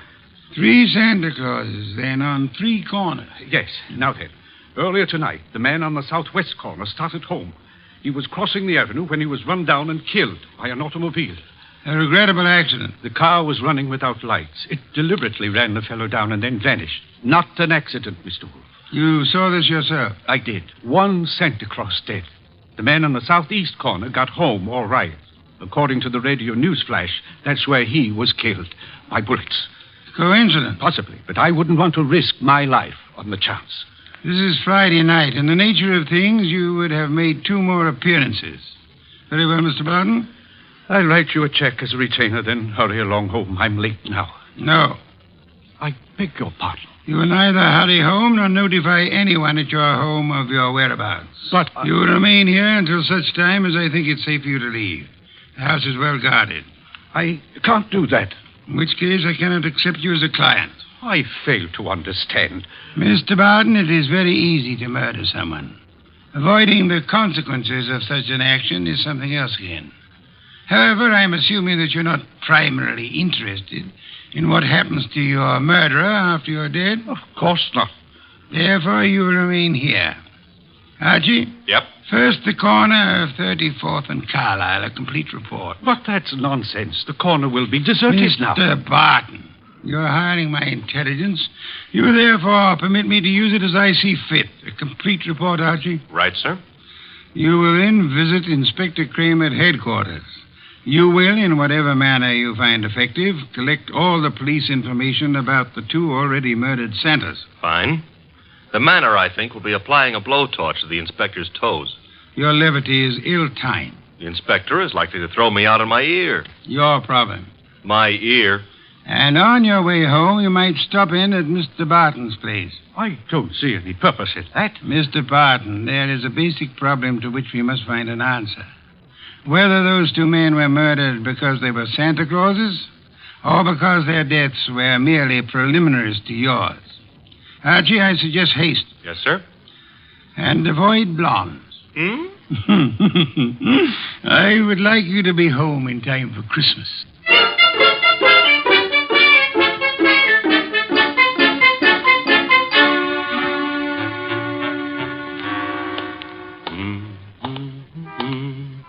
Hey, Bud. Yeah? Got the price of a cup of coffee? You sure you mean coffee? Either you're gonna dig it up or you ain't. Never mind the questions about my personal affairs, see? Oh, I apologize. Here.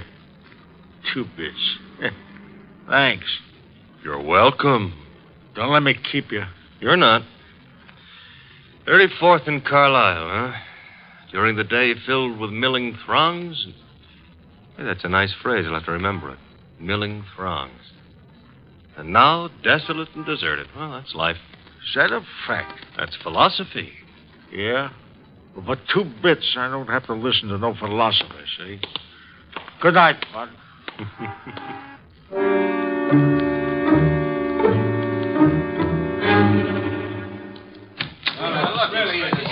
Uh-oh. The inspector's got company. If all you reporters will shut up and ask your questions one by one, I'll answer them. Inspector Kramer, it's true a couple of Santa Clauses have been knocked off tonight? It's true that 2 men who have been employed as Santa Claus by charitable organizations have been murdered, yes. Any connection between those 2 guys, or does somebody just hate Santa Claus? Well, so far as we know, there is no connection. That means it could be maybe some kind of maniac who decided he doesn't like Christmas or Santa Claus. Is that right? The department is investigating along those lines. Like how? Well, we're checking all the local asylums for possible escaped lunatics. Yeah, but, Inspector, suppose this nut has never been in an asylum. That'll be all, boys. Oh, but listen. I said that'll be all. Now, anything new comes in, you'll get it, understand? Goodwin. Hello, Inspector. Yeah, I spotted you coming in. What happened? You decided to reform and got a job on a paper? Nope. I'm a public-spirited citizen, that's all. Yeah, I could add a few things to that description with practically no strain at all. Mr. Wolfe and I are very sentimental about Christmas. We object to Santa Claus being killed. Nuts. Oh, Inspector, aren't you in favor of Christmas? I'm in favor of Christmas. I'm in favor of motherhood. Leave motherhood out of this. Neither of us are mothers. Our chances of becoming mothers aren't too good either. And furthermore, Okay, you're not giving, so get out of here. Thank you, Inspector. But Goodwin, Yeah? in case Wolfe decides to send me something for Christmas, you know what I wish he'd send me? What? Your head.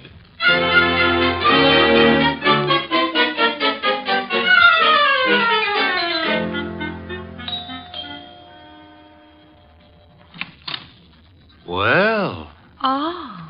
now I know what I want for Christmas. What did you say? I said my name is Goodwin and it's cold on your doorstep. Oh, I'm sorry. Come in. Mm-hmm. You didn't mention your name. I'm Laura Barton. Mrs. Laura Barton? No, Fine. That is, what relation are you to John Barton? his niece. Why do you ask? Oh, you've got a beautiful voice. All this marble and no butler? I don't know where Pleasant is. He should be here. Have him shot at sunrise. Oh, Laura. Wayne, this is Mr. Goodwin. I never heard of him. What does he want? Well, I don't know. Wayne what? Stevens? Uh-huh. Friend of Mr. Barton? Half-brother, but we seem to be doing all the answering. How about your answering some questions, Goodwin? I'll try. Come into the library.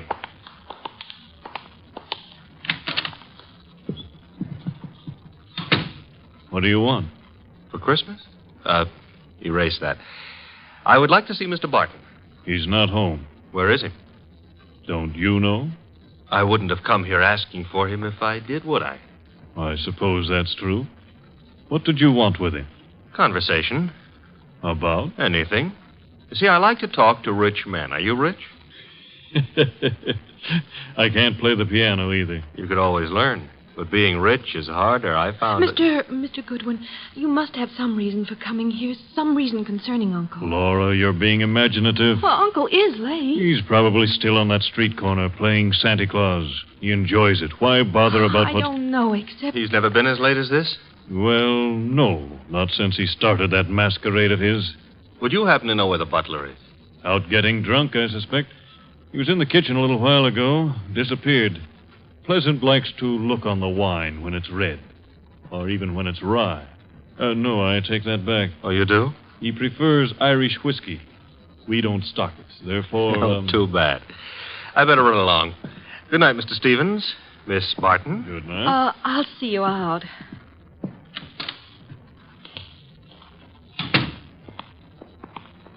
Prettiest butler I ever saw. Blonde. Now, old Dr. Tidmouse always said, beware of blondes because... Mr. Goodwin, Well, I'm waiting. Well, Mr. Goodwin, you must know something about Uncle. Something you didn't want to tell us. Makes you think so?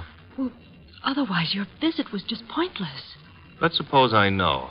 Now, I might be a kidnapper. Oh, no. My honest brown eyes? Your first name is Archie, isn't it?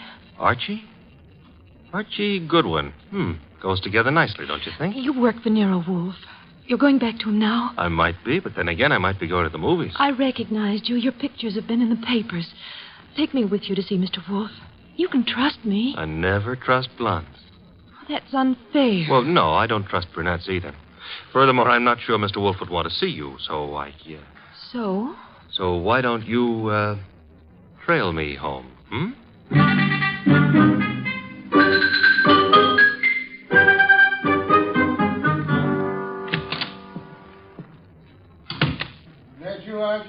Archie? Where's Santa Claus? Guest room. He was tired. I've been trailed home. Indeed? By a blonde. Phooey. All right, I admit I didn't make any strenuous effort to shake her off, but she trailed... Where is she? Outside. Good. Your report. Oh, but she might freeze to death out there. That's her problem. Your report, Archie. It's short and simple. It would be simple. I haven't got time to resent that. A blonde is dying. As for the report, corner of 34th and Carlisle is a very quiet spot at night. No one was around but a bum who got into me for a quarter. For coffee, he said. You will not put that quarter on the expense account. Stop worrying. That was a private gesture. There were 4 corners. Corner number 1 had a dress shop on it. Corner number 2, a drugstore with a beautiful redhead in the window making with a hair rinse. The ad said her name was Noreen, but it didn't give her phone number. Archie. 3rd corner was devoted to a shoe store, and the 4th corner had a bank on it. A bank? Uh-huh. Kind of thought we'd have a pause at that point. Mean something? Inspector Kramer's information consisted of... Oh, you're being coy. Kramer furnished the information the police could find no connection between the 2 murdered Santas. Except for the fact that they were both playing Santa Claus. Isn't that a little on the obvious side? This is an obvious case. The Barton home, Archie. Marble and old lace. The butler, his name is Pleasant, was among those missing. Among those present, Laura Barton, the old man's niece, and Wayne Stevens, his half-brother. Ah. Yeah, only for Laura. Stevens was not at all pretty. It was Laura Barton who followed you here. It was Laura. Archie, go upstairs and... Oh, now, wait a minute. The girl, the weather, common humanity demands that you have... Louis, you speak for yourself, not humanity. I'm human. On occasion, a debatable point. Very well. Let her in. Oh, thanks. Laura, come in. Laura Barton, Mr. Wolfe. How do you do? How much money do you inherit on the death of your uncle? What? That is known as the shock treatment. However, I need an answer. Uncle isn't dead, is he? That, for the moment, is irrelevant. How much? Half his estate. The other half? Wayne, Uncle's half-brother. Very well. Archie, will you go upstairs and inform Mr. Barton that his niece is here? Uncle is here? On my way.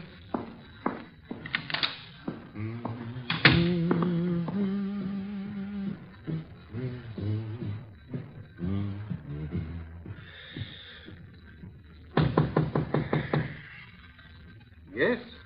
Archie, Mr. Barton. Come in. Mr. Wolfe would like you to come downstairs.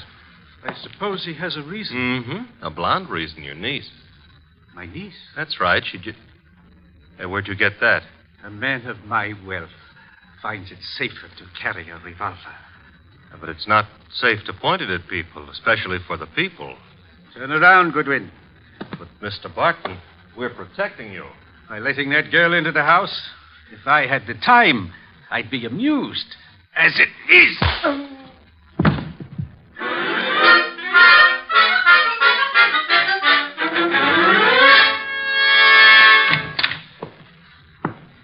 Archie, you been gone? Good heaven. Uh-huh. Santa Claus came early. You're ahead. Which one are you referring to, my own or the one Santa gave me?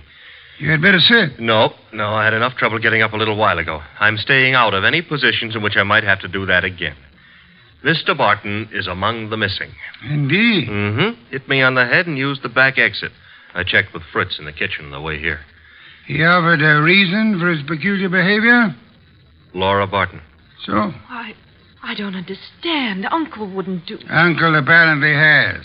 He also, would appear, fancies himself in costume. Well, he used to be very much interested in the stage. He acted for a while a long time ago till the family objected. Archie? Got it.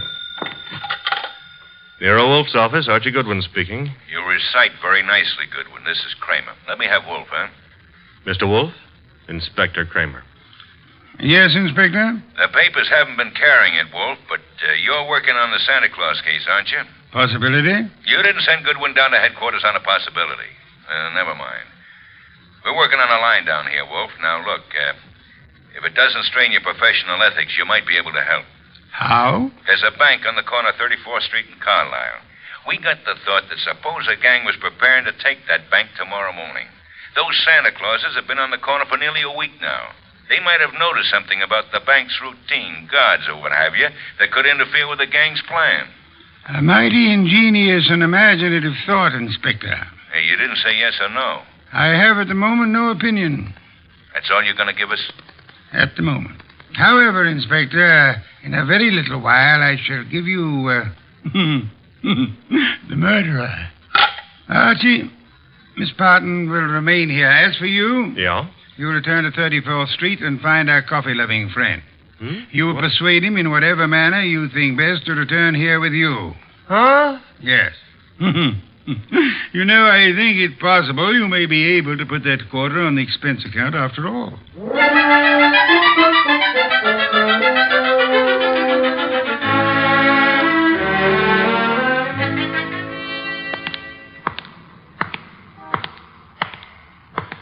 You. What? Oh. Why, I've seen you before. Yeah, I've learned to love the neighborhood. That's why it's going to break my heart. What is? Leaving it with you. With... It's sensitive about having guns pulled on me tonight. Let go of me, will you? Not until I tell you that, but yeah. will you? Gun looks in a lot better shape than you do. You're coming with me. Oh, where? Mr. Wolfe would like to see you. Nero Wolfe? Yeah. Well, why? He's trying to salvage a quarter.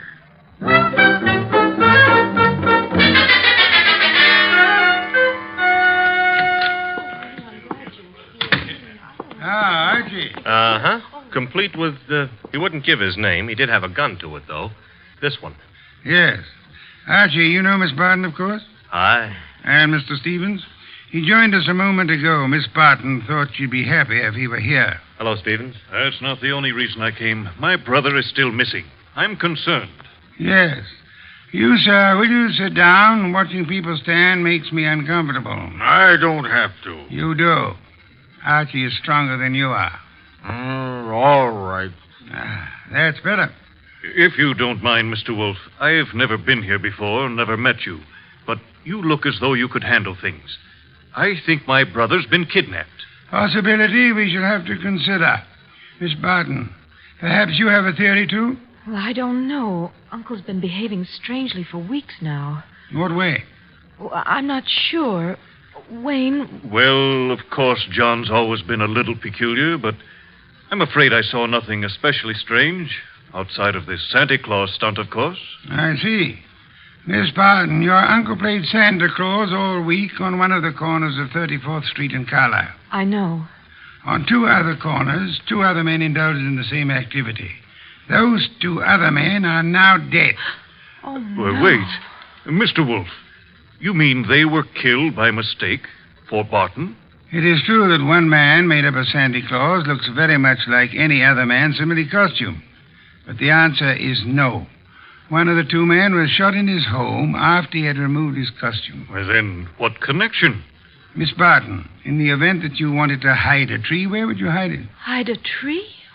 Why, I wouldn't even begin to know. If you were very clever, you would hide it in a forest. If you wanted to hide a murder and were very clever, you would adopt the same principle. Wait. You mean that if someone wanted to kill Uncle and didn't want to be suspected, he'd... Go about murdering several people with an ostensible, if lunatic, reason. He would, let us say, go about killing Santa Clauses. I get it. Then people would think the man he really wanted dead for a special and private reason had been killed for something that didn't point to him. True. That was why two Santa Clauses were murdered tonight. The third Santa Claus, however, the real object of the murderer's attention, was luckier or suspicious. He fled. Do I have to hang around here and listen to all this? You do, my unwashed friend. Mr. Barton fled, and the murderer was in a quandary. He had, so to speak, invested in two murders merely to make the third one confusing. But he found himself unable to commit that third murder. He couldn't find his victim. Could he ask the police to do so? Hardly. But he might try to inveigle a private detective such as myself into the job. That makes sense, Mr. Wolfe, but why would my brother have deliberately fled from your house? I mean, he was protected here, so... But do I make myself clear? Very clear, Mr. Stevens. Archie, that gun you took from the dirty gentleman, you still have it? I still have it. Then would you mind pointing it at Mr. Stevens here until the police remove him?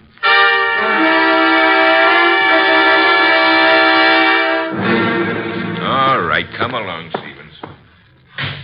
Well, that's the end of Mr. Stevens. Inspector Kramer will take good care of him from now on. But now, Mr. Wolfe, Laura and me and the refugee from a washcloth over here would still like to know how and why and who was involved. I knew two people had a motive for John Barton's death. Laura Barton and Wayne Stevens. One of them proceeded to kill Santa Clauses in the hope that the police would assume those killings to be the work of a lunatic. The paper certainly hopped on that assumption. Yes. However, John Barton, aware that his life was in danger, escaped his murderer and hid. In this house? No. A man in Santa Claus costume came here and said he was Barton. However, he was an obvious imposter. He proved that by his flight when his niece came here. You mean he could fool you, but he knew he wouldn't be able to fool me, so... Precisely, therefore, was not Barton. Who was it? Who else had disappeared at the propitious moment? The butler, Pleasant. True. I distrust coincidence.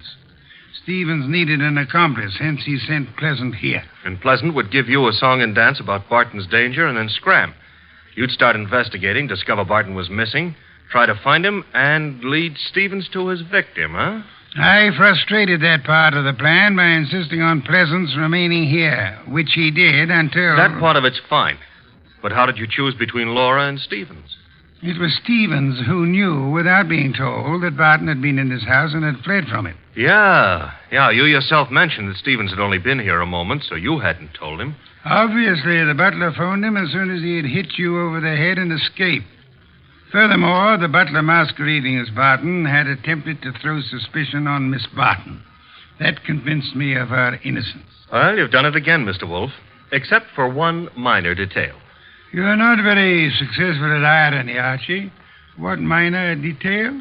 Where is Barton? In this house. Huh? When did that happen? You arrived home with the gentleman sitting near you. The bum? Wait a minute. This I ought to be able to figure out myself. Laura said Barton used to be an actor. That's item 1, huh? Yes, Archie. Also, why is a supposed tramp hanging around a deserted intersection for handouts? The answer is he wasn't. He was keeping an eye out for trouble he knew was after him. Oh, so it turns out I gave a quarter to a millionaire. Uncle, your uncle. Well, that is... I know, my dear. Yes, I'm Uncle. I did rather a decent job, didn't I? No one recognized me. Except, of course, you, Mr. Wolfe. Not recognition, Mr. Barton. Logic. Archie, open some beer for us. Yes, sir. Logic, eh? Well, whatever it was, Mr. Wolfe, I owe you a good deal. How can I ever repay you? Oddly enough, the answer is simplicity itself. Make out a check.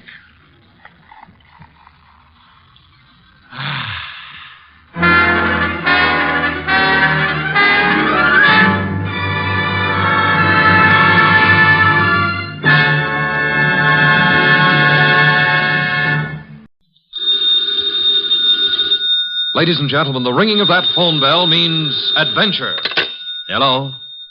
The young man answering the phone is Archie Goodwin. Yes, this is Nero Wolfe's office. The mountain of a man in the oversized armchair, staring at Archie with a beady eye, is Nero Wolfe. Mr. Wolfe is in. Mr. Wolfe is always in. Would he stay in until... He would. Archie, what on earth? Boss, she sounds blonde. Phooey. Don't believe I can tell over the phone? Okay. Excuse me, miss, but are you blonde? Oh. Go ahead and laugh. Thank you. Mr. Wolfe, we'll see you. Goodbye. I did not say. No, but you will. Besides, she wasn't blonde. And I want you to see red. Oh, Archie, better think of some new ones. Ridiculous.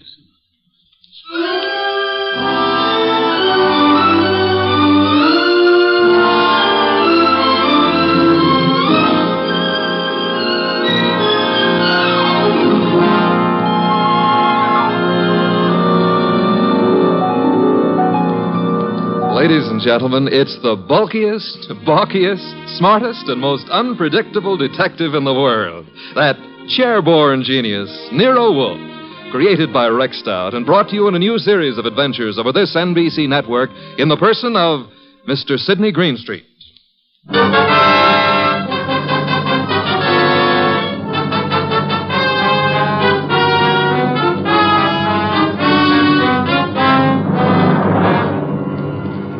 Tonight, it's the case of the girl who cried wolf.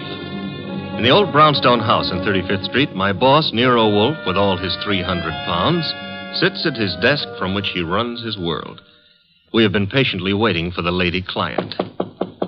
Then there's a knock at the door, and I admit her. A beautiful, frightened, and red-headed girl. Mr. Wolfe? Mr. Nero Wolfe? Not by 160 pounds. I'm Archie Goodwin. Oh, yes. I spoke to you on the phone. I'm Mary Dunning, Mr. Goodwin. I was wondering if... He's in. He's always in. Come on. We'll try getting him to admit it. This is Mr. Wolfe. Miss Mary Dunning. How do you do, Miss Dunning? Here, take this red leather chair. It's a nice match for your hair. You know, as old Dr. Titmouse has said to me, beware of a red-headed woman. But I never could believe Thank you, him. Mr. Goodwin. Your business, Miss Dunning? Do you mean what I do or why I've come to you? Both, if you please. Well, I'm Mr. Stevens' secretary at the Tolliver Ecological Foundation. Our offices are down on East 12th Street. Ecological? Field research as to factors operating on plant and animal development and survival, Archie. Animal development, huh? Miss Dunning, the foundation has several agricultural research projects throughout the country, hasn't it? That's right, Mr. Wolfe. And Donald Stevens is executive director. Or was until... Was? He's disappeared. It's been 3 days now. He's not been near the office nor his apartment. No message or... Apartment? Stevens been living alone? He's a bachelor. He's engaged to Laura Tolliver. She's a cousin of the original Tollivers. But she doesn't know where he is either. Have you come to me on Laura Tolliver's account or on behalf of the Foundation? Well, neither, Mr. Wolfe. I'm just worried, and I'd heard of you as one of the finest private detectives in New York. You've heard of me, Miss Dunning. We see that you're here. I still fail to understand why. But I've told you. Mr. Stevens has dropped out of sight. And there's another thing. The last time I saw him, he had a caller with him in his office. Caller? Male? Female? I don't know.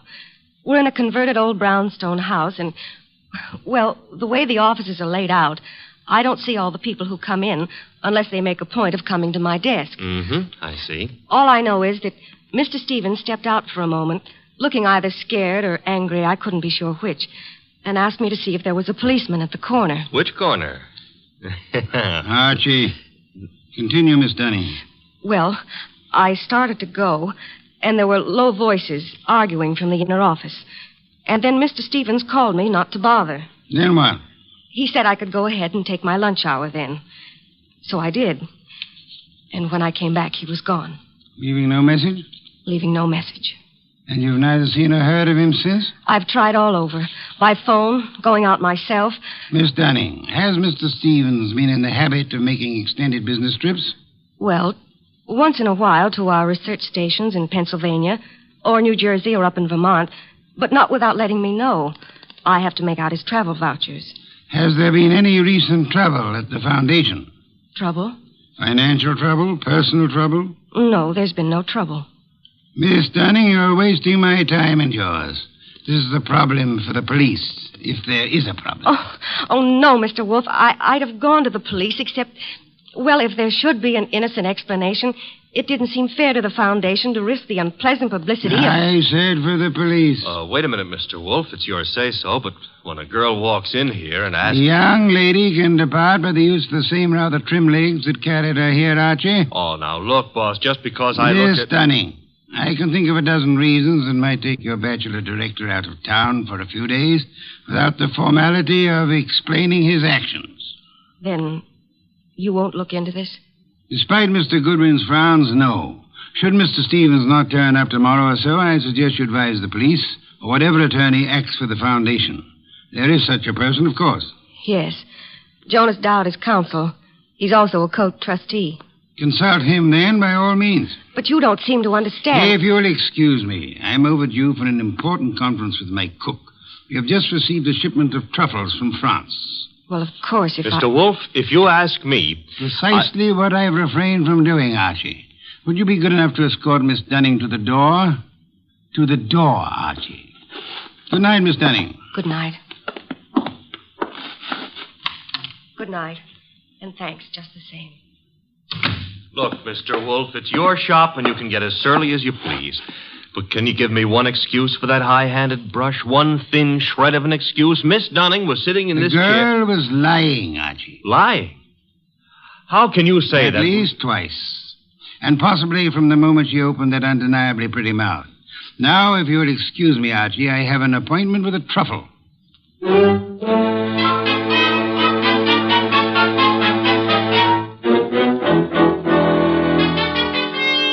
You say you have a surprise for me, Archie. Enough to yank you 3 inches out of that chair. Remember the girl who was here last night, Mary Dunning? You seem unwilling to let me forget her. Well, I took off on my own this morning to check up on that Foundation setup. Good, Archie. I ventured a small bet with Fritz that you would. All right. See if your bet included this. I found Stevens down there right in his office. Missing executive director. Yes, and the missing Mr. Stevens claimed he had just been on a business trip. Delayed getting back because his car had been smacked by a hit-and-run driver in New Jersey. Now, here's the payoff.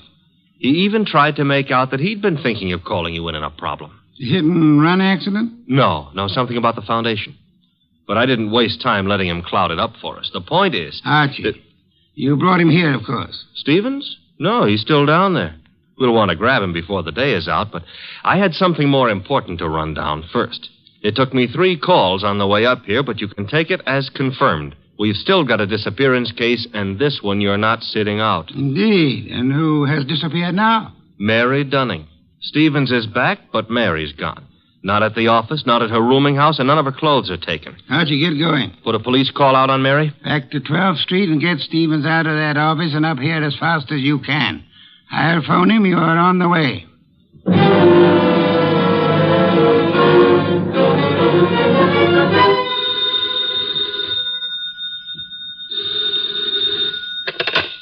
Hello? This Donald Stevens? Yes, this is Donald Stevens. This is Nero Wolfe. I understand you've been thinking of consulting me. Well, as a matter of fact, I have, Mr. Wolfe. I started to explain to Mr. Goodwin, but... Are you alone there at the office? Why, well, yes. As it happens... Be careful. I don't think your car smash-up was an accident. I've just sent Mr. Goodwin to ask you to come here. Meanwhile, I'd suggest... Oh, excuse me, Mr. Wolfe. There seems to be someone coming in now. Wait, Mr. Stevens. There hasn't been time for Archie to get there yet. Excuse me, Mr. Wolfe. Don't. Just hold the wire a moment. Wait, Mr. Stevens. Come on in. I haven't had a chance yet. Oh, what? No! No!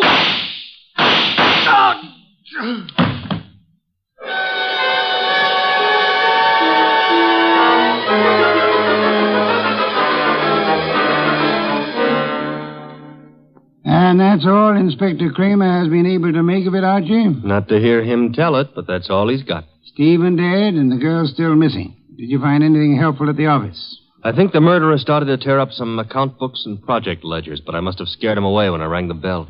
Couldn't have been more than 3 or 4 minutes after the shooting when I got there. But you saw no one? The murderer can cover a lot of ground in 3 or 4 minutes.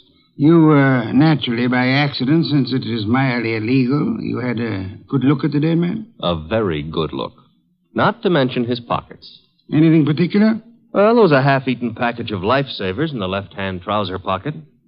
What's particular about that? The flavor was lime. I hate lime.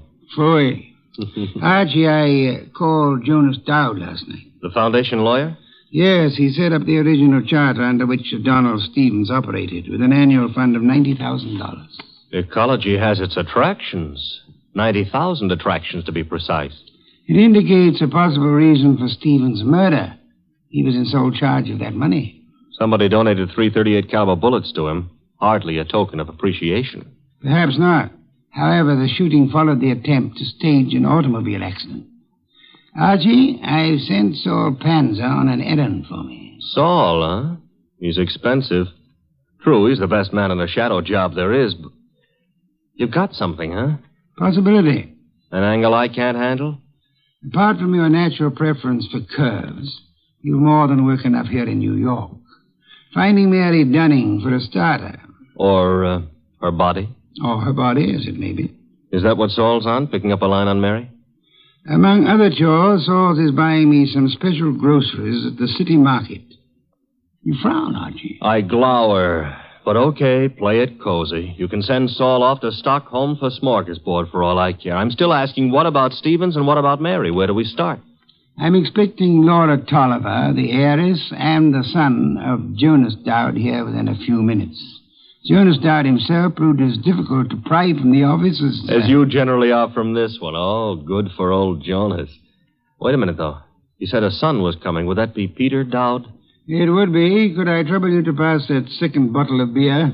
It's your third. Stop auditing me, Archie. You reacted to the name of Peter Dowd. May I ask why? Kramer is ahead of you on that pitch. He's had Peter Dowd downtown already. And learn? Playboy, used to be in love with Laura Tolliver, now in line to take over Stevens' tidy $20,000 a year salary as executive director. To take over, phooey. Peter Dowd's no ecologist. He's got more important qualifications. His old man and Laura Tolliver are co-trustees under the Tolliver will, and the director can be anybody they name. Archie, you sound prejudiced against young Mr. Dowd. Yeah, that's what Kramer said. I'm just naturally suspicious of anybody who stood to pick up $20,000 a year, plus a whack at the $90,000 a year in house money, just by throwing 338 caliber slugs into Stevens. Particularly after getting rid of Mary Dunning to clear the way. The police still have no leads on Miss Dunning? A for effort, Z for results. Now, the way I see it, boss... Leg work now, Archie. Guess it's later. You might try Miss Dunning's landlady again for one, and try Peter Dowd's apartment. Now? Yes. I'd say go along and keep after the missing girl. Instead of sifting through the names in Stephen's appointment book you were asking about? It's two legs of the same animal. The names may help on the girl. Now, Archie, on your way.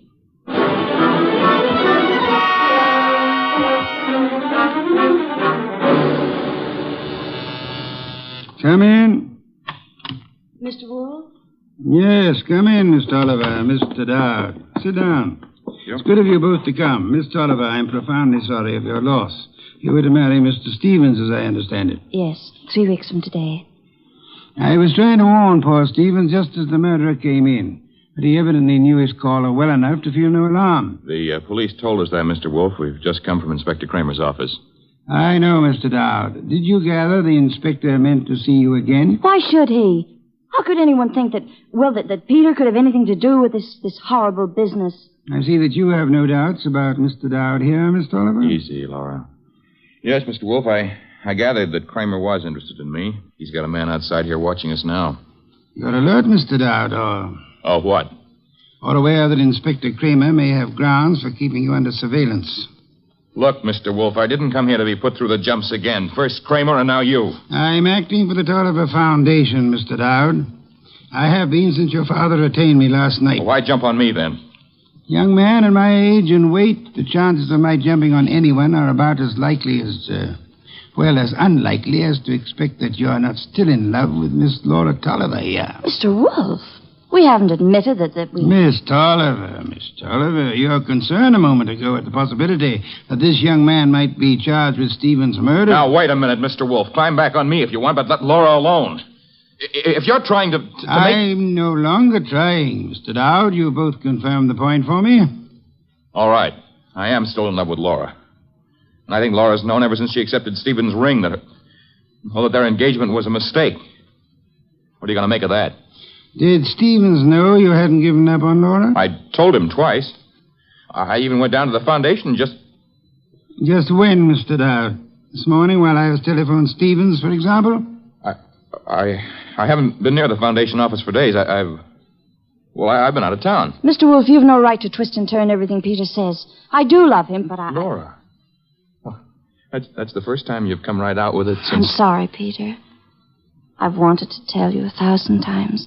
But, you kept going away on all those trips, and I never knew whether it was for some other girl or... Mr. Dowd, Miss Tolliver, could this tender exchange be postponed till you two find yourselves alone? Go ahead, Mr. Wolfe. Ask anything you want, as long as I know it's all right with Laura here. Roundly spoken, Mr. Dowd. May I ask about Mary? What's Mary Dunning got to do with this? I'm glad you're aware of the Mary I meant. Well, I've met her at the foundation, of course. We've all heard she's missing. You couldn't suggest where she might be. How would Peter know? Let's return to Mr. Stevens. Can either of you explain his 3 days' absence from the city? I've been out of town myself. Miss Tolliver? He could have been inspecting any one of the research plants. He didn't tell me, if that's what you mean. Stevens said this morning he had been wanting to consult me. You can't suggest why? Well, no, I can't. About foundation business or personal business? .338 caliber bullets kept Mr. Stevens from making that clear, Miss Tolliver. Mr. Dowd's father is sending me over some material, but as yet it's not in my hands. Are you familiar with the personnel at the research stations? There aren't any more than 4 or 5 project managers. Halsey in Vermont, Schwartz down in Pennsylvania. Excuse me. Nero Wolfe? Archie. Yes, Archie. You can take it back about Mary Dunning. If she's a liar, she's just gone to a lot of trouble to make it look good. Dead? No, but knocked out with chloroform and stuffed in a closet in a man's apartment. And guess whose apartment? Spare me your charades, Archie. Peter Dowd's. That's where I'm calling from. Is he still with you? As it happens, yes. You better hang on to him. There's been another development. Inspector Kramer's got hold of a man named Schwartz. The Pennsylvania project manager. Right. Schwartz was at the foundation office this morning, and he says Peter Dowd was going in as he came out. When? Within minutes of your call to Stevens. Kramer's on his way to your place now to pick up young Dowd. Any instructions? I'd like more company. Well, the ball game is all wrapped up, isn't it? I'd still like more company. Right. Mary and Schwartz? If you can get them here. And Archie. Yes? Get them here.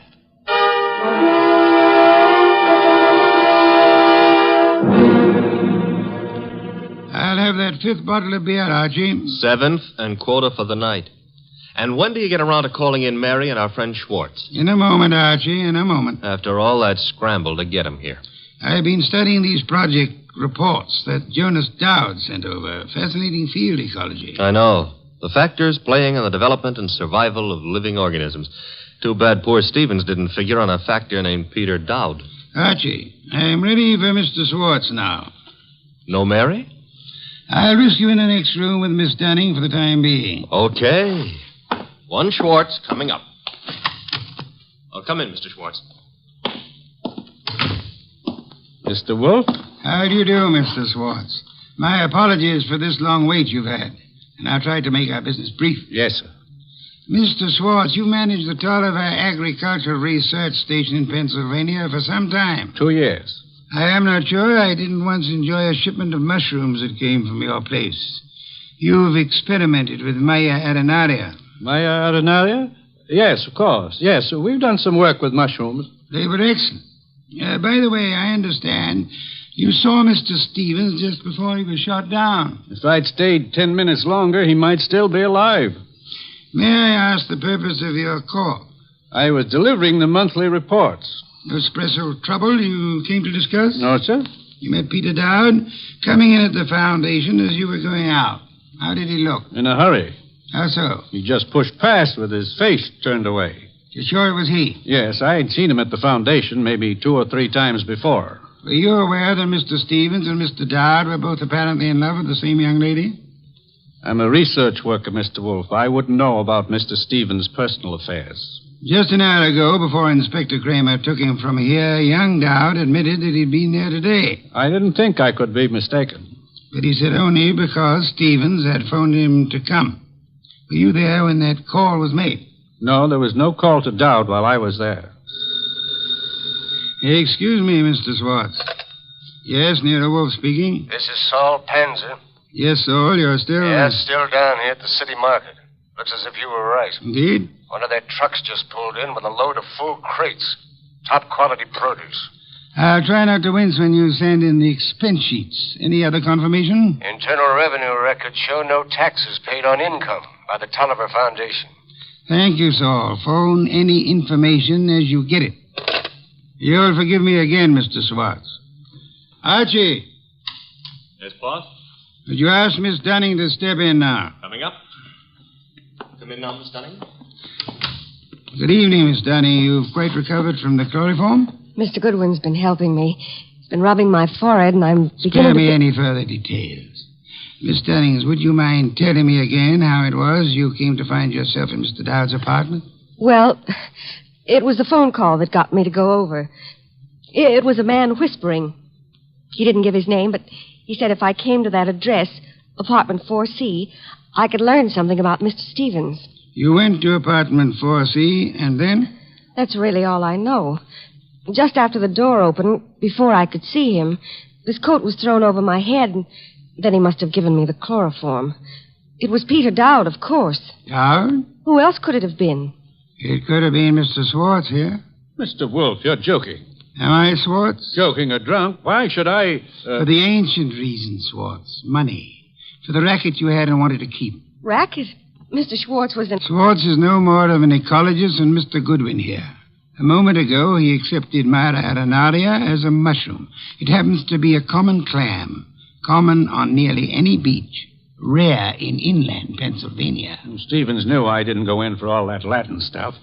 I could understand that you might be useful without it, Schwartz. But to get away from your station operations, you faked the scientific knowledge you never had. All right. Suppose I am more of a farmer than a fancy scientist. Our job at the research station is to raise vegetable crops, isn't it? As you worked it, Schwartz, of course. You turned the agricultural research project into a commercial farm. All expenses met from tax-free funds, and not a cent of return shown for the produce sold. So that's why Saul Panzer drew the rutabagus run.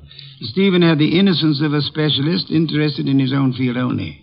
But even Stevens finally began to get onto those doctored reports of yours, Schwartz.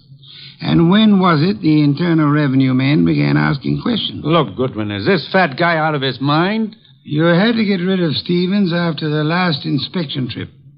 Were you even counting on taking over his job after Peter Dowd was put away for Stephen's murder? Mary, if you'll just explain to this lunatic... Watch it, Archie, watch it. I've got his gun. Adroitly done, Archie. Wait a minute. This is a 32, and it was a 38 that did the murder. Mr. Wolfe, that's my bag. You can't... Take this pistol from it, I have, my dear. This extraordinary effort you put me to, of actually leaving my chair to secure this weapon, we'll add that to the score against you. Mr. Wolfe, if you aren't too tuckered to answer, that gun from Mary's bag. It's a 38. It may be the one used on Stevens. But Mary couldn't. She didn't. If ballistics tells us that this is the weapon, then Swartz must have passed it to her for safekeeping, till it could be planted in young Dowd's apartment or car or whatever. I didn't have anything to do with it. Miss Dunning, you had to do with more than you know. Do you realize that if Mr. Goodwin hadn't found you at the Dowd apartment when he did, that you might not be alive at this moment? You were the one person who knew Swartz's crime. Mary, don't listen to him. She's listening, Swartz. Miss Dunning, you thought the chloroform scheme was directed solely against Peter Dowd, and so you let Swartz talk you into it. Mr. Goodwin tells me the door of that closet was sealed with Scotch tape. I didn't know that. Schwartz actually tried... Your chloroform sleep was meant to turn into a permanent one, Miss Dunning. And I was trying to cover for him. All right, here it is.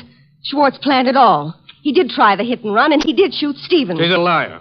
Mary, you've been juggling those books since... Say the details for Inspector Kramer, Swartz. There's guilt enough to be divided between you and guilt enough to burn you both.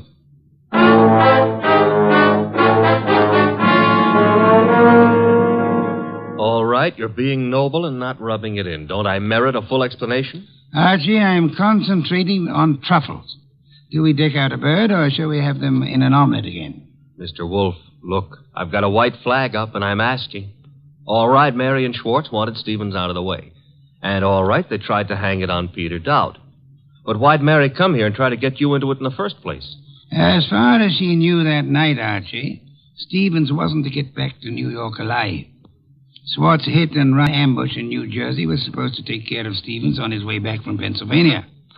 By luck, Stevens survived the accident, and Swartz had to follow him here to finish him off.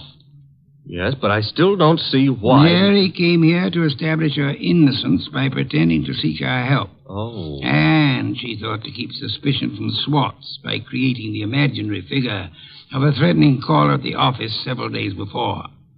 She knew Stevens meant to consult me about Swartz, and she could guess Jonas Dowd would call me in eventually. Stevens said he wanted to consult you that morning when I... That morning when you couldn't hear Stevens out because you were seeing him as Mary Dunning wanted us to see him. Oh, a trick operated with two vanishing acts to explain. Stevens's and Mary's. You have it, Archie. And both fake. A straight business trip branded a run-out or a snatch only by Mary's account, and then the chloroform act at Dowd's apartment. You have it in full. Mm-hmm. Except how you knew she was lying to start with. Point one, the girl offered no fee, no prospect of a fee. Mm-hmm. Stay at that. Could anyone claim knowledge of my reputation, Archie, and still seriously expect that I would take an arduous labor for the love of it? I'm ashamed of myself. Point two, she told us of a caller coming to see Stevens. Of Stevens asking her to fetch a policeman, then changing his mind. When asked to call a policeman, what woman's curiosity would be satisfied by being told not to bother? How utterly brilliant you are. Yes. Archie, a bottle of beer. All right. And now back to a serious problem, you know. I think I see a compromise on these truffles. Between bird and omelet? Archie, why not both? Ah.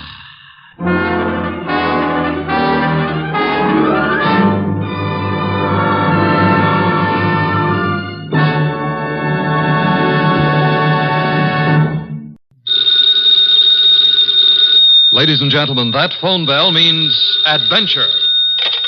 Hello? Hello? The young man answering the phone is Archie Goodwin.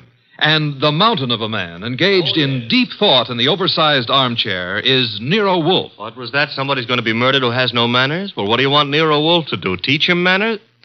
Oh. Hold on. Mr. Wolfe, Yes, Archie? We've got a prospective client. In case someone she knows gets murdered, she'd like you to do something about it. Very well. However, advise her. Yes? Not to get murdered herself. I never take a corpse for a client. Greatest detective in the world.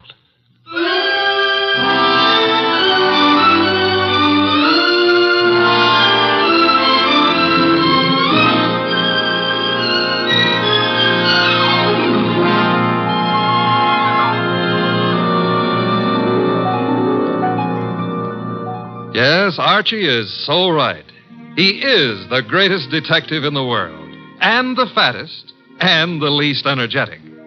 He's Nero Wolfe, created by Rex Stout and brought to you over this NBC network in a new series of adventures by Mr. Sidney Greenstreet.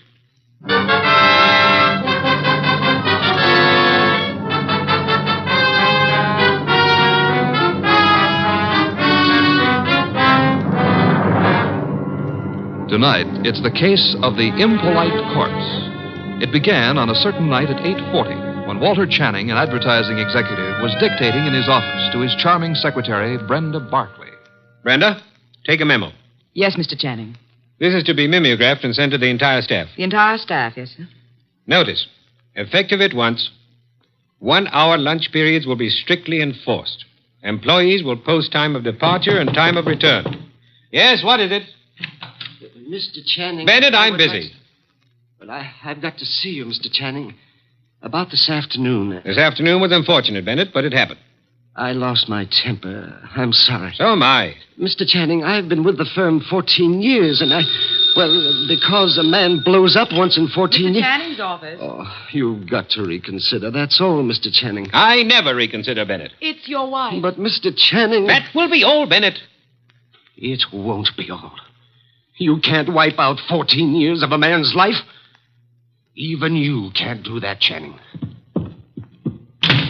It's Mrs. Channing on the phone. Oh. Hello? You're where? That's in this building. Since when has Dr. Ellis kept evening office hours? I told you there's nothing wrong with you. No, I can't. I don't know when I'll be through. And I don't want you hanging around up here. Well, take a cab or walk. I don't care what you do. What? I can't understand you. What? Goodbye, Doris. Where was I? Walter. Yes? You are going to reconsider about Tom Bennett, aren't you? Bennett was insolent this afternoon. I won't tolerate insolence. Yes? Shine, Mr. Channing? Shine? No.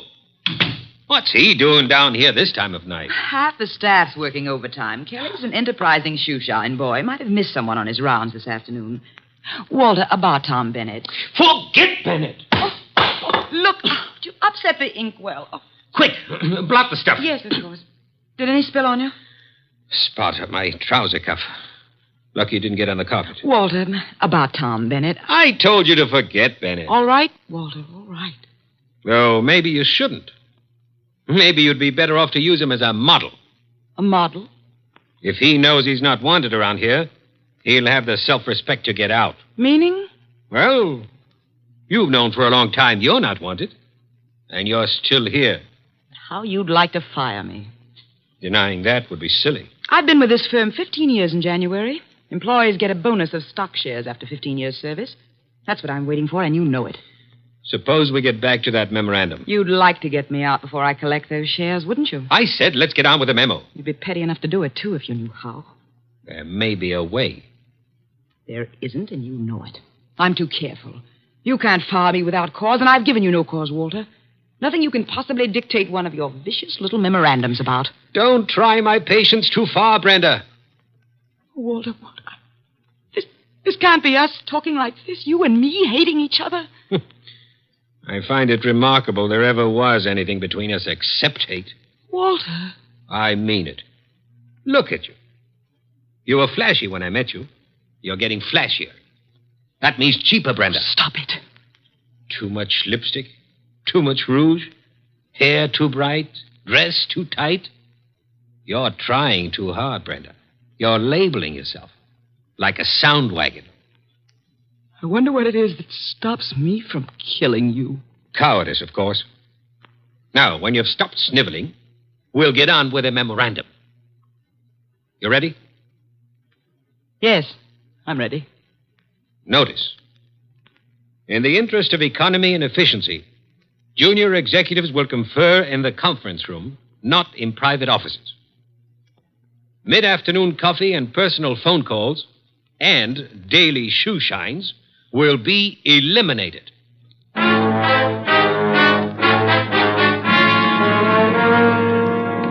Your name is Barkley, Brenda Barkley. Very well, Miss Barkley. What can I do for you? Mr. Wolfe, I don't know how to begin. Well, maybe I can make this easier all around by briefing Mr. Wolfe on the Walter Channing case. Hey, that's funny. What? Violet eyes. I always thought they were something the poets made up. Archie. Huh? Oh, the Channing case, yes. One moment. Miss Barkley, look this way, please. To me, an eye is functional object found in mammals, birds, fish, potatoes, and horticulture. Thank you. Go on, Archie. Walter Channing was the boy wonder of advertising. At 33, executive vice president of Winslow, Hart, and Straitmeyer. Just 24 hours ago, they found him at his desk, shot through the heart. They? Who is they? A night porter and a shoe shine boy, is that right? Yes. He'd been dead about an hour. The bullet went through Channing, his desk chair, and lodged in the windowsill behind him. Police thought at first it was suicide. The gun? 38, found it on the floor, 10 feet away. No fingerprints, anyhow, no clear ones. Seldom are on a gun butt. You say suicide was suspected. Why? The gun was 10 feet from the body. It was the smudges. Smudges? Powder burns. According to the papers, he was sitting at his desk. There were no signs of a struggle. The gun was held against his chest and fired. But it wasn't suicide, Mr. Wolfe. Walter Channing would never have killed himself. The police have already decided that, finally, according to the evening papers. And I presume you, Miss Barkley, are a suspect. No, not yet. But you expect to be. That's why you came to me. When the police talked to her, Her? Doris, his wife. I've been Walter Channing's secretary for 8 years. At one time, we thought we were in love. Mrs. Channing was aware of this? Yes. Oh, it was a long time ago. It was over. It was finished a long time ago, but she never believed that. Neither did Alan. Alan who? Alan Mielik, head of the media department at the agency. We were going to be married when Walter and I... Well, Decided you were in love. Miss Barkley, who finally decided you were not? You or Mr. Channing? He did. I see. Mr. Mielik believes you did not share this change of heart. Yes. Oh, he's such a fool. I dare say you fear Mrs. Channing or Mr. Mielik or both will reveal the ill-fated romance. You know what the papers will make of it, what the police will try to make of it. Miss Barkley, did you kill Channing? No. Oh, no, I swear I didn't. Oh, Mr. Wolfe, I didn't. Please, for heaven's sake, no tears. Archie, put her in a cab. Yes, sir. Then come up to the plant room. There are some things I'll want you to execute for me. Yes, sir. Women. Bah! Yes, Mr. Goodwin, I'm Abe Jackson, the night porter. I was working late that night. Mr. Channing, his secretary, Mr. Bennett, Mr. Mielik, and his secretary. About 10:30, I met the shoe shine, Kelly, on Mr. Channing's floor. There was a light burning in Channing's plate. We went in to turn it off, Kelly and me, and there he was, sitting at his desk, a hole this big in his chest. Tell me, Mr. Bennett, did Channing have any enemies in the agency? Channing was a slave driver, Mr. Goodwin. The girls hated him and men were afraid of him.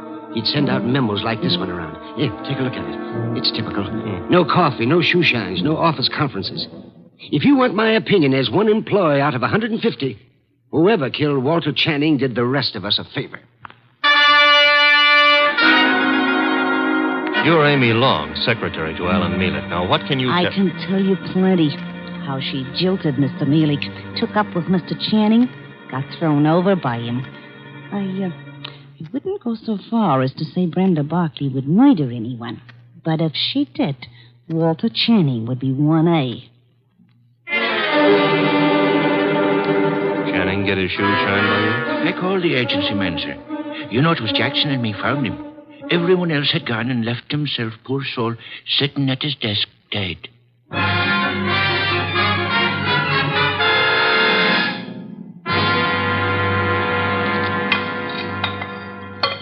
This specimen, a monogamous straight orchid. Beautiful, isn't it, Mrs. Channing?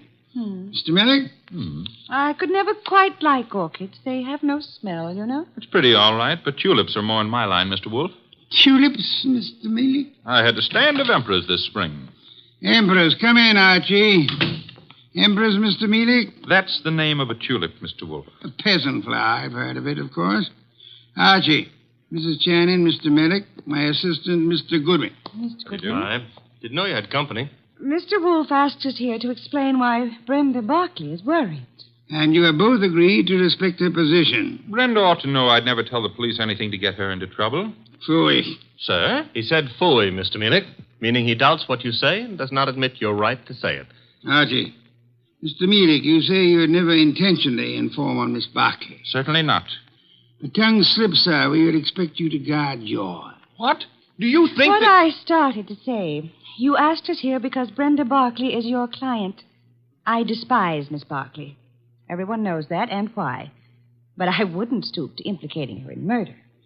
You believe her innocent, then, Mrs. Channing? I believe she lacks the gumption to pull a trigger. Poison I wouldn't put past her at all. Mr. Millick, would you be kind enough to see me home? Of course, Mrs. Channing. Good day, Mr. Wolfe. Good day. And Mr. Goodwin. You have, I suppose, an exhaustive report from me, Archie? 7 pages of notes. Save them and get me a bottle of beer. You're in a rosy mood. What happened? I said I would like a bottle of beer. No, you wouldn't. Archie, you better... Don't puff up about it. Those vest buttons won't stand the strain. I can't get you a bottle of beer. Why not? You ordered me to hold you to 4 a day. I rescind the order. You also ordered me not to let you rescind the order. What's the matter with you, anyhow? I have had to entertain 2 very dull people too long. Both those dull people are prime suspects. Mrs. Channing is a woman scorned. Mielik lost his girl to the guy who was killed. I can't blame her for throwing him over. Archie, the man grows tulips. What? Tulips. Well, give me a report.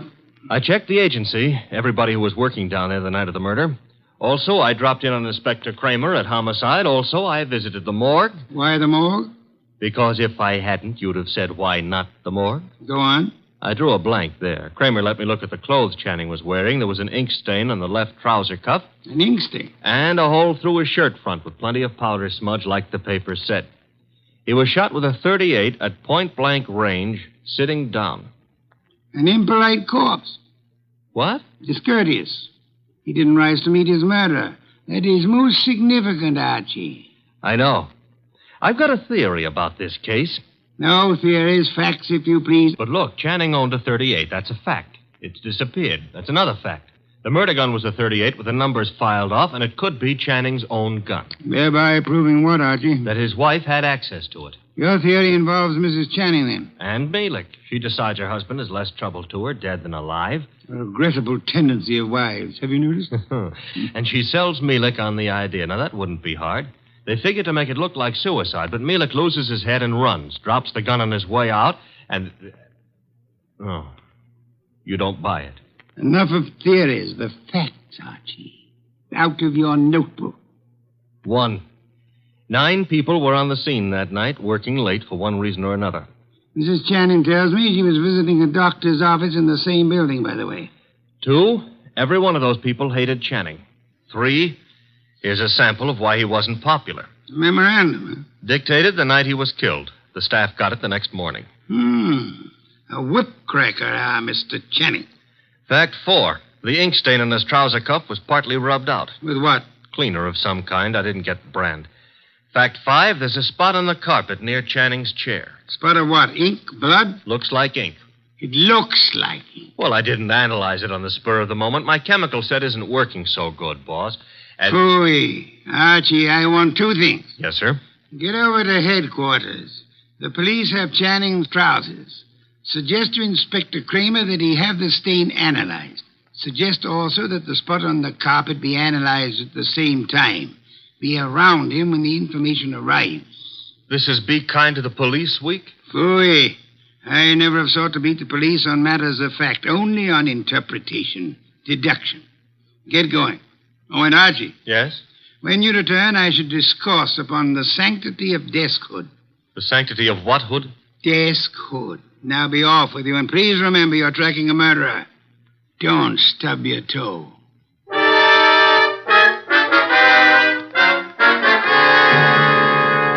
Goodwin, the thing on the carpet was a dye of some kind.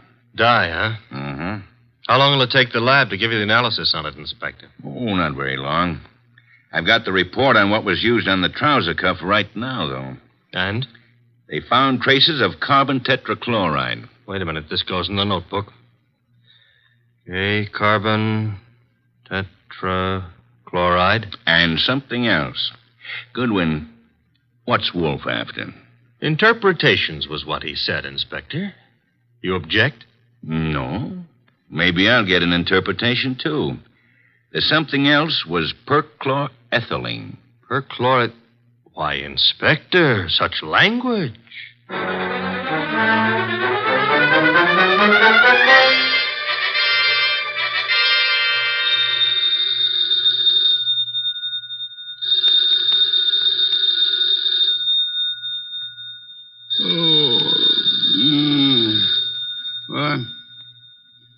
What?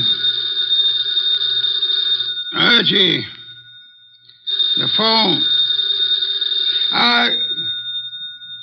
Oh, not back yet.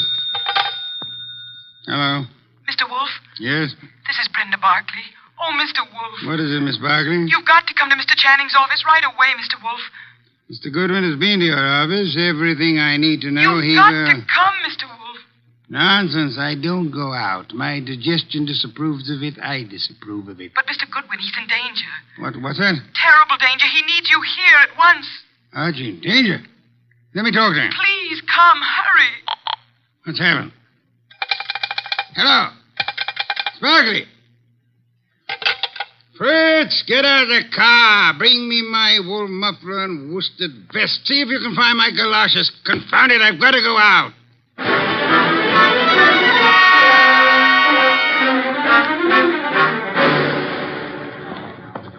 Going up. Step to the rear of the car, please. Mister, will you please step back? I'm back as far as I can go. You are? Elevators, contraptions for little men. Come, take me up, young man. Hold it. Hold that car. I'm late for a date with a blonde. 16th floor, buddy. Evening, Mr. Goodwin. Good evening. I was told you were in danger. Danger? Mr. Wolfe, what are you doing out down here? Sparkley's idea. About me being in danger? Obviously, she was lying. I suspected at the time. But I fell in with her suggestion. I'm anxious to end the case. My presence here is needed. Don't understand why she'd do such a thing. And why is your presence needed? 16th floor. It's a matter of, perspective. Brenda's got a very nice perspective. She'll be around here someplace. The agency's got this whole floor. Her office? Down this corridor, next to Channing's. Well, Kramer came through on those reports from the lab. That smudge on the carpet wasn't ink. It was a dye. Powdered aniline. Brenda. Oh, Mr. Wolfe, thank heavens you're here. Hey, I'm here, too. The police, they questioned me again this afternoon. I'm so frightened, Mr. Wolfe. You've got to find the murderer before they... Baby, take it easy. Well, hello, Archie. Hello. What's the idea of trying to pull a fast one on Mr. Wolfe? Well, I just had to see him. Please understand. Is this Channing's office? Yes. You told him I was in danger. At last, the place to sit down. Well, I had to tell him something to get him down here. He's not happy. You comfortable there, sir? Miss Barkley, come here. Mr. Wolfe, I can explain. I thought if you were here, where it happened, I mean, if you could see for yourself, then you'd Young woman, there are many things I'd like to say to you. Oh, now, wait a minute. She was scared, boss. However, I am too short of breath to do them justice. Archie. Yes? Round up everyone concerned with this case. Right now? Including Mrs. Channing. Get them in here. Yes, sir. You help him, Miss Barkley, and close that window. Yes, Mr. Wolfe. Fresh air. I've had enough today, thanks to you, to last me a lifetime.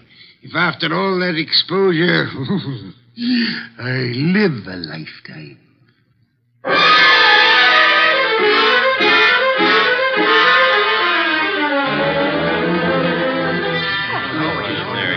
What's going on here, anyhow? A tea party. Find yourself seats. Keep your knees steady. All right, Mr. Wolfe, everybody's here.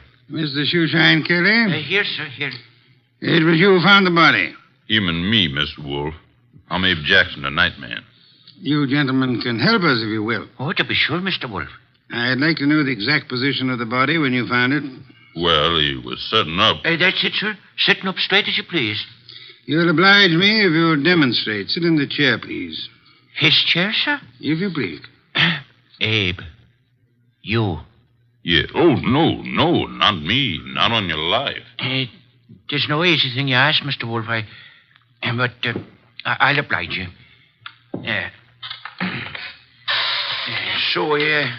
It was like this, I'd say. You agree, Mr. Jackson? A little more to the right, maybe. Yeah, that's the way it was. Archie. Yes, sir? Help me with a brief recapitulation. Well, so far as we know, Channing made no outcry. Therefore, he could not have been startled by the appearance of the killer. There were powder burns on the body. Therefore, the gun was against Channing when it was fired. His own hand couldn't have held it closer. Nobody heard the shot, probably because this office is soundproofed. The gun that killed him was lying on the floor 10 feet from the desk. In the direction of flight through that door. Go on, Archie. The killer was almost certainly well known to Channing, or Channing wouldn't have let him come that close without a struggle or an alarm. Also, the killer had access to this office, another proof that he's not a stranger. One more point, if I may, Archie. The killer, he or she, is present here now. Here in the room. Quiet, everyone. We come now to the point I mentioned to you last night, Archie. The point I call the sanctity of deskhood. Sanctity of what? Deskhood, Mrs. Channing. Explain, Archie. Still figure it's so important? Absolutely essential. Well, I wrote it here somewhere. Oh.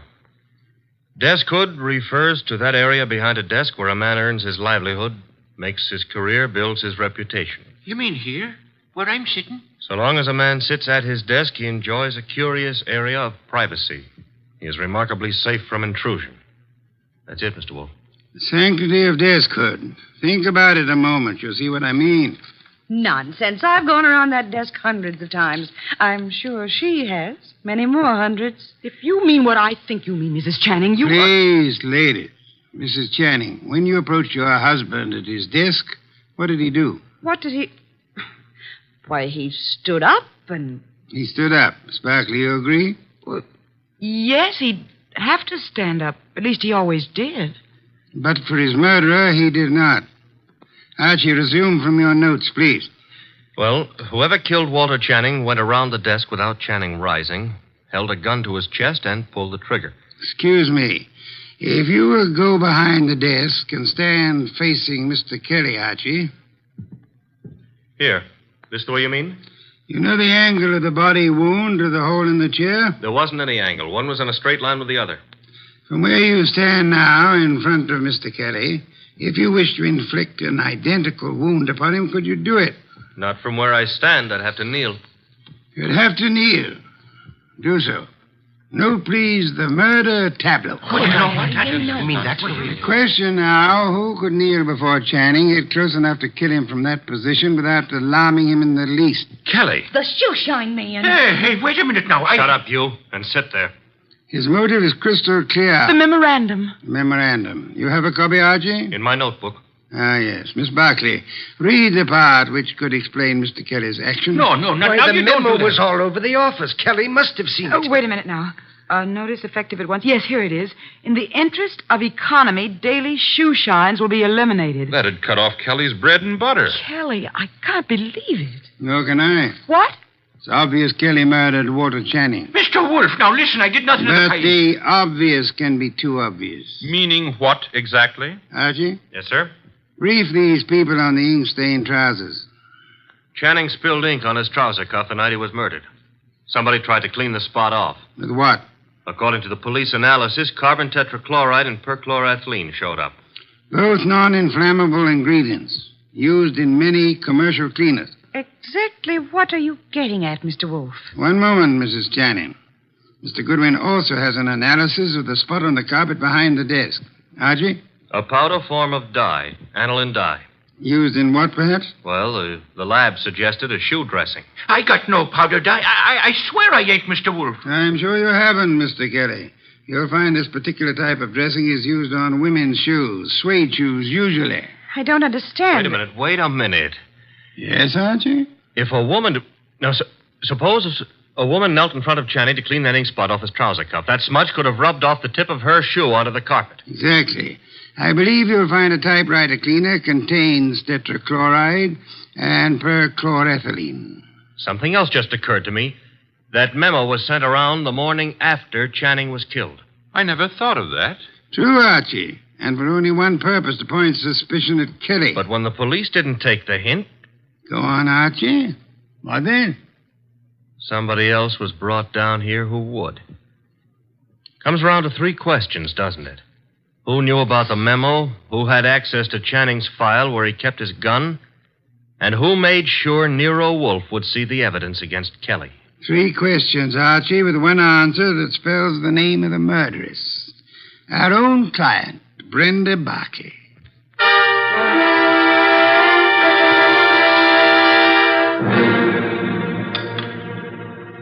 Steak, Archie, marinated. You like it? I'm not hungry. Indeed, I suggest a tonic. That reminds me. I had a call. You had? Doris Channing. She had some idea about my explaining things to her. She found my explanation insufficient? No, but she felt it lacked the personal touch. Phooey. Hand me a can of beer. However, you do have the evening off. Yes, sir. Keep out of trouble. Doris Channing is a blonde. That is, try to keep out of trouble. In the company of a blonde who wants to. Good night, sir. Good night, Archie. Good night.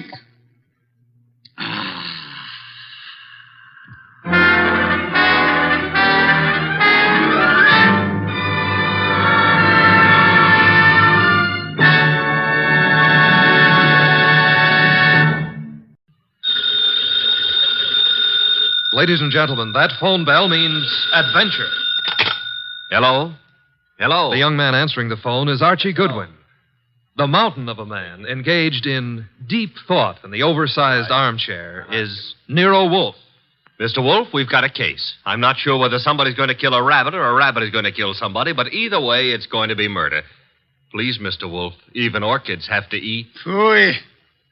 Yes, sir, Mr. Wolfe will take the case. As a matter of fact, he's working on it right now.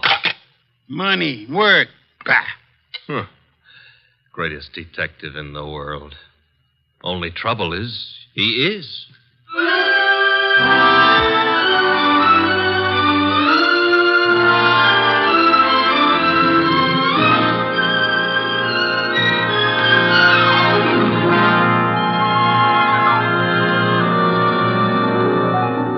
Yes, ladies and gentlemen, Archie is right.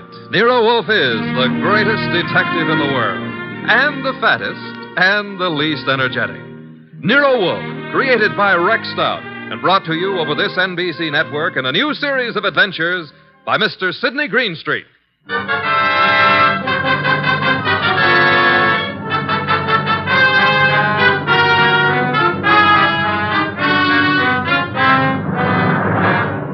Tonight, it's the case Nero Wolfe likes to remember as the case of the friendly rabbit. He sometimes prefers his proverb scramble. It began in lots of places. Let's take a look at a few of them. In particular, the richly appointed library of a man named Veek.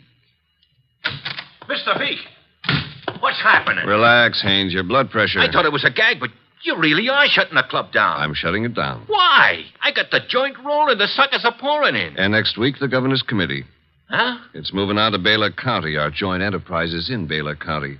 I think the club needs a rest. Crime committees so rarely admire gambling. Oh, that's different. So it is. The club needs a rest. You need a vacation. Florida, perhaps? I don't like Florida. Pick any place you like, just so long as you get out of reach of a subpoena. The heat's on, huh, boss? You've just coined a phrase that may very well catch on. Get out and stay out of the state until I send for you. Okay, Mr. Veek. Sure, Mr. Veek. Marshal? Yeah? That about covers us in Baylor, am I right? You're right. The dear governor's dear committee will be sorely disappointed.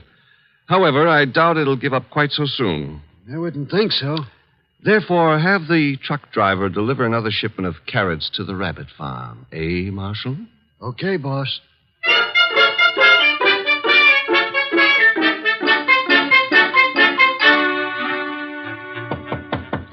Come in, Williams. Good afternoon, Governor. Good afternoon. Williams, I'm disturbed. The crime committee, sir? It was doing well, very well. And then... I know, sir. There's a leak. Someone is passing on confidential information. Who? That's the problem. Who? Started 3 weeks ago. A 3-man committee, Wilson, McCarthy, Tolliver. One of them, Williams? I'd stake my life, sir, no. Then who? You've forgotten Collier, committee secretary. You have reason to suspect him? No, nothing that means anything. Except... You do suspect him? And he's been watched, telephone calls checked, mail. I have no reason to suspect him. Except that one thing bothers me. What's that? He has a small farm in Greendale County. He rarely went near the place in all the time he's been up here at the Capitol. But that suddenly changed. 3 weeks ago? Yes, sir. He's been staying at the farm for 3 weeks. Is there anything unusual about that farm? Nothing unusual. Except Jimmy Collier has gone in for raising rabbits.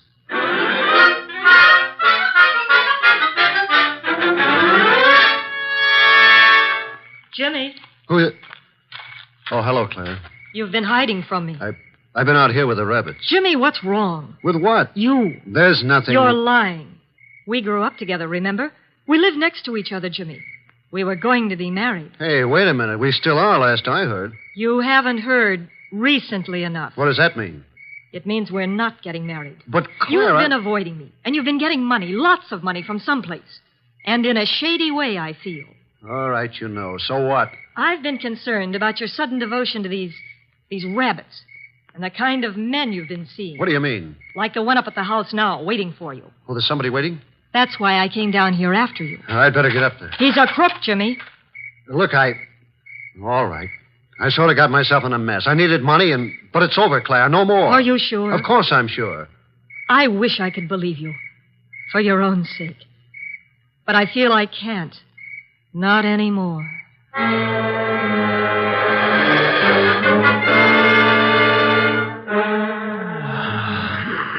Archie. Yes, Mr. Wolfe. Either stop breathing so heavily or... Take the evening off? Stop breathing. Old Dr. Tidmouse wouldn't approve of that. Who in blue and assorted blazes is old Dr. Tidmouse? My family doctor. Mavis keeps your puny mind, but you don't have a family. Answer the phone. Oh, but it might be a case. It might be very important. It might mean work, Mr. Wolfe. Archie. W-O-R-K. You've got millions in the bank. Why worry? Confound you. Do you want me to answer that phone myself? Now you've got me. No, Mr. Wolfe. Couldn't let you knock yourself out lifting a telephone receiver. Nero Wolfe's office, Archie Goodwin speaking. What? Wait, Mr. Wolfe is to go up to Greendale at... Oh, now, look, friend. Mr. Wolfe does not go anywhere, and that includes Greendale. He wouldn't stir out of the house for anybody short of the... What? I see. Yes, sir, in an hour. Goodbye. Mr. Wolfe, brace yourself. You've got an appointment with a Mr. Williams at the Starlight Hotel in Greendale for 1 hour from now. You're insane. No, I'll admit I've been tempted. Sure, were it not for the fact that often the native hue of resolution is sicklied o'er with a pale cast of thought. Quoting Hamlet will get you no place. I would fire you. And then who would drive you to the Starlight Hotel in Greendale? I'm not going to Greendale. Nevertheless, in an hour you will be there. And who, may I inquire, says so? The governor of the state.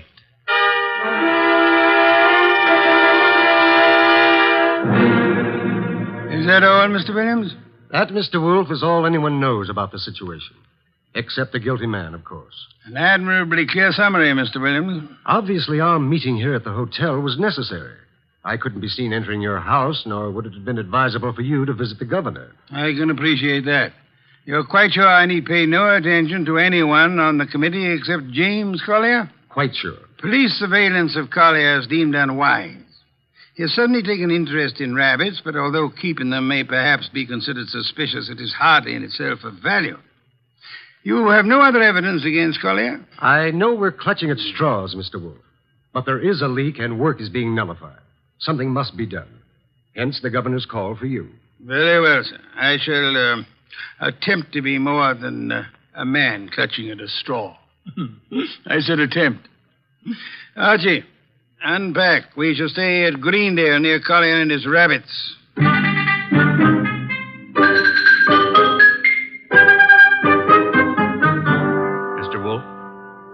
Mr. Wolfe.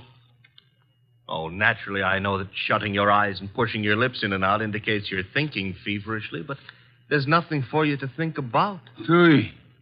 Oh, I accept your correction. What are you thinking about? Hotel beds, they're notoriously flimsy. Oh, you gave up on the case so soon. Fiddlesticks. I already know exactly what role the rabbits play in our problem. Therefore... We're going to drive out to Collier's farm? You are. While you test the hotel beds, fine. It'll be necessary for you to spend the night at Collier's place. You'll drive out there and pretend you've lost a cylinder or something. Oh, a lost cylinder. Oh, fine. Confound you, Archie. You can invent something plausible as a pretext, and if you are properly charming, Mr. Collier will, I hope, invite you to stay the night. And during the night I sleep, happily breathing the fresh country air. Trust not. Okay, Mr. Wolfe, I accept the assignment. I will learn all I can from Mr. Collier's rabbits. Incidentally, remember the play Harvey? I do? Why? Harvey was an invisible rabbit, a figment of a man's imagination. I hope this rabbit venture is more tangible, Mr. Wolfe. It is, Mr. Goodwin. Will you desist and depart? Okay. Oh, if anyone calls, just say I've gone out to Greendale to cross-examine a rabbit. Archie, I think you're going to be quite surprised. Yes.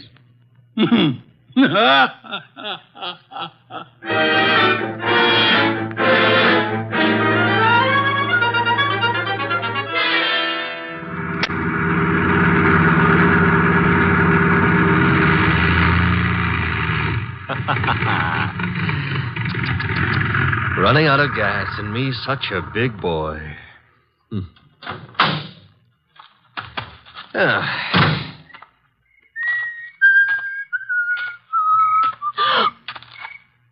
Hello. Hello? That tree a friend of yours? The tree? Yeah, the one you're clutching.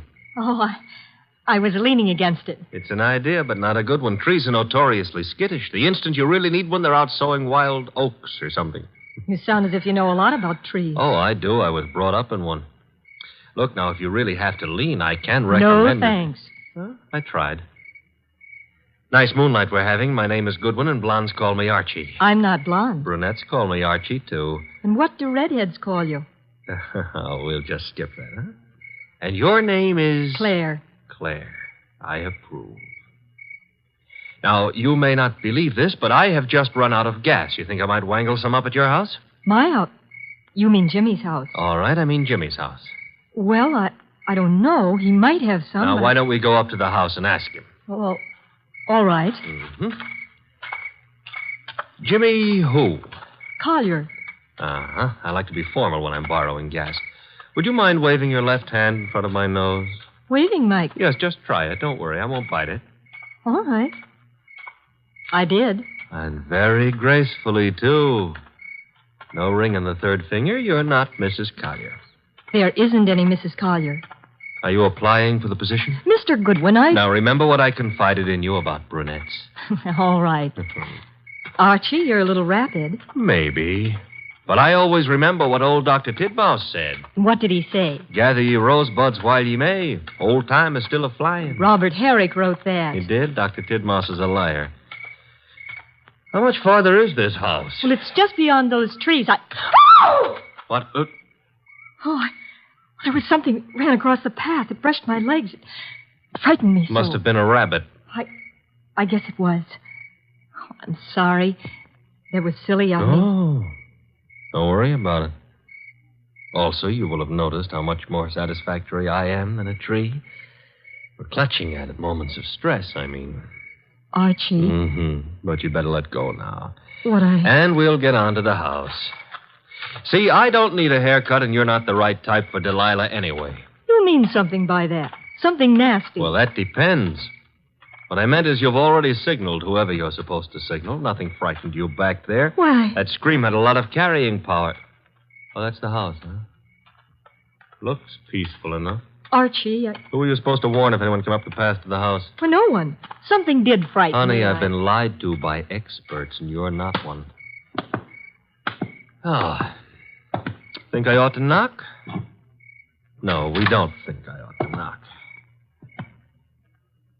Dark inside. Except for a handful of moonlight filtering in through the windows. Kind of early for Collier to turn in, isn't it? I wouldn't know. Let's go find out. Now, relax. Grandpa's making with the chimes. Time is... 10 o'clock. Oh, it's getting late. Come on. This would be the living room. Filled with early American furniture. The early Americans would be pleased. Nothing here. What's that door lead to? I don't know. Or won't tell? Smaller room. Dark as...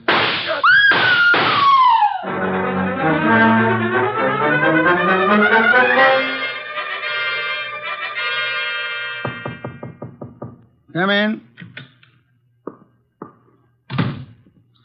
Put the beer on it. Oh, you're not the bellboy. I'm sorry. I should have remembered to bring some beer. Indeed, and you are? I'm a fellow guest at this hotel, Mr. Wolfe. My name is Veek.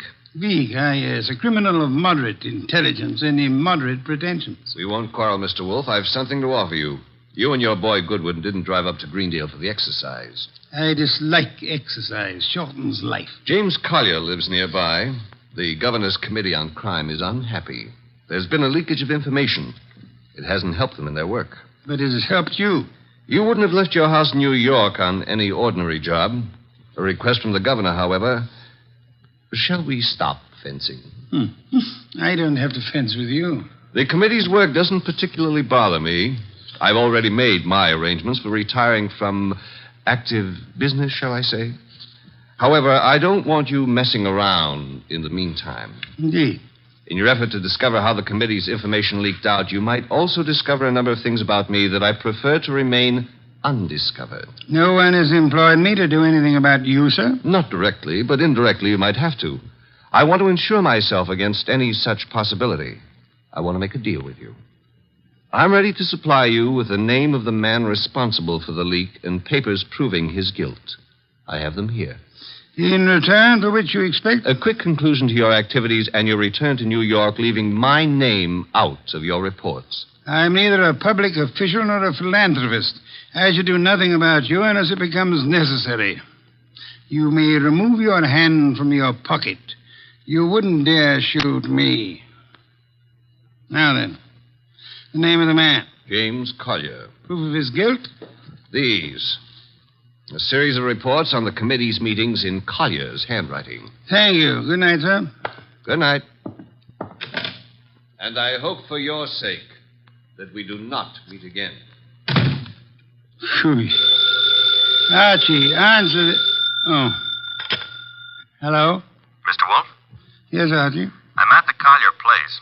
Since it takes only 10 minutes to get there, may I congratulate you on your speed? I've been at the Collier place for nearly an hour. Doing what? Oh, meeting Claire for one thing, discussing Rosebuds. Your delay has been explained. Good night. And for another, I was being around when someone got murdered. Ah, you laid hands on the murderer? No, the room was dark. By the time I got Claire untangled from me and started looking for somebody with a gun, he'd left.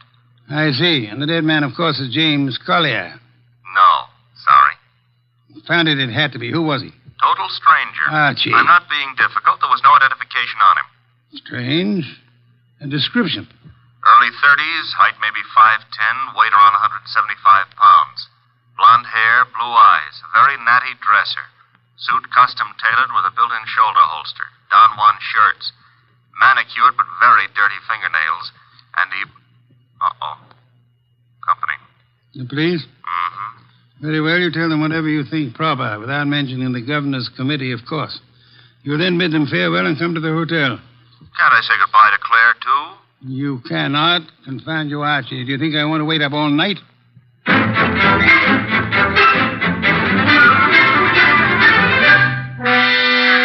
Police were not happy about letting me go, but I threatened to tell you on them, so they gave up. You have told me the entire story of what occurred at the Collier farm, Archie? Mm-hmm. All details. If you like, I wouldn't mind repeating the parts about Claire. Phooey. You may call it phooey, I call it love. By the way, did you know that it was Robert Herrick who wrote that poem? Confound you, be quiet. Okay, push your lips around, but you've missed something. I have? Mm-hmm. The burning question of the day. Night, rather. Which is? Where is James Collier? Ah. Stop buying. The cops want him on suspicion of murder. The way it shapes up, he shot our unknown pal and then headed for the nearest border. Nonsense. Mean he didn't shoot our unknown pal?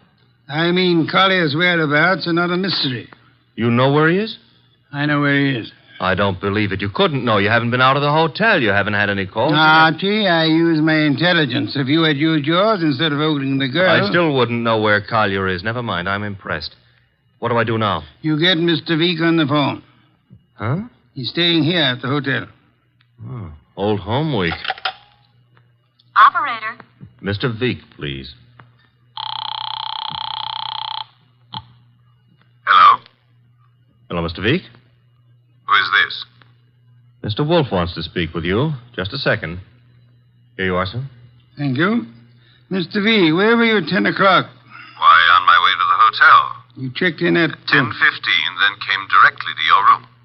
One other question. You have an employee, a man in his early 30s, blonde-haired, blue-eyed, and well-dressed. Am I correct? Yes, that is Marshall. No, that was Marshall. Good night, sir.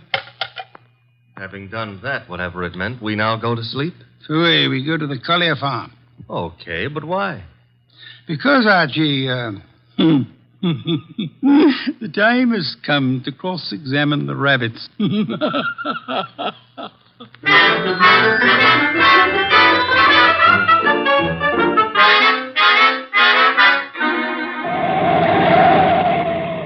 Confound you, Archie. You're not driving a truck. Be careful. Truck drivers are careful. Also, they're courteous. Indeed. Furthermore, they will always stop to help a motorist in time of trouble. Archie, are you training to become a truck driver, or have you fallen in love with a truck driver's daughter? Her name is Susie, her hair the color of wheat fields at high noon. Never mind, turning purple. I'm about to change the subject. Boss, I have a theory. Stick to truck drivers. As follows. Our boy Collier, who'd been selling information to Veek, had a change of heart and decided to turn ethical. But Veek's man, Marshall, at Veek's orders, tried to apply pressure, so Collier shot him and headed for Canada. And the girl's role? Was to brighten my life. Oh, you mean about her playing sentry? Well, she's in Veek's employ, too. Phooey. Don't like my theory. It's charming. It merely happens to be wrong. Merely happens to be... Why is it wrong? Because, Archie, of a dead man's dirty fingernails, Marshall's fingernails. Oh. Well, you made me bring you to the rabbit hutches. We have arrived. There are the rabbits. Go ahead, cross-examine them. Good many hutches. A large pen for the rabbits to run about in. Notice that they're all cowering at the far end of the pen, ran as we entered. That's because they don't like us, maybe, huh? One of them, however, seems to be friendly. The one up here, and at the corner opposite us. Oh, yeah, there is one here. He's not friendly, Mr. Wolfe. Indeed? He's dead. Somebody stove in his skull. Interesting. What's interesting about a dead rabbit? He may be dead now, Archie, but he was friendly. Too friendly.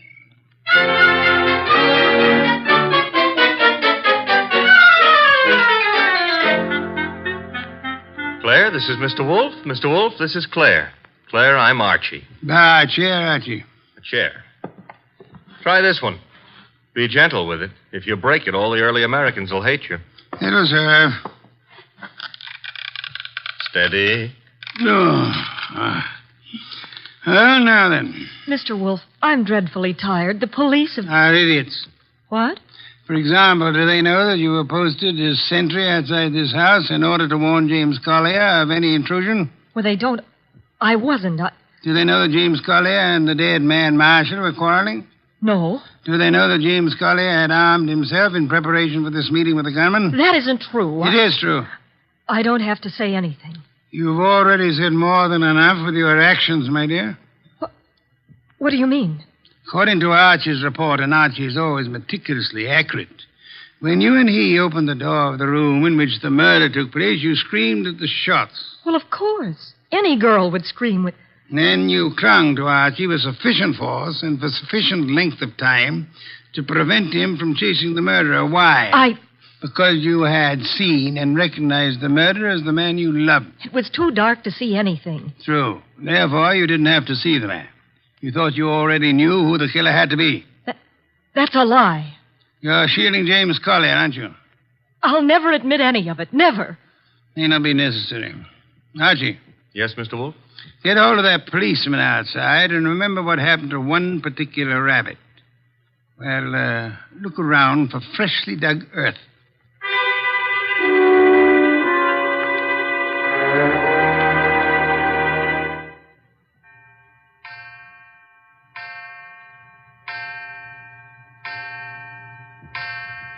Midnight. What are we waiting for? A return? Archie's? No, it'll take him longer. Well, then whose? Mr. Weeks, of course, complete with revolver. Come in, Mr. Weeks. It couldn't have been easier. No one outside, only the two of you here. I warned you, Wolfe. Fiddlesticks, you merely tried to use me as a prop for an alibi and a rationalization for a motive. I don't understand. Mr. Wolfe does. Indeed, I do. Did you really think me fool enough to believe your proposal, Mr. Week? It was plausible. It was nonsense. You pretended you were handing James Collier, plus the proofs of his guilt, over to me in an effort to keep yourself out of the picture. But your proposition was silly. No matter how much I might have wanted to help you, I would have been powerless once James Collier went before a jury. You're too intelligent not to know that. That couldn't have given you enough to go on. It didn't. You yourself gave me more. I did. When you came to my room, you told me you knew Mr. Goodwin and I had come to Greendale, checked in at the hotel. I did. However, when I phoned you later and asked for an account of your movements between 10 and 10:30, you replied that you had driven to the hotel, signed in, and came directly to my room. Obviously, you already knew of my presence in the hotel. How? Only one way you could have known. You had seen Archie at some time prior to the time you checked in at the hotel, and the only place where Archie was here, at the farm. Yes, which told me Mr. Veek had been here at the time of Marshall's death. What was Veek doing here? Only one thing. Murder. Then he killed the gunman. No other possibility. But, Jimmy, I thought he did it. James Collier couldn't have killed Marshall because at the time he was killed, James Collier was already dead. Archie! What's this? Leave it, Gummy. Let's play. Undrop that gun first. My arm! That's nice and cooperative, so... You'll be quiet for a while. A cop is back in the rabbit pen, Mr. Wolfe, guarding Collier's grave. Grave, Archie? Yeah, with James Collier in it. Oh, poor Jimmy. Veek knew the expose was coming. He had to shut Collier up. So he had his gunman, Marshall, kill Collier and bury him in the rabbit run back of the hutches. You spotted that, boss, because of... A dead rabbit. The others scuttled away from the man who bore James Collier's body to that lonely spot. But one rabbit overcame his fear. He was too friendly. And got killed for it. There was that and the dirty fingernails of Marshall, the gunman who killed and buried James Collier. Your description indicated extreme neatness. The dirty fingernails were a wrong note. Yeah, indicated he'd been digging. So we know now, don't we? Veek killed his own trigger man to frame a dead man for it. Collier would be thought guilty. He'd be hunted among the living. And all the while... Oh, I'm sorry, Claire. It's all right, Archie. I didn't love Jimmy. That was all washed up. Mr. Wolfe, I understand everything, except why did Jimmy suddenly start staying at the farm with the rabbits? He knew he'd be watched. He couldn't risk conveying his information by telephone or the mails. Nor could he be seen holding conversation with men who might be traced to Veek. But who would suspect a truck driver delivering carrots for the rabbits as being the go-between for Jimmy Collier and Veek? Nero Wolfe. Which is why I hope there's an adequate bed in this house for Mr. Wolfe. Well, I'm sure I'll be able to find one.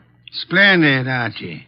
You will have the police remove Mr. Veek, and then... And then maybe Claire would like to go gathering rosebuds, huh? By moonlight? I would like to. Phooey. I shall go up to bed now. I've seen the moonlight more times than I care to remember. However, while you and Miss Claire stroll through the moonlight, Archie... Yeah? You might remember that rosebuds have thorns.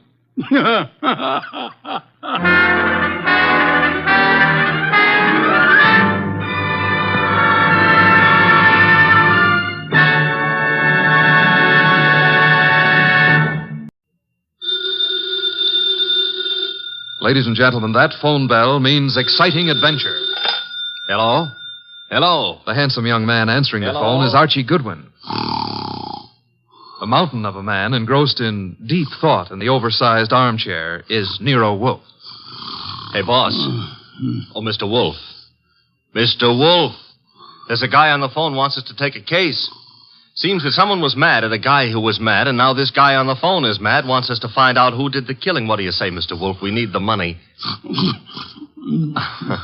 Hello? Yes, Mr. Wolfe says he'll be happy to take the case. Just present yourself and a check for $2,000 at 601 West 35th Street at 11 o'clock. Mr. Wolfe can't wait till you get here. He's dying to go to work. Goodbye. Greatest detective in the world. The only trouble is, he is.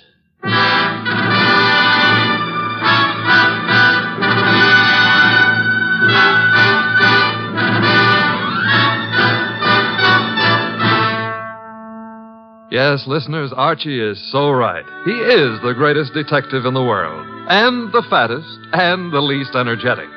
He's Nero Wolfe, created by Rex Stout, and brought to you over this NBC network in a new series of adventures by Mr. Sidney Greenstreet.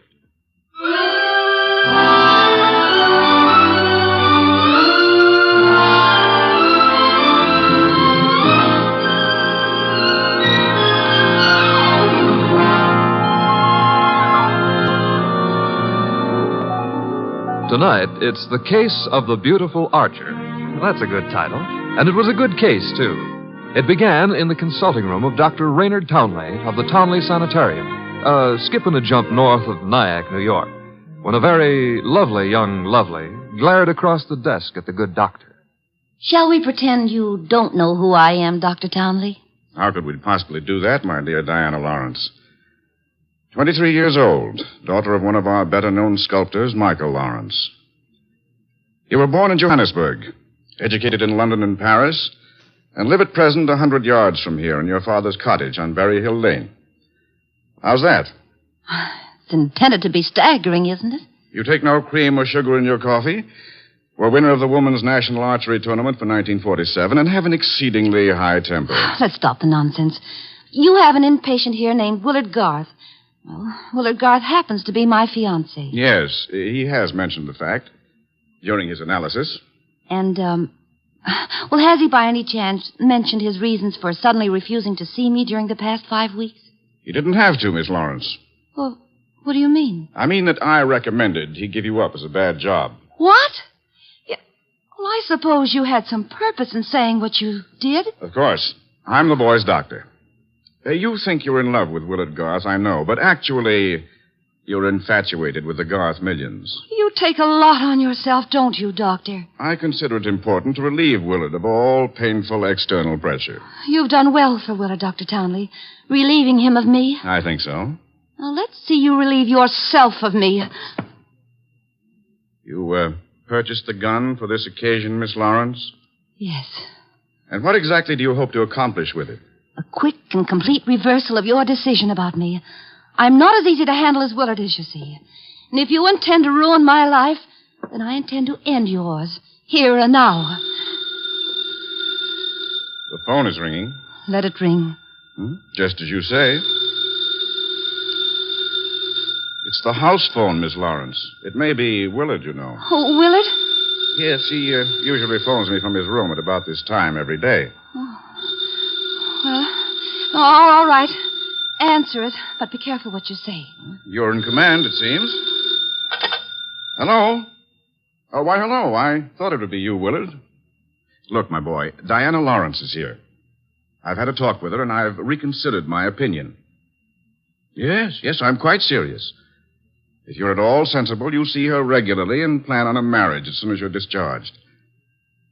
Yes. Oh, you do? Very well. I'll see if she'll talk to you. Miss Lawrence. Yes? Do you want to speak with him? Give me the phone. Of course. Here you are, and I'll take this gun. There we are. Now, stand away, Miss Lawrence. But Willard's on the phone. Willard is not on the phone. No one was on the phone. The ring came from the push-button bell under my desk here. Oh. Sometimes I find it convenient to interrupt my consultations with a phone call. Oh, you smug, deceitful, self-sufficient... Murder is a vexatious business. You'll be grateful to me one day. All right. Give me my gun and let me go. The gun, I'm afraid, stays with me. Here in this Majolica cabinet. I'd scarcely feel justified in trusting you with it. And now, with your permission, or without it, the interview is ended.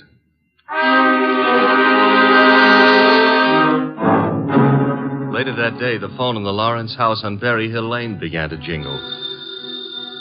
And this time it was no phony.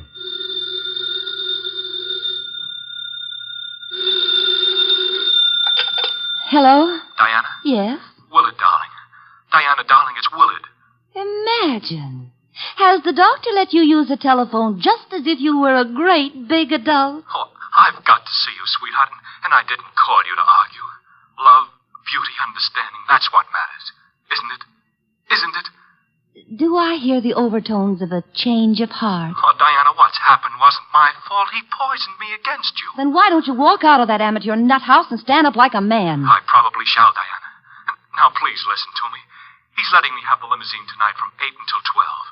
I want us to go for a ride and talk and talk and talk until everything is clear. Clear as a bell, my baby. Don't tell me he's trusting you to drive. Oh, no. No, one of the handymen here will chauffeur us. Oh, say you'll come, Diana. Will you? Say it. Say yes. Say you will. Well, yes, Willard. I'll be glad to. 8 o'clock, then? 8. Oh, bless you. Bless you, my angel.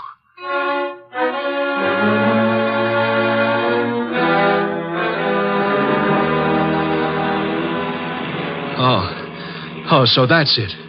You want my father's money.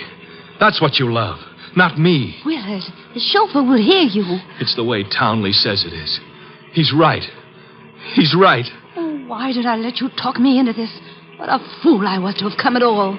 You're sick inside, Willard, so utterly, hopelessly sick. Oh, so now I'm hopelessly sick. Yes, you are. You're trying to confuse me. Take advantage of me. Wind me around your finger. Just because I love you too much. That's it. That's my illness. Of course, I see it now. You're the thing I must get rid of. You with your beautiful, beautiful face and your twisted values. You're at the bottom of all my agony. Willard! Willard! I'm saving myself. I'm saving myself. Once you're dead, the sickness is ended. I'll be safe. I'll be safe. I'll be safe. Willard.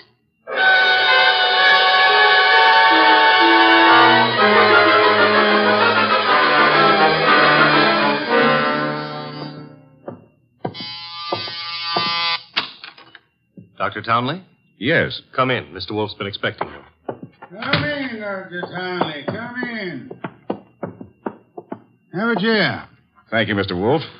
I'm so happy you've agreed to take this case. Have a glass of beer. Oh, no. Never at this time of morning, thank you. Well, Doctor, the newspapers check with what you told me. The girl and young Garth went out for a ride in your limousine last night. The car was driven by one of your handymen. That's right. Haynes, his name is. And they never came back. Young Garth was found dead in the car with 2 bullets in him. The girl was gone, and also Haynes, the handyman chauffeur, huh? Correct, sir. Have you any idea where he could be? No, sir. And the young lady, tell me about her. She's Diana Lawrence, daughter of Michael Lawrence. The sculptor? The sculptor. She lives with him in a small cottage near my sanatorium on Berry Hill Lane. An extremely aggressive and self-centered female with more than a slight flair for violence. Your description might easily lead me to suspect her of this murder, sir. Well, I'm aware of that. And I don't think you'll be far off the mark. As I told you on the phone, she tried to murder me yesterday morning. The police have made no headway in locating her? No, the homicide division has contacted her father, but he's remained quite noncommittal. He simply says that he's sure she's incapable of killing a fly and that he hasn't laid eyes on her since 8 o'clock last night. Highly suspicious behavior. She was unquestionably in the car with young Garth when he was murdered. She wasn't alone in the car with him. You're referring to Haynes? Yes, but he can't be found either, remember? It appears that he failed to list his address on his job application. But somehow, Mr. Wolfe, I'm quite sure he'll show up this afternoon. Somehow, Dr. Townley, if I were you, I wouldn't be quite so sure. We must begin by facing the initial problem of locating our suspects. Archie? Yes, sir? Get out the car and drive up to the house on Berry Hill Lane. And then?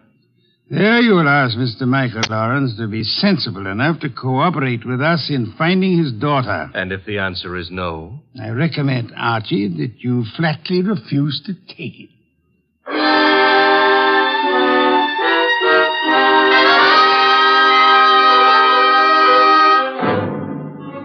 Mr. Lawrence was no simple baby to handle. He was in a studio when I walked in, chiseling on a statue of a boy and a girl, both wearing less clothes than the law allows. And before I got a chance to state my name, he commenced giving me a free lecture on the marble work of art. She's good. Really good. She's practically superb. The Ariadne. The what Ariadne? The girl in the statue. Oh. That's Ariadne, tragic nymph of Greek mythology. Don't tell me you're not familiar with Apollo and Ariadne. All right, I won't. The Apollo, on the other hand, is unfinished. The face, you see, it lacks something. The passion of yearning, Olympian desire. And yet, you know, the two figures have motion. Like your daughter? Eh? Your daughter, Diana, she's got motion also. As I hear it, she's been in motion ever since she murdered Willard Garth last night in the back end of a limousine. So you're another flatfoot. Not exactly. I'm paid in private by Nero Wolfe. Nero Wolfe? Yeah. You don't mean that a creditable man like Wolfe thinks Diana killed young Garth? Well, he'd like to talk over the possibility with her. How laughable.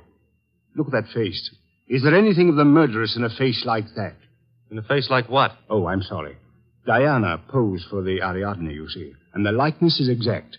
You think a girl of this type, classic, sensitive, civilized, could descend to the clumsy, brute level of murder? Well, it's a little hard to imagine. There. Even you agree with me. On the other hand... Shall we discuss the other hand over a cup of coffee? I'm quite exhausted. If you insist. I do. Sit down and inhale the atmosphere of culture at its source. There's a pot warming on the stove. Pot of what? Coffee or culture? Well, wait and see what he means. Could never ignore a phone call.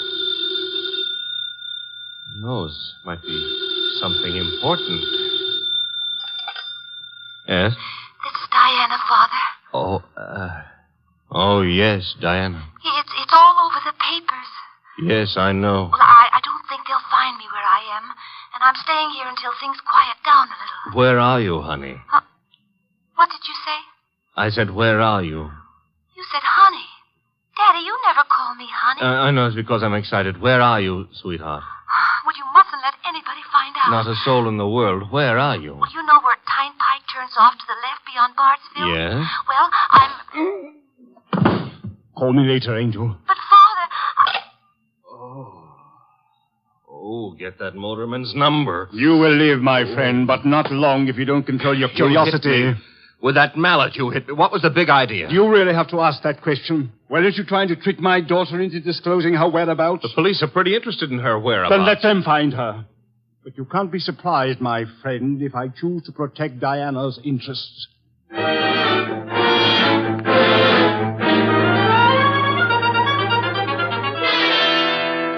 So he's working on an Apollo and Ariadne, is he, Archie? Who cares about Apollo and Ariadne? The point is how he worked on my gourd. That, of course, was unfortunate, my boy, but... You get that piece? Mm-hmm. Hello? Inspector Kramer. Hold it. For you. Here. Thanks. Yes? Wolf? How are you, Inspector? I hear you're in on the Garth killing.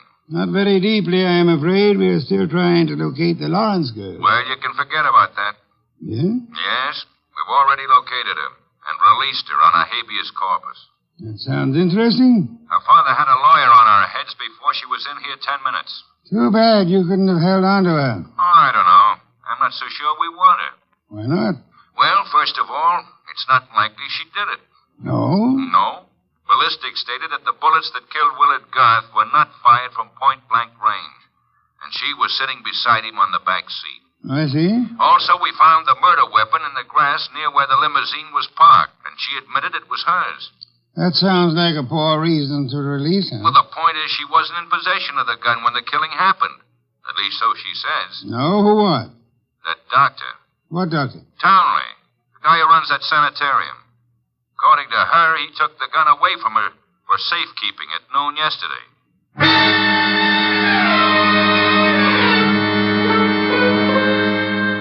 There was a little more talk between them, something about fresh cigar ashes that were found in the dashboard ashtray of the limousine. After that, the boss hung up and exerted himself enough to put a call through to the Townley Sanatorium. I'm afraid the doctor is very busy just now. So am I, and my business happens to be highly important. Well, I'll say you called, Mr. Wolfe, and I'll ask him to contact you just as soon as he has a free moment. Do you happen to have a free moment, miss? Why, yes, sir. Could you spend it by telling me if that handyman, Mr. Haynes, is being located? Why, yes, as a matter of fact, he has. One of the staff just found out where he lives, Mr. Wolfe. Well? He has a little cottage at 206 Dockside Road. That's out near Sheepshead Bay. Thank you. Archie. I'm going someplace, I suppose? You are? You're going to Sheepshead Bay.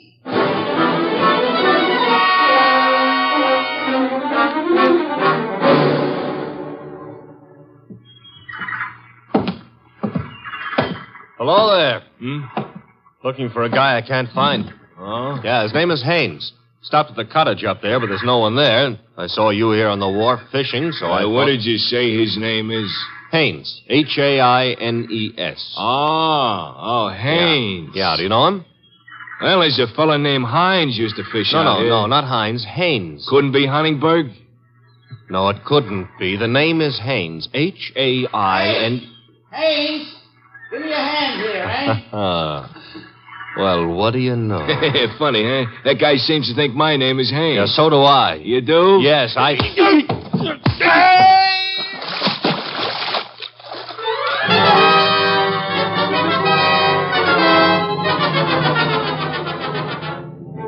I got back to our house soaked to the skin and minus Haynes, and just in time to see the boss in the exhausting process of walking across the room to answer the phone. Hello? This is Dr. Townley.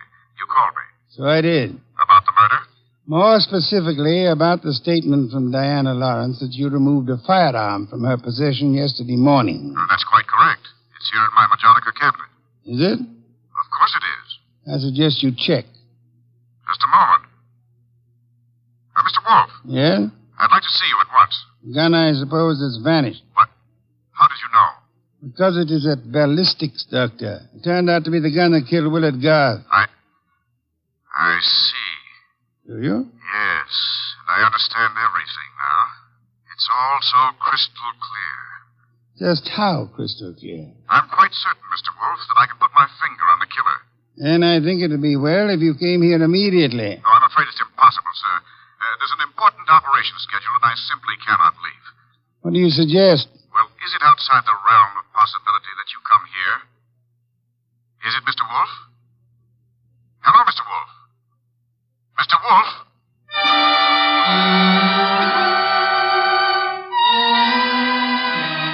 When my boss has to leave the house, it's a major tragedy. Sometimes he rages, sometimes he curses the whole detective business, lock, stock, and barrel. And sometimes he keeps very quiet and grips the side of the car desperately and tries not to inhale any fresh air. This was one of the quiet times. Just go slowly, Archie, but get there as quickly as you can. Oh, you don't want a chauffeur, Mr. Wolfe. What you need is a magician. Keep your eye on the road and don't strain yourself to make superfluous witticisms. Why don't you try relaxing a little? I hear there hasn't been a man-eating tiger sighted on the Sawmill River Parkway in the last 500 years. Your liberty is out of order. Don't try to make light of a deplorable situation.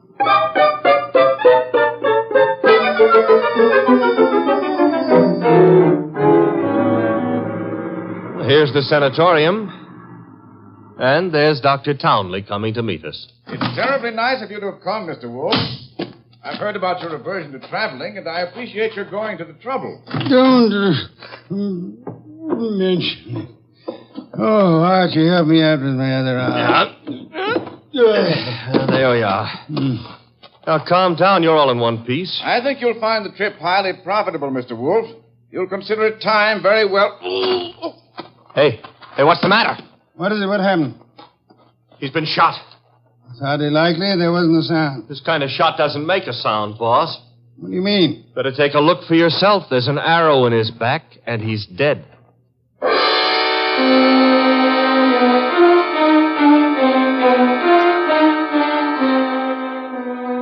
We remembered that Dr. Townley had said Diana Lawrence had won the Women's National Archery Tournament for 1947. The Lawrence house was visible through the trees 100 yards away, so we started for it and the sculptor's studio. There's no one around. So this is his latest effort, Apollo and Ariadne. Yeah.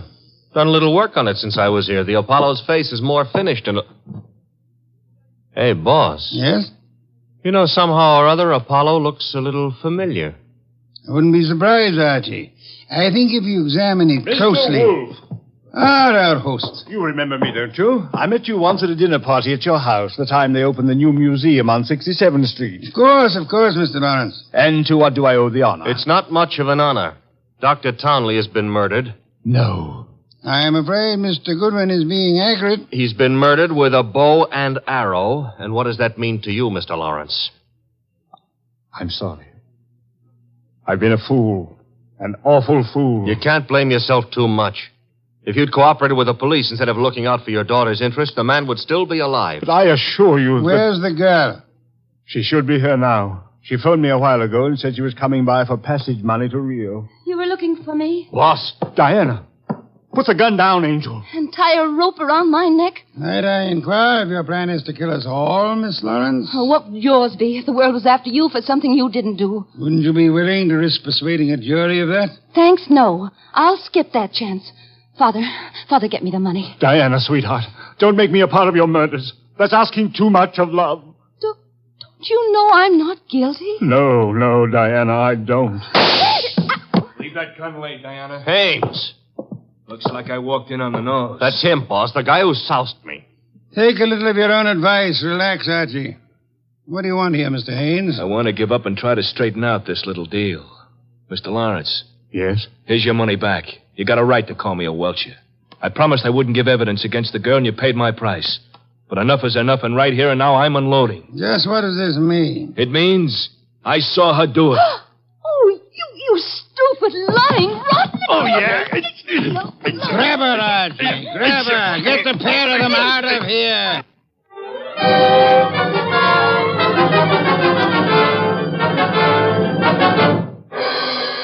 What can I say to myself now? What can I do? I'm sorry, Mr. Lawrence, but it's not necessary to eat your heart out. Many fathers before you have done their best and failed. But I had a special duty toward Diana. Special duty? Yes. Well, you see, you'll find it out sooner or later, so I'd best tell you now. I'm not a real father. I adopted her 9 years ago when she was 14. I see. And I should never have done it. I realize now that I wasn't equal to the task. Well, all's not lost yet. They may not convict her, you know. Eh? I said they may not convict her. But how could they fail to convict her? She killed Garth, didn't she? Did she? She shot him? But the gun was in Townley's possession. She could easily have stolen that. She could have broken into his office later. It wasn't locked. What wasn't locked? The Majolica cabinet. I believe you mean what you said, Lawrence, the Majolica cabinet.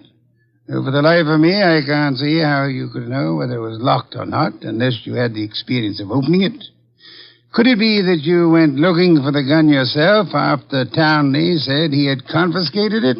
That you killed Townley with a bow and arrow, which you handle as well as your daughter, because he was just on the point of telling me that you knew where the gun was, and that you were the likeliest murder suspect? You must be mad. Oh, sir, not I. But you are mad and more than a little. You hated Willard Garth. It was you who were making the marriage impossible. You loathed him, and in the end, you killed him. How could I have killed him? I'll tell you a little secret, Mr. Lawrence. The police found cigar ash in the dashboard tray of the death car. Chemical analysis showed that the ash was from an El Adoro cigar. What have you got in your left hand, sir? In my... an El Adoro cigar. And in my right hand, a Derringer. Powerful and admirable little weapon, Lawrence. I suggest you show proper respect for it by dropping all this here and now. You don't wish to hear me say the rest, that you were horribly in love with Diana, your own adopted daughter? In love and hopelessly, eternally frustrated? You begrudge me the triumph of accusing you of having bribed Haynes to let you take his place at the driver's seat of the limousine? And further bribed and threatened him into putting on his show of merry pranks and false confessions to confuse us all beyond measure? You said I loved Diana. Would I do all this to her if I did? Oh, but of course, such love as yours is really hate. You were content to see her dead rather than relinquish her. Like all miserly, small-hearted men, you would rather kill the thing you love than muster the generosity necessary to seeing it attain happiness. That's enough out of you. I should think it was much too much. It is.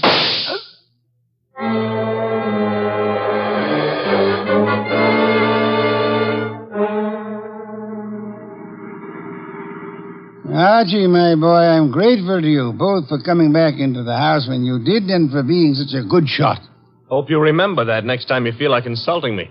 Mm-hmm. Tell me, what's with that cigar ash routine? Who told you the ashes in the limousine were from an Eladoro, boss? I never heard anything about that. As a matter of fact, neither did I. No one could possibly have determined the brand by any chemical means in existence. I knew that, you see, and I took the long chance that Lawrence didn't. Oh. But I still don't get the mainspring of the deal. How did you know he was in love with Diana? That was genius. I have to admit it. You see, it all hinged on the statue of Apollo and Ariadne. According to the Greek myth, Apollo fell deeply in love with the nymph, but because they were of different worlds, he was condemned to pursue her always and never to catch her. Well, what's that got to do with the price of eggs? Isn't it perfectly obvious? Didn't he tell you that Diana had posed for the Ariadne? Yeah, but I still don't... And you yourself remarked on the fact that the finished Apollo looked somehow familiar, didn't you, Archie? Yeah, I did, boss. Don't you know why that was? You mean that... I mean that Michael Lawrence unconsciously revealed the true state of his heart. He didn't intend to, I suppose. But precisely and accurately, he chiseled the features of the tortured god in his very own image. Oh. And speaking of torture... Yeah? Will we be home in time for dinner? Oh, boss, you can't be that hungry. Oh, yeah, I am. Good heavens, Archie. Do you realize that I haven't eaten since lunch?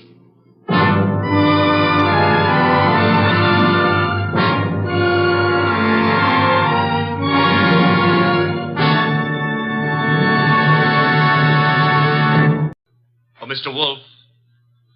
Mr. Wolfe. Want something, Archie? Would you be interested in taking on a case involving a woman who was found stabbed to death in one of New York's fancier men's clubs? Can't you see I'm already occupied, Archie? My Oncidium hybrid is ailing. But, sir, cash. C-A-S-H. Remember, you need it to live on. Well, you're actually learning to spell. You'd better learn to count. We're broke. Thank you, Mr. Goodwin. Now, if you'll just go away and stop interfering. Oh, just a minute. Yes, sir? On your way out, switch on the fan.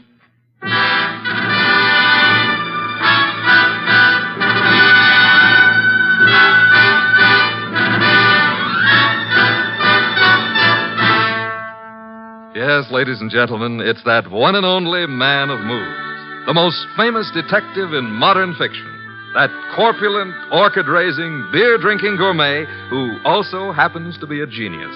Rex Stout's incomparable Nero Wolfe, starring Mr. Sidney Greenstreet. Tonight, Nero Wolfe's long-suffering assistant, Archie Goodwin, tells us of the case of the careless cleaner.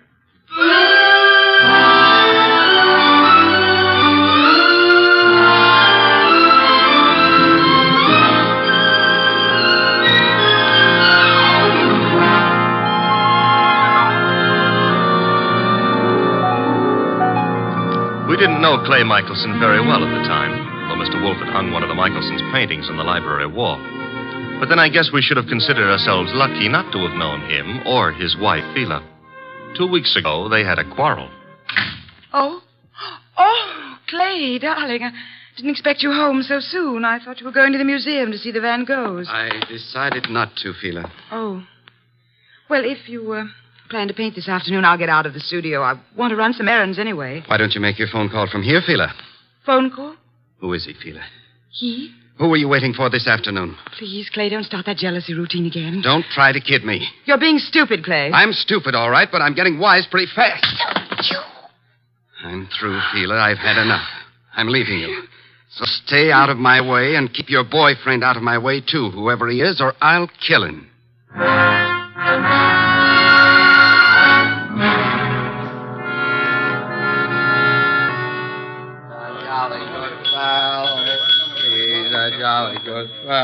Yes? What can I do for you? Sleepy. I want to have a drink and go to bed. I'm sorry, sir. The Garrison Club's a private establishment. No rooms available to the public. You think I'm drunk? Oh, no, sir. Why do you suppose I came here? And I'm sure I wouldn't know, sir. I'll tell you why. I came here to see my old pal Lou Saunders. That's why. You know Mr. Saunders? Do I know? Look, I paint him. Lou sells him. Mr. Saunders is your agent? I'm Clay Michelson. Just call Mr. Saunders. Clay, what in the world? Lou, tell this guy who I am. But I'm sorry, Mr. Saunders. It's all right, Mr. Martin. You see? Let's go have a drink. Yeah, sure, Clay. Yeah. You know what, Lou? I left Fila. Yep, I walked out on her. Is there something I can do, Mr. Saunders? Yeah, have someone fix a bed in the other room of my suite. Mr. Michelson will be staying with me. At least for tonight.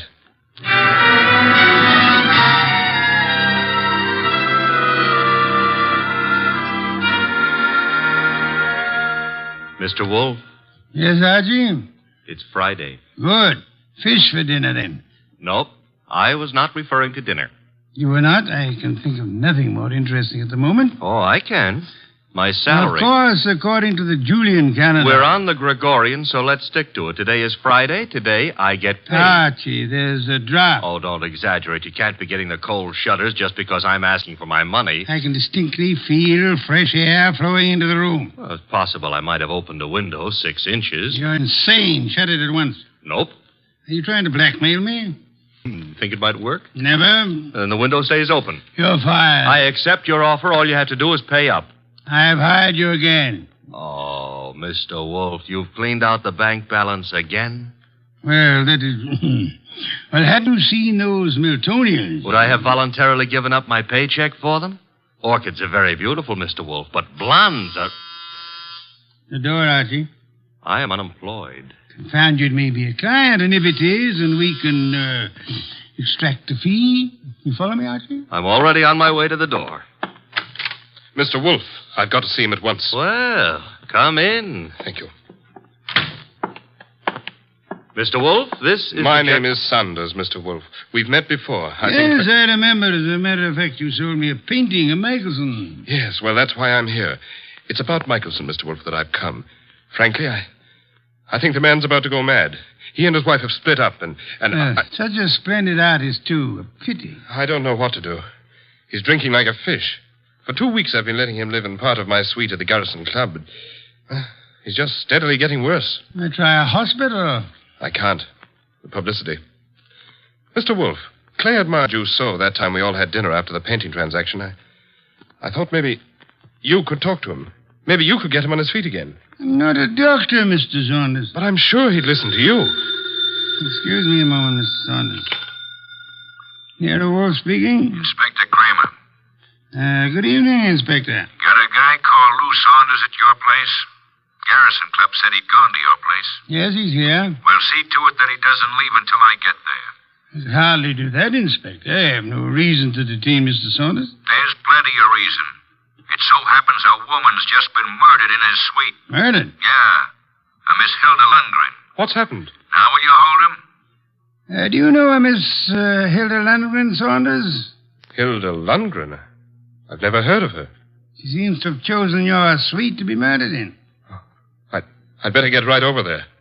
Mr. Saunders says to tell you he'll be right over, Inspector. Now listen, Wolfe. Good day, Inspector. Murdered? Murdered in my suite? Mr. Wolfe, you've got to come with me. Mr. Goodwin will accompany you after the formality of a retainer, Mr. Saunders. Oh, anything you say. Here, I'll write a check. Good. 500. 500? Fine. My friend and assistant, Mr. Goodwin, will go with you. I've great confidence in his ability to bring back every detail of a murder, particularly where a woman's involved.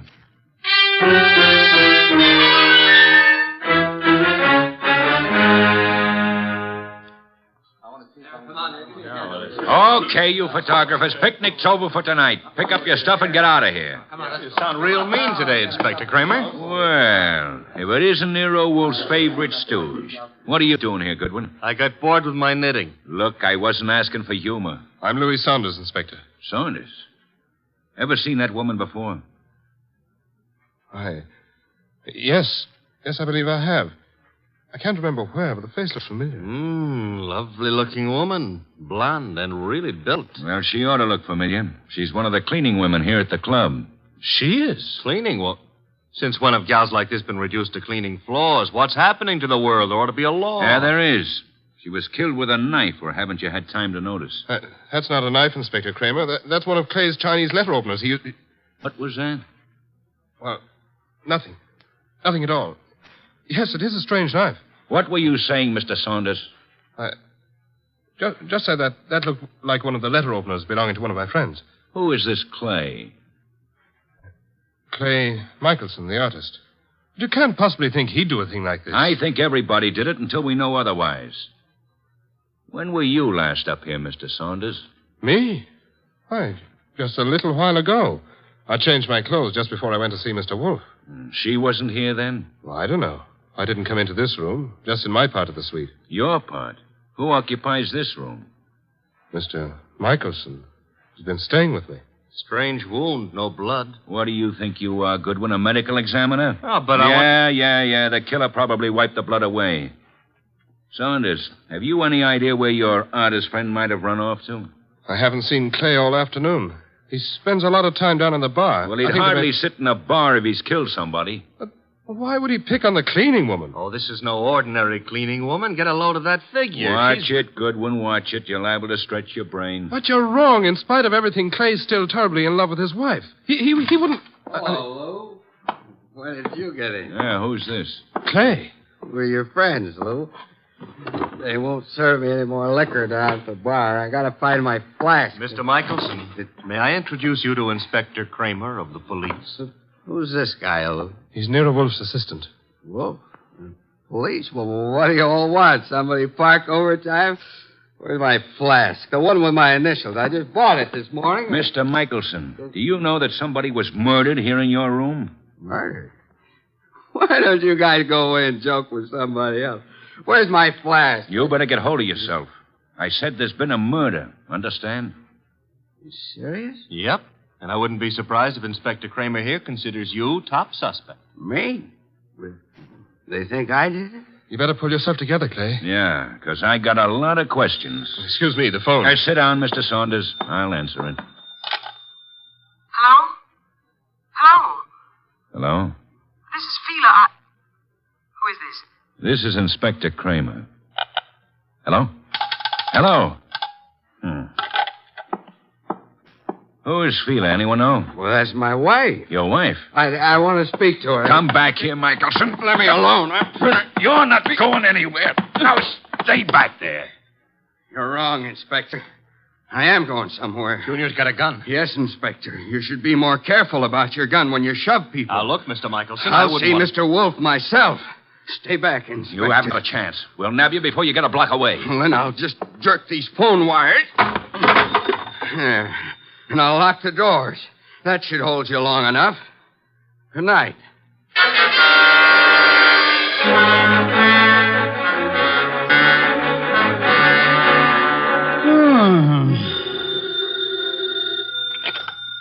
Nero Wolfe speaking. Wolfe Kramer. Indeed. Clay Michelson may be on his way over there. Hold him until I get there. Hold him, why? Not more than 10 minutes ago, he held me up at the point of a gun. He carries a gun? It was my gun. Careless of you, Inspector. Goodbye. Come in. Mr. Wolfe? Yes? My name is Clay Michelson. Yes, I was rather expecting you. You've got to help me. They think I murdered someone. You shouldn't have run away from the police. I've been drinking a lot, but I wouldn't murder anyone. Fela'd tell you that. Your wife? You see the model in that painting of yours I purchased? What difference does that make? I tell you, they're after me for murder. You obviously loved your wife deeply at the time you painted her. Oh, here you are, Mr. Wolfe. Michelson. Clay. Good Lord, man. The police are on their way over here. He came for my help, Mr. Saunders. Oh, I'm glad he did, Mr. Wolfe. But we left Inspector Kramer talking from a phone booth. He'll be here any minute. And we have only a minute to decide why anyone would want to kill a cleaning woman. I didn't kill anybody. She was a beautiful woman, Mr. Wolfe. I gathered that, Archie, from your unusual interest in the case. She was stabbed with a letter opener from Mr. Michelson's house. Which might add Mrs. Michelson to our suspect list. Fila? You can't suspect Fila. You're very gallant, Michelson. Just how was this beautiful young cleaning woman, this Miss Lundgren, stabbed? In the heart. Her eyes were wide open, pupils dilated with shock. And Details later, Archie. Kramer will be here shortly. At the moment, I would like to know where everyone was. Well, Mr. Saunders was here with us, you remember? I don't know where Mrs. Michelson was, but I could go see her and find out. No, it won't be necessary, Archie. Mr. Michelson, where were you? Me? Why, I'm not sure. I can't seem to remember. It's hardly what we would call helpful. I was drunk. Maybe I went to Fila's. I've been over there lots this week trying to talk to her. Yes, I must have gone over there. Have you ever seen the murdered woman before? No, I never saw her before in my life. I've seen her before, Mr. Wolfe. Indeed, Mr. Saunders. I seem to remember your earlier statement to the contrary. Well, I didn't know her name, but when I saw her, I remembered her. I understand she was quite an alcoholic. Unfortunate woman. Beautiful and... Well, look who's here, Inspector Kramer. Oh, here you are, Michelson. And as usual, you didn't have the courtesy to ring the bell, Inspector. And give you a chance to get this guy out of here? Nothing doing, Wolf. Now, come on. We're going to headquarters. Mr. Wolfe, you can't let him take me. I didn't do it. I'm afraid there's not much I can do about it, Mr. Michelson. Come on. You come along too, Saunders. I got to get a statement from you. Of course. This way. Come on. Very well. All right. I just got an angle. Really, Archie? Sure, it's simple. Saunders been going for this beautiful cleaning babe. Clay worms in. Saunders kills her. Perhaps there was jealousy somewhere in this case, Archie. Nero Wolfe speaking. Mr. Wolfe, this is Fila Michelson. You don't know me, but you once bought a painting from my husband. I've got to see you, Mr. Wolfe. You've got to help me.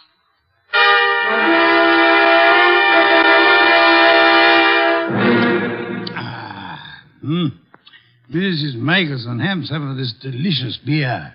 Another can, Archie. And now, Mrs. Michelson, may I ask how you found out there was a murder in the first place? A policeman came to see me. He told me what had happened, that they were looking for Clay. I don't know what to think. He's temperamental, he's jealous, and he's sometimes violent, but can't imagine anything like this, not Clay. Maybe some of those friends of his, but... You don't care for your husband's friends? No, they all live off him. They're leeches. Mrs. Michelson, did your husband come to see you this afternoon? This afternoon? No.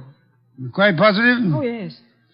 That was his alibi for the time of the murder. He said he went to see you. Of course, he was fuzzy, usual effect of alcohol on the brain cells, but... Mrs. Michelson, might I be a little indiscreet for a moment? Indiscreet? Have you been seeing some other man? I don't know what you're talking about. Please, Mrs. Michelson, I'm afraid your face gives away more than you tell. I thought we were here to talk about a murder, Mr. Wolfe. Indeed, but your husband's jealousy might well fit into that category. Clay, imagine things. You're a very beautiful woman, Mrs. Michelson. Now, if you'll try telling me the truth, perhaps we can accomplish something. But I tell you... All right. So I thought I was in love with another man. Your husband suspected but didn't know, huh? No. Clay didn't know. He wouldn't have given me a divorce anyway. You sound as though you want your husband back.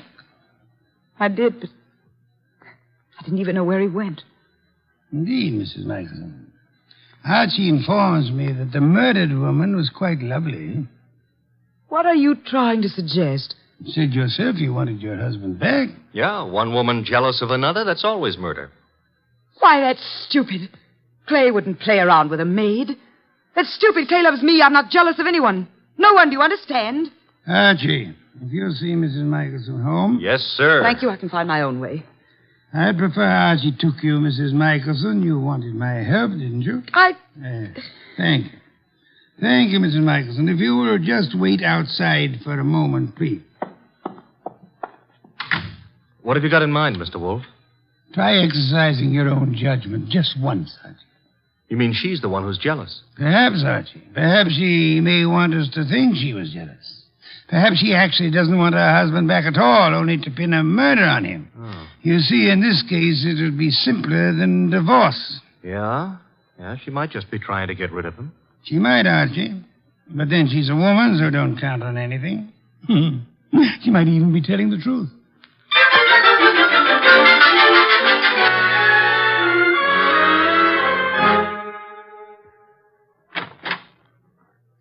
This is where I live, Mr. Goodwin. Nice. Very nice. I like Greenwich Village. I'm trying to figure out why Mr. Wolfe sent you along with me. I'm a sucker for beautiful women. I wonder. Archie, Huh? does Mr. Wolfe believe me? He hasn't made an official statement yet.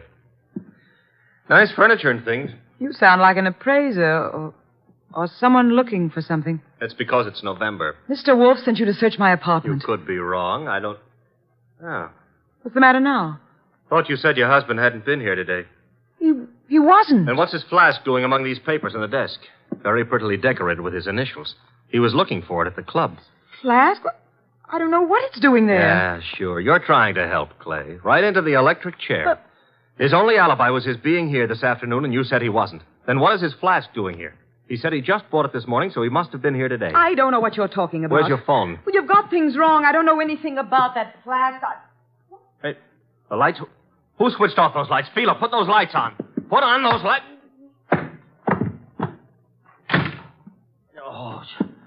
Oh, the lights are... Get to the lights. That flask... Gone.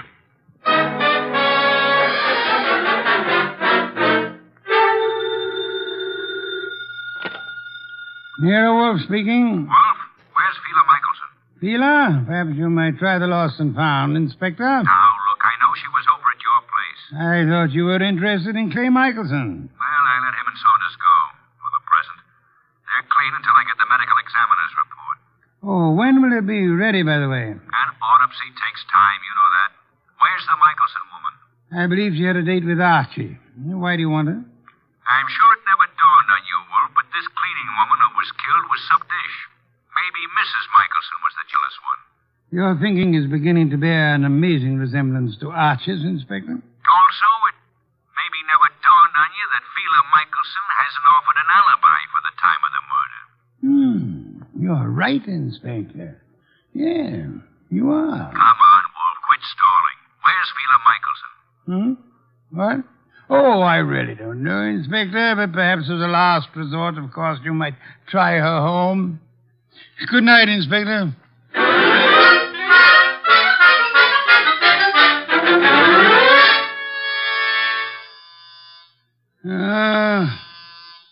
Inevitable. The moment I'm comfortable. Come in. Mr. Wolfe. Oh, thank heavens you're here. I always am. Where's Mr. Goodwin? I don't understand how it happened. I swear I don't. What happened? I haven't got any idea how it got there. Got where? Calm down, Mrs. Michelson. Now, just what got where? Clay's new flask. Your assistant Archie. He came home with me, and that new initial flask was there. He thinks Clay was there this afternoon, and that I'm trying to frame him or something. Oh, here you are. She's here, therefore. This is our gal, Mr. Wolfe. She's been lying right down the line. I tell you, Clay wasn't there. Then why did you give me this clout on the head and grab the evidence and run? I didn't hit you. I ran, but I didn't hit you. And I didn't take that flask either. Oh, next thing she'll say there wasn't any flask.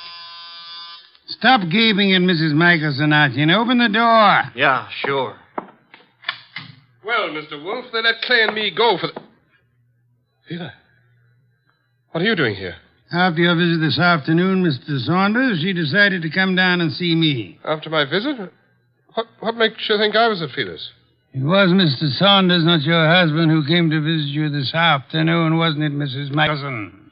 I don't have anything to do with Mr. Saunders. Then might I ask why you called him today? I wasn't calling him. I was calling Clay. You told me earlier yourself that you didn't know where Mr. Michelson was. Well, all right.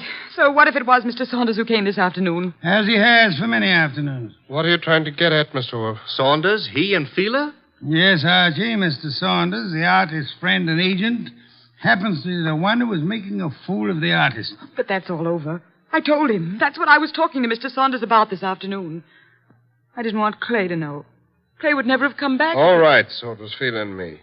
I admit it, but that's not murder. I suggest that it is, Mr. Saunders. I suggest that one of you two murdered the cleaning woman. Whichever one of you carelessly left the whiskey flask in Phila's apartment. This is murder, Mr. Wolfe. Not a joke. Not at all a joke. You see, our cleaning woman was not murdered by the knife found in her body. She was poisoned. What do you mean? Not by the knife? Poisoned. She undoubtedly drank from Michelson's flask while she was working in his room at the Garrison Club. But she was stabbed. True. However, Miss Lundgren was an alcoholic. Saunders mentioned that, and I checked with the club manager. But how does that prove there was poison in the flask? That she was poisoned? Archie, would you mind repeating your description of the dead Miss Lundgren? First, as to the wound. Okay. There was no blood. Some would advance a fantastic theory about wiping the blood away. And now, Archie, the description of the body of Miss Lundgren. I mentioned the fact that her eyes were wide open, the pupils were dilated. Hey, dilated pupils? Yes, Archie. The lack of blood had already made me wonder about the entire affair. When you added the dilated pupils... What's special about dilated pupils? In death, that is a common symptom of poison by a certain vegetable drug of considerable potency. But what was the point of stabbing her? The poison did the job. However, the killer later used the letter knife in an effort to deceive the police. However, he unhappily forgot that the dead don't bleed. I think you're guessing, Mr. Wolfe. Am I? All I can say is that I was at the pool in the early afternoon. You're very certain you were at the club pool when the murder was committed, Mr. Saunders? Certainly. From 1 until 3. Excuse me, please. Wolfe speaking. Inspector Kramer, medical examiner's report just came in this minute. And get a load of this, wizard. The dame didn't die of stabbing at all. I know. You know? She died of drinking a fatal dose of poison known as deadly nightshade. What? How do you know that? Inspector, do they know what time she died? Time? The medical examiner says 2:30. Thank you, Inspector. Oh, incidentally, if you care to drop over here, you may pick up the murderer. Goodbye. I heard him, Wolf. She died at 2:30. As I told you, I was in the pool at 2:30. Which is exactly how you prove yourself a murderer, Mr. Saunders. Oh, I proved myself... Even the police didn't know what time she died. Until just now. And the body wasn't found until the evening. How did you know she died between 1 and 3? I didn't know, but... You probably were at the pool at the time. The maid drank the poisoned whiskey you put in the flask of your friend Clay Michelson. I tell you, you're crazy. You planned to get rid of Clay, who stood in the way of your marrying Phila. When you came back to your room at 3 and found that the maid had drunk it instead, you stabbed her with Clay's letter opener to cover up the real cause of the murder and throw suspicion on Clay. Oh, this is nonsense. Ridiculous. And then, when you learned that the woman for whose love you were willing to commit murder was through with you, you took Michelson's new flask to Phila's home, confident that it would be found there. Yes, and then he attacked me and stole that flask again in order to make it look like Phila had done it. Exactly, Archie. Mr. Saunders, the chances are that your fingerprints will be found on that whiskey flask, and they'll be able to trace the poison to wherever you purchased it. The chances are... Oh, no, you don't. Careful now, all of you. Guns bore me, Saunders. Oh, yeah? I'm leaving. You are Clay! Oh! Clay. Yes, Mrs. Michelson, your husband has been there for some time. Clay, are you all right? Yeah, I'm all right. Well done, Mr. Michelson. I think you proved that an artist's life may indeed be exciting. I've been an awful fool, Mr. Wolfe. Mr. Michelson, you might remember for the future that unreasoning and unjustifiable jealousy sometimes creates the very conditions that it fears. You're being very kind to me, Mr. Wolfe. How can we ever thank you?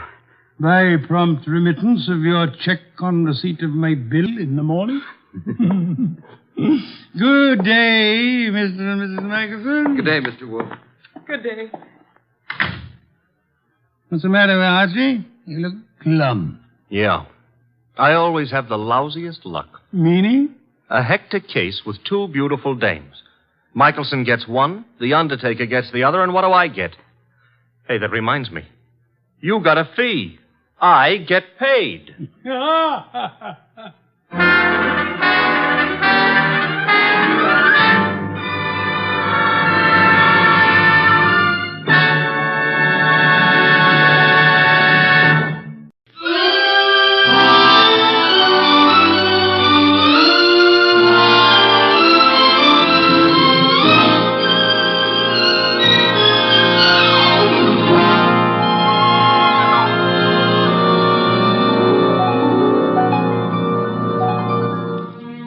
Nero Wolfe had just come downstairs, having tended to his precious orchids. He was, as usual, seated in the library, which served as the office. He had just dialed a phone number, and, with his eyes closed, was leaning back in his specially built chair, which was big enough for two, but not two of him.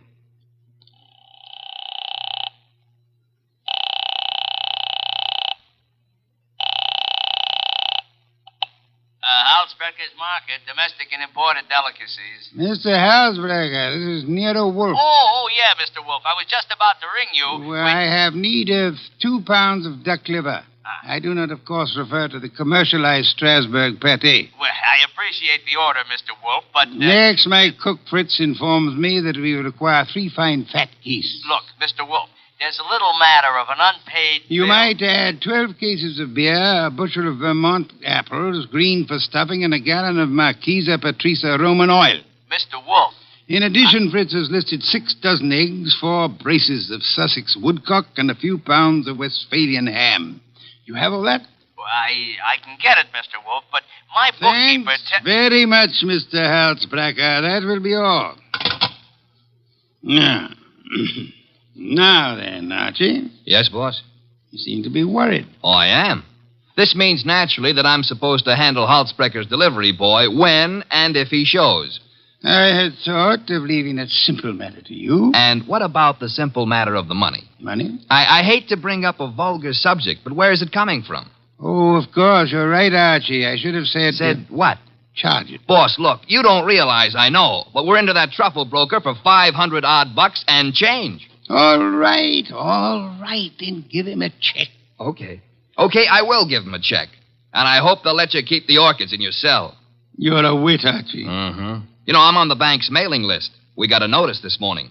You don't mean... Oh, but I do. Again? Yeah, you just can't take money out of an account, boss. Sometimes you gotta put some in.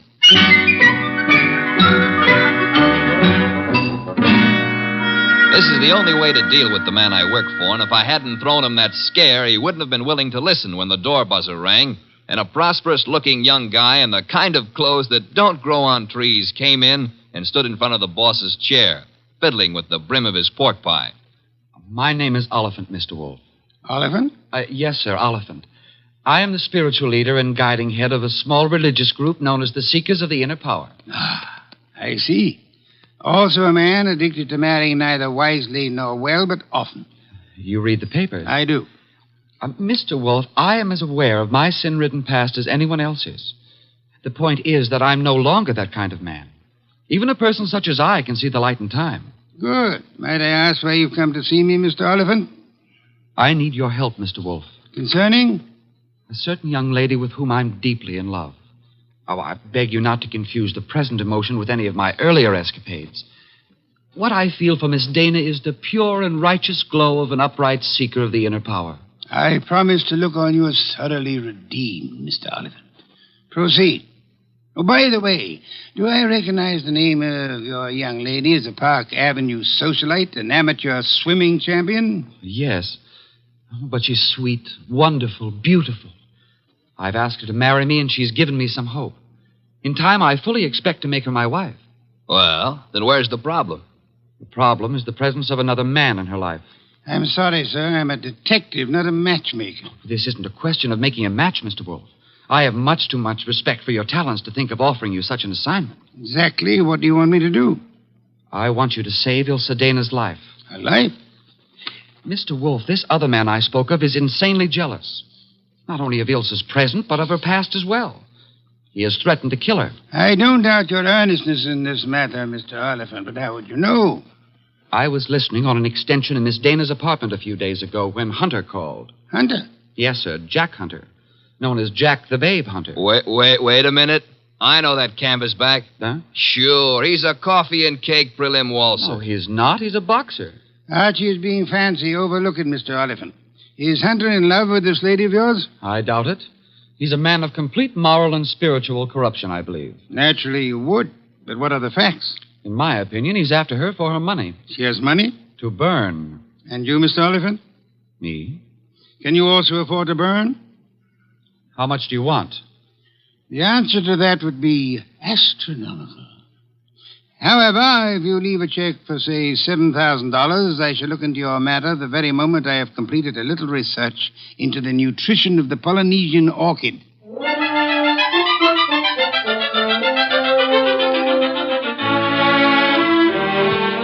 Oliphant's check gave our bank account a slight blood transfusion.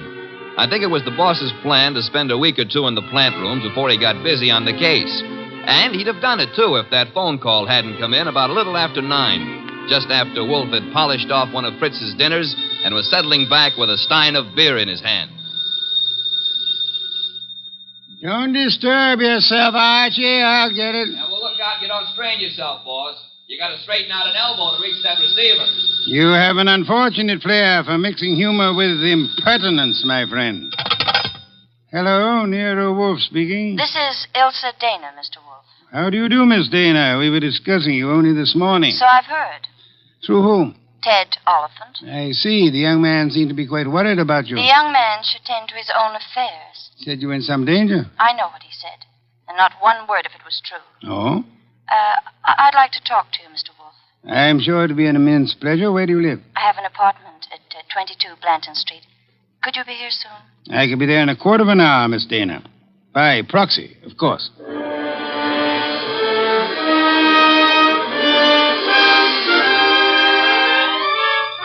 The proxy, naturally, was yours truly. 10 minutes later, at 20 past 9, I walked up to Ilsa Dana's door with a nosy elevator boy giving me the 00. The reason for his interest was that her door was open and the room inside was empty except for a little twisted pile of pale pink satin, which at close range turned out to be a woman. Which woman turned out to be Ilsa Dana. And Ilsa Dana was dead. She used to be pretty. She isn't now. Yeah, strangulation doesn't help any girl's looks, son. Make anything of it? Well, the position of her body and the bloodstains on her pointed fingernails tells me that she put up a tough struggle before somebody succeeded in smothering with a pillow from the sofa over there. Yeah, that figures. When did it happen, I wonder? Yeah, the last 15 minutes, I'd guess. Say, who's been up in the elevator this evening? Nobody for her. Well, somebody came up. Oh, who says not? They could have used the stairs, you know. Yeah. How well do you know Miss Dana? I know exactly zero about Miss Dana. How could you ride her up and down every day and know nothing about her? It's a rule of the house to keep your mouth shut. The rule also goes when being questioned by a cop. A cop? Who's a cop? Oh, I guess you're a cello player from the Philharmonic. Look, I happen to work for a guy named Nero Wolfe. Oh. Heard of him? Maybe. Well, if your memory comes alive, son, I might see my way clear to spend a few dollars with you. Understand? I'll keep you in mind. Going down, mister?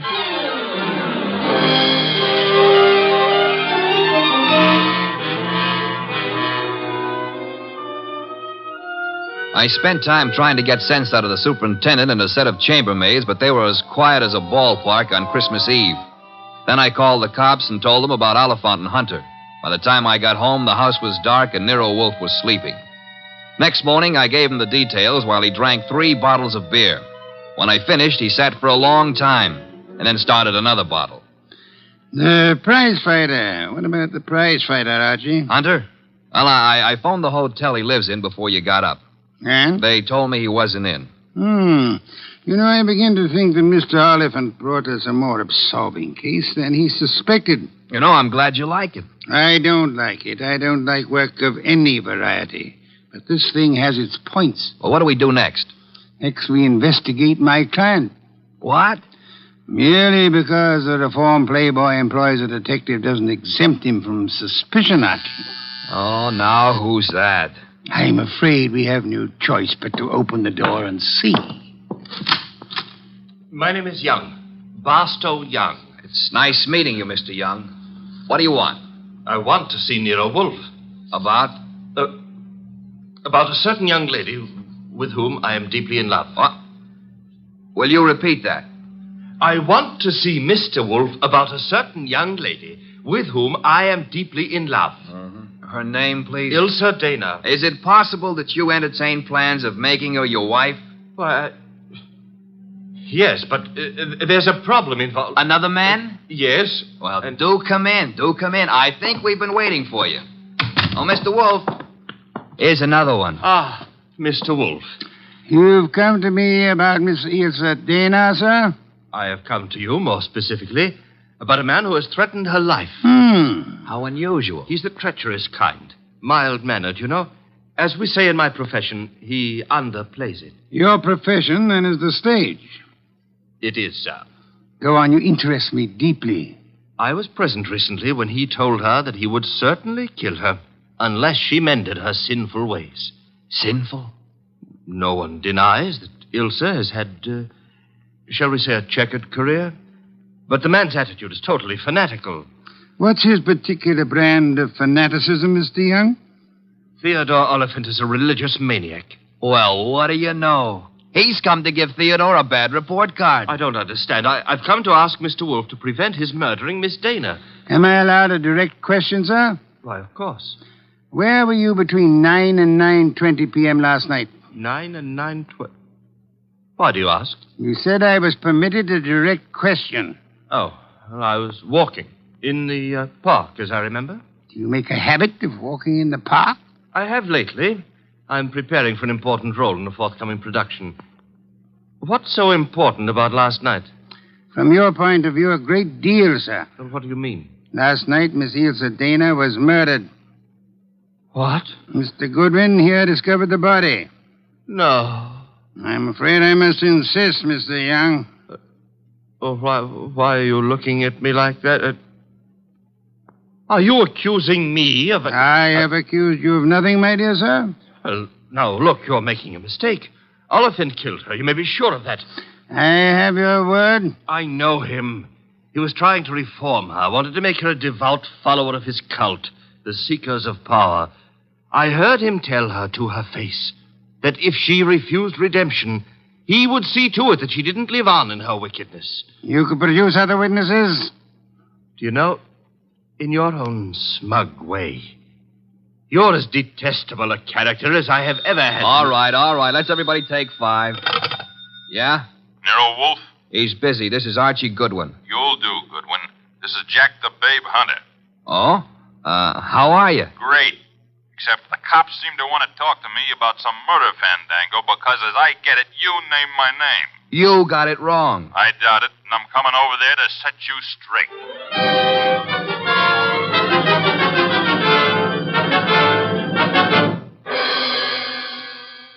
Why'd you ring me in on this mess, Wolfe? You knew the girl pretty well. Me and how many more? Besides, what time was she murdered? Last night between 9 and 9:20. I see. So if you will inform the police where you were at the time, that should be that. Yeah. By the way, Mr. Hunter, where were you at the time? I don't see your badge, Wolfe. I was only wondering. I haven't been near the Dana woman for over a month. But if you're really interested, I'll give you the name of the killer. Please do not keep us in suspense, Mr. Hunter. A couple of years back, Ilsa financed a guy in a big and lousy Shakespearean play that closed like a clam and nothing flat. Go on. It was money down the drain. The guy's got nerve. And he was in love with her, and he figured she'd do anything for him. So he comes back to her to finance him again. This time in Hamlet, no less. I see. I don't have to tell you what a flop that would be. You needn't tell me the actor's name either. You know?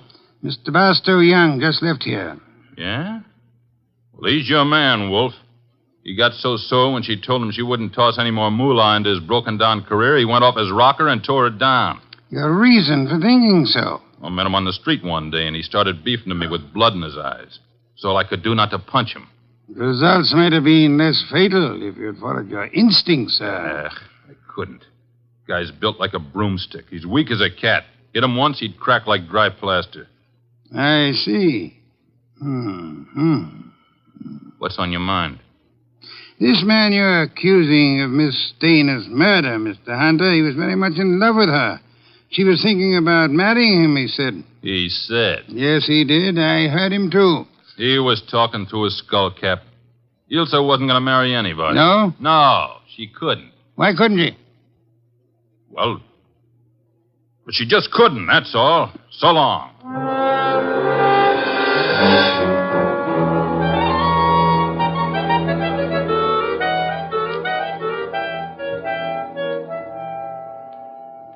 Well, now we got a perfect circle with everybody pointing at everybody else and nobody able to prove a thing. What Hunter says isn't impossible, Archie. You think Young did it? I don't think at all yet. But if there's anything more dangerous than a woman scorned, it's an actor scorned. We have another visitor. Yeah, who are you expecting? At this point, anybody. Hi. Oh, you. Yeah, I told you might hear from me. Come on in. Who's this? Fellow runs the elevator at 22 Blanton Street. What do you got for me, kid? Postcard? Postcard? Yeah, the cops missed it, but I spotted the edge stuck under a rug. Nice of you to have delivered it. Or maybe he was just being curious. Curious? It's not every elevator boy who has a chance to see Nero Wolfe in the flesh. Oh, him? Come off it, High Pockets. I'm here because you mentioned something about spending a few bucks. Oh.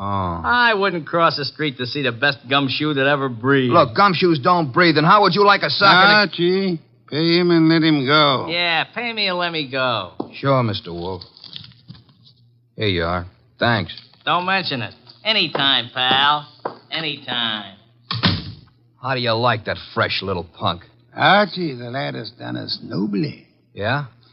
A typewritten card addressed to Miss Ilse Dana. Well, what's it say? Rather peculiar message. Have you prayed tonight? It's signed with a single letter O. Have you prayed tonight? Yes. Signed O? Exactly. Weird, isn't it? Well, what's weird about it? What could be plainer? Have you prayed tonight? Now, I ask you, who is the man in this deal who's interested in praying? All of us, I hope, are God-fearing. All right. But I ask you again, what does O stand for? It could stand for O'Brien, Obituary, Omaha. What about Oliphant? Oliphant, too. Look, what's with this indifference? The case is cracking and you slough it off. You remember what Young said? Oliphant threatened to kill her because she wouldn't join that cockeyed movement of his. Don't exhaust yourself, Archie. We have a hard night ahead. Yes, but I don't understand. But I don't mean to stifle your imagination, my friend. But if you'd reserve your deductions for a little while, you could lend me some much-needed assistance. What do you want? I want you to become a burglar. A burglar? I want you to hurry over to the dead woman's apartment on Blanton Street and ransack it. For what? How do I know? We need help. Anything may help us. Go through the place with a fine tooth comb.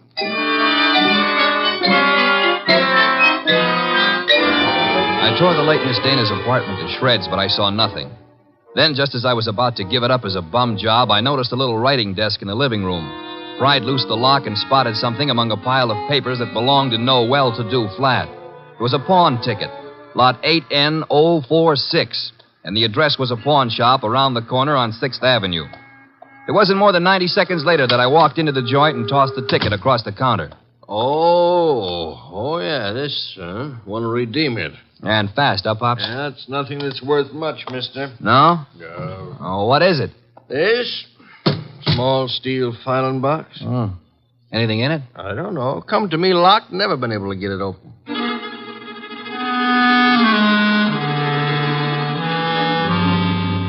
We got it open, Wolf and I. Smashed the front end with a poker. There were some odds and ends inside, old earrings, some thumbtacks, a cigarette lighter, just trash. Then the boss stuck his fingers in and pulled out a plum. This is it? What do you mean, this is it? You fail to recognize this classic document? Huh? A marriage license, Archie. A marriage license. Yeah, well, whose marriage license? The wording is self-explanatory. Listen. This is to certify, etc., thus licensing on this 3rd day of May, 1946, the marriage of Miss Ilse Dana to Mr. Johann Jaeger. Johann Jaeger? Exactly. Well, who in the world is Johann Jaeger? We'll soon see. I don't get it. I can understand. It's a befuddling little puzzle. It'll be very easy for one to make a fatal mistake here. But, of course, you won't. I won't. 3 hours later, I'd herded all the suspects into the office, and he sat in his chair and glared at them. Oliphant, Young, and Hunter. It was tense and tight, and the boss let it stay that way, saying not a word to anybody while he calmly sipped his beer. It was Oliphant who cracked first. I didn't kill Ilsa. I couldn't have. Jealousy is a very compelling motive, Mr. Oliphant. And you came to me, remember, complaining that there was another man in Ilsa Dana's life? Whatever I complained about, and jealous as I was, I didn't kill her as the sacred power is my holy judge. Being unacquainted with your sacred power, I'll have to ask you for a better authority. Sacred power. Oh, it simply wouldn't have been possible for me to have done it. Why not? Yeah, why not? Because I was at Mickey's Night Owl Club last night from 7 until 4 a.m. Contemplating the sacred power, no doubt. That can be proved, Mr. Oliphant? Let me call now. Let the head waiter tell you. Well, you take your embarrassment as an indication that you're telling the truth. Hey, wait a minute. You can't let him off like that. Don't be bothersome, Archie. Yeah, but we got that card he wrote, the one about have you prayed tonight, signed with his initial. He didn't write that card, Archie. Now, look. And the O is not his initial, is it, Mr. Barstow Young? I'm afraid I don't understand. On the contrary, I am afraid you do. But for the record, I'll explain. Oh, Archie. Yes, boss? Hand Mr. Young that large red volume off the shelf behind Mr. Hunter's head. This one? That one, thank you. Now then, Mr. Young, you will favor me by opening the volume to page 1133. But why? Open it, sir.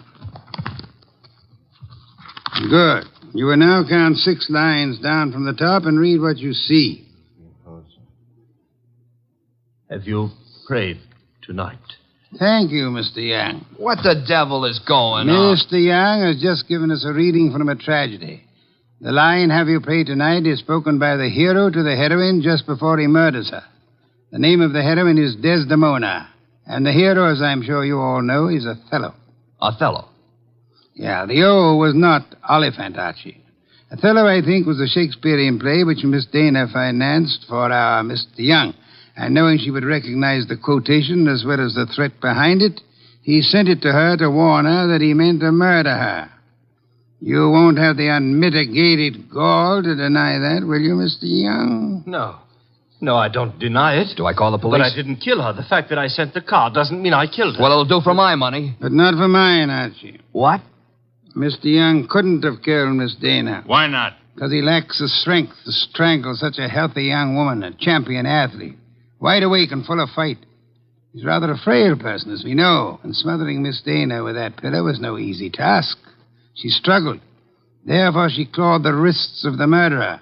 I'm sure that if you examine Mr. Young's wrists, you will find no scratches or scars. Here, let me see that. Go ahead. Well, Archie? Yeah, you're right. Nothing. I was sure there wouldn't be. The person who actually killed Miss Dana was a powerful physical specimen. Yeah? Yes, Mr. Hunter. In all probability, a professional athlete. A muscular man in good condition. You pointing at me? Seems quite likely, doesn't it? You're out of your head. Am I? Yeah. Ilse Dana war Ehefrau. Nicht wahr? Jawohl. I mean... You said yeah, Mr. Hunter. And you meant yeah, yes. I asked you in German if Ilse Dana was your wife, and you, in the heat of emotion, answered me yes in your mother tongue. Look, what's going on here? Allow me to present Mr. Johann Jaeger, Archie. Him? I've known it since we first saw that marriage license. You see, Jack Hunter is the English translation of our friend's real name back in Germany, where he comes from, Mr. Johann Jaeger. Oh, what do you know? So you proved nothing. Yeah, I was married to Ilse. That's why I said she couldn't marry anybody else. But I didn't kill her. She was my wife. I loved her. Oliphant told us you were insanely jealous of her. What if he did? You know better. Do we? Sure you do. Ilse told you herself over the phone that every word Oliphant said was a lie. Interesting. What is? How you could possibly know what Ilse Dana told me over the phone. I haven't mentioned it to you or anybody else. Oh, well, you see... I see most clearly, Mr. Jaeger, that you must have been in the apartment with her listening on the extension phone, or you couldn't possibly have that information. And it was only a few minutes after that telephone call that Ilse Dana was smothered to death. And I see it's about time I said good night. Wait a minute, Jaeger. Wait a minute. Good work, Archie. I advise you to sit still, Mr. Johann Jäger Hunter. I was right. I told you he threatened to kill her. But why? I've only guessed at the story. Reconstructed it, so to say.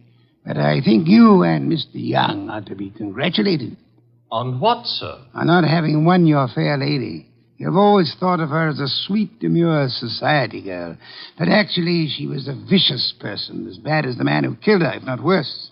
She tortured him cruelly for 4 long years. Well, how can you say that about her? How can you doubt it, Mr. Oliphant? There must have been a great many men in her life. We know at least 2 definitely, you and Mr. Young. But she was in love with me. She was in love with me. I'm sorry to shatter your illusions, but she was not in love with either of you. She was using you for her purpose. What was her purpose? Tormenting the man she married. That was her preoccupation day and night. She delighted in tyrannizing over him, as one might in breaking a bull or taming a wild mustang. Do I come near the truth, Hunter? Yes. Until I couldn't stand it any longer. May I ask then why you married her? Why? Because I couldn't help myself. I crawled for her. I married her on the terms that nobody should ever know I was her husband. She was too good for me, she told me that to my face over and over. But we belonged to different worlds.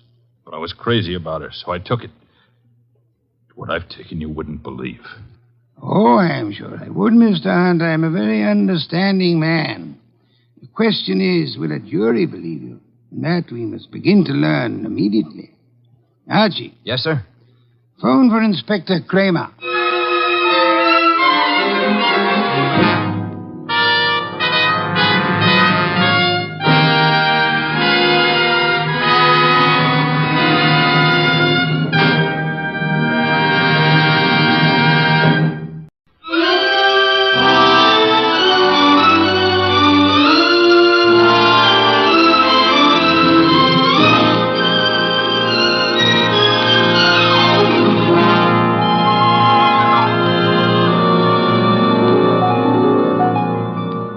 The place is Nero Wolfe's office. At the moment, the world's greatest motionless detective is sitting in the chair which was built especially to support his 300 pounds. His eyes are closed, and he's making sounds through his nose.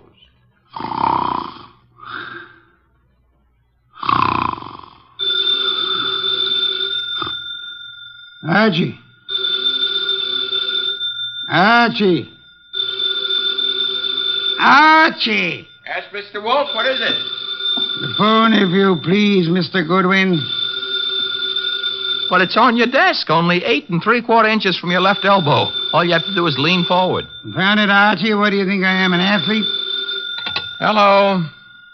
No, wrong number, mister. Well, I'm sorry, Mr. Wolfe, if that old phone awakened you. Wrong number, and I was not asleep. I was merely concentrating. On what? We're out of work. There's nothing to concentrate on.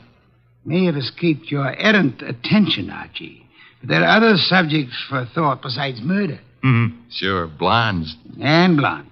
You're right at that. Brunettes. Phooey.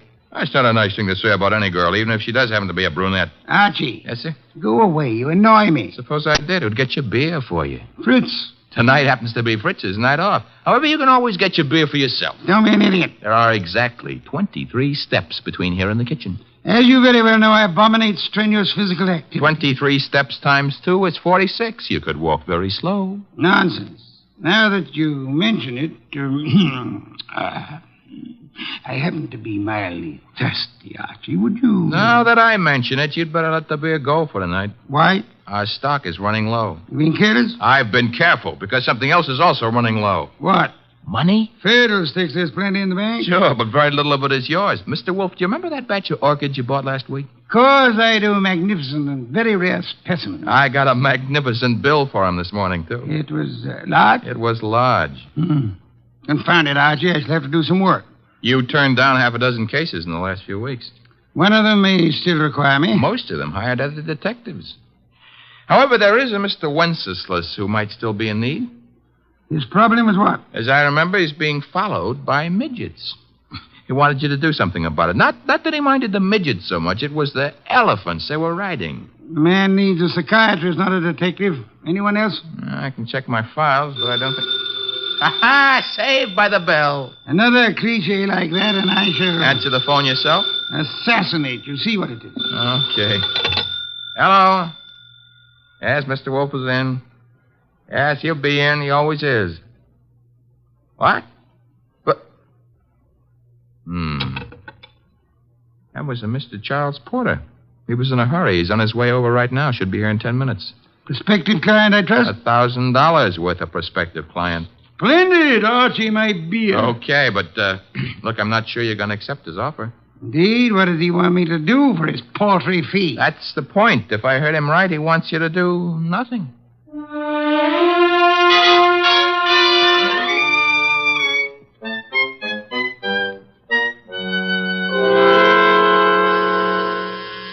The door, Archie. Yes, sir. I hear it. Mr. Porter? Naturally, I'm Charles Porter. Who else would I be? It's a large field. Never mind. Come on in. I'm Archie Goodwin. Where is Wolfe? Mr. Wolfe is in here. Mr. Wolfe, this is Mr. Porter. Good evening. Fat, aren't you? It's moderately noticeable. Archie, a chair for Mr. Porter. Don't bother. I'm too impatient to sit. When I have business to take care of, I take care of it quickly. Very well. Send him out of the room. Mr. Goodwin, nonsense. He's my assistant. He remains. I don't like it. Archie, show Mr. Porter out. Now, wait. There's no need to get temperamental. Perhaps I'm a little abrupt. Rude. I'm a worried man. And impatient. You're wasting time, Mr. Porter. I suppose I am. The reason I came to you... Young man, what are you doing with that notebook? Getting ready to make marks in it. But... Oh, never mind. Mr. Wolfe, you have a client named Dorothy Spencer. Have I? There's no need to be coy about it. I happen to know. Then you know. I want you to drop her. Drop her? Refuse to handle her case. Close the books on her. You know what I mean. Why should I? The girl has no money. I have. It doesn't answer my question. Perhaps this will. Appear to be a small package of dollar bills. It happens to be $1,000. Archie, will you? I will. It is $1,000. Thank you. Mr. Porter. Yes? You're paying me $1,000 in order that I refuse to act for Miss Spencer. Nothing more. That's right. What does she suspect you of? I said nothing about... Well, that is... You must know that as well as I do. Possibly. Nevertheless, what does she suspect you of? Being a blackmailer. Whereas your occupation really is? I'm a musician. Pianist. I'm appearing nightly at the Windsor Hotel. Archie, have you made out a receipt for Mr. Porter? Yep. Give it to him and show him to the door. Okay. Mr. Porter? Mr. Wolfe, I want your assurance that the entire affair is definitely finished. My association with Miss Spencer, you mean? You have my assurance that it is. You will forgive a classical illusion. The carver. Thank you. Good night. Mr. Wolfe, I have a secret about Mr. Porter. He smells. Some perfume or other. More important, his right coat cuff is more worn than his left cuff. And a carver happens to be a musical term meaning start again from the beginning. Oh? Porter thought it meant finished. Therefore, Mr. Porter is a liar. His ignorance of common musical term indicates that he's not a musician. The worn right coat cuff, that he is an office worker. That's kind of leaping to a deduction. But even if Porter's a liar, Mr. Wolfe, there is something else. He paid you $1,000 to drop a client named Dorothy Spencer. Mr. Wolfe, you never had a client with that name.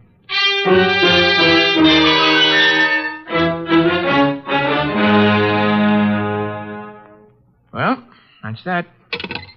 Dorothy Spencer is not in. Anyway, she's not answering her phone.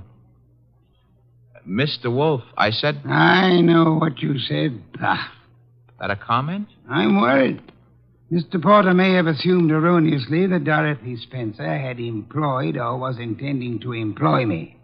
That does not explain why he lied about his occupation. Maybe he didn't lie. After all, your deductions could be wrong. Phooey. Okay.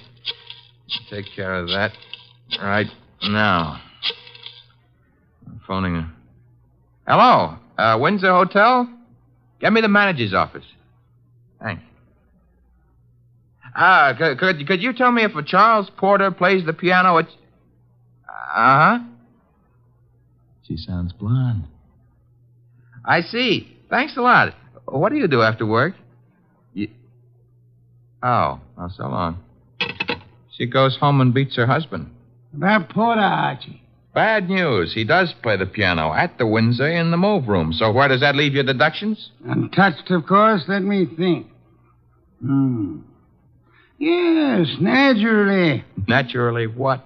I came to the conclusion that Mr. Porter was an office worker. We have just discovered that Mr. Porter is not an office worker, therefore... You were wrong. I am never wrong. Therefore, the man who is here is not Charles Porter. Mr. Wolfe, do you think a man of your weight should climb out on a limb like that? Fiddlesticks. Look up Porter in the phone book and call him. Okay. Take a second. Archie, the phone company's best friend. Yep, here he is. What do I ask him? There'll be no need to ask Mr. Porter anything. Just phone. You're the boss. Yeah. I have to say something to the guy. Hello. I'd like to speak to Charles Porter. So would you. Who's... Oh, Stebbins, huh? Yeah, that's right, Archie. Oh. No, don't bother why I called. It's a coincidence. Goodbye.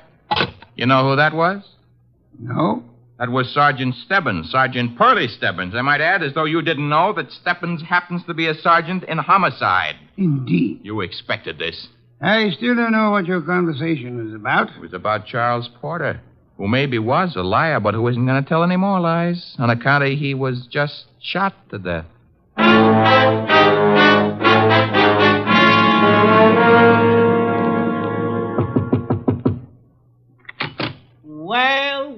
Well, if it ain't Archie Goodwin. Come in, Goodwin. Thank you, Sergeant Stebbins. I've been expecting you. Oh, that's sweet of you to say that, Pearlie.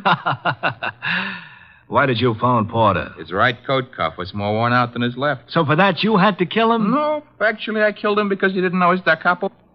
Hey. Yeah, hey. He don't look good anymore, huh? Guys who stop bullets with their face never look good. Pearlie, you've been robbed. I did. That corpse is not Porter. Now, relax, Goodwin, relax. His fingerprints were on file and they check. His girlfriend says he's Porter. If he could get up and talk, he'd tell you he was Porter. And what makes you think he isn't? Well, because when he visited us earlier tonight, he looked different. Not much, but... You said girlfriend? Yes, I said girlfriend. She's in the next room mopping up. She kind of broke down when we brought her here. You brought her here? Now, don't tell me what her name is. Why shouldn't I? It's Spencer. Dorothy Spencer. Ooh, that's what I was afraid of. Sergeant, Oh. Ignore him. He comes with the woodwork. His name is Goodwin, Miss Spencer. Archie Goodwin. Find what you were looking for? What I was looking... Somebody's gone through this place like a minor league hurricane. You? What business is it of mine? None, maybe. On the other hand, Nero Wolfe might have other ideas. Matter of fact, I'm sure he'd have. Miss Spencer, why don't you go see him? The address is 601 West 35th Street. I don't see why. You want your boyfriend's murderer found, don't you? Now listen, Goodwin, the police are working on this. Sure, they'll see to it nobody harms a corpse. Goodbye, Miss Spencer. Don't forget that address, 601 West 35th Street. Believe it or not, you used to be a client of ours.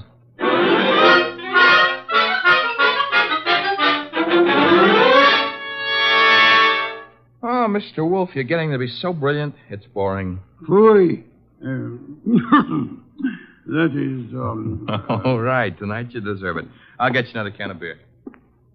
But this is the last one. What's your promise to do some exercise, like maybe standing up and sitting down 5 minutes a day? Thank you. And why should I indulge in such idiotic behavior? Well, after a while, you might be able to see your shoes. I've already seen them. Oh, that was 20 years ago. Things have changed. No more buttons. Hey, that must be Dorothy Spencer. She's undoubtedly young and beautiful. You deduced that from the way she pressed the buzzer? I deduced that from the gleam in your eye, bah. Bah, all you want. I'm going to keep that gleam shining. Hello, Miss Spencer. Come in. Thank you. Mr. Wolfe. Is the large sitting-down gentleman behind the desk. This is Dorothy Spencer, Mr. Wolfe. You will forgive me not rising. It is due to a necessary conservation of energy rather than rudeness. Archie, a chair. Sure. Here you are, Miss Spencer. Thanks. Now then, Miss Spencer, have the police found anything but dust in Mr. Porter's closet? Why, no. You were engaged to Mr. Porter? I was? That ring you're wearing, he gave it you? Yes. May I see it? Well, all right. Here. Thank you. Expensive. Very expensive. You may have it back. Miss Spencer, why are you marrying Charles Porter? I loved him. Phooey. Mr. Porter, according to Archie's description, was twice your age with considerably less than half your attractiveness. Love may perhaps be blind, but it is not astigmatic. I don't know what you mean. What were you searching for under the nose of the police? Nothing. Nothing at all. How did your fiancé earn his money? He played the piano at the... Phooey. What he earned there in a year wouldn't begin to pay for the ring he gave you. Would you like to try again? I don't know how he made his money. I suggest that you do. I suggest that he earned money by the same method that he induced you to consider marrying him. Blackmail. Oh, but... Why was he blackmailing you? Old letters I'd written when I was too young to know any better. Your motives for murdering Porter would be twofold, then. Recovery of blackmail material and the avoidance of marriage to a man you dislike. I didn't kill Charles. Your doorbell, Archie. Get Miss Spencer into the kitchen. Once. Must be the police. Yeah, let's go, Miss Spencer. Right through that door. And stay there until I call you. Front door, Archie. Mr. Wolfe, do I know Dorothy Spencer's here? You know nothing. A simple role for you to play. I haven't got time to resent that insult right now, but wait until the next time you drop a collar button. Well, bless my soul, if it isn't dear old Inspector Kramer. How is the homicide department? Where's Wolfe? Big surprise. He's sitting. Mr. Wolfe? Good evening, Inspector. Where's Dorothy Spencer? This is not the Bureau of Missing Persons. The district attorney would like to talk to her. I shall tell her so the next time we meet. Yeah, that could be right now. She's in this house. I don't see her. Mind if I look around for myself? You have a search warrant, of course. It so happens no, but... Archie, the inspector's leaving. Okay, I'm leaving. I suppose by the time I get back with a warrant, she'll be in Hoboken. Hoboken? Where's that? Look, Wolf, you can go too far. One of these days you won't be able to talk yourself out of it. Trail me to the door, Goodwin, to show what a good detective you are. Ooh, Inspector Kramer doesn't love us anymore. Unfortunate. Archie, take Miss Spencer to a respectable hotel. Register her under an assumed name. She is to stay there until notified otherwise. Luckily, the good inspector neglected to inform us that she was the leading suspect in a murder case. Hence, we're not accessories after the fact, and I don't want her arrested for murder as yet. Her beauty has won you over. You will then return here immediately. Okay. What are you going to be doing in the meanwhile? I, Archie, shall be thinking.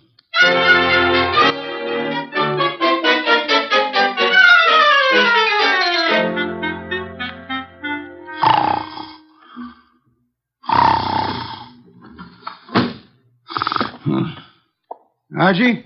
No. No, not Archie. Our impatient and non-musical friend came in through the window. How are you, Mr. Not Porter, of course. Where's the girl? Question is beginning to bore me. I don't know. I think she's here. So did the police. I might add that they were slightly closer to the truth. Incidentally, what makes you think she was Porter's accomplice? She must have been. Nonsense, she wasn't. Porter was blackmailing her, just as he was blackmailing you. In her case, it was letters. In yours, a previous criminal record, perhaps, that your employers might be interested in. I want to know where she is. Maybe this would help you remember. Good heavens, don't point a pistol at me. It annoys me. The police, I should think, opened the door for them like a good fellow. Oh, no. I'm leaving. But if I don't find that girl, I'll be back. Knock the blasted thing down if it isn't open. All right, Wolf. I've got the search warrant. Also, no doubt, a fine tooth comb. Bah. By the way, Inspector. All right, boys, cover the house. All right, Inspector. Yeah, what did you want? As your men go through the house, will you have one of them shut the back window? I've just had a burglar, and I suspect he left it open. Unless the matter is attended to, the house might be filled with fresh air. Yeah, what's the matter with that? Fresh air, deadly poison. It clogs the lungs. And may I point out that the warrant you're clutching in your hot little hand is not a lease on the house. Finish your search quickly, if you please, and then... why not try Hoboken?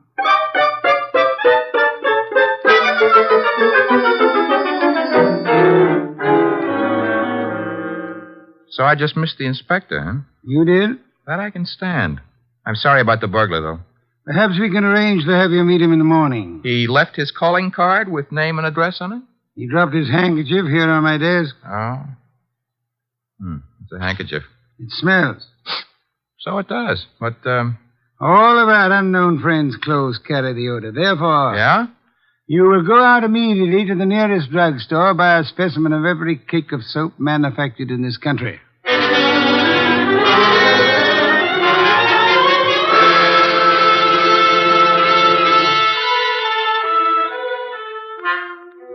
Mr. Wolfe? Be still. No. I never realized just how many different brands of soap are made in this country. You should listen to the radio more often. So far, we've sniffed at 37 cakes. None of them smell like porter. Let's see. 38. Hey. Let me have it, Archie. Yes, the soap. It's labeled orchid ovals. I should say basically mislabeled. Orchids have no odor. Our task for the evening is finished. Why? All we know is the guy washes with a basely mislabeled soap. No, the odor would not have been so persistent in that case. Unquestionably, our visitor works for a soap company that makes orchid ovals. Every employee of a plant in which perfume in large quantities is used inevitably carries the odor on his clothes. Oh. And you already deduced he works in an office. Uh-huh. I go see him in the morning? You do? You know, Mr. Wolfe, what with hiring rooms for girls and paying visits to a perfume factory, I'm beginning to feel like a maiden aunt. No one would ever mistake you for a maiden aunt, Archie. Thanks. Is that another deduction? Maiden aunts rarely need a shave.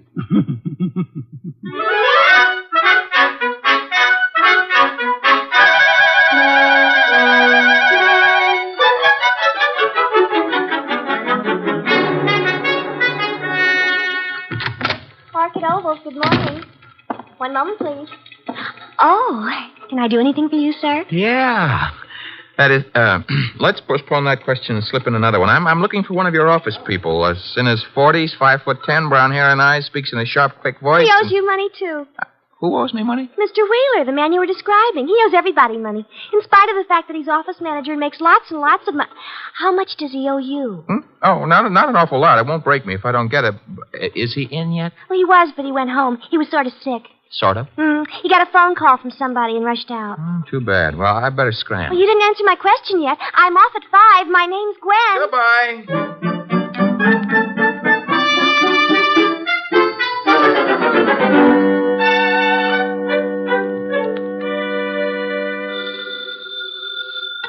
Wolf speaking. Archie here. Unknown's name is Wheeler. He left the office this morning sick after he got a mysterious phone call. Bad, probably. Get to Dorothy Spencer at once and bring her here. Right. I'm at Wheeler's house now. Thought I'd better check. His wife's here, too. Blonde? Uh-huh. How could you tell? Fatuous smirk in your voice. Get out of there fast, and don't stop to console Mrs. Wheeler.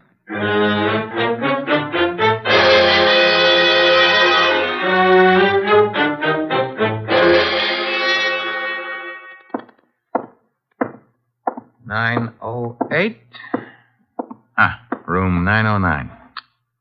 Miss Dorothy Spencer.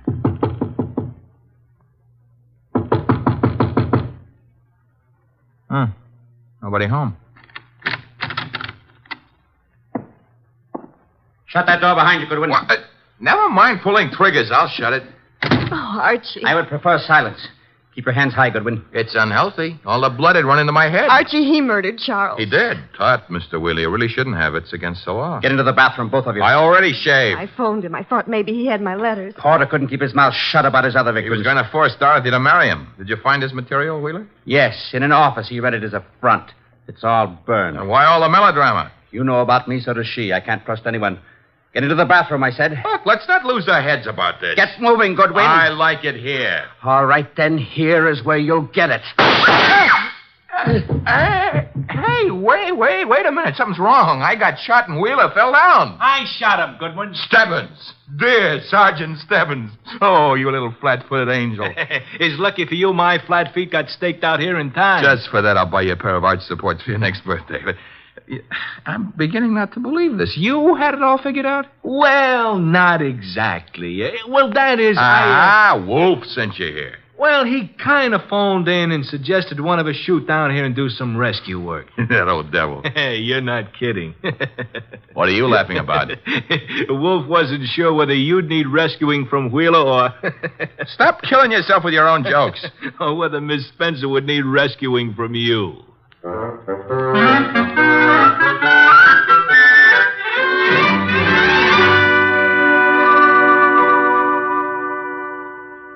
You've been a very foolish young woman, Miss Spencer. I suggest that in the future you exercise more care in your correspondence. Oh, I shall, Mr. Wolfe, but how can I ever thank you? Well, one way would be to listen wide-eyed while he explains how he solved the case. I have no intention... Oh, come on, Mr. Wolfe. Stop stalling. Please, Mr. Wolfe.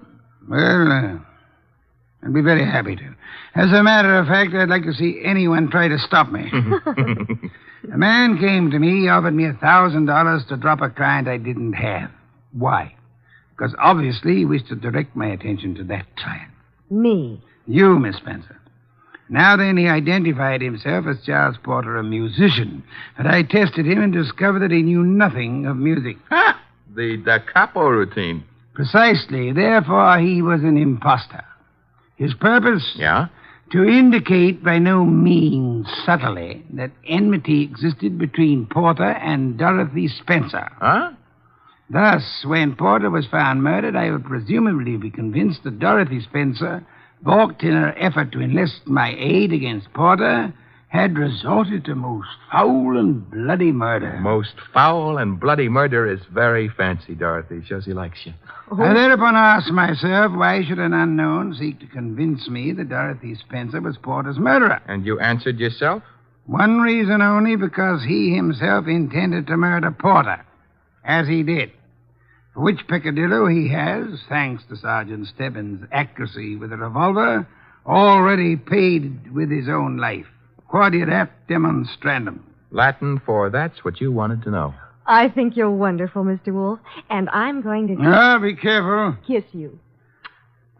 Archie, Miss Spencer is a very dangerous young woman. Today I feel brave. Do you, Archie? Very brave. What are you doing tonight? Nothing. Let's do it together. Bah.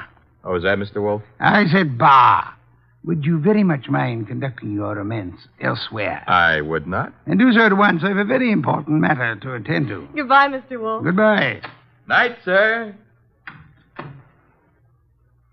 Very important. Very important.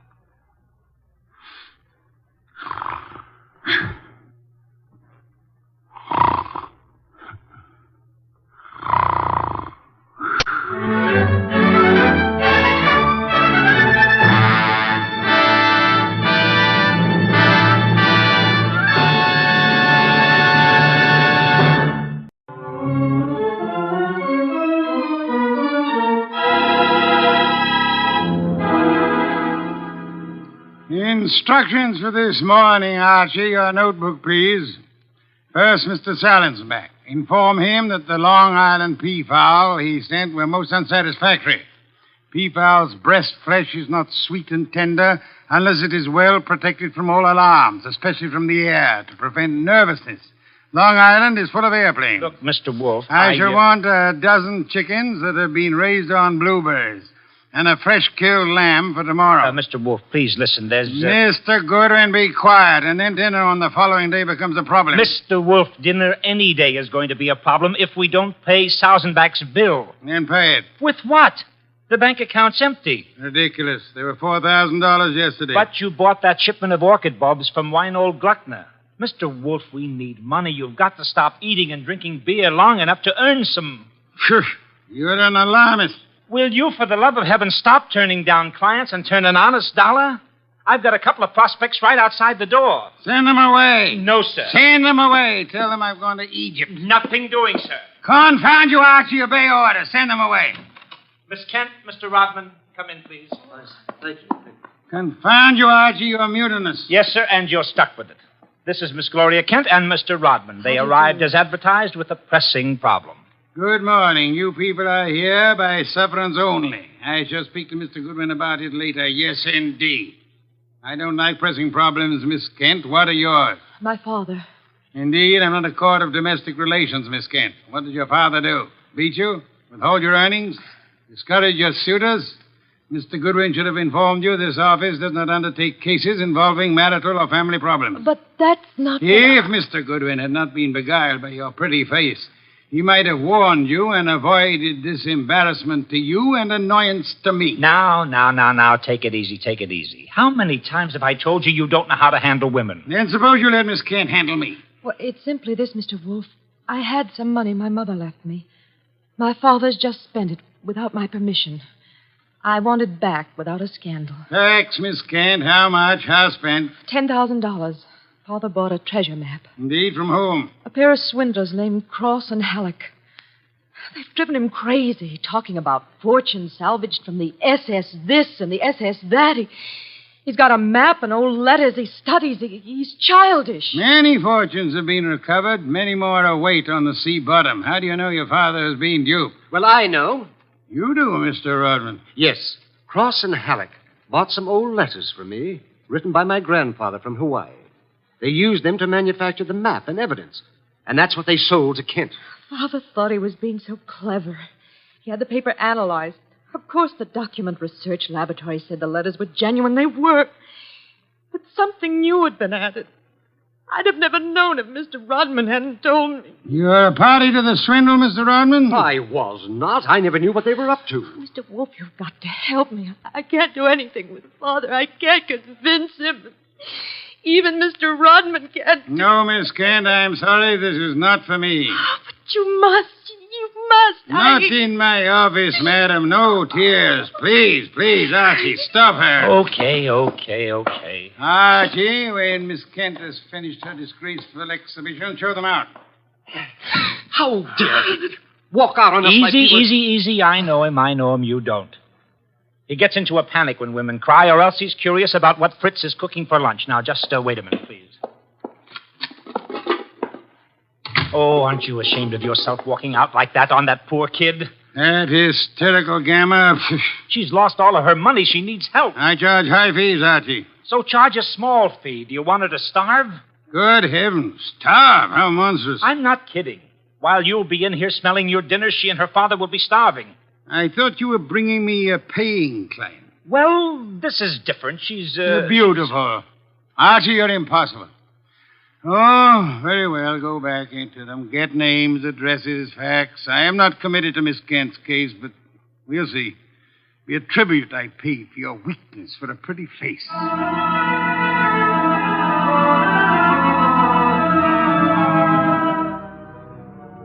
Rodman and Gloria Kent were gone, however.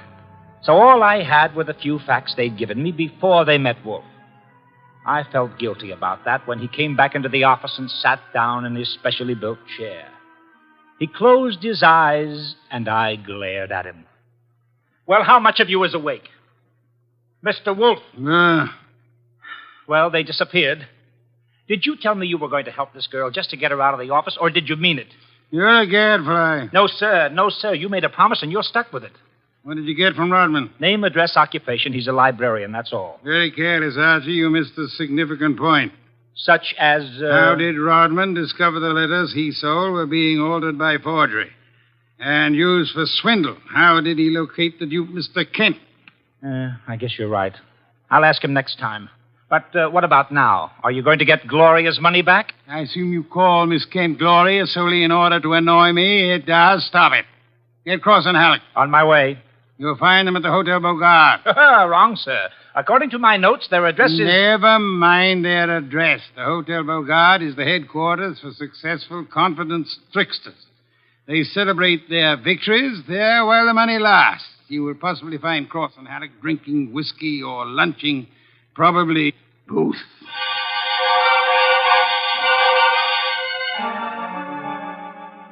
I located Cross and Halleck in the hotel bar and lured them back to our place on 35th Street. Wolfe was sitting behind his desk with his hands crossed on his impressive middle, at peace with his lunch and the world when I ushered them in. He sat bolt upright and scorched me with a look. Good afternoon, Mr. Wolfe. The tall one's name is Cross, the short one is Halleck. They want to help me invest my money.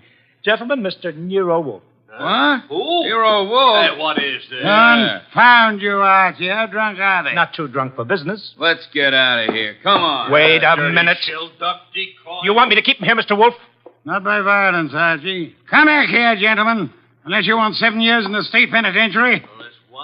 You got nothing on us, Wolf. Nothing. I have the Kent case. The Kent? That's a laugh. We're sitting pretty. You are not, sir.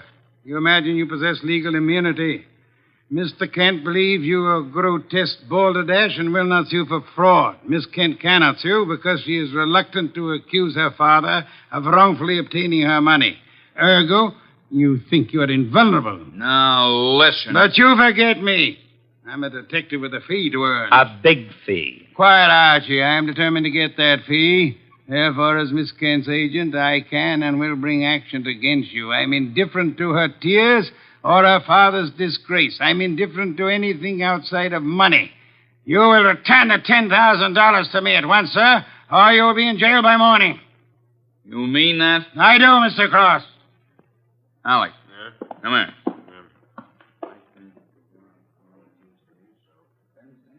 Come on, hurry. Okay. Here, Mr. Wolf. Alec and I have decided we don't want to get in any trouble with you. Here's your 10 grand. Let's have it. Give the dough to Kent, Mr. Wolf, and get the letters and map back for us. You've got a reputation for being tricky, but honest. We trust you. Come on, Alec, let's go. Well, how about that? Preposterous. No, sir. Take a look. $10,000, genuine coin of the realm. That man Cross is a fool. Does he imagine I'm to be fooled so easily? What do you mean he left the money? He surrendered too quickly, Archie. Too easily. And that money in the envelope he was carrying all ready to refund. Why? Well, maybe he's got a better sucker. I heard him mention a Ben Sanford. Nonsense. Does he need Kent's forged letters and map to cheat this Ben Sanford? Couldn't he prepare another set? I guess you're right. Something's fishy. In any event, it's no concern of mine, thank heaven. Why not? I'm not committed to Miss Kent in any way. As a favor to you, I undertook to regain her money. I have done that. You may take it back to her and obtain the forged papers in return. But, Silence, Mr. Goodwin. Go to your red-haired charmer. Leave me in peace. I intend to spend this afternoon with my New World Atlas.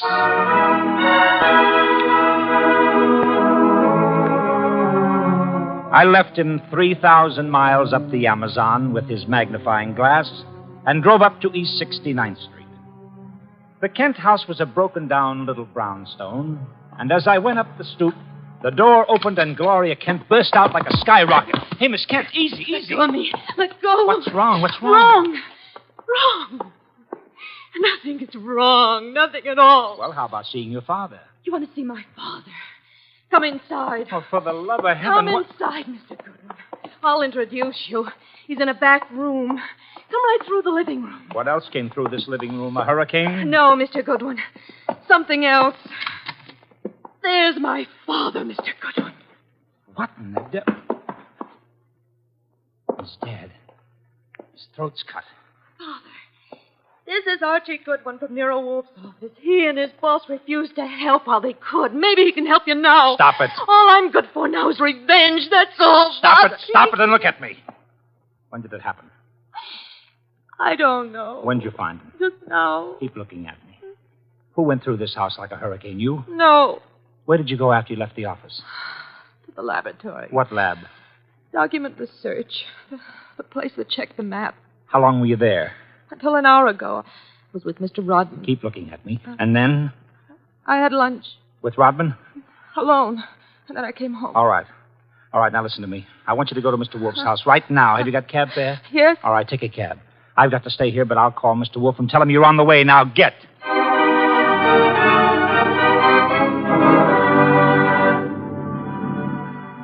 I called Wolfe told him everything, and he instructed me to advise Inspector Kramer, who arrived with the homicide squad. I gave the inspector everything while the squad photographed and measured, print dusted and detected. At 3:30, Kramer took me back to the house on 35th Street for a fight with Wolfe. It's a great story, Wolf. Great. Kent buys a phony treasure map. Everybody knows it's phony except Kent.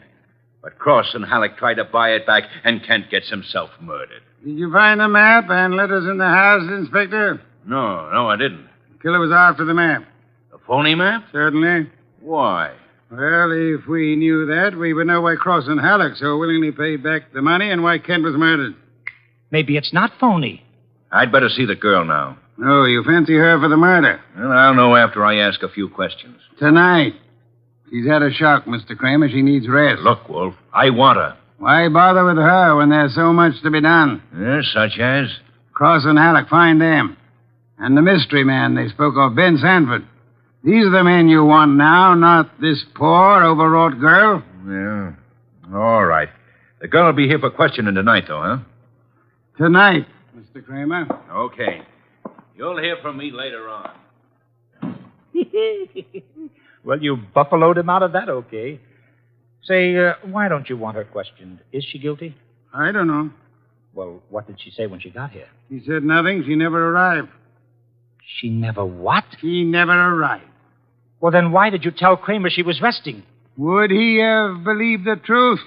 She must be found. More important, we must learn why forged letters and forged map produces turmoil.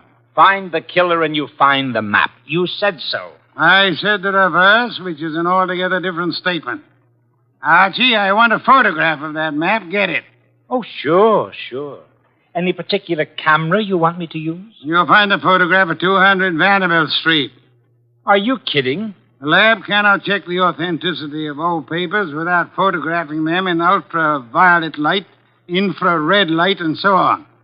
If this document research lab has examined those papers, they will have photographs. Get them.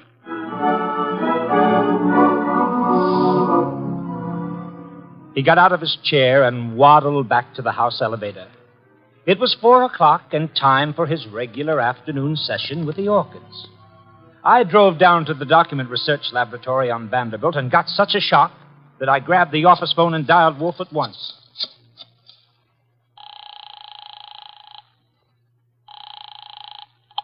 This is Nero Wolfe. Mr. Wolfe, Archie here.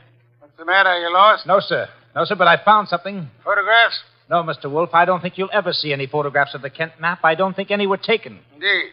But guess who runs the document research laboratory? No, don't guess. You probably know. A man named Ben Sanford, and he's sitting right here looking at me. Bring him home with you. Home? But it's 4 p.m. This is the sacred hour when you pray over your orchids. Then Mr. Sanford can join the ceremony.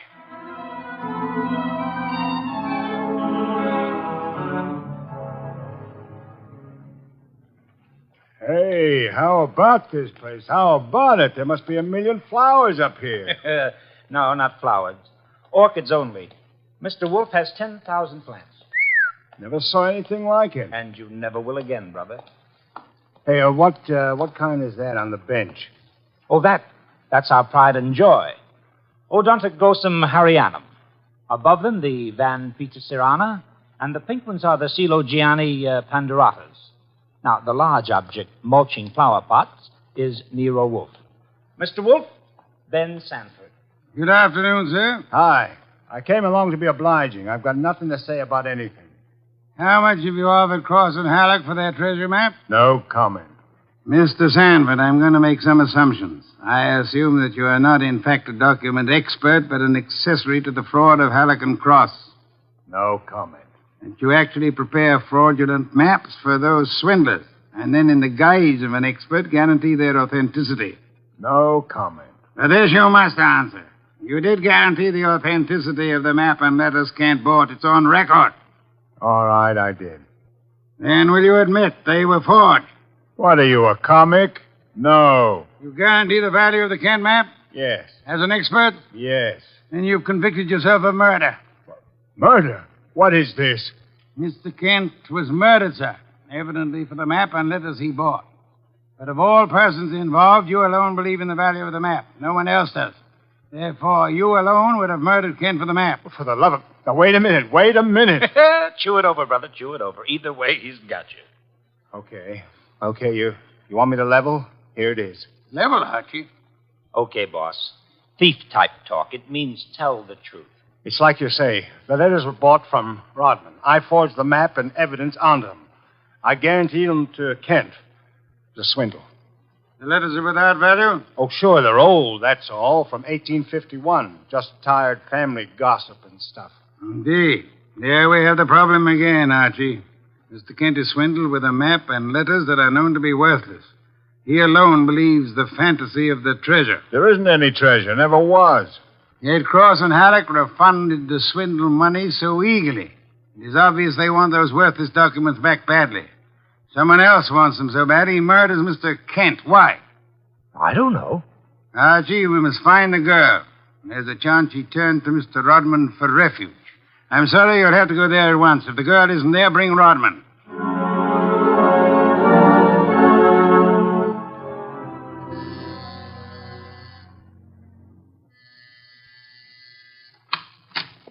Yes? Hello, Rodman. Remember me? I'm Archie Goodwin from Nero Wolfe's office. Oh, yes, of course. I came to get Gloria Kent. There's been a change in plans. Tell her to come out, please. Gloria? Well, she's not here. Why should she be? Haven't you heard? Heard what? Well, I guess you'd better come down and see Wolfe. Mr. Goodwin, I'm afraid I can't. I'm rather busy. Look, Rodman, maybe you ought to know. Old man Kent was murdered. What? Yes, just after you and Gloria left us. Kent murdered? Well, this is awful, Mr. Goodwin. You want to see Mr. Wolfe now? Get your hat. Murder? Well, believe me, I never wanted this. I'm going to tell Nero Wolfe the whole mess. Every word of it. Okay, then. Come on, let's go. Yes, of course. Just a minute. I'll get my hat in the bedroom. Murdered? Kent? I never dreamed. Oh. Come on, Rodman. Come on. What? I didn't hear you. Oh, Rodman. What the... Oh! Rodman. Oh, Rodman. Good. Oh, what next? Come on. This is Nero Wolfe. Archie here. We've had a tough break. Yes? While I was waiting for Rodman at the front door, he went into the bedroom for his hat. The killer was there. How do you know? He cut Rodman's throat. Devil. The back window was open. It's a ground floor apartment. He was out and gone before I had a chance. Archie, where were your wits? Let me alone. I've had a man murdered 20 feet from me. You think I'm cheering? Mr. Kramer is here, and he has news for us, Archie. He could not locate Cross and Halleck in their apartment. They had not been home all day. The maid informed him that she was waiting for her weekly salary. Well, so what?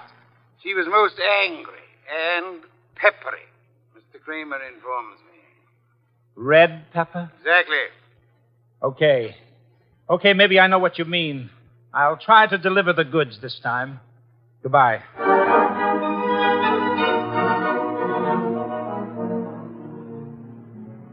I drove down to the apartment house on Gramercy Square where Cross and Halleck lived, took the elevator up to the 10th floor, found the right door, and slipped in with a passkey.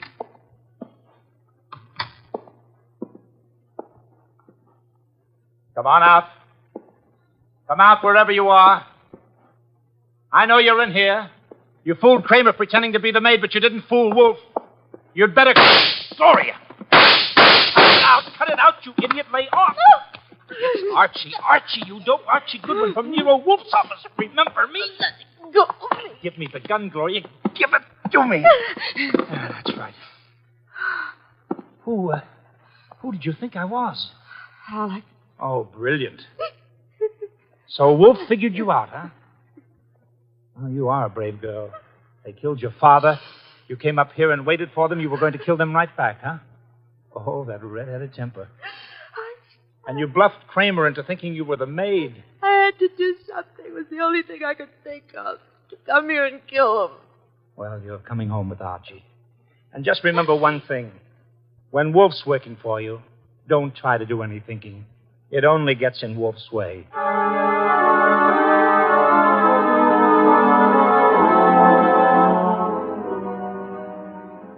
I got Gloria Kent back to the house at 7 o'clock. I parked the car, brought her into the office, and got the shock of my life. There was a convention on. Wolfe was there, with Inspector Kramer representing the cops. Cross, Halleck, and Sanford were there representing the crooks. When Kramer saw Gloria, he scowled first at her and then at Wolfe. So it was a slick one after all, Wolfe. You didn't have the girl. You had no intention of producing her. Please, Mr. Kramer, that can wait. There are other matters more important. I dine at 8. That leaves me 1 hour to solve your murders. Murders? More than one? Yes, 2. Elmer Rodman. By heaven, Goodwin, if you... Please, Mr. Kramer, not now. First, Miss Kent. Good evening, Miss Kent. I presume you have met these gentlemen, Cross, Halleck, and Sanford? Yeah, take your purse, please. Why? Don't think me as naive as Mr. Goodwin, miss. When you left your home after the murder of your father, you took the map and letters with you. They are in your purse Well, now. that's not true. Archie, the purse. Thank you. We have here an interesting situation. There exist some old letters and map, forged and fraudulent. They're worth $10,000 and more to Cross and Halleck and worth 2 murders to a killer. Why? There must be something of great value in the letters. Such as? Something which Mr. Sanford could not see, although he worked on the document closely. Yet something which could be made manifest. What is the answer, Miss Kent? You know it? I swear I don't. Secret writing, Archie. Bring the chafing dish from the dining room. Right. Secret writing? I saw nothing when I worked on those letters. Naturally, Mr. Sanford, the writing is invisible. But heat is an agent. It makes most forms of secret writing visible. The chafing dish, boss. Thank you, Archie. Place it before me and light it. Right. Now I open Miss Kent's purse. From it, you see, I withdraw these ancient letters which he took from her house after her father's murder. That's not true. Archie. That's enough, Gloria. That's enough. From now on, you just listen. We remove the letters from the envelope and toast them gently. The secret ink vintage 1851 will easily succumb to the agency of heat. Careful. Those envelopes will catch fire. Hey, they're caught. Don't be upset, Mr. Cross, Mr. Halleck. The envelopes! They'll burn safely in the dish. We can concentrate on the writing. Watch closely. I don't want to be accused of trickery. You fat fool. The envelopes are everything. Put 'em out, Sanford. Don't sit there. Put 'em out. Why, Mr. Halleck? Well, the stamps, the missionaries, they're worth a fortune. The missionary. Of course. You know that. Mr. Cross knows. So does Mr. Sanford, right? Yeah. Of course, Sanford knows, you old fool. Let me... Mr. Sanford is not alarmed. Why not, sir? I don't know what you're talking about. $50,000 or $100,000 is burning before your eyes, Mr. Sanford. Cross and Halleck are burning their fingers, putting out the flaming envelopes. And you sit there quite indifferently. Why? Well, You know the value of the missionary stamps on the letters you bought from Rodman. But you know these aren't the real letters. Isn't that it? Not the real letters? I told you I'm tough to crack, Wolf. You didn't fool me with those dummies. Dummies, how do you know? Mr. Cross didn't know. Mr. Haddock didn't know. How did you? Well, I'll tell you, sir. Only one man could know I was framing Miss Kent as a decoy. Only one man could know I prepared these dummy letters and pretended to take them from her purse. And that is the killer. The man who murdered her father and stole the map and letters this morning. You, sir, Mr. Sanford. Well, I'll be... Mr. Kramer, there's your killer. You'll find the missing map and letters on him or concealed in his home or office. You won't need the evidence anyway. Look at his face. He's self-confessed. Self-confessed like fun. He was booby-trapped.